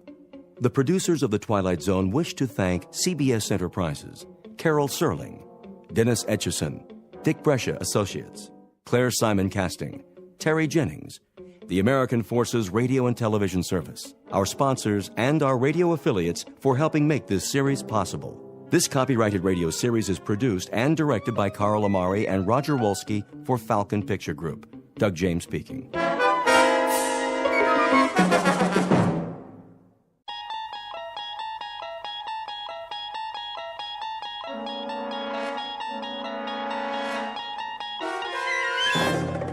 You unlock this door with the key of imagination. Beyond it is another dimension, a dimension of sound, a dimension of sight, a dimension of mind. You're moving into a land of both shadow and substance, of things and ideas. You've just crossed over into the Twilight Zone.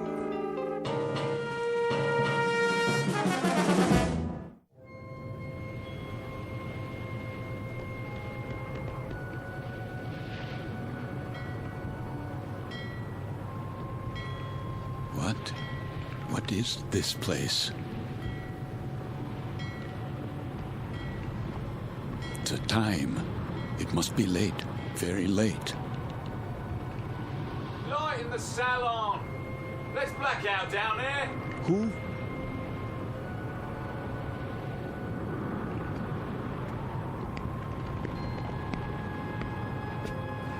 Forgive me, sir. Yes? Are you addressing me? Begging your pardon, but they'll be finished serving dinner soon. They? The galley crew, sir. Why do you tell me this? Well, I only meant... What? What did you mean? Well, all I mean to say is, you'd best go in now, sir, if you want your evening meal. My meal? The salon will be closing in a few more minutes. Oh, yes, of course. In the salon. Is that what you call it? Yes, sir. It's very dark out here. Would you like to follow me? Follow? The lights, you see. From now on, I'll have to switch them off when we open the door to the deck, and then on again. You understand, sir? Because of the blackout. The blackout? Yes. This way, sir. Are you all right? Why wouldn't I be? Is something wrong with my appearance? Why, no, sir. It's only that... Is this your first time? My what? Your first passage. It can take a bit of getting used to. Sea legs and all that. I'm quite used to being at sea. Thank you. I was just... Yes, sir? Listening. To the engines? Don't worry, sir. The diesels were checked thoroughly before we left port, and Captain Willoughby's top drawer. He'll get us there safe and sound, you can be sure of that. No, not the engines. What then? I was listening to the water. The cold ocean water out there. And the night.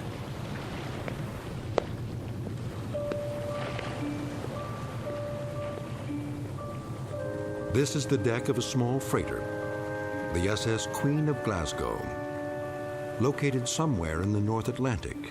Her registry, British. Gross tonnage, 5,000. Age, indeterminate. At this moment, she is one day out of Liverpool. Her destination, New York. Duly recorded in this ship's log is the sailing time, course to destination, weather conditions, temperature, longitude, and latitude. But what is never recorded in such a log is the fear that washes over a deck like fog and ocean spray. Fear like the throbbing strokes of pistons from the engine's diesels, each one a heartbeat, parceling out every hour into breathless minutes of watching, waiting, and dreading. For the year is 1942, and this particular ship has lost her convoy. Now she must travel alone like an aged, blind thing groping through the unfriendly dark, stalked by the unseen periscopes of steel killers, enemy U-boats that also watch and wait.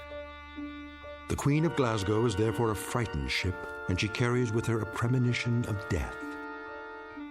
In a moment, her crew and passengers will find out just how real that premonition may be, when a course is set that leads them all into an area known as the Twilight Zone.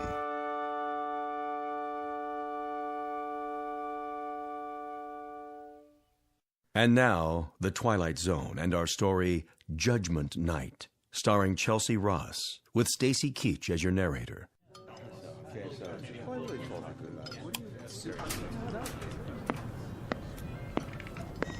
Why does he keep playing with the lights? Thought I'd gone blind for a second. My apologies for the momentary darkness. Wartime regulations, you know. Think nothing of it. Perfectly understandable. Wasn't it a lovely meal? Yes, indeed. Glad you enjoyed it, ladies and gentlemen. Something more, perhaps? Not for us, thank you, steward. We were just leaving. Come along, dear. Wait, Mommy, where's my doll? Why, here you are, little girl. You dropped it by your chair. Can you thank the nice man? Thank you. You wouldn't want to leave your dolly behind now, would you? Come along, Joanna. It's well past your bedtime. Yes, Daddy.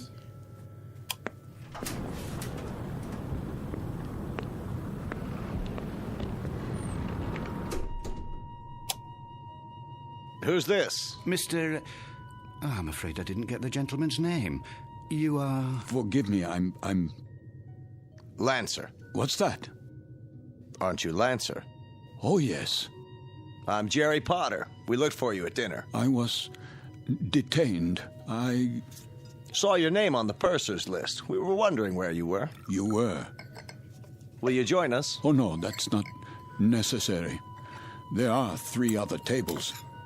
3 empty tables? I'm really not very hungry. Well, the captain wasn't able to join us tonight, so there's plenty of room. Come on over, I insist. Very well. Coffee, sir? Yes. Thank you. I believe I would like some coffee. Here's your seat, Mr. Lancer. The more the merrier, I always say.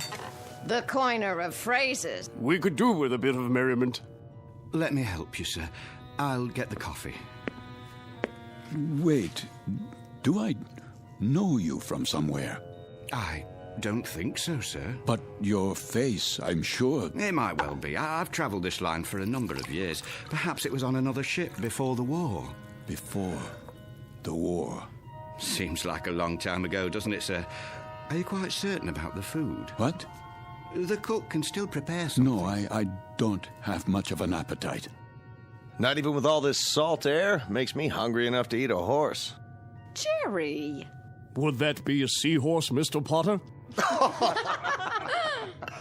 How about it, Lancer? Have some chow. Not tonight. Something happened tonight? Nothing unpleasant, I trust. Why, I don't know. I honestly don't know. Mr. Lancer, are you ill? As a matter of fact... You do look pale. A bit of the old mal de mer, perhaps. You might do well to take the meal in your cabin. My cabin? Your quarters, Mr. Lancer. This is all rather disorienting, isn't it? But a good night's sleep can do wonders. I could prepare a tray, sir. No. I'd recommend a cup of hot broth at the very least. I'm fine, I tell you. It was just a temporary dizziness. You're all very kind. I shouldn't intrude. Nonsense. Then let me do the honors. This is my wife. Madame. Hello. And across the table are our dinner companions, Major Devereaux. How do you do? And his secretary, Miss Stanley. Are you going home, Mr. Lancer? Home? Or away from home? Why, I'm heading away from home. We are as well, I'm afraid. The Major is heading up a military mission in Washington. Now, Barbara, loose lips. Oh, sorry. I was just telling them that I took this trip once before, when my wife was alive. Spring of 38. How different it was. The Queen Mary, most elegant. Where do you suppose they dredged up this one? She looks to be 300 years old. The Queen of Glasgow. Long live the Queen. Oh, hear, hear. What do you do, Lancer? Me? When I saw your name on the list, I tried to figure out what you'd look like. It's a game I play. Try to connect a face with a name. I thought you were probably an old language professor from Oxford or something. A regular barrel of laughs. Well, I'm... There goes the light again. Well, good evening, Captain Willoughby. No, please. Remain seated. I don't have much time. I thought I'd just stop for a cup of tea and say hello to those who are still here. Don't worry on our account. I'll get you tea, sir. Thank you, steward. We did miss you, though, Captain. I must apologize. We have a miserable fog out there. No kidding. And I thought I'd best take my meal on the bridge. And the rest of the convoy, Captain, are they in sight? They'd have to be 3 feet off the bow to be in sight, Major. That fog is quite thick. Oh, dear. However, we do hope to have some sort of contact by tomorrow.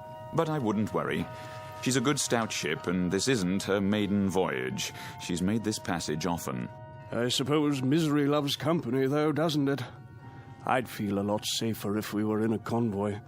I can almost see those wolf packs converging on us. There would be no wolf pack converging on a single ship, Major Devereaux. Sorry?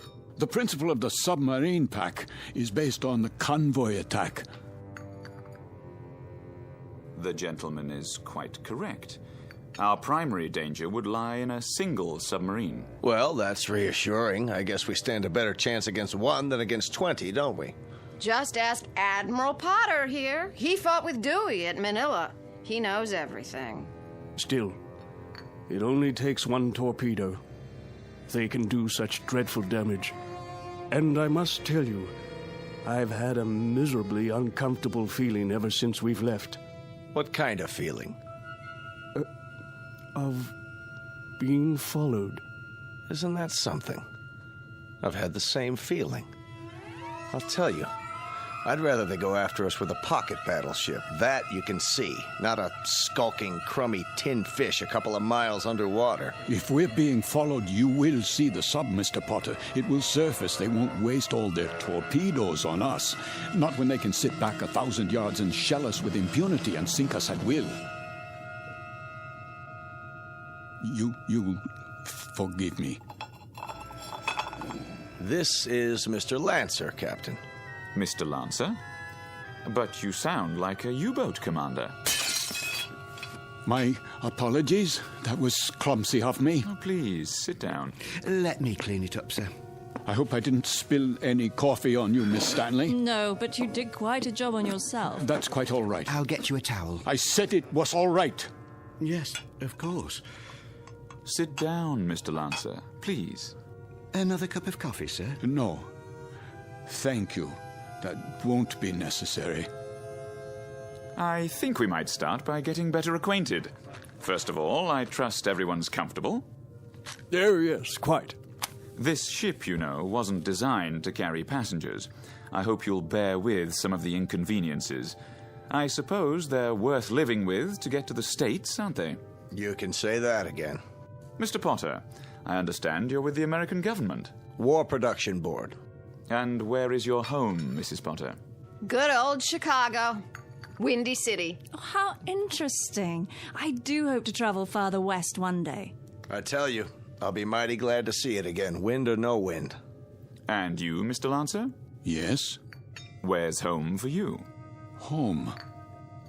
I was born in Frankfurt. Frankfurt? Like in Germany? Yes, Germany. Well, how long had you been in England, Mr. Lancer? How long?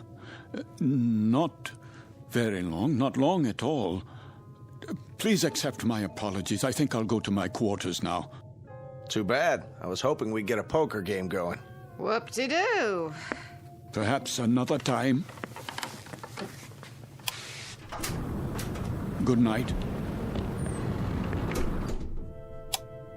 Now, there goes an odd one, huh?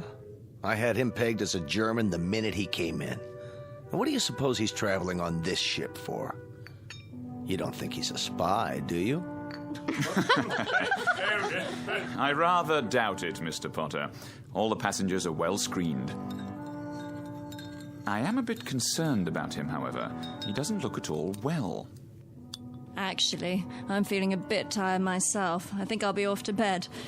Good night, everyone. Sleep well. Watch your step, Barbara. I will. It's very dark out there. Would you like a torch? Oh, don't worry about me. I can have the steward escort you. I wouldn't think of it. See you all at breakfast. I'll get the light switch. Thank you, Captain. Good night.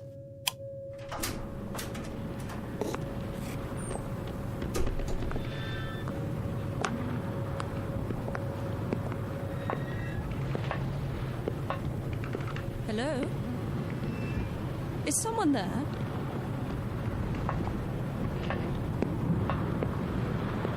I say, is anyone...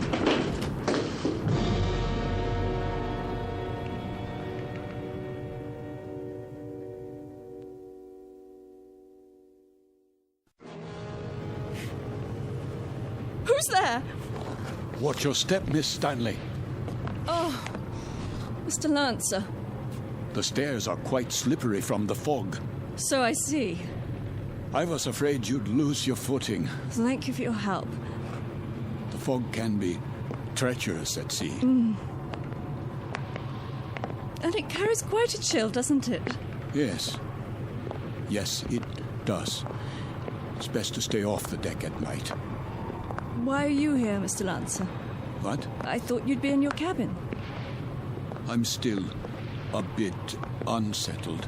Not quite ready to sleep yet. Miss Stanley? Yes. May I ask a question? Please. Have we met before? I don't think so. Why? You'll forgive me, but you looked so familiar. They all did, for that matter. Are you sure you're well, Mr. Lancer? Yes, I seem to be. It's just this feeling. What sort of feeling? Oh, it will sound crazy to you. Go on, please. Just that I'm doing things, saying things. That you've done before? How do you know that? I know the feeling. I've had it occasionally. Have you? Walking into a room and being able to swear that you've been there before. Even the conversations. They seem identical to ones you've had at some other time. Yes, but what other time and where? That's always the question, isn't it? And the people? Yes, and the people, too. Yes. That's extraordinary. What is? I don't recall. I don't seem to recall boarding this ship. Don't you? Or anything else, for that matter. How I got here, or why I'm here. There was a film about that. Pardon? In the cinema, a few years ago. With Leslie Howard. Oh, was it that American? What's his name? Garfield, John Garfield. I believe the title was Outward Bound, something like that. I don't have time to see many films. I don't either. But in this one, the people all found themselves on an ocean liner. Of course, it was a cruise ship, not a freighter. But none of them could remember anything. There was a man and a woman, and they met and began talking, much as we are right now, I suppose. And it turned out they were... Go on. Well, they were all dead, you see, and on their way to the other side. Isn't that absolute rubbish? It is indeed.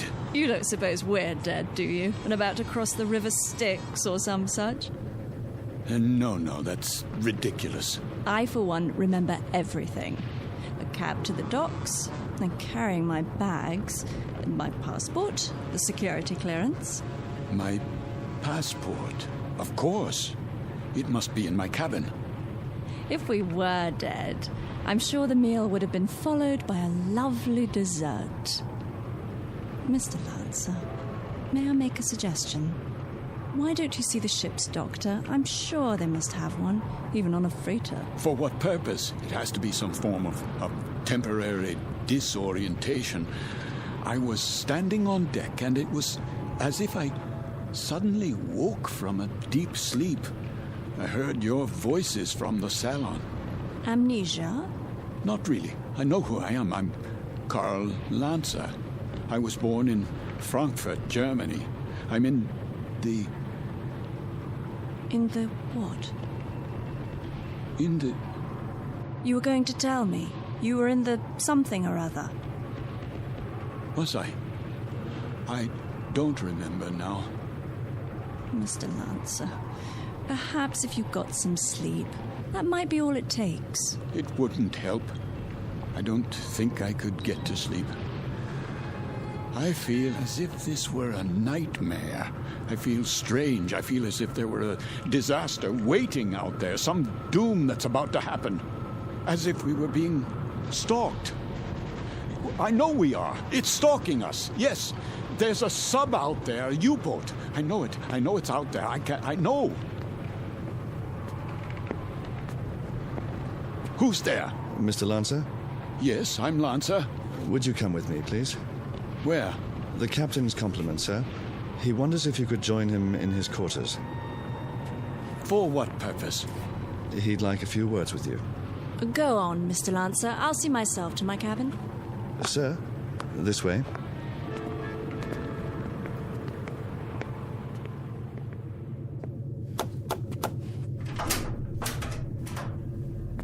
Mr. Lancer, sir. You wish to see me, Captain?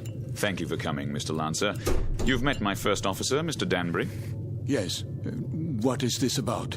I wonder if you'd mind answering a few questions. No, not at all. First, would you mind showing us your passport? My passport? If you don't mind. Just routine, Mr. Lancer. On our passenger manifest, it seems that your passport number was somehow not included. Yes, of course. Oh, I'm afraid I don't have my wallet in my pocket. It must be down in my cabin. Well, that's perfectly all right. Sometime during the next few days, if you think of it, say tomorrow. You can show it to me whenever it's convenient. Are you feeling better, Mr. Lancer? Yes, much better. Is there anything I can get you? No. Then, is there anything you'd care to talk about? How do you mean? Anything on your mind? Something you'd care to tell us, perhaps? There's very little I can tell you. And why is that? Because I don't remember very much. No? Actually, to tell the truth, I don't know how I got here. I don't recall anything about it. Is that right? I seem to remember only a few odd, disjointed things. I know, for example, that my name is Karl Lancer. I know I was born in Frankfurt. So you said. Please continue. Continue where? That's it. At this moment, that's all I know. Mr. Lancer. Yes? At the table, you exhibited a rather unusual working knowledge of German submarines. Could that, perhaps, stir your memory? I wish it could, but it doesn't. I see. In that case, why don't you go on to bed for now? Have a good night's rest. We'll talk tomorrow, you and I. Very well. That will be all for now, Mr. Lancer. Good night. Good night.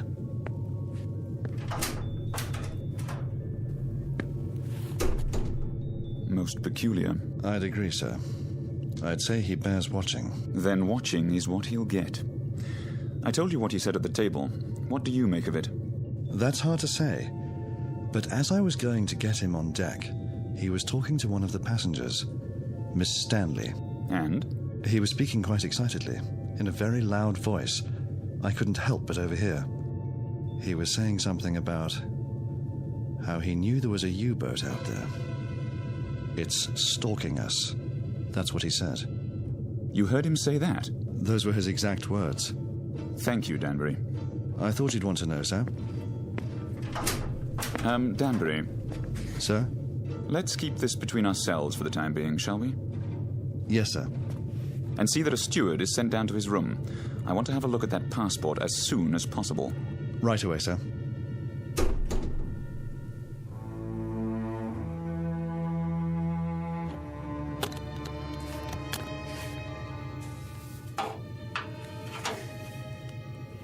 There you are, sir. All your clothing hung up, I believe that's it. Anything else I can help you with? No, that will be all. Ah, your shoes. I'll just put them in the closet. Hold on, what's this? Where? In your bag. Looks like an officer's cap, but not one of ours. War souvenir.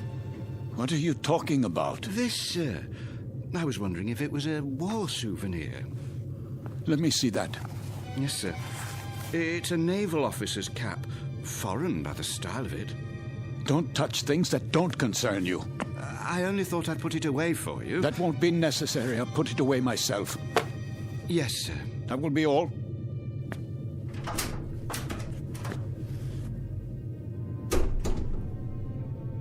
It is a German officer's hat. A submarine commander's. What does it say inside? It must have an identifying label. Yes, here. But this can't be. It says, Karl Lancer, Kapitan, Kriegsmarine.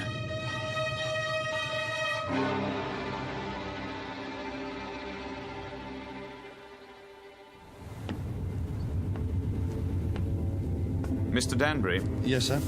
We've slowed down again. See if you can impress upon that very temperamental engineer the rather dire necessity for speed. Engine room. Engine room. McLeod, can we get any more revs? We're losing speed badly. Begging your pardon, sir, but I've got these blooming engines trained to the limit now. Kindly tell the captain that if I keep them going at this rate, they'll be a breakdown before morning. In that case, we'll be going a precious lot slower in a drift than under power. McLeod, we simply have no more revs. If you can give me maximum speed for another 12 hours... Captain! These engines needed to be overhauled a month ago, and instead of an overhaul, they're getting worked to death. Well, do what you can, man. Aye, aye, sir.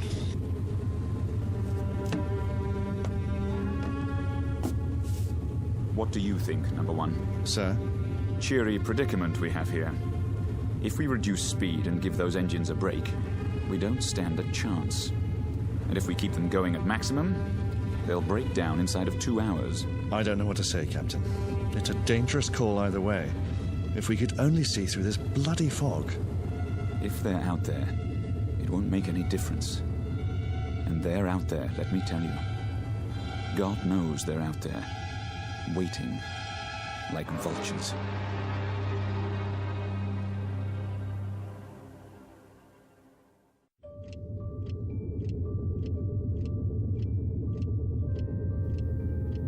Another drink, please. Begging your pardon, sir, but it's very late. Don't beg my pardon. Just put the bottle on the bar. Go to bed if you're tired, but leave the bottle.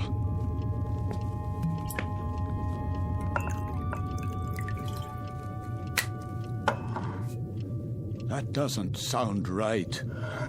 Sir? The bearings. Bearings, sir? Yes, on the engines. They always sound like that, sir. You get used to it. You should hear McLeod on the subject.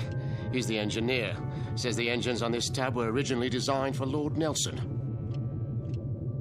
Is that clock accurate? Why, yes, sir. She's a real antique, that one. Captain Willoughby had her on the old Harcourt Bay. Keeps perfect time, she does. It says 5 minutes past 12 at 1:15. Not for a while yet. No, but at 1:15, something will happen at 1:15. Something, sir? What might that be?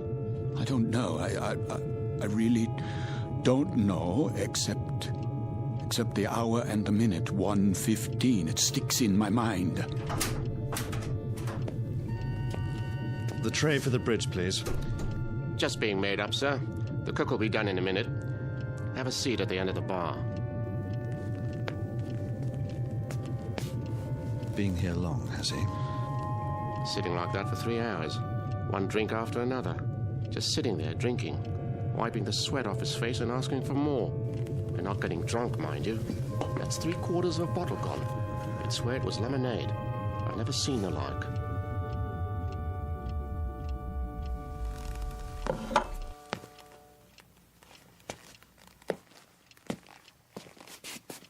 Why have the engines stopped? Probably just routine maintenance, sir. Don't give me that. They've broken down. I don't think it's serious, sir. You don't think it's serious? Adrift in waters like these without any power, you don't think that's serious? We're defenseless here. Now we are absolutely defenseless. They'll be repaired, Mr. Lancer. We'll be underway again soon. No, we won't be underway soon. We'll drift until 1:15. That's what he's been saying all night long. You know, of course, how easy it would be for a submarine to... You're a nervous man, Mr. Lancer. I'd suggest you call it a night. I'm a nervous man. I can assure you that I am suffering from something a little more serious than nerves. I'm suffering from knowledge. I'm suffering from knowing what's going to happen. Really? Now? My affliction comes from waiting and knowing that inside of an hour, a U-boat will surface off our bow with searchlights and a deck gun. We'll be attacked and we won't be able to run away. Here, sir. Sit down, man. How does it feel to you people just standing still and waiting for a shell or a torpedo to smash into you, waiting for the ship to blow apart so that you can find yourself in the water, closing in on you, filling your lungs so you can't scream? I said sit down, man. Mr. Lancer, this kind of talk won't do you or anyone else any good. Here's the captain's tray, sir. Leave it. Is something wrong? The gentleman is ill. He doesn't know what he's talking about. Carry on. Yes, sir. Go on, cook. Back to the kitchen with you.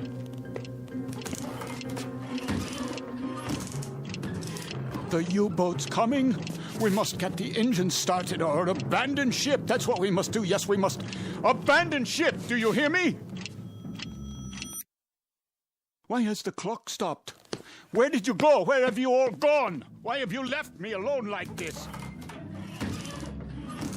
Where? Where is everyone?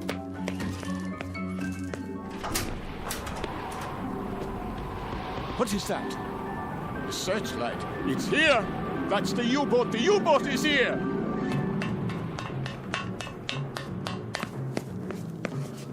We've got to get out. Off the ship, everybody! There you are. All you passengers, out of your rooms. Listen to me. There's a U-boat. I just saw it. She's going to sink us. Can't you hear me? Why don't you move? Are you all out of your minds? What do I have to do? Do I have to grab you and carry you up on deck? Do I have to throw you bodily into the lifeboats? Do I have to knock you unconscious? They're gone. But where? Is the entire ship empty? Or have I gone mad? A life preserver, yes. SS Queen of Glasgow. Wait. I remember that name. Queen of Glasgow. Queen of Glasgow. Potter? Major Devereaux! Miss Stanley, where are you? Captain, steward, we must abandon ship.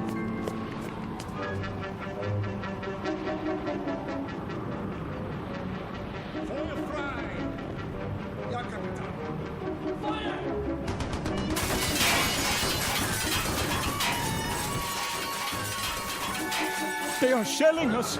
We're hit, I tell you. Miss Stanley, we must get out. The lifeboats. I can, Mr. Lancer. The roof's collapsed. The door won't open. Climb through the porthole, quickly. I'll try. Where are the lifeboats? Over here, Mr. Devereaux. We'll have to climb down. Help us, please, my wife. I'm coming, Mr. Potter.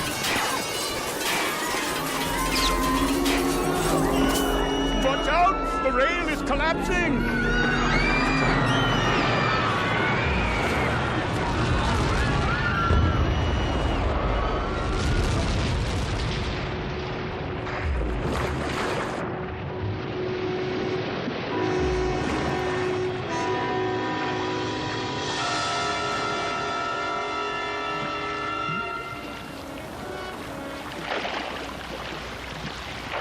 Family, the little girl. Where? The doll. Here, I have it. Who could do such a thing? Who?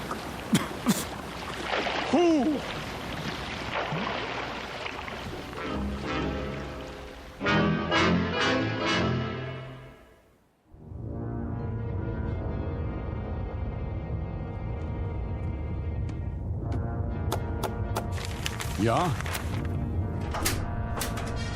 Not much to show, Captain Lancer. That's all. Very little wreckage floated to the surface. Only this life preserver. There were no survivors. Then I'd say that's a good catch tonight, wouldn't you? Very good catch. It says SS Queen of Glasgow. Ah, a 5,000-tonner. Isn't that what the registry reads? Yes, sir. Cheer up, Lieutenant. Hand me the coffee. Well, pour it. If you wish, sir. You have nerves, Mueller. Not really, sir. A little shaky, perhaps. Oh, why? Nothing, sir. I asked you a question. Why? There were women and children on that ship. So? We gave them no warning. You'd have us give them warning, eh? So their radio man can send out their position, which quite incidentally is our position. You have sentiment, but no brains. You're an old woman, Mueller. You know that? I just find it difficult. To do what? To reconcile killing those people. Without warning. It makes me wonder if we're not damned now. In the eyes of the British Admiralty, we most certainly are. I mean in the eyes of God. You're not just a fool, Lieutenant. You're also a religious fool. Perhaps a mystic, too. And if we are damned, what will happen? I've had dreams about it. Maybe people like us have a special kind of hell waiting. Maybe to be damned is to have a fate like the people on that ship. To have to suffer as they suffered and die as they died. You are a mystic, Lieutenant. We'd ride the ghost of that ship every night for eternity. Every night, Herr Capitan. For eternity. What are you talking about? They could die only once. Just once. But we can die 100 million times. Every night. Ride the ghost of that ship. Every night. Every night.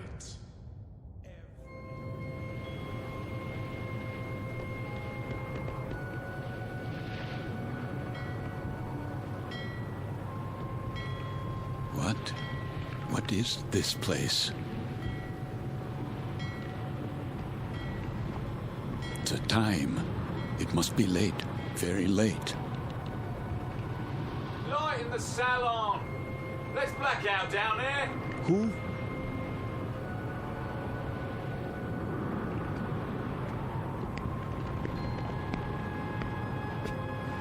Forgive me, sir. Yes? Are you addressing me? Begging your pardon, but they'll be finished serving dinner soon. They? The galley crew, sir. Why do you tell me this? I only meant... What? What did you mean? All I mean to say is, you'd best go in now, sir, if you want your evening meal. My meal? The salon will be closing in a few more minutes. Oh, yes, of course. In the salon. Is that what you call it? Yes, sir. It's very dark out here. Would you like to follow me? Follow? The lights, you see. From now on, I'll have to switch them off when we open the door to the deck and then on again. You understand, sir? Because of the blackout. The blackout? Yes. This way, sir.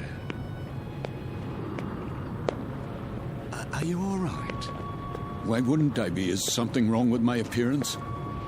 Why, no, sir. It's only that... Is this your first time? My what? Your first passage. It can take a bit of getting used to. Sea legs and all that. I'm quite used to being at sea. Thank you. I was just... A special kind of hell waiting. Maybe to be damned is to have a fate like the people on that ship.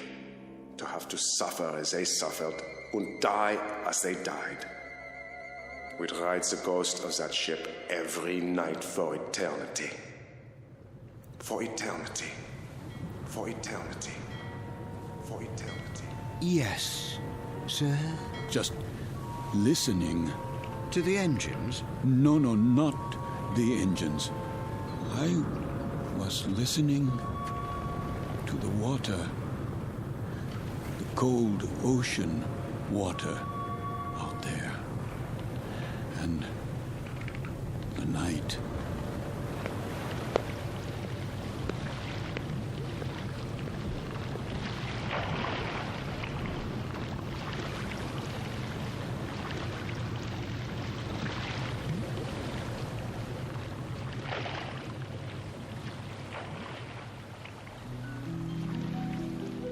You've heard talk about paying the fiddler, the comeuppance awaiting every man when the ledger of his life is opened and examined. The credits and debits added up, a tally made, and then the reward or the penalty paid. In the case of Karl Lancer, former Capitan and U-boat commander, Navy of the Third Reich, this is the penalty. This is the justice meted out. This is Judgment Night in the Twilight Zone. More from the Twilight Zone after this. You are about to enter another dimension, a dimension not only of sight and sound, but of mind, a journey into a wondrous land of imagination. Next stop, the Twilight Zone. Hi, this is Stacy Keach. I'd like to take a moment to tell you about our Twilight Zone website at twilightzoneradio.com. At twilightzoneradio.com, you'll find the latest information on these Twilight Zone radio dramas, including behind-the-scenes photographs, plus the newest product releases, trivia contests, ways to contact us, other Twilight Zone-related info and merchandise, plus links to other fascinating websites. So make your next stop twilightzoneradio.com. Visit twilightzoneradio.com to purchase these Twilight Zone radio dramas on cassette and CD, or call toll-free 1-866-989-ZONE. That's 1-866-989-9663.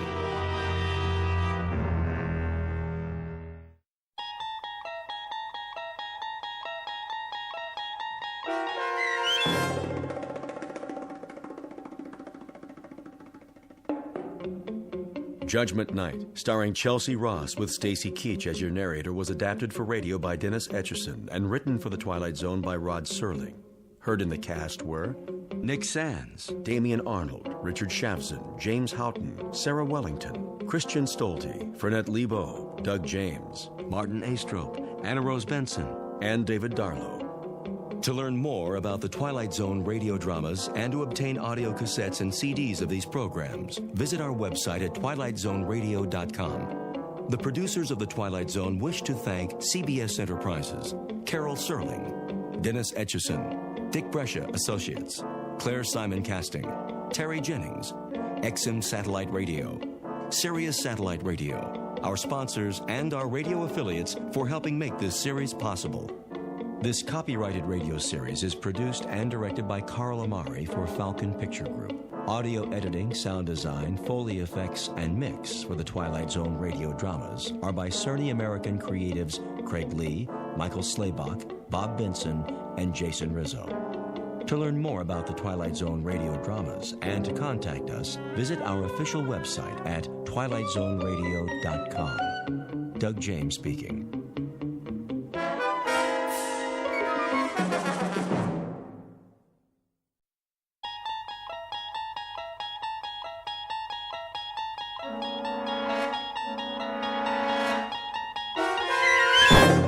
You're traveling through another dimension. A dimension not only of sight and sound, but of mind. A journey into a wondrous land whose boundaries are those of imagination. Your next stop, the Twilight Zone.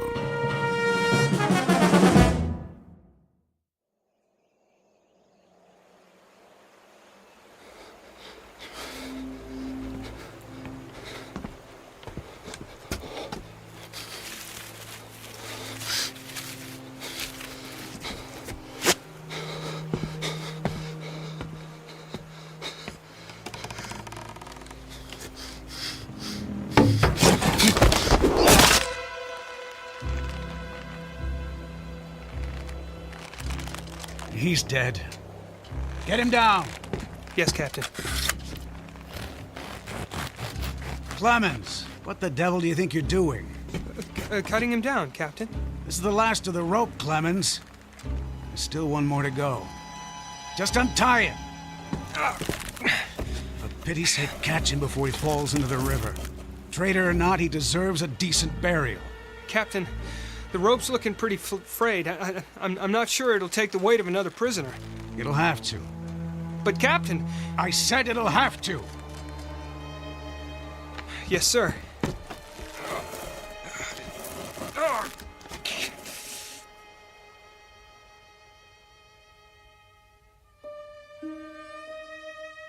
You have just witnessed a military execution. Death is a dignitary who, when he comes announced, is to be received with formal manifestations of respect, even by those most familiar with him. This particular execution occurred on Owl Creek Bridge in northern Alabama during the war between the states. You might find it in the works of that past master of the incredible Ambrose Bierce, but its proper home is in the Twilight Zone.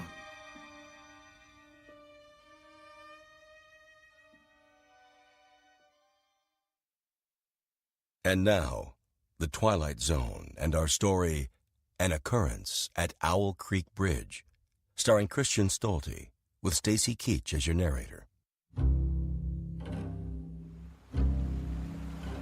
Hurry up, Clemens. I want to get this last one hanged while it's still daylight. Almost got him, Captain.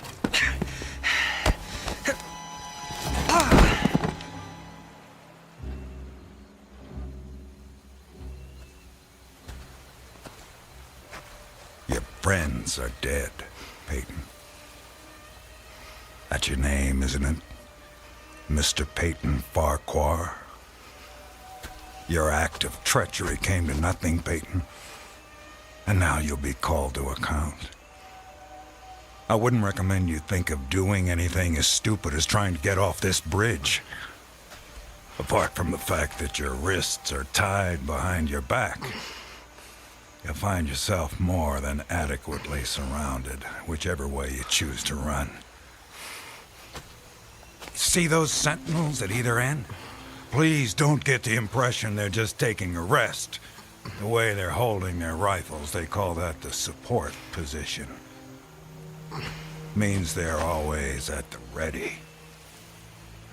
As a good soldier of the Federal Army should be. Don't say too much, do you?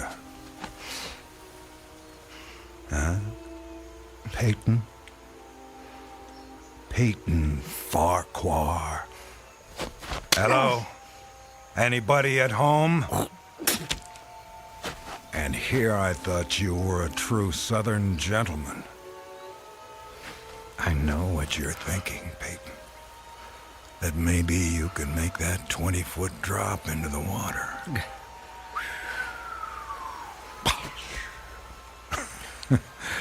And who knows, maybe you could at that. But after that, your chances for continued survival become pretty slim. Look over there on the bank of the stream. You know what that is? It's the muzzle of a cannon. You see, there's an outpost near here. If you really squint, you can see a company of infantry at parade rest. Think of them as spectators if you want. But if you sincerely want to swim for it, you might just as well be giving them target practice, which, believe me, they don't really need. You want to leave your wife a pretty-looking corpse, don't you? Still not in the mood for talking, huh? Well, I can understand that, time like this. A man needs to get his thoughts in order, ready himself for, you know. Perhaps I can help you with that. From a purely practical standpoint, I mean. I'm not a priest or anything like that. Truth to tell, my knowledge of matters theological doesn't amount to very much at all. But I can tell you a little bit about how it'll happen. Me and Clemens will escort you out to the center of the bridge, then introduce you to Captain Newman. He's a nice man. You'll like him. Me and Clemens salute the captain, then we stand behind him, leaving you face to face with the sergeant. Now, he's not such a nice man, sorry to say, but... Oh, I forgot. You two have already met. Well, when the moment comes, you'll both be standing on opposite ends of the same plank. He stands on the safe end, but you probably already guessed that. And you probably guessed that it's his job to hold the plank in place. Then, when the captain feels the time is right for him, not for you, he gives a signal to the sergeant. The sergeant steps aside, the plank tilts, and down you go. Nah, never having been hanged myself, I can't give you any information on what your final moments on this earth might feel like. But I can tell you, I've seen more than a few of these. And I'm sorry to have to tell you, it doesn't look any too pleasant. Anything to say about that? Well...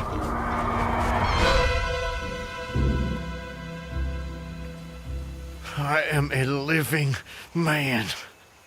How's that? Speak up, Peyton. If you got any famous last words, we should hear them. Otherwise, they won't be famous. I am a living man!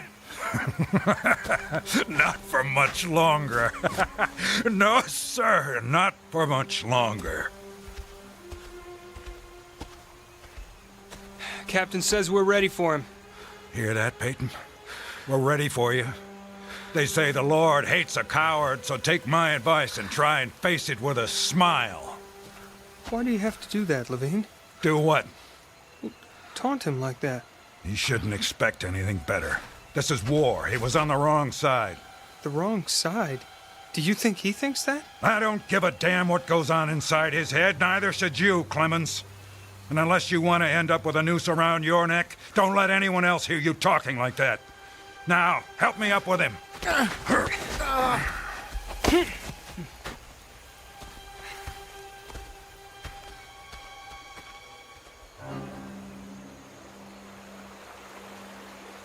Oh, Elizabeth. Elizabeth, my darling, what have I done?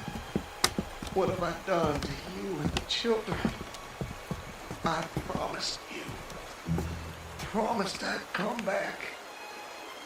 What is a man if he's not as good as his word? What am I? Secure the noose. The noose. If only I could free my hands. Perhaps I could throw off the noose. Perhaps I really could dive into the stream. I might evade the bullets, and if I swam vigorously enough, reach the bank, then take to the woods and get away. Get back home. Yes, home. And back to you, Elizabeth. Thank God home is outside their lines. My wife and little ones are still beyond the invaders' farthest advance. That pounding. What is causing that pounding? It's like the stroke of a blacksmith's hammer on the anvil. Is it distant, nearby, or both? Perhaps it's my death knell. Feels like a knife being thrust into my ear. Damn them, what's taking them so long? If you're gonna do it, just do it! Sergeant, step away. Too late. My God, it's too late. Oh, Elizabeth.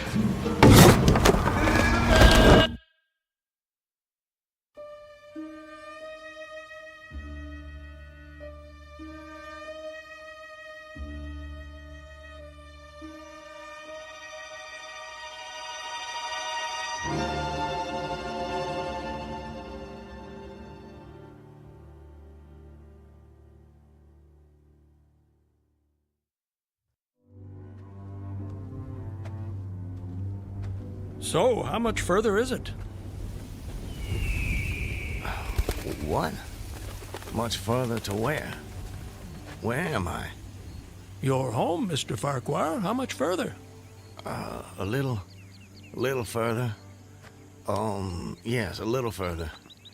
Just keep along this road. I'm sorry, I'm somewhat confused. Hardly surprising. You've just woken up. It usually takes me a good half hour and a stiff drink before I know my own name. Say, you wouldn't happen to have a stiff drink on you, would you? I'm afraid not. Too bad. No, wait. I can't have been sleeping. Why not? Look at me, I'm walking. How could I fall asleep walking? Horses fall asleep standing up. But not walking. Well, I don't know about you, but I've got to the end of plenty of days without the faintest idea what I've done. Of course, as I explained to you, Mr. Farquhar, I drink a bit. You know my name? Mm-hmm. You're Mr. Peyton Farquhar. How do you know my name? You told me. I did. Sure you did. Right after I found you on the bank of the river. The bank? The southern bank. When I discovered you, you were digging your fingers into the sand, throwing it over yourself in handfuls, and almost blessing it. That doesn't sound like the sort of thing I'd do. You don't remember?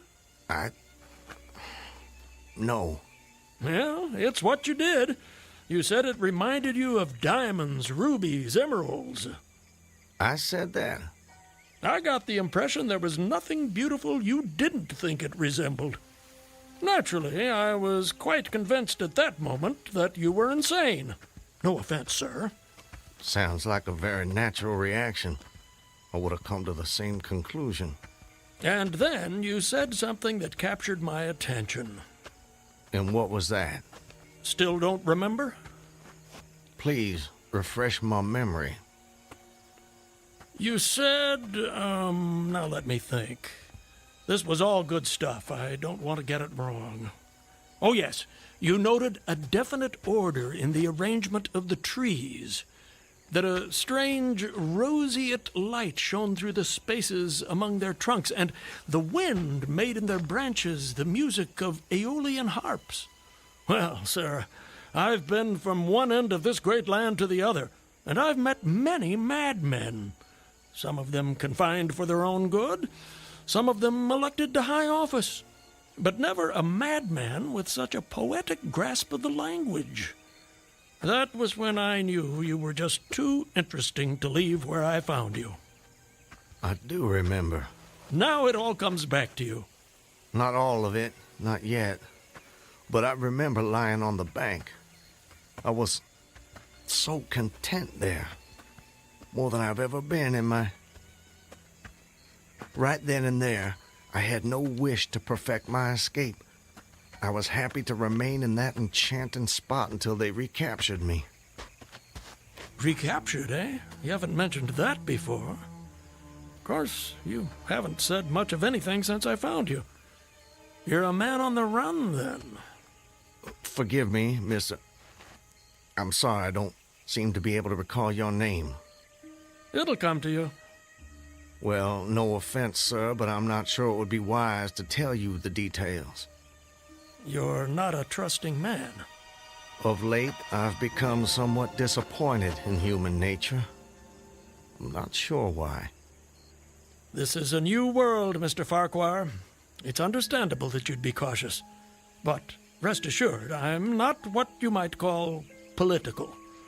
But I do love a good story, if you have one to tell. My story? I have no story. I have a life. A life that's become considerably more interesting of late, I'd venture to say. But beyond your name, I know nothing about you. What manner of man is Peyton Farquhar? Why do you want to know? The road I travel is long and lonely. I'm starved of intelligent conversation, and the only voice I ever hear is my own. Talking to oneself leads inevitably to madness. With you here as my temporary companion, I can stave off that unfortunate condition for at least another day. I see. And tell me, sir, where are you headed? Anywhere I'm welcome and nowhere I'm not. In short, nowhere in particular. So, you were telling me about yourself. Very well. My name is... Peyton Farquhar. Peyton Farquhar. I'm a planter in these parts. A planter, eh? Good to have land. It is.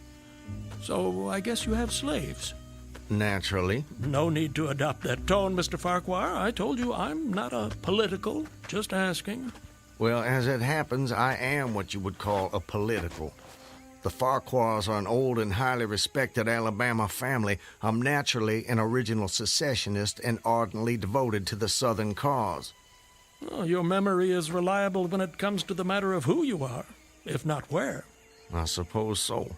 And yet, if you'll forgive my temerity, for all your patriotic fervor, you clearly didn't take service with the gallant army of the South.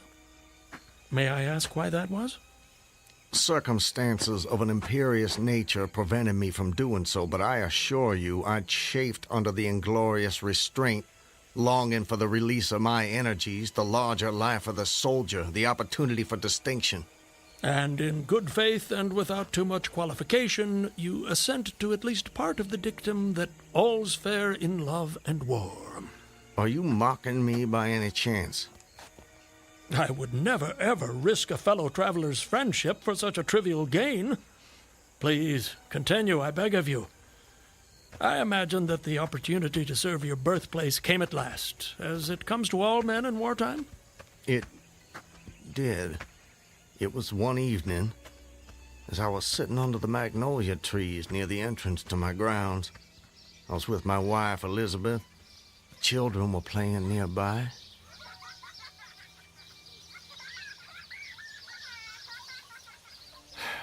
This is the life.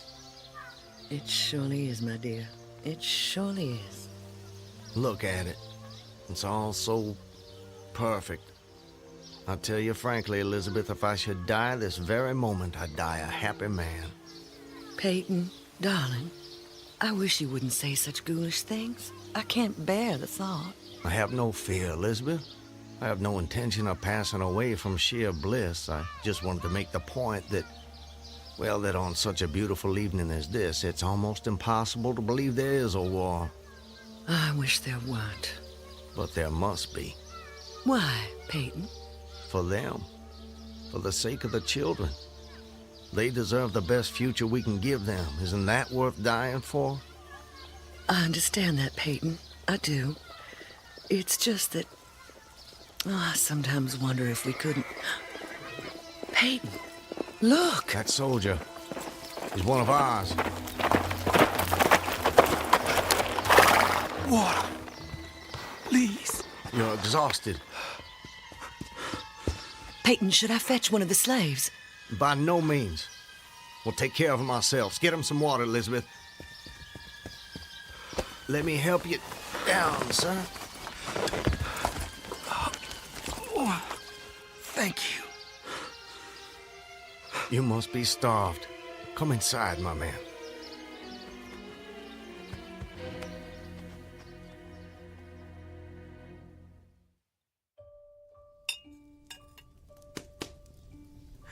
Oh, this is a splendid meal. Thank you.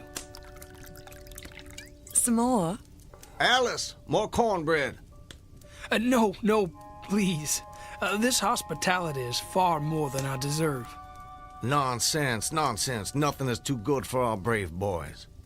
Tell me, Corporal, whose command are you with? Colonel Tolliver, 13th North Carolina. How are things at the front? We hear so little down here. I'm sorry to say things are not going so well. Not so well at all. The Yankees are repairing the railroads in preparation for another advance. They've reached the Owl Creek Bridge. Owl Creek Bridge? Yes, sir. They've put it in order and built a stockade on the north bank. I'm sure you know what that'll mean. Yes. If they can run trains over the bridge, there'll be nothing to stop them. Damn those sons of... Forgive me, Elizabeth. You shouldn't be subjected to this manner of talk. Peyton, I understand... Go and see what's keeping Alice with the cornbread. As you wish, my dear. Something on your mind, sir? Corporal, refresh my memory. It's about 30 miles to Owl Creek Bridge? About that. Maybe even a little less. And there's no force on this side of the creek? Only a picket post a half-mile out, on the railroad, and a single sentinel at our end of the bridge. Suppose a man, or perhaps several men, civilians and persons of intelligence, should elude the picket post and perhaps get the better of the sentinel. What could they accomplish? Accomplish? Well, sir, I was there a month ago. I saw that the flood of last winter lodged a great quantity of driftwood against the wooden pier at this end of the bridge. Driftwood, eh? It's dry now, exceedingly dry. If someone were to put a light to that driftwood, it'd burn like tow. That it would, sir. And that would mean the end of the Owl Creek Bridge. I don't think the Yankees would care for that. Not one damn bit would they care for it. And it goes without saying that such a conflagration would seriously hinder the northern effort. Oh, it would. But you should know, sir, the commandant's issued an order declaring that any civilian caught interfering with the railroad, its bridges, tunnels, or trains will be summarily hanged. I've seen the order. It's posted everywhere. Risk is a part of life, soldier. You face it every day. I do. That I do. And in my own small way, I've done what I can. No service is too humble to perform in the aid of the South. And should the opportunity present itself, no adventure would be too perilous to undertake if consistent with the character of a civilian who is at heart a soldier, of course. Mr. Farquhar, you are a true son of the South, and a very brave gentleman.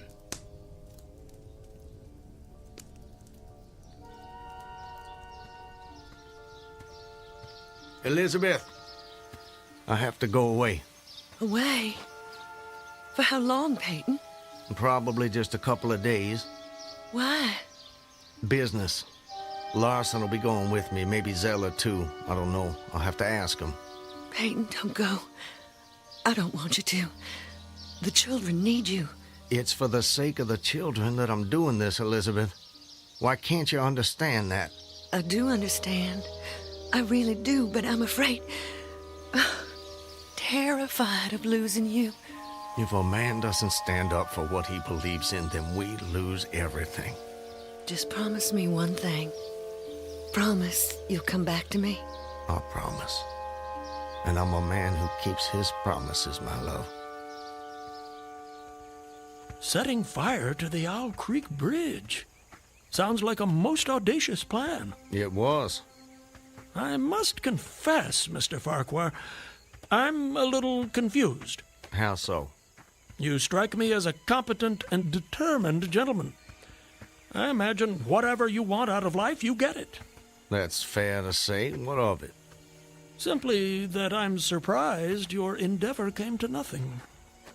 And what makes you imagine that? Your present predicament. The absence of your co-conspirators, those marks upon your neck. And if someone had set the Owl Creek Bridge alight, I'm sure I would have noticed it in some way. Let me check. Where there's smoke, there's fire, and...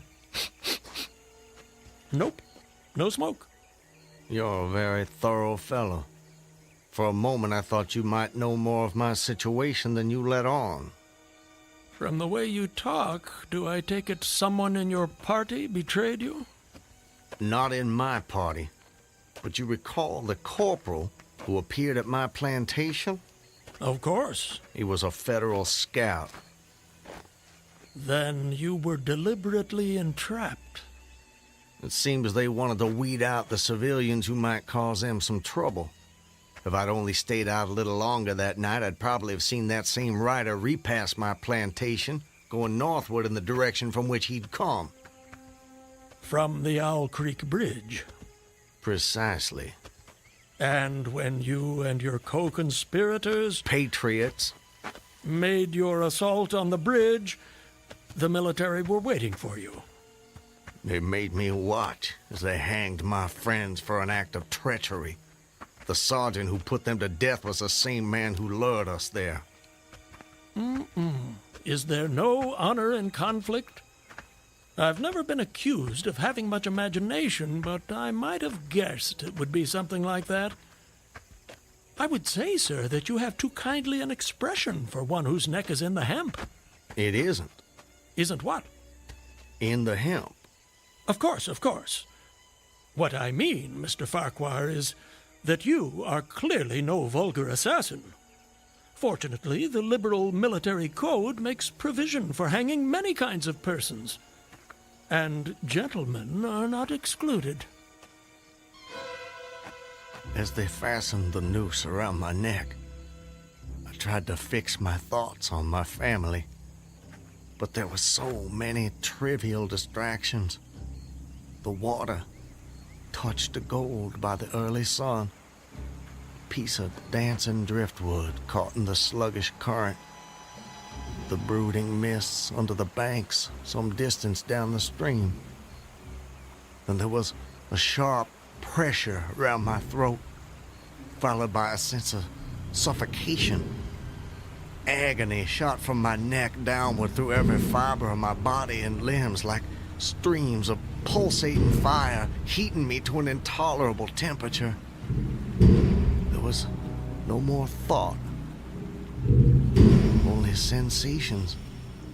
The intellectual part of my nature was effaced. I had power only to feel, and feeling was torment. I was conscious of motion, encompassed in a luminous cloud, of which I was now merely the fiery heart, without material substance. I swung through unthinkable arcs of oscillation, like a vast pendulum. But you're here. What? What? I said, you're here. Why is that? The rope, it snapped, and I fell into the stream. With a terrible suddenness, the light about me shot upward. There was a loud splash, then all was cold and dark. My power of thought was restored, and I knew instantly what had happened. And your hands? Were they still bound? They were. Then forgive me, but why didn't you drown? The noose was tight around my neck. It kept the water from my lungs. And kept you from breathing. When you get into a predicament, sir, you don't do it by half measures. I suppose not. To die of hanging at the bottom of a river. Even at that moment, it seemed ludicrous to me. I opened my eyes in the darkness. I saw above me a gleam of light, distant, inaccessible. I was still sinking, and the light became fainter and fainter until it was a mere glimmer.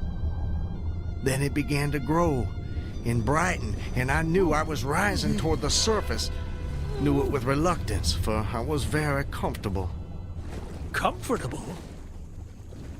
Oh, yes. It was a question of preference at that point, you see. To be hanged and drowned, that didn't seem so bad, but to be shot? No, I refused to be shot. It didn't seem fair. I'd say you have a quite singular set of values. Do they offend you? Not at all, not at all. It makes for a more entertaining story, and yours is the most fascinating I've heard in many a year on the road. Please, continue. You're under the water, slowly rising to the surface. Your hands are tied. A sharp pain in my wrists apprised me of the fact that I was trying to free my hands. I gave the struggle my attention as an idler might observe the feat of a juggler without interest in the outcome. Eventually, the cord fell away. My arms parted and floated upward, but I could only dimly make out my hands in the growing light. I watched with a new interest as first one and then the other pounced upon the noose at my neck. They tore it away and thrust it fiercely aside. Its undulations resembled those of a water snake, and my first thought was to put it back. To put it back? The undoing of the noose had been succeeded by the direst pang that I'd yet experienced. My neck ached horribly, my brain was on fire, my heart gave a great leap, and I felt as though it was trying to force itself out of my mouth. My whole body was racked and wrenched with an insupportable anguish. And I imagine the desire to rise to the surface was even greater, no matter what you might find waiting for you there. I wanted to stop myself, had to stop myself, but my disobedient hands gave no heed to my command. They beat the water vigorously with quick, downward strokes, forcing me to the surface. I felt my head emerge. My eyes were blinded by the sunlight. My chest expanded convulsively, and with a supreme and crowning agony, my lungs engulfed a great draught of air. So now you were in full possession of your physical senses. If anything, they were more keen and alert than before. I felt the ripples on my face, heard their separate sounds as they struck.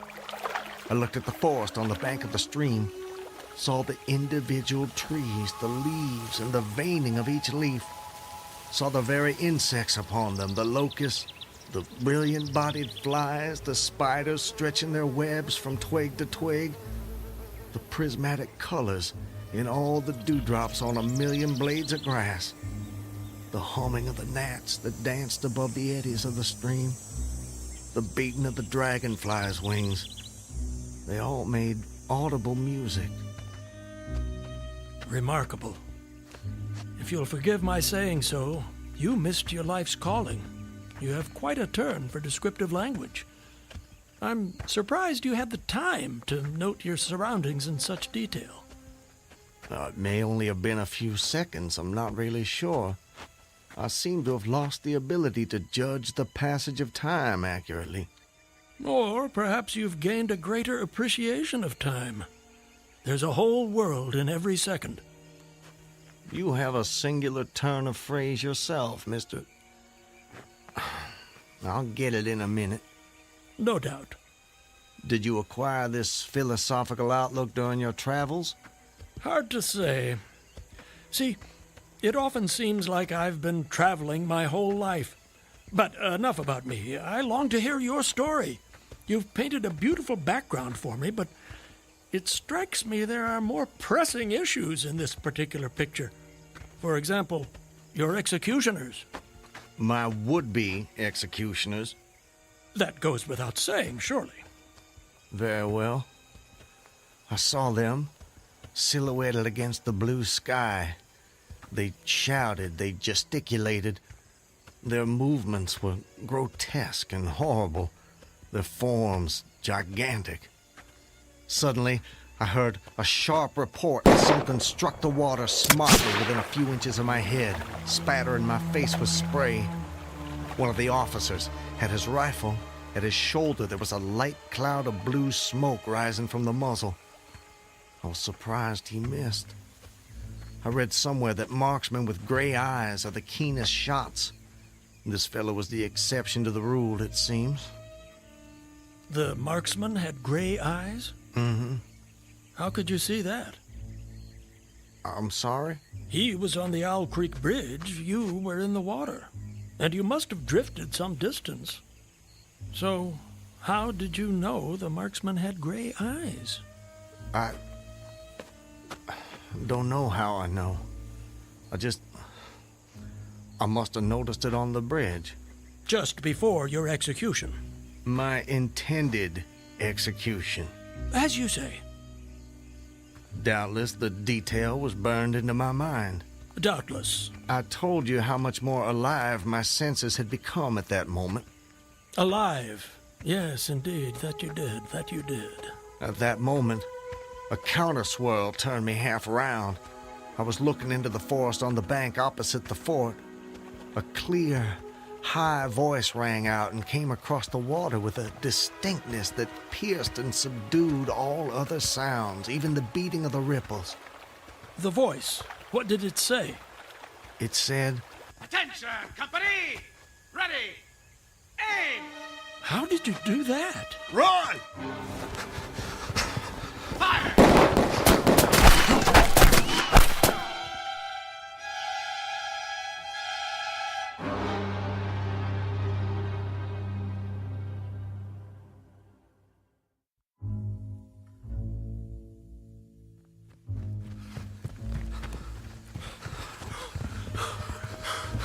Are they still behind us? No, I don't think so. All right, that's enough for now. No more running for my life. Your what? Wait, I need to get my bearings. I have to know how close I am to my destination. Closer than you think, I'm sure. Eh? Does anything look familiar, Mr. Farquhar? Yes. This way. I think. Yes, this way. Can you see your home? Not yet. But it's not far now. I intend to be back in my wife's arms by close of day. You gave her your word. That I did. And that's important to you. It's a matter of honor. And honor, Mr. Honor means as much as love to a man of the South. A very moving sentiment. Now, where were we? Where were we with what? Your story. My story? Yes. You were just reaching a most exciting point when we were interrupted. I long to know what happened next. Are you quite insane, sir? I don't believe so. But I thought the same of you when I first met you, so I suppose it's a fair question. I am in full possession of all my faculties, Mr. Everything except the memory, eh? Don't try my patience, sir. I wouldn't dream of it. You asked me an important question, and I'm doing my best to answer it. But you'll appreciate it's difficult to judge these things when one spends so much time alone. If I had a constant companion, someone to tell me if and when I appeared to be losing my senses, that might be helpful, but that's not what fate has in store for me. And as I say, I try to avoid talking to myself because that seems to me the fastest route to madness. But mad or sane, I know a good tale when I hear it, and yours is the most entertaining I have heard in all my years. Yes, sir, I shall cherish the memory of your experiences when I have long since ceased my wanderings. Please, go on. You'd escaped the noose by a most improbable stroke of good fortune, and then you found yourself in the stream and under fire. What was that like? Surely you can imagine that for yourself. We were just under fire a few minutes ago. But not in the water. Well, does it matter? Does to me. It's the setting that makes the crucial difference. Please. Very well. I suppose it might make the journey shorter, at least. Not mine. I dived to avoid the shots, dived as deeply as I could. Water roared in my ears like the voice of Niagara, yet still I heard the dulled thunder of the volley. Those heightened senses of yours. I rose again towards the surface and was met again by more shining Yankee lead. One shot nicked my cheek, do you see it? I see it. Well, the next time I dove, I was a long time underwater, and I made damn certain I swam farther downstream and nearer to safety. Just as well, since the soldiers had almost finished reloading. The two sentinels positioned at either end of the bridge fired again, independently and ineffectually. I saw all this over my shoulder. I was now swimming vigorously with the current. My brain was as energetic as my arms and legs. I thought with the rapidity of lightning. I reasoned, you see, that the captain had probably already given the command to fire at will. And you surely couldn't dodge all the shots. You're not invulnerable. No man is. Then an appalling splash, just 2 yards away, was followed by a loud, rushing sound which seemed to travel back through the air to the nearby fort and died in an explosion which stirred the very river to its deeps. A rising sheet of water curved over me, fell down upon me, blinded me, strangled me. The cannon had taken a hand in the game.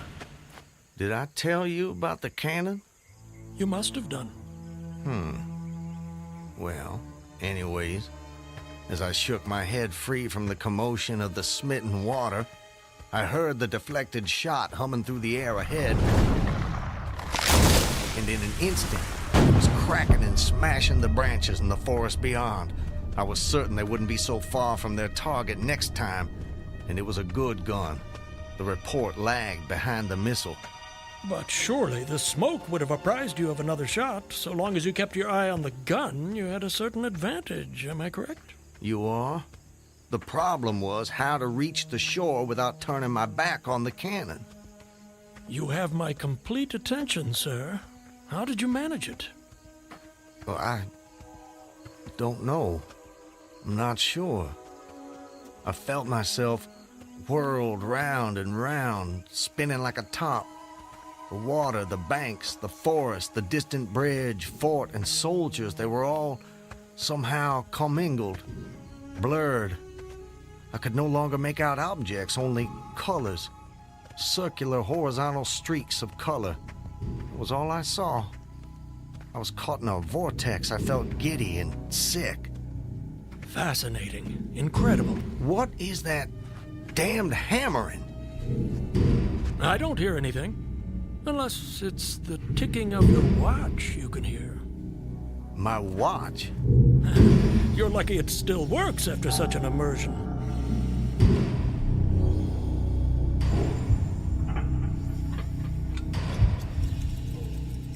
It is my watch.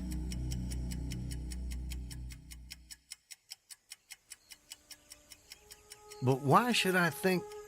Perhaps you're the sort of man who values the seconds as much as the minutes and the hours. And there's a whole world in a second, so I've been told. So how did you fight your way out of this vortex? I really have no idea. The next thing I knew, I was on the road with you at my side, heading for home as I promised. Surely not. I mean, you obviously avoided the cannon and struggled to the bank. Obviously. But I have no memory of it. And of our meeting? I recall only what you told me about it. Most curious. Stop! What is it? This is it. We're here. This is the path to my home. Excellent. Well, I suppose this is where we part company, Mr. Farquhar. May I say, it's been a rare pleasure. You wouldn't care to come in? I'm sure the servants could prepare you a meal. That won't be necessary, my friend. I have many miles still to travel. But your journey is almost at an end. Yes. Well... Goodbye, Mr. I'm sorry, I thought I could recall your name, but it just escapes me. Call me Ambrose.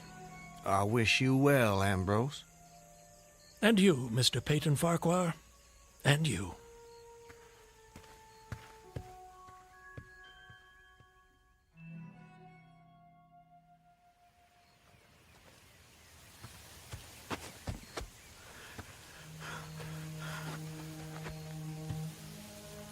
Home.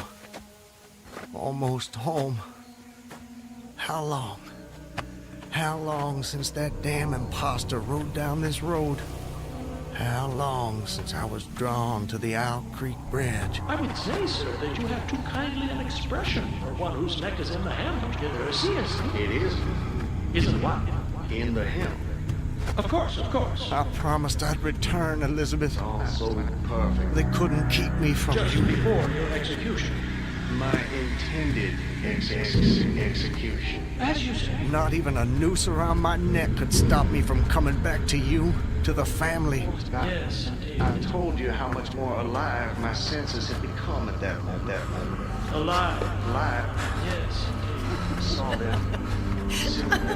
John, don't tease your sister. I want you Elizabeth! both on your best behavior when your father returns. Elizabeth! Elizabeth! You're not getting vulnerable. No man is. Elizabeth! Elizabeth! I swore I'd come back to you. I promised. Peyton! Elizabeth! Peyton! Elizabeth! Peyton! Oh, Peyton! Peyton, my love! Elizabeth, let me hold you. Let me take you in my... There's a whole world in every second.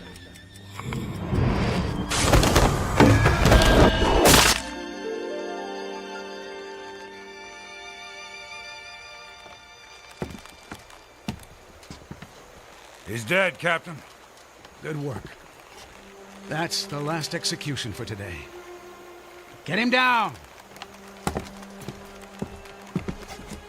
You know, Levine, For a moment there, I thought that rope wasn't gonna hold. It's strong enough. It did its job.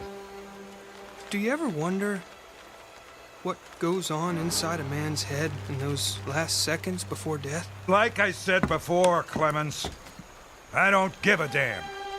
And neither should you.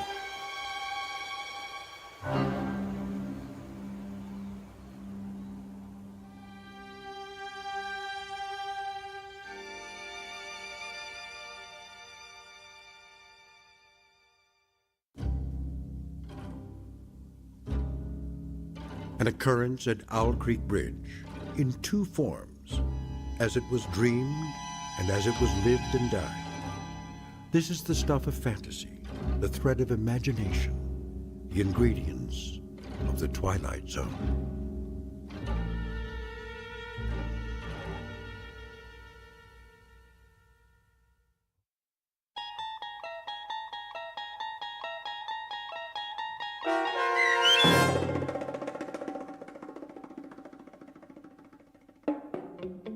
An Occurrence at Owl Creek Bridge, starring Christian Stolte with Stacy Keach as your narrator, was adapted for radio by M.J. Elliott and based on the short story by Ambrose Bierce. Heard in the cast were Rob Riley, Danny Goldring, William Dick, Susan Hart, Gonzo Schexnader, and John Hogenacker. The producers of The Twilight Zone wish to thank CBS Enterprises and the Rod Serling Estate for making this series possible. This copyrighted radio series is produced by Carl Amari and directed by Joe B. Cerny for Falcon Picture Group. Sound design, custom Foley effects, recording, and editing are done in the Cerny American Sound to Picture Theater by sound designers Craig Lee, Todd Beyer, and Tim Cerny. To learn more about the Twilight Zone radio dramas and to contact us, visit our official website at twilightzoneradio.com. Doug James speaking.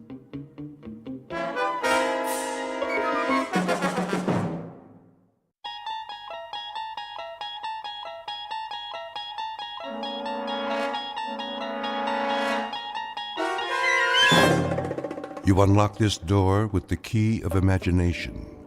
Beyond it is another dimension, a dimension of sound, a dimension of sight, a dimension of mind.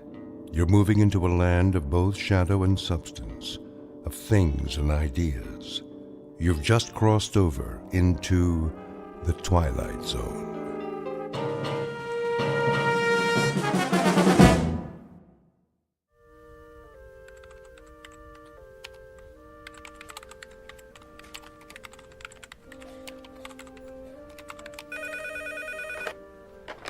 Northwest Medical Clinic, how can I help you?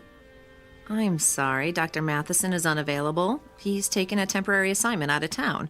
Can I make an appointment for you with one of our other physicians?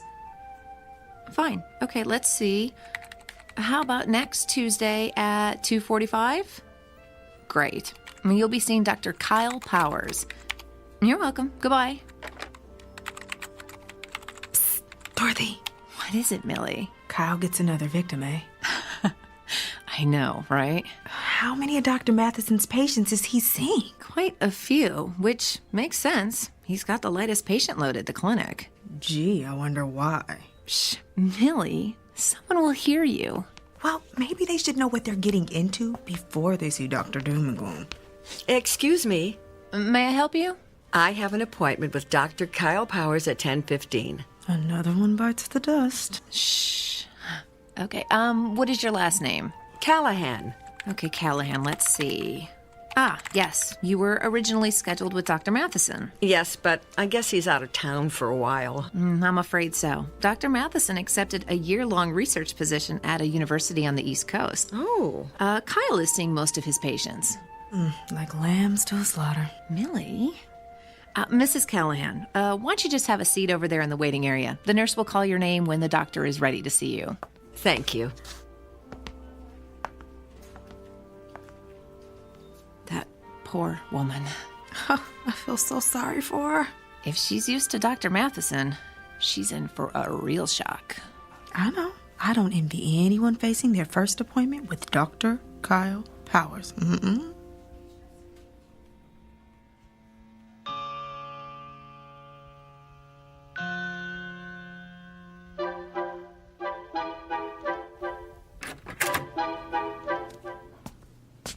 Mrs. Callahan? Yes? I'm Dr. Kyle Powers. It's nice to meet you.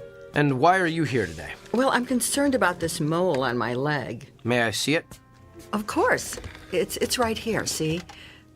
On the calf. Dr. Matheson said I should keep an eye on it in case it changes. I think it looks a little bigger. What do you think it could be? A mole that changes like that is usually melanoma. Oh, melanoma? That's cancer, isn't it? Yes, it is. I'm going to need to ask you some questions. Oh, well, go ahead. When did you first notice the mole had changed? About a week ago. How much bigger is it? I'm not sure. 50%?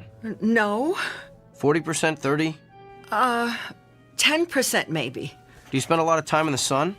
No.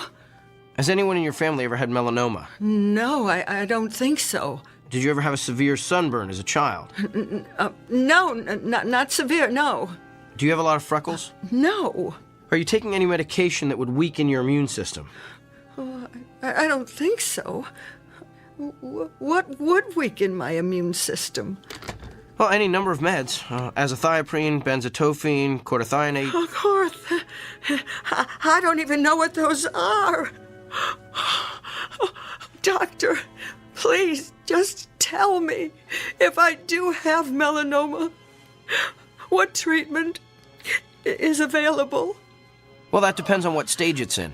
Surgery is typically the first treatment for all stages of melanoma. Surgery? And of course, if it spreads to the lymph nodes, those have to be removed. Late-stage melanoma also has to be treated with chemotherapy. Chemotherapy? If it spreads to the organs like the lungs or liver, there's not much that can be done. Nothing. Well, in that case, the focus is on relieving the symptoms and keeping the patient as comfortable as possible. Until what? Well, until the patient expires.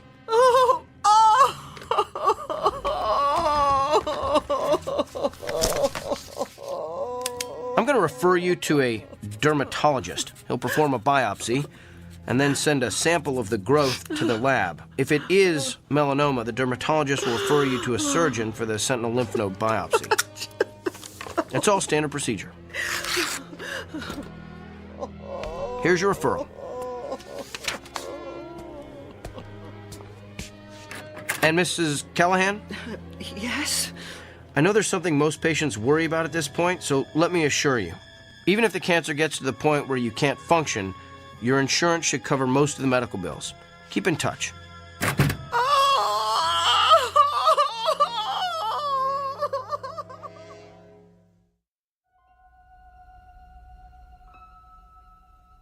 Meet Dr. Kyle Powers, a physician well-versed in and fascinated by the mechanics of the human body. Alas, he is also a man with an unmistakable disconnect between his intellect and his heart. For you see, the good doctor is lacking in one crucial area: the ability to take into account the feelings of his patients. But his next appointment is no ordinary customer with a stuffy nose or gouty foot. Awaiting him in exam room number 6 is a messenger who is prepared to give Dr. Kyle Powers a dose of his own medicine, a prescription that can only be filled in the Twilight Zone.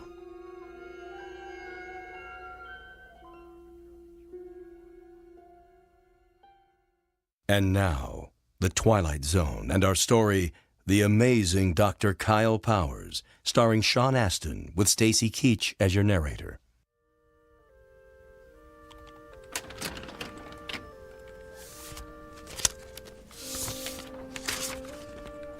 Kyle?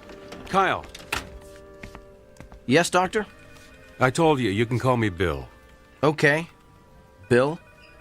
What is it? You saw Dolores Callahan this morning, right? Yes, the melanoma. No, Mrs. Callahan is not the melanoma. Mrs. Callahan is the widow with 3 children who has a suspicious mole. How do you know what she has? Have you been checking on my patients? Just the ones that have left here in hysterics. She was distraught. That's to be expected when you're facing cancer. Who's to say it's cancer? Why assume the worst and communicate those fears to the patient? Come on, Kyle. You've worked here a few months now. You should know that's not how we roll. I just provided her with all the facts. My guess is she's home right now making an informed, thoughtful decision about how best to address her illness. Really? Because after your interrogation, my guess is she's home right now making out her will. Look, we have a responsibility to make certain our patients leave here with a hopeful outlook. Our responsibility is to diagnose them correctly. What if we treat a patient for something trivial that's really something life-threatening? The golfer who collapses on the 17th hole from the heat, but who really had a stroke. The woman with the annoying little cough that turns out to be emphysema. The list is endless. Thyroid disorders masquerading as psychiatric problems. Lyme disease posing as arthritis. That's why I ask so many questions. The more facts I can get from the patient, the more accurate diagnosis I can make. So you're going to continue cross-examining our patients like it's the Spanish Inquisition? Look, doctor, I realize my technique differs from yours. It may not consist of the sycophantic mollycoddling you prefer, but I think you'll find overall that it gets me closer to the most accurate diagnosis possible. That may not mean anything to you, but it's the reason I get up in the morning. It's how I roll. Now, if you'll excuse me, I have a lot of patients to see. May God help every one of them.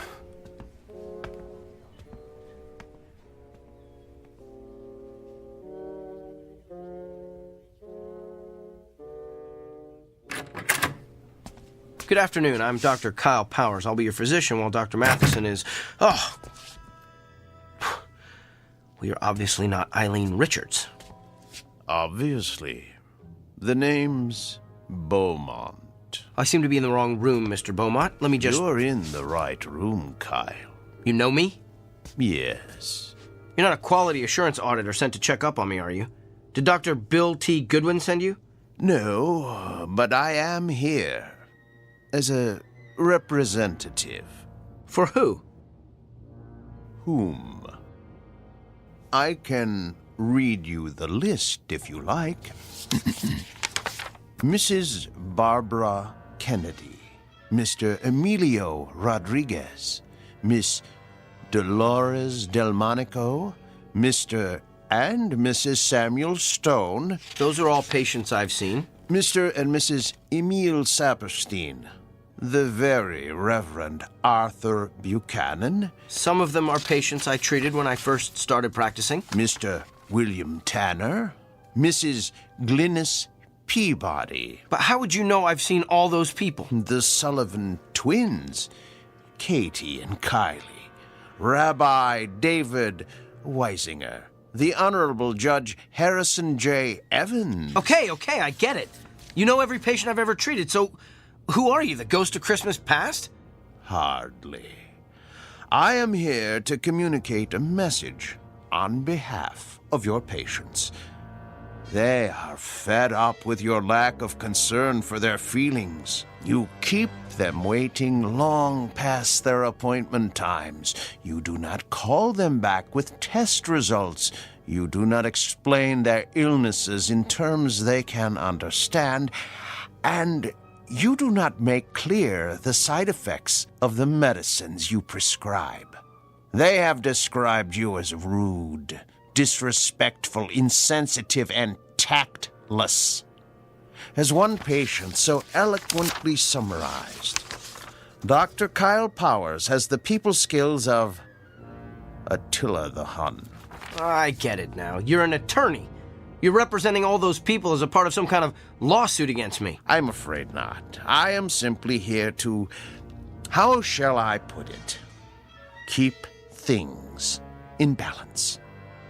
Look, I don't care if you're here as an attorney, an auditor, or my fairy godfather. All I know is I've effectively diagnosed and treated hundreds of patients. That's how I gauge my success, not by the number of friends I've made along the way. In short, I'm not broke, so I don't need fixing. In that case, I'm going to need you to sign this. What is it? It's a standard affidavit, stating that you are willing to pay the consequences of your actions. I recommend you read the whole brief before signing. I'm not reading or signing anything.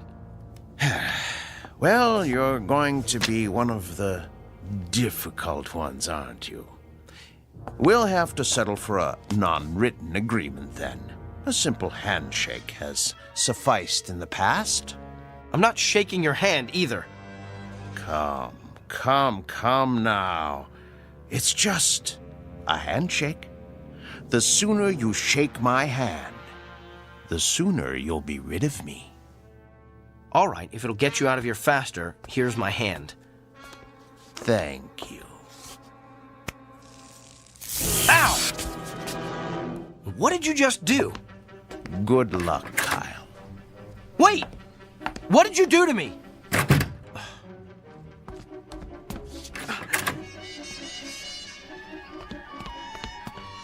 Where did he go? Can I help you, Doctor? The man who just left this room, which way did he go? You're the only one who's left that room in the last 10 minutes. Well, that can't be. I was just talking to him. I can page him if he's still in the building. Who was he? Nobody. Just some prankster with a joy buzzer. Who's my next patient? Mr. Gianelli. He's in room 7.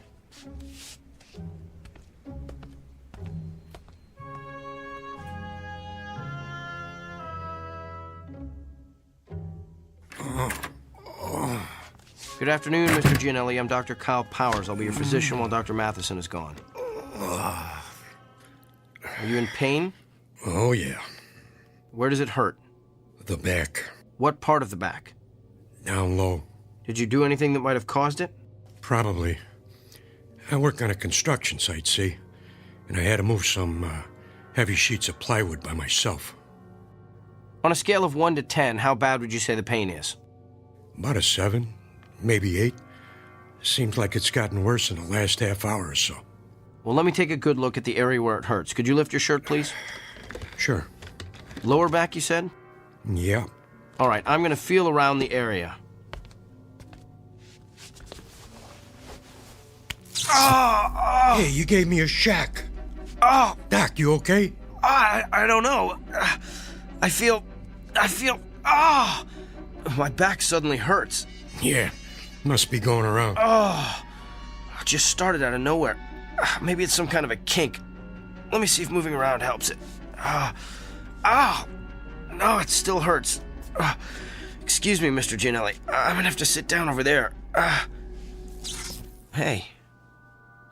The pain stopped. Lucky you. That's odd. It stopped when I let go of you. Mr. Gianelli, I'm gonna touch you again. You're the doctor. Ow, Doc. You need to get a humidifier in here. Fascinating. You're done already? Yes, Mr. Gianelli, this is just a hunch, but is the pain you're feeling on the left side? Yeah. Does it hurt no matter how you move? Yeah. And you say it's gotten progressively worse? Oh, yeah. I think I know what's wrong with you. So do I. I pulled a muscle hauling around those stupid sheets of plywood. I don't think so, Mr. Gianelli. You have a kidney stone. You're kidding me. I'm convinced of it. I felt, that is, you have all the classic symptoms.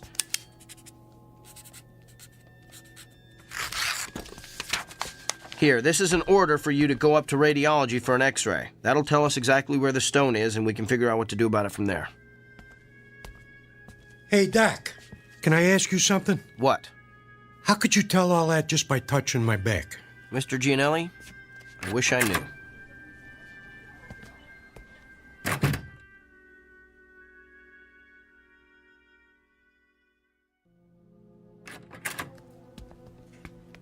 So, now that we can talk privately in my office, let me get this straight. You're telling me that you've been able to tell what your patients are feeling simply by touching them, that you can actually experience the pain they're feeling. That's what I'm telling you. Impossible. It can't be done. Then how do you explain the fact that Mr. Gianelli's x-rays came back showing that he had a kidney stone right where I said it was? And what about all my other patients? Everything I diagnosed this morning was confirmed by x-rays or ultrasounds or MRIs. You simply diagnosed them correctly. But I'm telling you, Dr. Bill, I felt their pain. Prove it. All right. Who's your next patient? No, not a patient. I want you to prove it on me. I've been experiencing some pain the past day or so. I want you to tell me where it is. Okay. I'm Gonna have to touch you. I knew there'd be something about this I didn't like.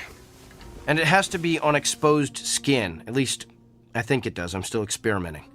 Here, you can touch my hand. That's the most skin I'm willing to let you experiment with. All right. Ready? Ready as I'll ever be. Here goes. Hey, you gave me a shock. Yeah, that's what everyone says. Interesting. Well, what's your diagnosis, Dr. Kreskin? Well, I would hasten myself to a dentist if I were you. You've got a toothache. Top row, right side. I'd say second molar from the rear. Well, I don't know what to say. No need to say anything. Your expression says it all. What is it, Dorothy? Mr. Samuels is waiting in room 4. He's getting a little impatient. Tell him I'm on my way. There's got to be some kind of logical explanation for this. Fine, we'll talk later. Oh, by the way, you might want to have that corn looked at. The one on the big toe of your left foot. Feels like it's going to burst right through your shoe. Okay, now you're just showing off.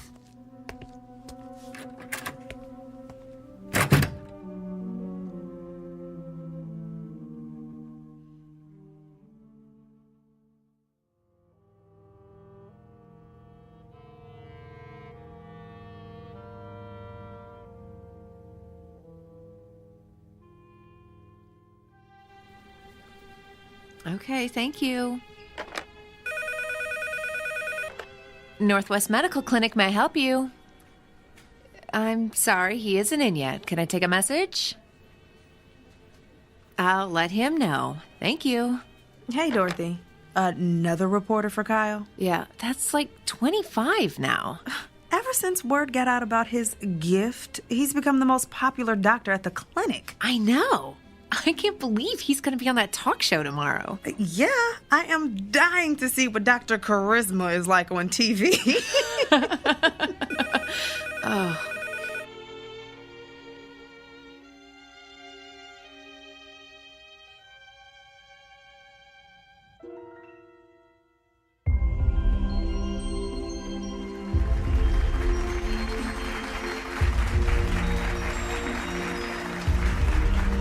Welcome back to Barbie Porterson's Wake Up Call. I'm Barbie Porterson, and this half hour I'm going to have part 3 in my series on how I've managed to stay young looking the natural way without the use of drugs or surgery. But enough about me. We have a guest with a rather unique gift. His name is Dr. Kyle Powers, and he claims that he can experience the same pain his patients are feeling simply by touching them. Doctor, it's good to have you with us today. Thank you. Now, why don't you tell us exactly what happens when you touch one of your patients? Well, in a nutshell, I experience exactly what the patient is experiencing. I can feel where the pain is in their body, how intense it is, what might be causing it, and I'm then able to provide an accurate diagnosis. Amazing! Would it be possible for us to get a demonstration from you? Of course. Do you have any discomfort or pain that's bothering you? As a matter of fact, I do. Let's see if you can guess what it is. Now, what do I need to do for this demonstration? Nothing. I just need to touch bare skin. Oh my, careful, doctor. We're a family show. You can just give me your hand. All right, here you are. Oh, I think a spark flew between us. Don't tell my husband. Interesting. So, what's your diagnosis? I believe the pain you wanted me to identify is a sprained muscle in your left thigh. Feels like you've probably been working out a bit too rigorously at the health club. Ooh, that's amazing. That's exactly how my own physician diagnosed it. But it took him 20 minutes. Doctor, you truly have a special gift. There's something else, though. What? Your head. You have a headache. Are you coming down with something? Of course not. I'm fit as a fiddle. I stay fit the natural way. There's definitely something there. In fact, it's not just a headache. There's pain in several very specific locations in your forehead. That's interesting. Well, thank you for being with us, Doctor. Wait. I know what I'm feeling. You recently had some sort of cosmetic injections, didn't you? What? Yes, the type that eliminates frown lines and wrinkles. Me? Cosmetic injections? What a ludicrous suggestion. Well, back with more of our Barbie Porterson's wake-up call after these messages. You know, a simple analgesic will help with that headache. No, I don't need it. Could we cut the audio, please?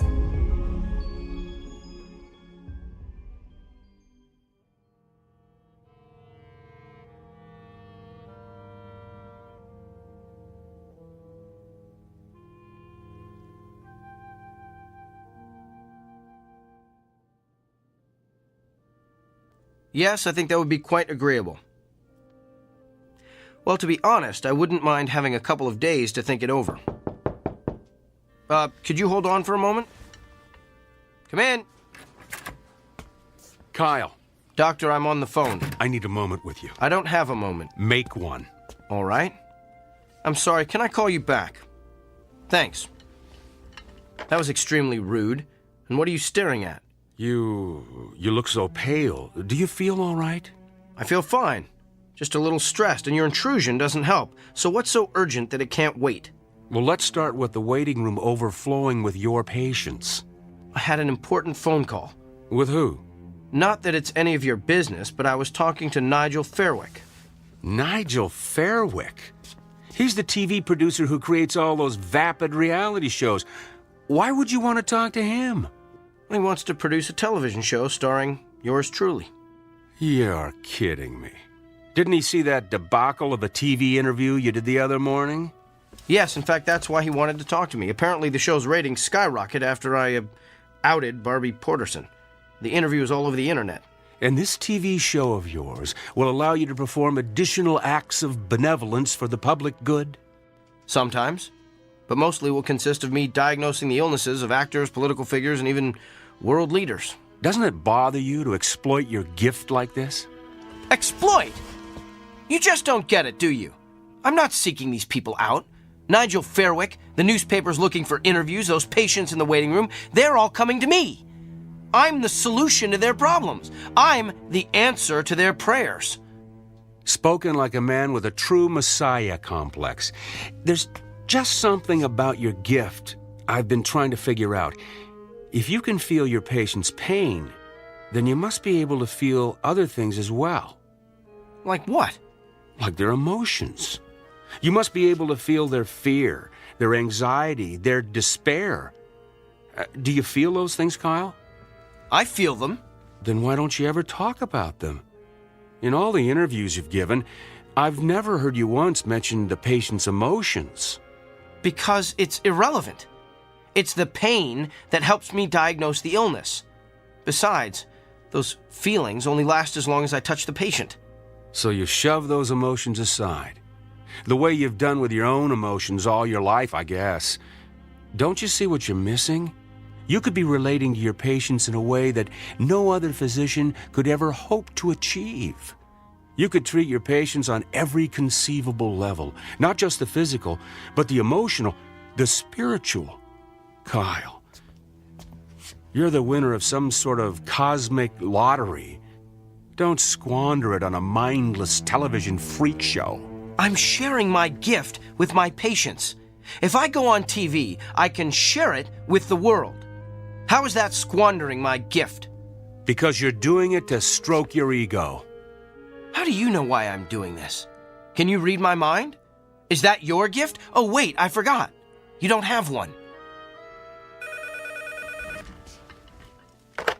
Hello? Nigel? No, it's all right. I'm glad you called back. I've decided I don't need more time to think. I want to get started on this TV show as soon as possible. This afternoon? Well, that sounds great. I'll see you then. Thanks. You're really going to do this? I have a meeting with Nigel in an hour to sign the contracts. And what about your patients? Tell them to come back tomorrow. What if they don't want to? What if they can't? Oh, they'll be back. That's the part you don't seem to understand, Doctor. Everyone wants to see the amazing Dr. Kyle Powers.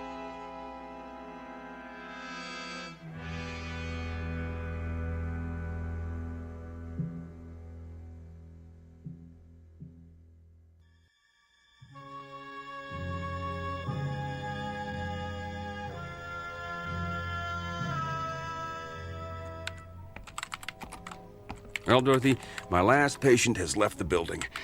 Let's start closing up shop. Way ahead of you, Doctor. Hey, I put the TV on in the waiting area. Kyle's TV show is about to start. Oh, I don't want to miss this. Oh, yes. We shouldn't miss the circus when it comes to town. Come on, Doctor, it started. I'm coming.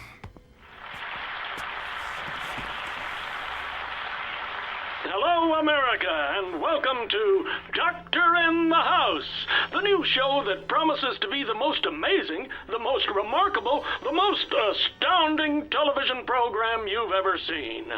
I'm Gil Montgomery, and I'll be your master of ceremonies. Master of hyperbole is more like it. And now let's bring out the man who's been written about in every newspaper, magazine, and medical journal in the country, nay, the world. Please put your hands together for Dr. Kyle Powers. Wow, a standing ovation. You'd think he was the second coming. He thinks he is anyway. How come he's sweating so much? He's probably just nervous. I don't know. He looks kind of pale, too. Good evening, Doctor. Good evening, Gil. Are you feeling okay, Doctor?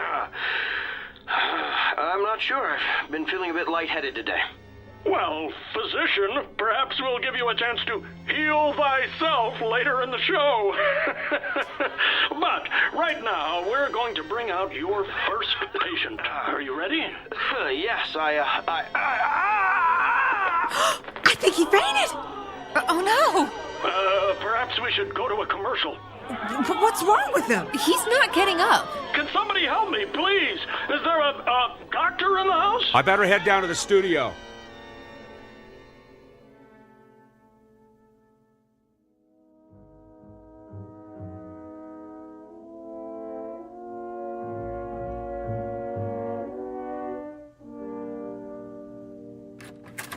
Kyle, I've got the results of your tests. They're pretty extensive. Tell me. Well, simply put, your autoimmune system has completely broken down. Can you tell why? No, I can't find anything that would cause it. There was something about your results, though, that looked familiar. I'd seen this pattern before, but I couldn't remember where. You've seen this pattern. You've seen this pattern in another person? Not one person. Many people. I went back through your files of all your patients. Kyle, what you're experiencing is the affliction of every person you've treated in the past 3 weeks. Think about it. You've got emphysema like Mrs. Crandall. You've got stomach cancer like Mr. Drummond. Even have a kidney stone like Mr. Gianelli. Yeah, you get the idea. Every illness you've treated in the past 3 weeks is coursing through your body. It was 3 weeks ago that... You received your gift. I know.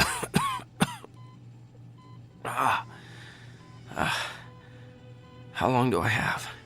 At the rate you're deteriorating, I'd say you've got 24 hours. No. That just can't be. Look, I know you're in a lot of pain. We're going to do what we can to make you comfortable. I want to run some more tests. There's got to be a way to beef up your immune system. Bill, after the way I've insulted you, why are you showing me so much... Compassion? It's part of being a doctor, right? Get some rest, Kyle. I'll be back.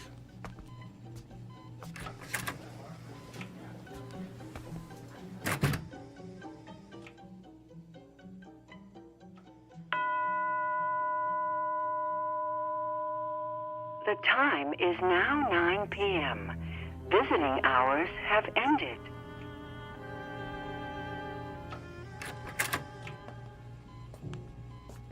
Bill? I'm afraid not. You?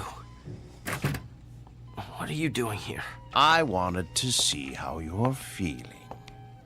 By the looks of you, I'd say you're knocking at death's door. You did this to me, didn't you? No. You did this to yourself. Remember our agreement? The one we shook hands on, the one you refused to read. You violated, let's see, Section 3, Paragraph 9, which states, the party in question will refrain from using his gift to advance, hasten, or otherwise promote his own personal agenda. You were given a gift intended to help you better understand your patient's feelings, but you managed to use it for your own gain. Quite an extraordinary display of abuse, really. In short, your discomfort is your own fault. And you are uncomfortable, aren't you? I sense that you're feeling more than pain. Yes. You feel the agony of every patient you ever intimidated or demoralized or humiliated. You feel their despair. Tell me about them, Doctor. Tell me about Mrs. Fitzsimmons. I believe you told her last week she has a spot on her lung. Can you tell me what she's feeling right now? She's afraid she'll die without seeing her grandchildren. And what about Katie Morgan, that college student who's been having dizzy spells? You sent her for a brain scan yesterday.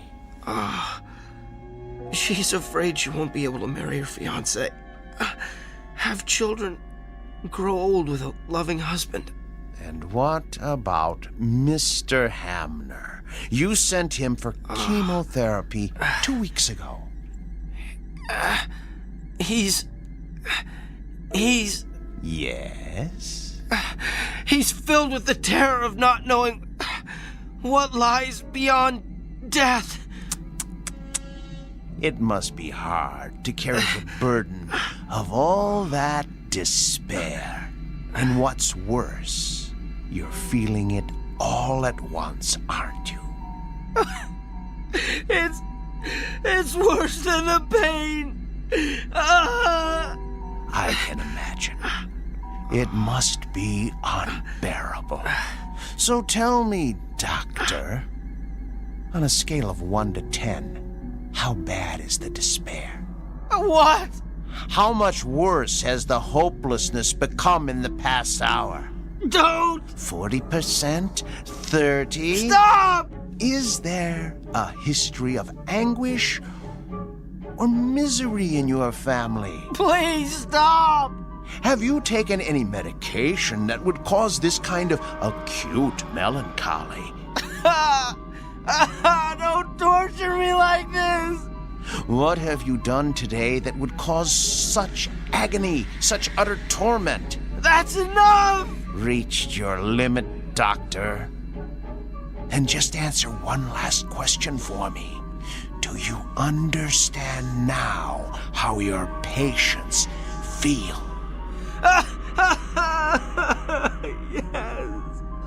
Yes. I would prefer death to this much despair.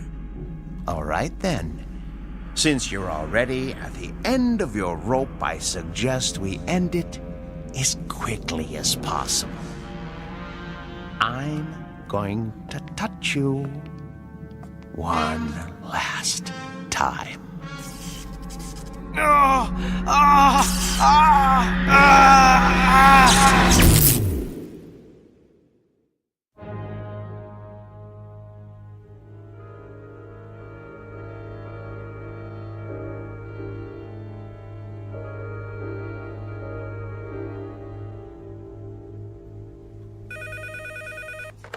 Northwest Medical Clinic, may I help you?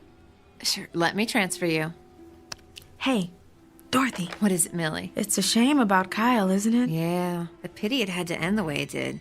I mean, for a little while, he had it all, and now, well, you know. How have his patients been taking it? Not well. Of course, I have to tell them what happened when they call to make an appointment. That's a shame. But, you know, at least Kyle is at peace now. Yeah. Well, he seemed very peaceful when I gave him his messages this morning. I guess a full recovery will do that to you. That and a near-death experience. Yeah, but it is too bad he lost his, well, you know, his gift. Yeah. I wonder what it's gonna be like for him now. Just seeing patients as plain old Dr. Kyle Powers.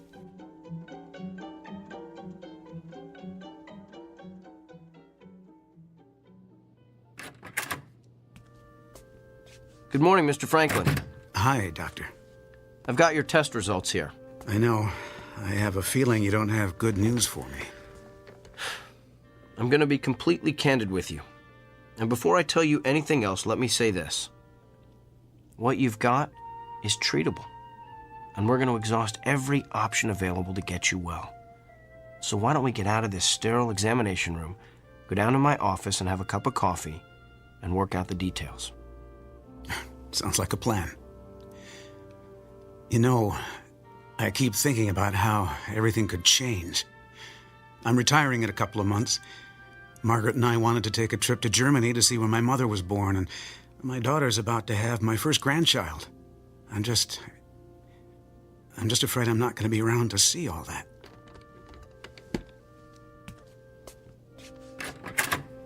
Mr. Franklin, I know exactly how you feel.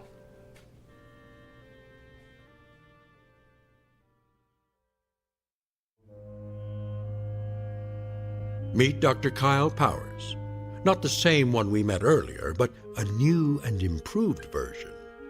A person who has perhaps quite literally been to hell and back, and learned along the way that redemption requires no small amount of effort on the part of the recipient. It's a fundamental lesson that's customarily taught in Sunday school or at the feet of a beloved grandparent. But a select few insist on learning it the hard way, while traversing the antiseptic, shadowy corridors of the Twilight Zone.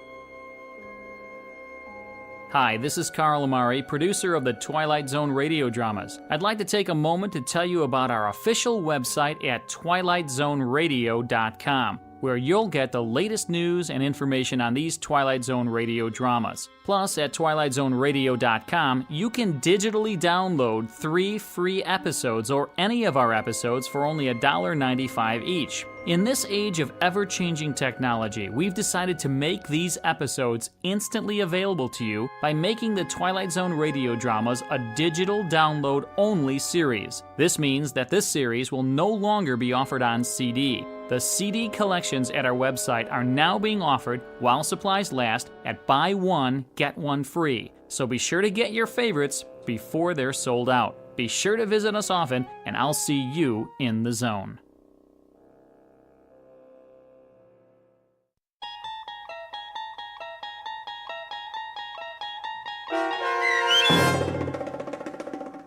The Amazing Dr. Kyle Powers, starring Sean Astin with Stacy Keach as your narrator, was especially written for The Twilight Zone by Barry Rickert. Heard in the cast were Pat Fraley, Joby Cerny, Robin Moeller, Ty Davis, Ellie Weingart, Alex Sopener, Emmy Bloom Regali, Rob Riley, and William Dick. The producers of The Twilight Zone wish to thank CBS Enterprises and the Rod Serling estate for making this series possible. This copyrighted radio series is produced and directed by Carl Amari and Joby Cerny for Falcon Picture Group and Westwood One.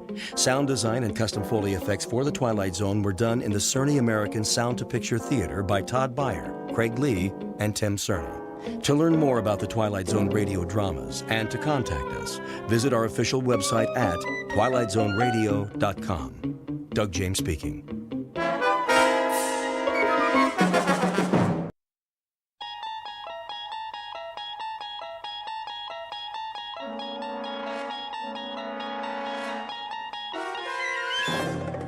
You unlock this door with the key of imagination. Beyond it is another dimension, a dimension of sound, a dimension of sight, a dimension of mind. You're moving into a land of both shadow and substance, of things and ideas. You've just crossed over into the Twilight Zone.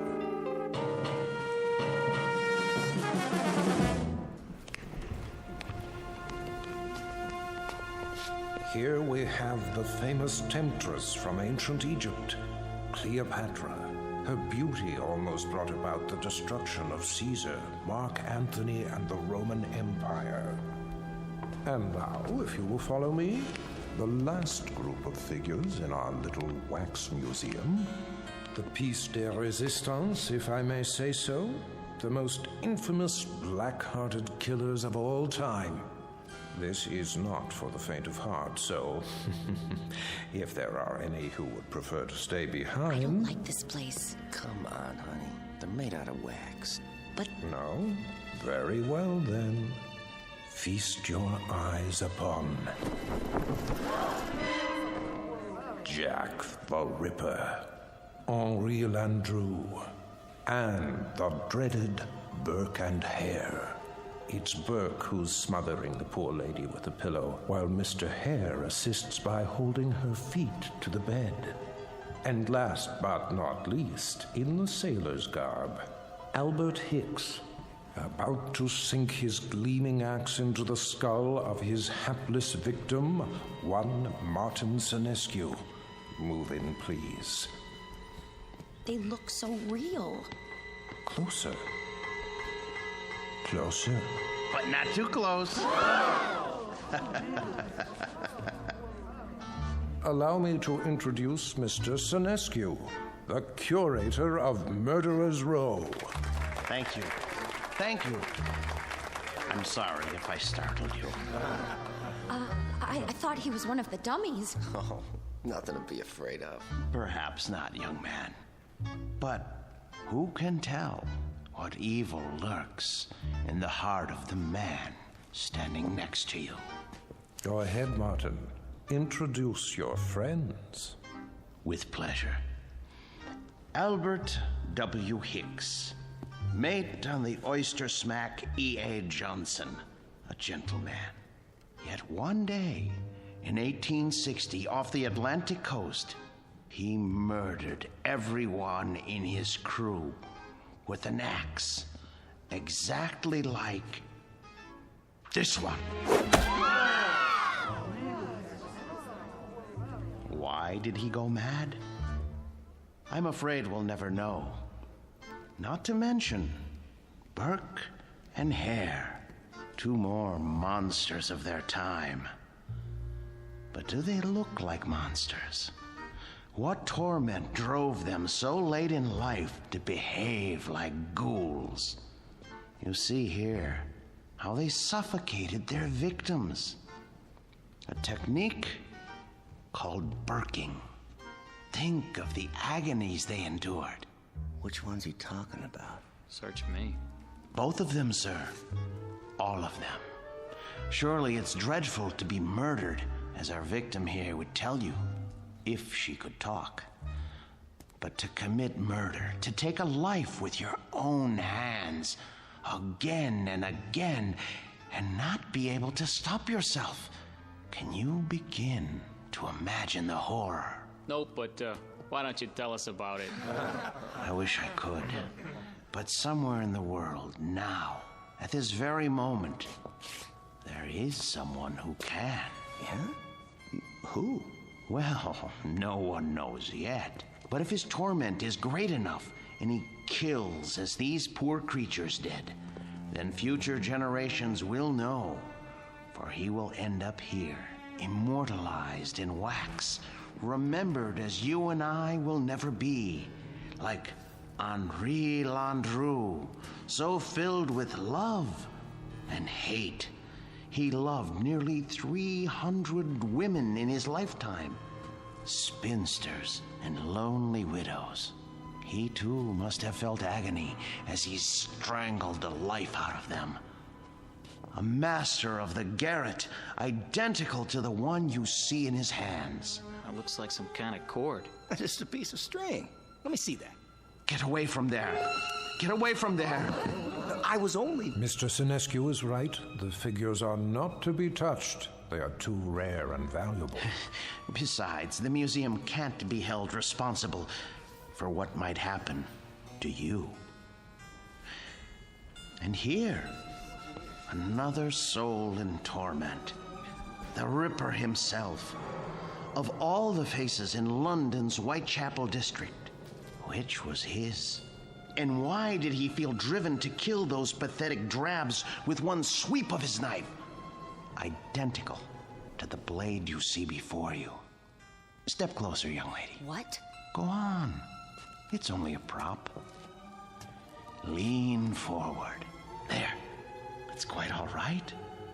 Look deep into his eyes and remember them so you'll never fall prey to such a man yourself. A man who carried a long, sharp weapon which he slashed across women's throats. Like this. That knife, it swung at me. It almost... Spring in the arm. Pretty good trick. A trick, yes, but one that serves to remind us how near death is to all of us. When we look at Hicks, at Burke, and Hare, at Landru and the Ripper, we see what appear to be ordinary men. What devils pushed them to their bloody fate? We can only guess. Thank you for your kind attention. Thank you, Mr. Sinescu. Ladies and gentlemen, this concludes our tour of Ferguson's Museum. Exit to your right, please.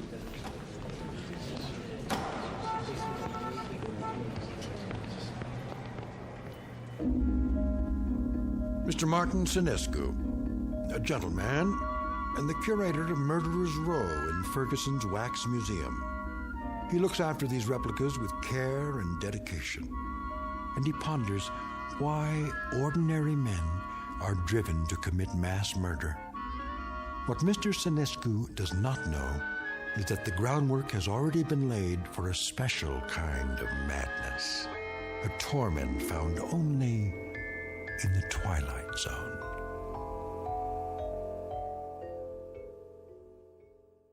And now, The Twilight Zone and our story, The New Exhibit, starring Joby Cerny with Stacy Keach as your narrator. There now, Mr. Landru. Collar turned up just so. Easy to see why you're a real lady killer. We have to do something about that suit. Martin? Yes, Mr. Ferguson? I'd like to talk to you. All right. I'll be through here in a moment. That can wait. What I have to say to you is rather important. You know, sir, I think Landru needs a new suit.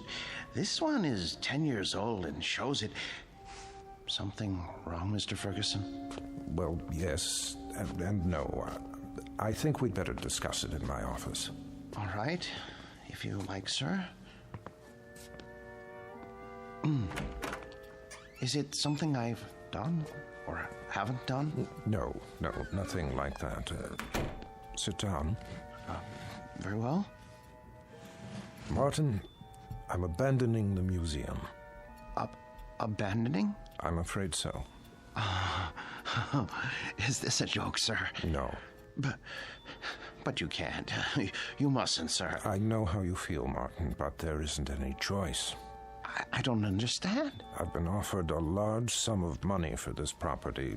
Some people want to build a supermarket here. A supermarket? When I first opened the museum 30 years ago, I'd never dreamed I'd see this day. But the day is here, Martin, and we will just have to face it. 30 years, sir. Oh, for heaven's sake, don't make it more difficult than it is. I'm sorry. I hate this, Martin. You're the best employee a man could have. The way you've run the Murderer's Row exhibit, why, I don't think you ever missed a day's work. No, never. How many more days? None. This was the last. They start wrecking the building next week. What about the wax figures? I haven't decided yet. Sir, we can open another museum. We'll move everything somewhere else. I'm not as young as I once was. I could use a rest. But, sir, I'll do all the work. You won't have to lift a finger. I appreciate that, Martin, but it would be foolish. Foolish? Foolish? Why? We have become passé. People aren't interested in wax museums anymore. Look at the numbers. It's all here. Our attendance figures, our profits, but mostly our losses. This year has been the poorest of all. There's even a news story about the closing of the Grand Guignol. Surely not. The handwriting's on the wall. Seriously, what do we offer? The great lovers of history? The discovery room? Scientists? That isn't why people came here. That isn't why at all. What they really came to see was your murderer's row. We've always known that. But they've been coming in decreasing numbers. And you know why? Because the evening news offers them fears we could never match. The wars, the atrocities, the perversions, they've all ruined our chamber of horrors. People are blasé. They think they've outgrown the need to be frightened. They already live in fear day in, day out.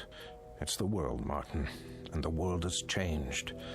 No, it would be foolish to open another museum. Maybe it's the location or the exhibits. Remember how people came after we installed the Ripper's arm with the knife and the spring mechanism? That was years ago. They're simply not interested anymore. But what's going to happen to them? Landru and Hicks and the others? If I could sell them, I would. But there is no market for wax figures.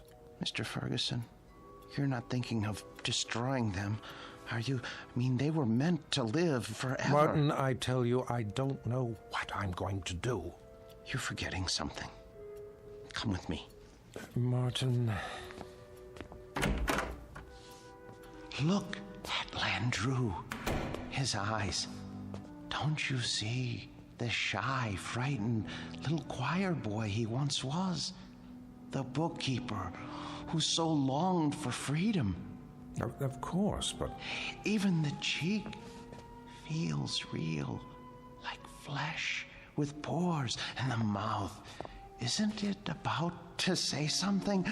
Oh, Landru was an elegant man, full of tenderness. It's right here, in the lips.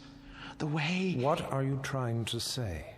Mr. Ferguson, you seem to have forgotten that these figures are the work of the great Henry Guillemond, the only ones he created outside of Europe.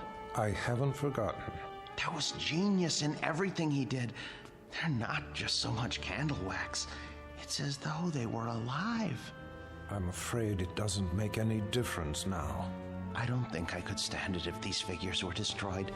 It would be like losing 5 close friends. I won't destroy them, Martin. I give you my word. But where would I store them? You know how vulnerable they are to changes in temperature. I could take them. You? Yes. What would you do with them? I wouldn't put them in an ugly warehouse, I'll tell you that. They need constant care. I'll put them in my basement. That's ridiculous. Think about it. What would Emma say to having the figures of 5 famous murderers in her basement? Oh, she wouldn't mind. She rarely goes in the basement. It's my space. She'll understand. I'll put air conditioning down there and a heater for colder days. Oh, you'll see. I'll take care of them, just as I always have.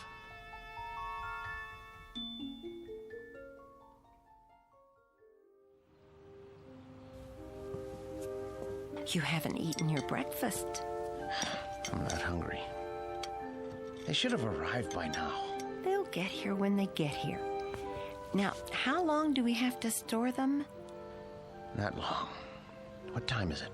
You asked me that 5 minutes ago. Oh, maybe something happened. It's not like moving furniture, you know. They should have let me ride in the truck. What if they dropped one of the crates? There they are now. Just relax. You Montanescu? Yes, are they all right? The boxes? They okay. They didn't break, right? Nope. No bumps? No bumps. What do you want? Look, carry them to the rear of the house and down to the basement. Carefully. Take your time. Well, wait a minute, how much time will it take? I don't know, an hour maybe. You gotta pay by the hour, you know. Sign here. With pleasure, and please, hurry. You see? All here safe and sound. Easy! Please, don't jiggle them. Will you stop worrying? It's getting warm. What? I say, it's getting warm outside. They're very delicate. They can't stand more than 80 degrees. I didn't think they were so big. They're not. The boxes are big. The actual figures are not any bigger than you or I. See? Landru's in the first one. The next is Jack the Ripper. Oh, Emma, I'm so sorry I got mad. But it's gonna be like opening Christmas presents. Mr. Sinescu? Yes? Miller's Appliances. Got your air conditioner in the van. Where do you want it? Oh, good. I'm glad you're here. Look, put it there. There, the basement window. Oh, please, hurry. I'll do my best. Thank you. You bought an air conditioner? I had to. They can't stand the heat. How much did it cost? Don't worry about that. Well, I am worried about it. Please. Leave me alone. Just leave me alone with my friends, all right? Now, if you don't mind, I have to go downstairs.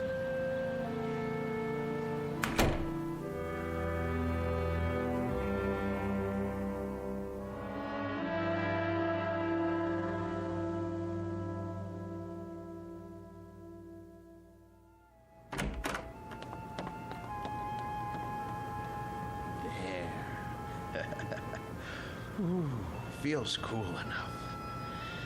Now then, gentlemen, Bloody Jack the Ripper, how are you today?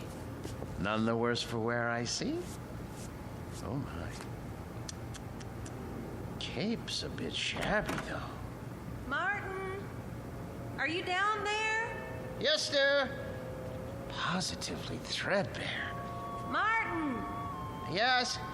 Are you fussing with the Ripper's cape again? No. Yes. No. It's his hat. His hat is going to need cleaning and blocking before long. In fact, all their clothes could stand it. It's been almost a year since Mr. Ferguson let me do that. Martin! Emma, listen to me.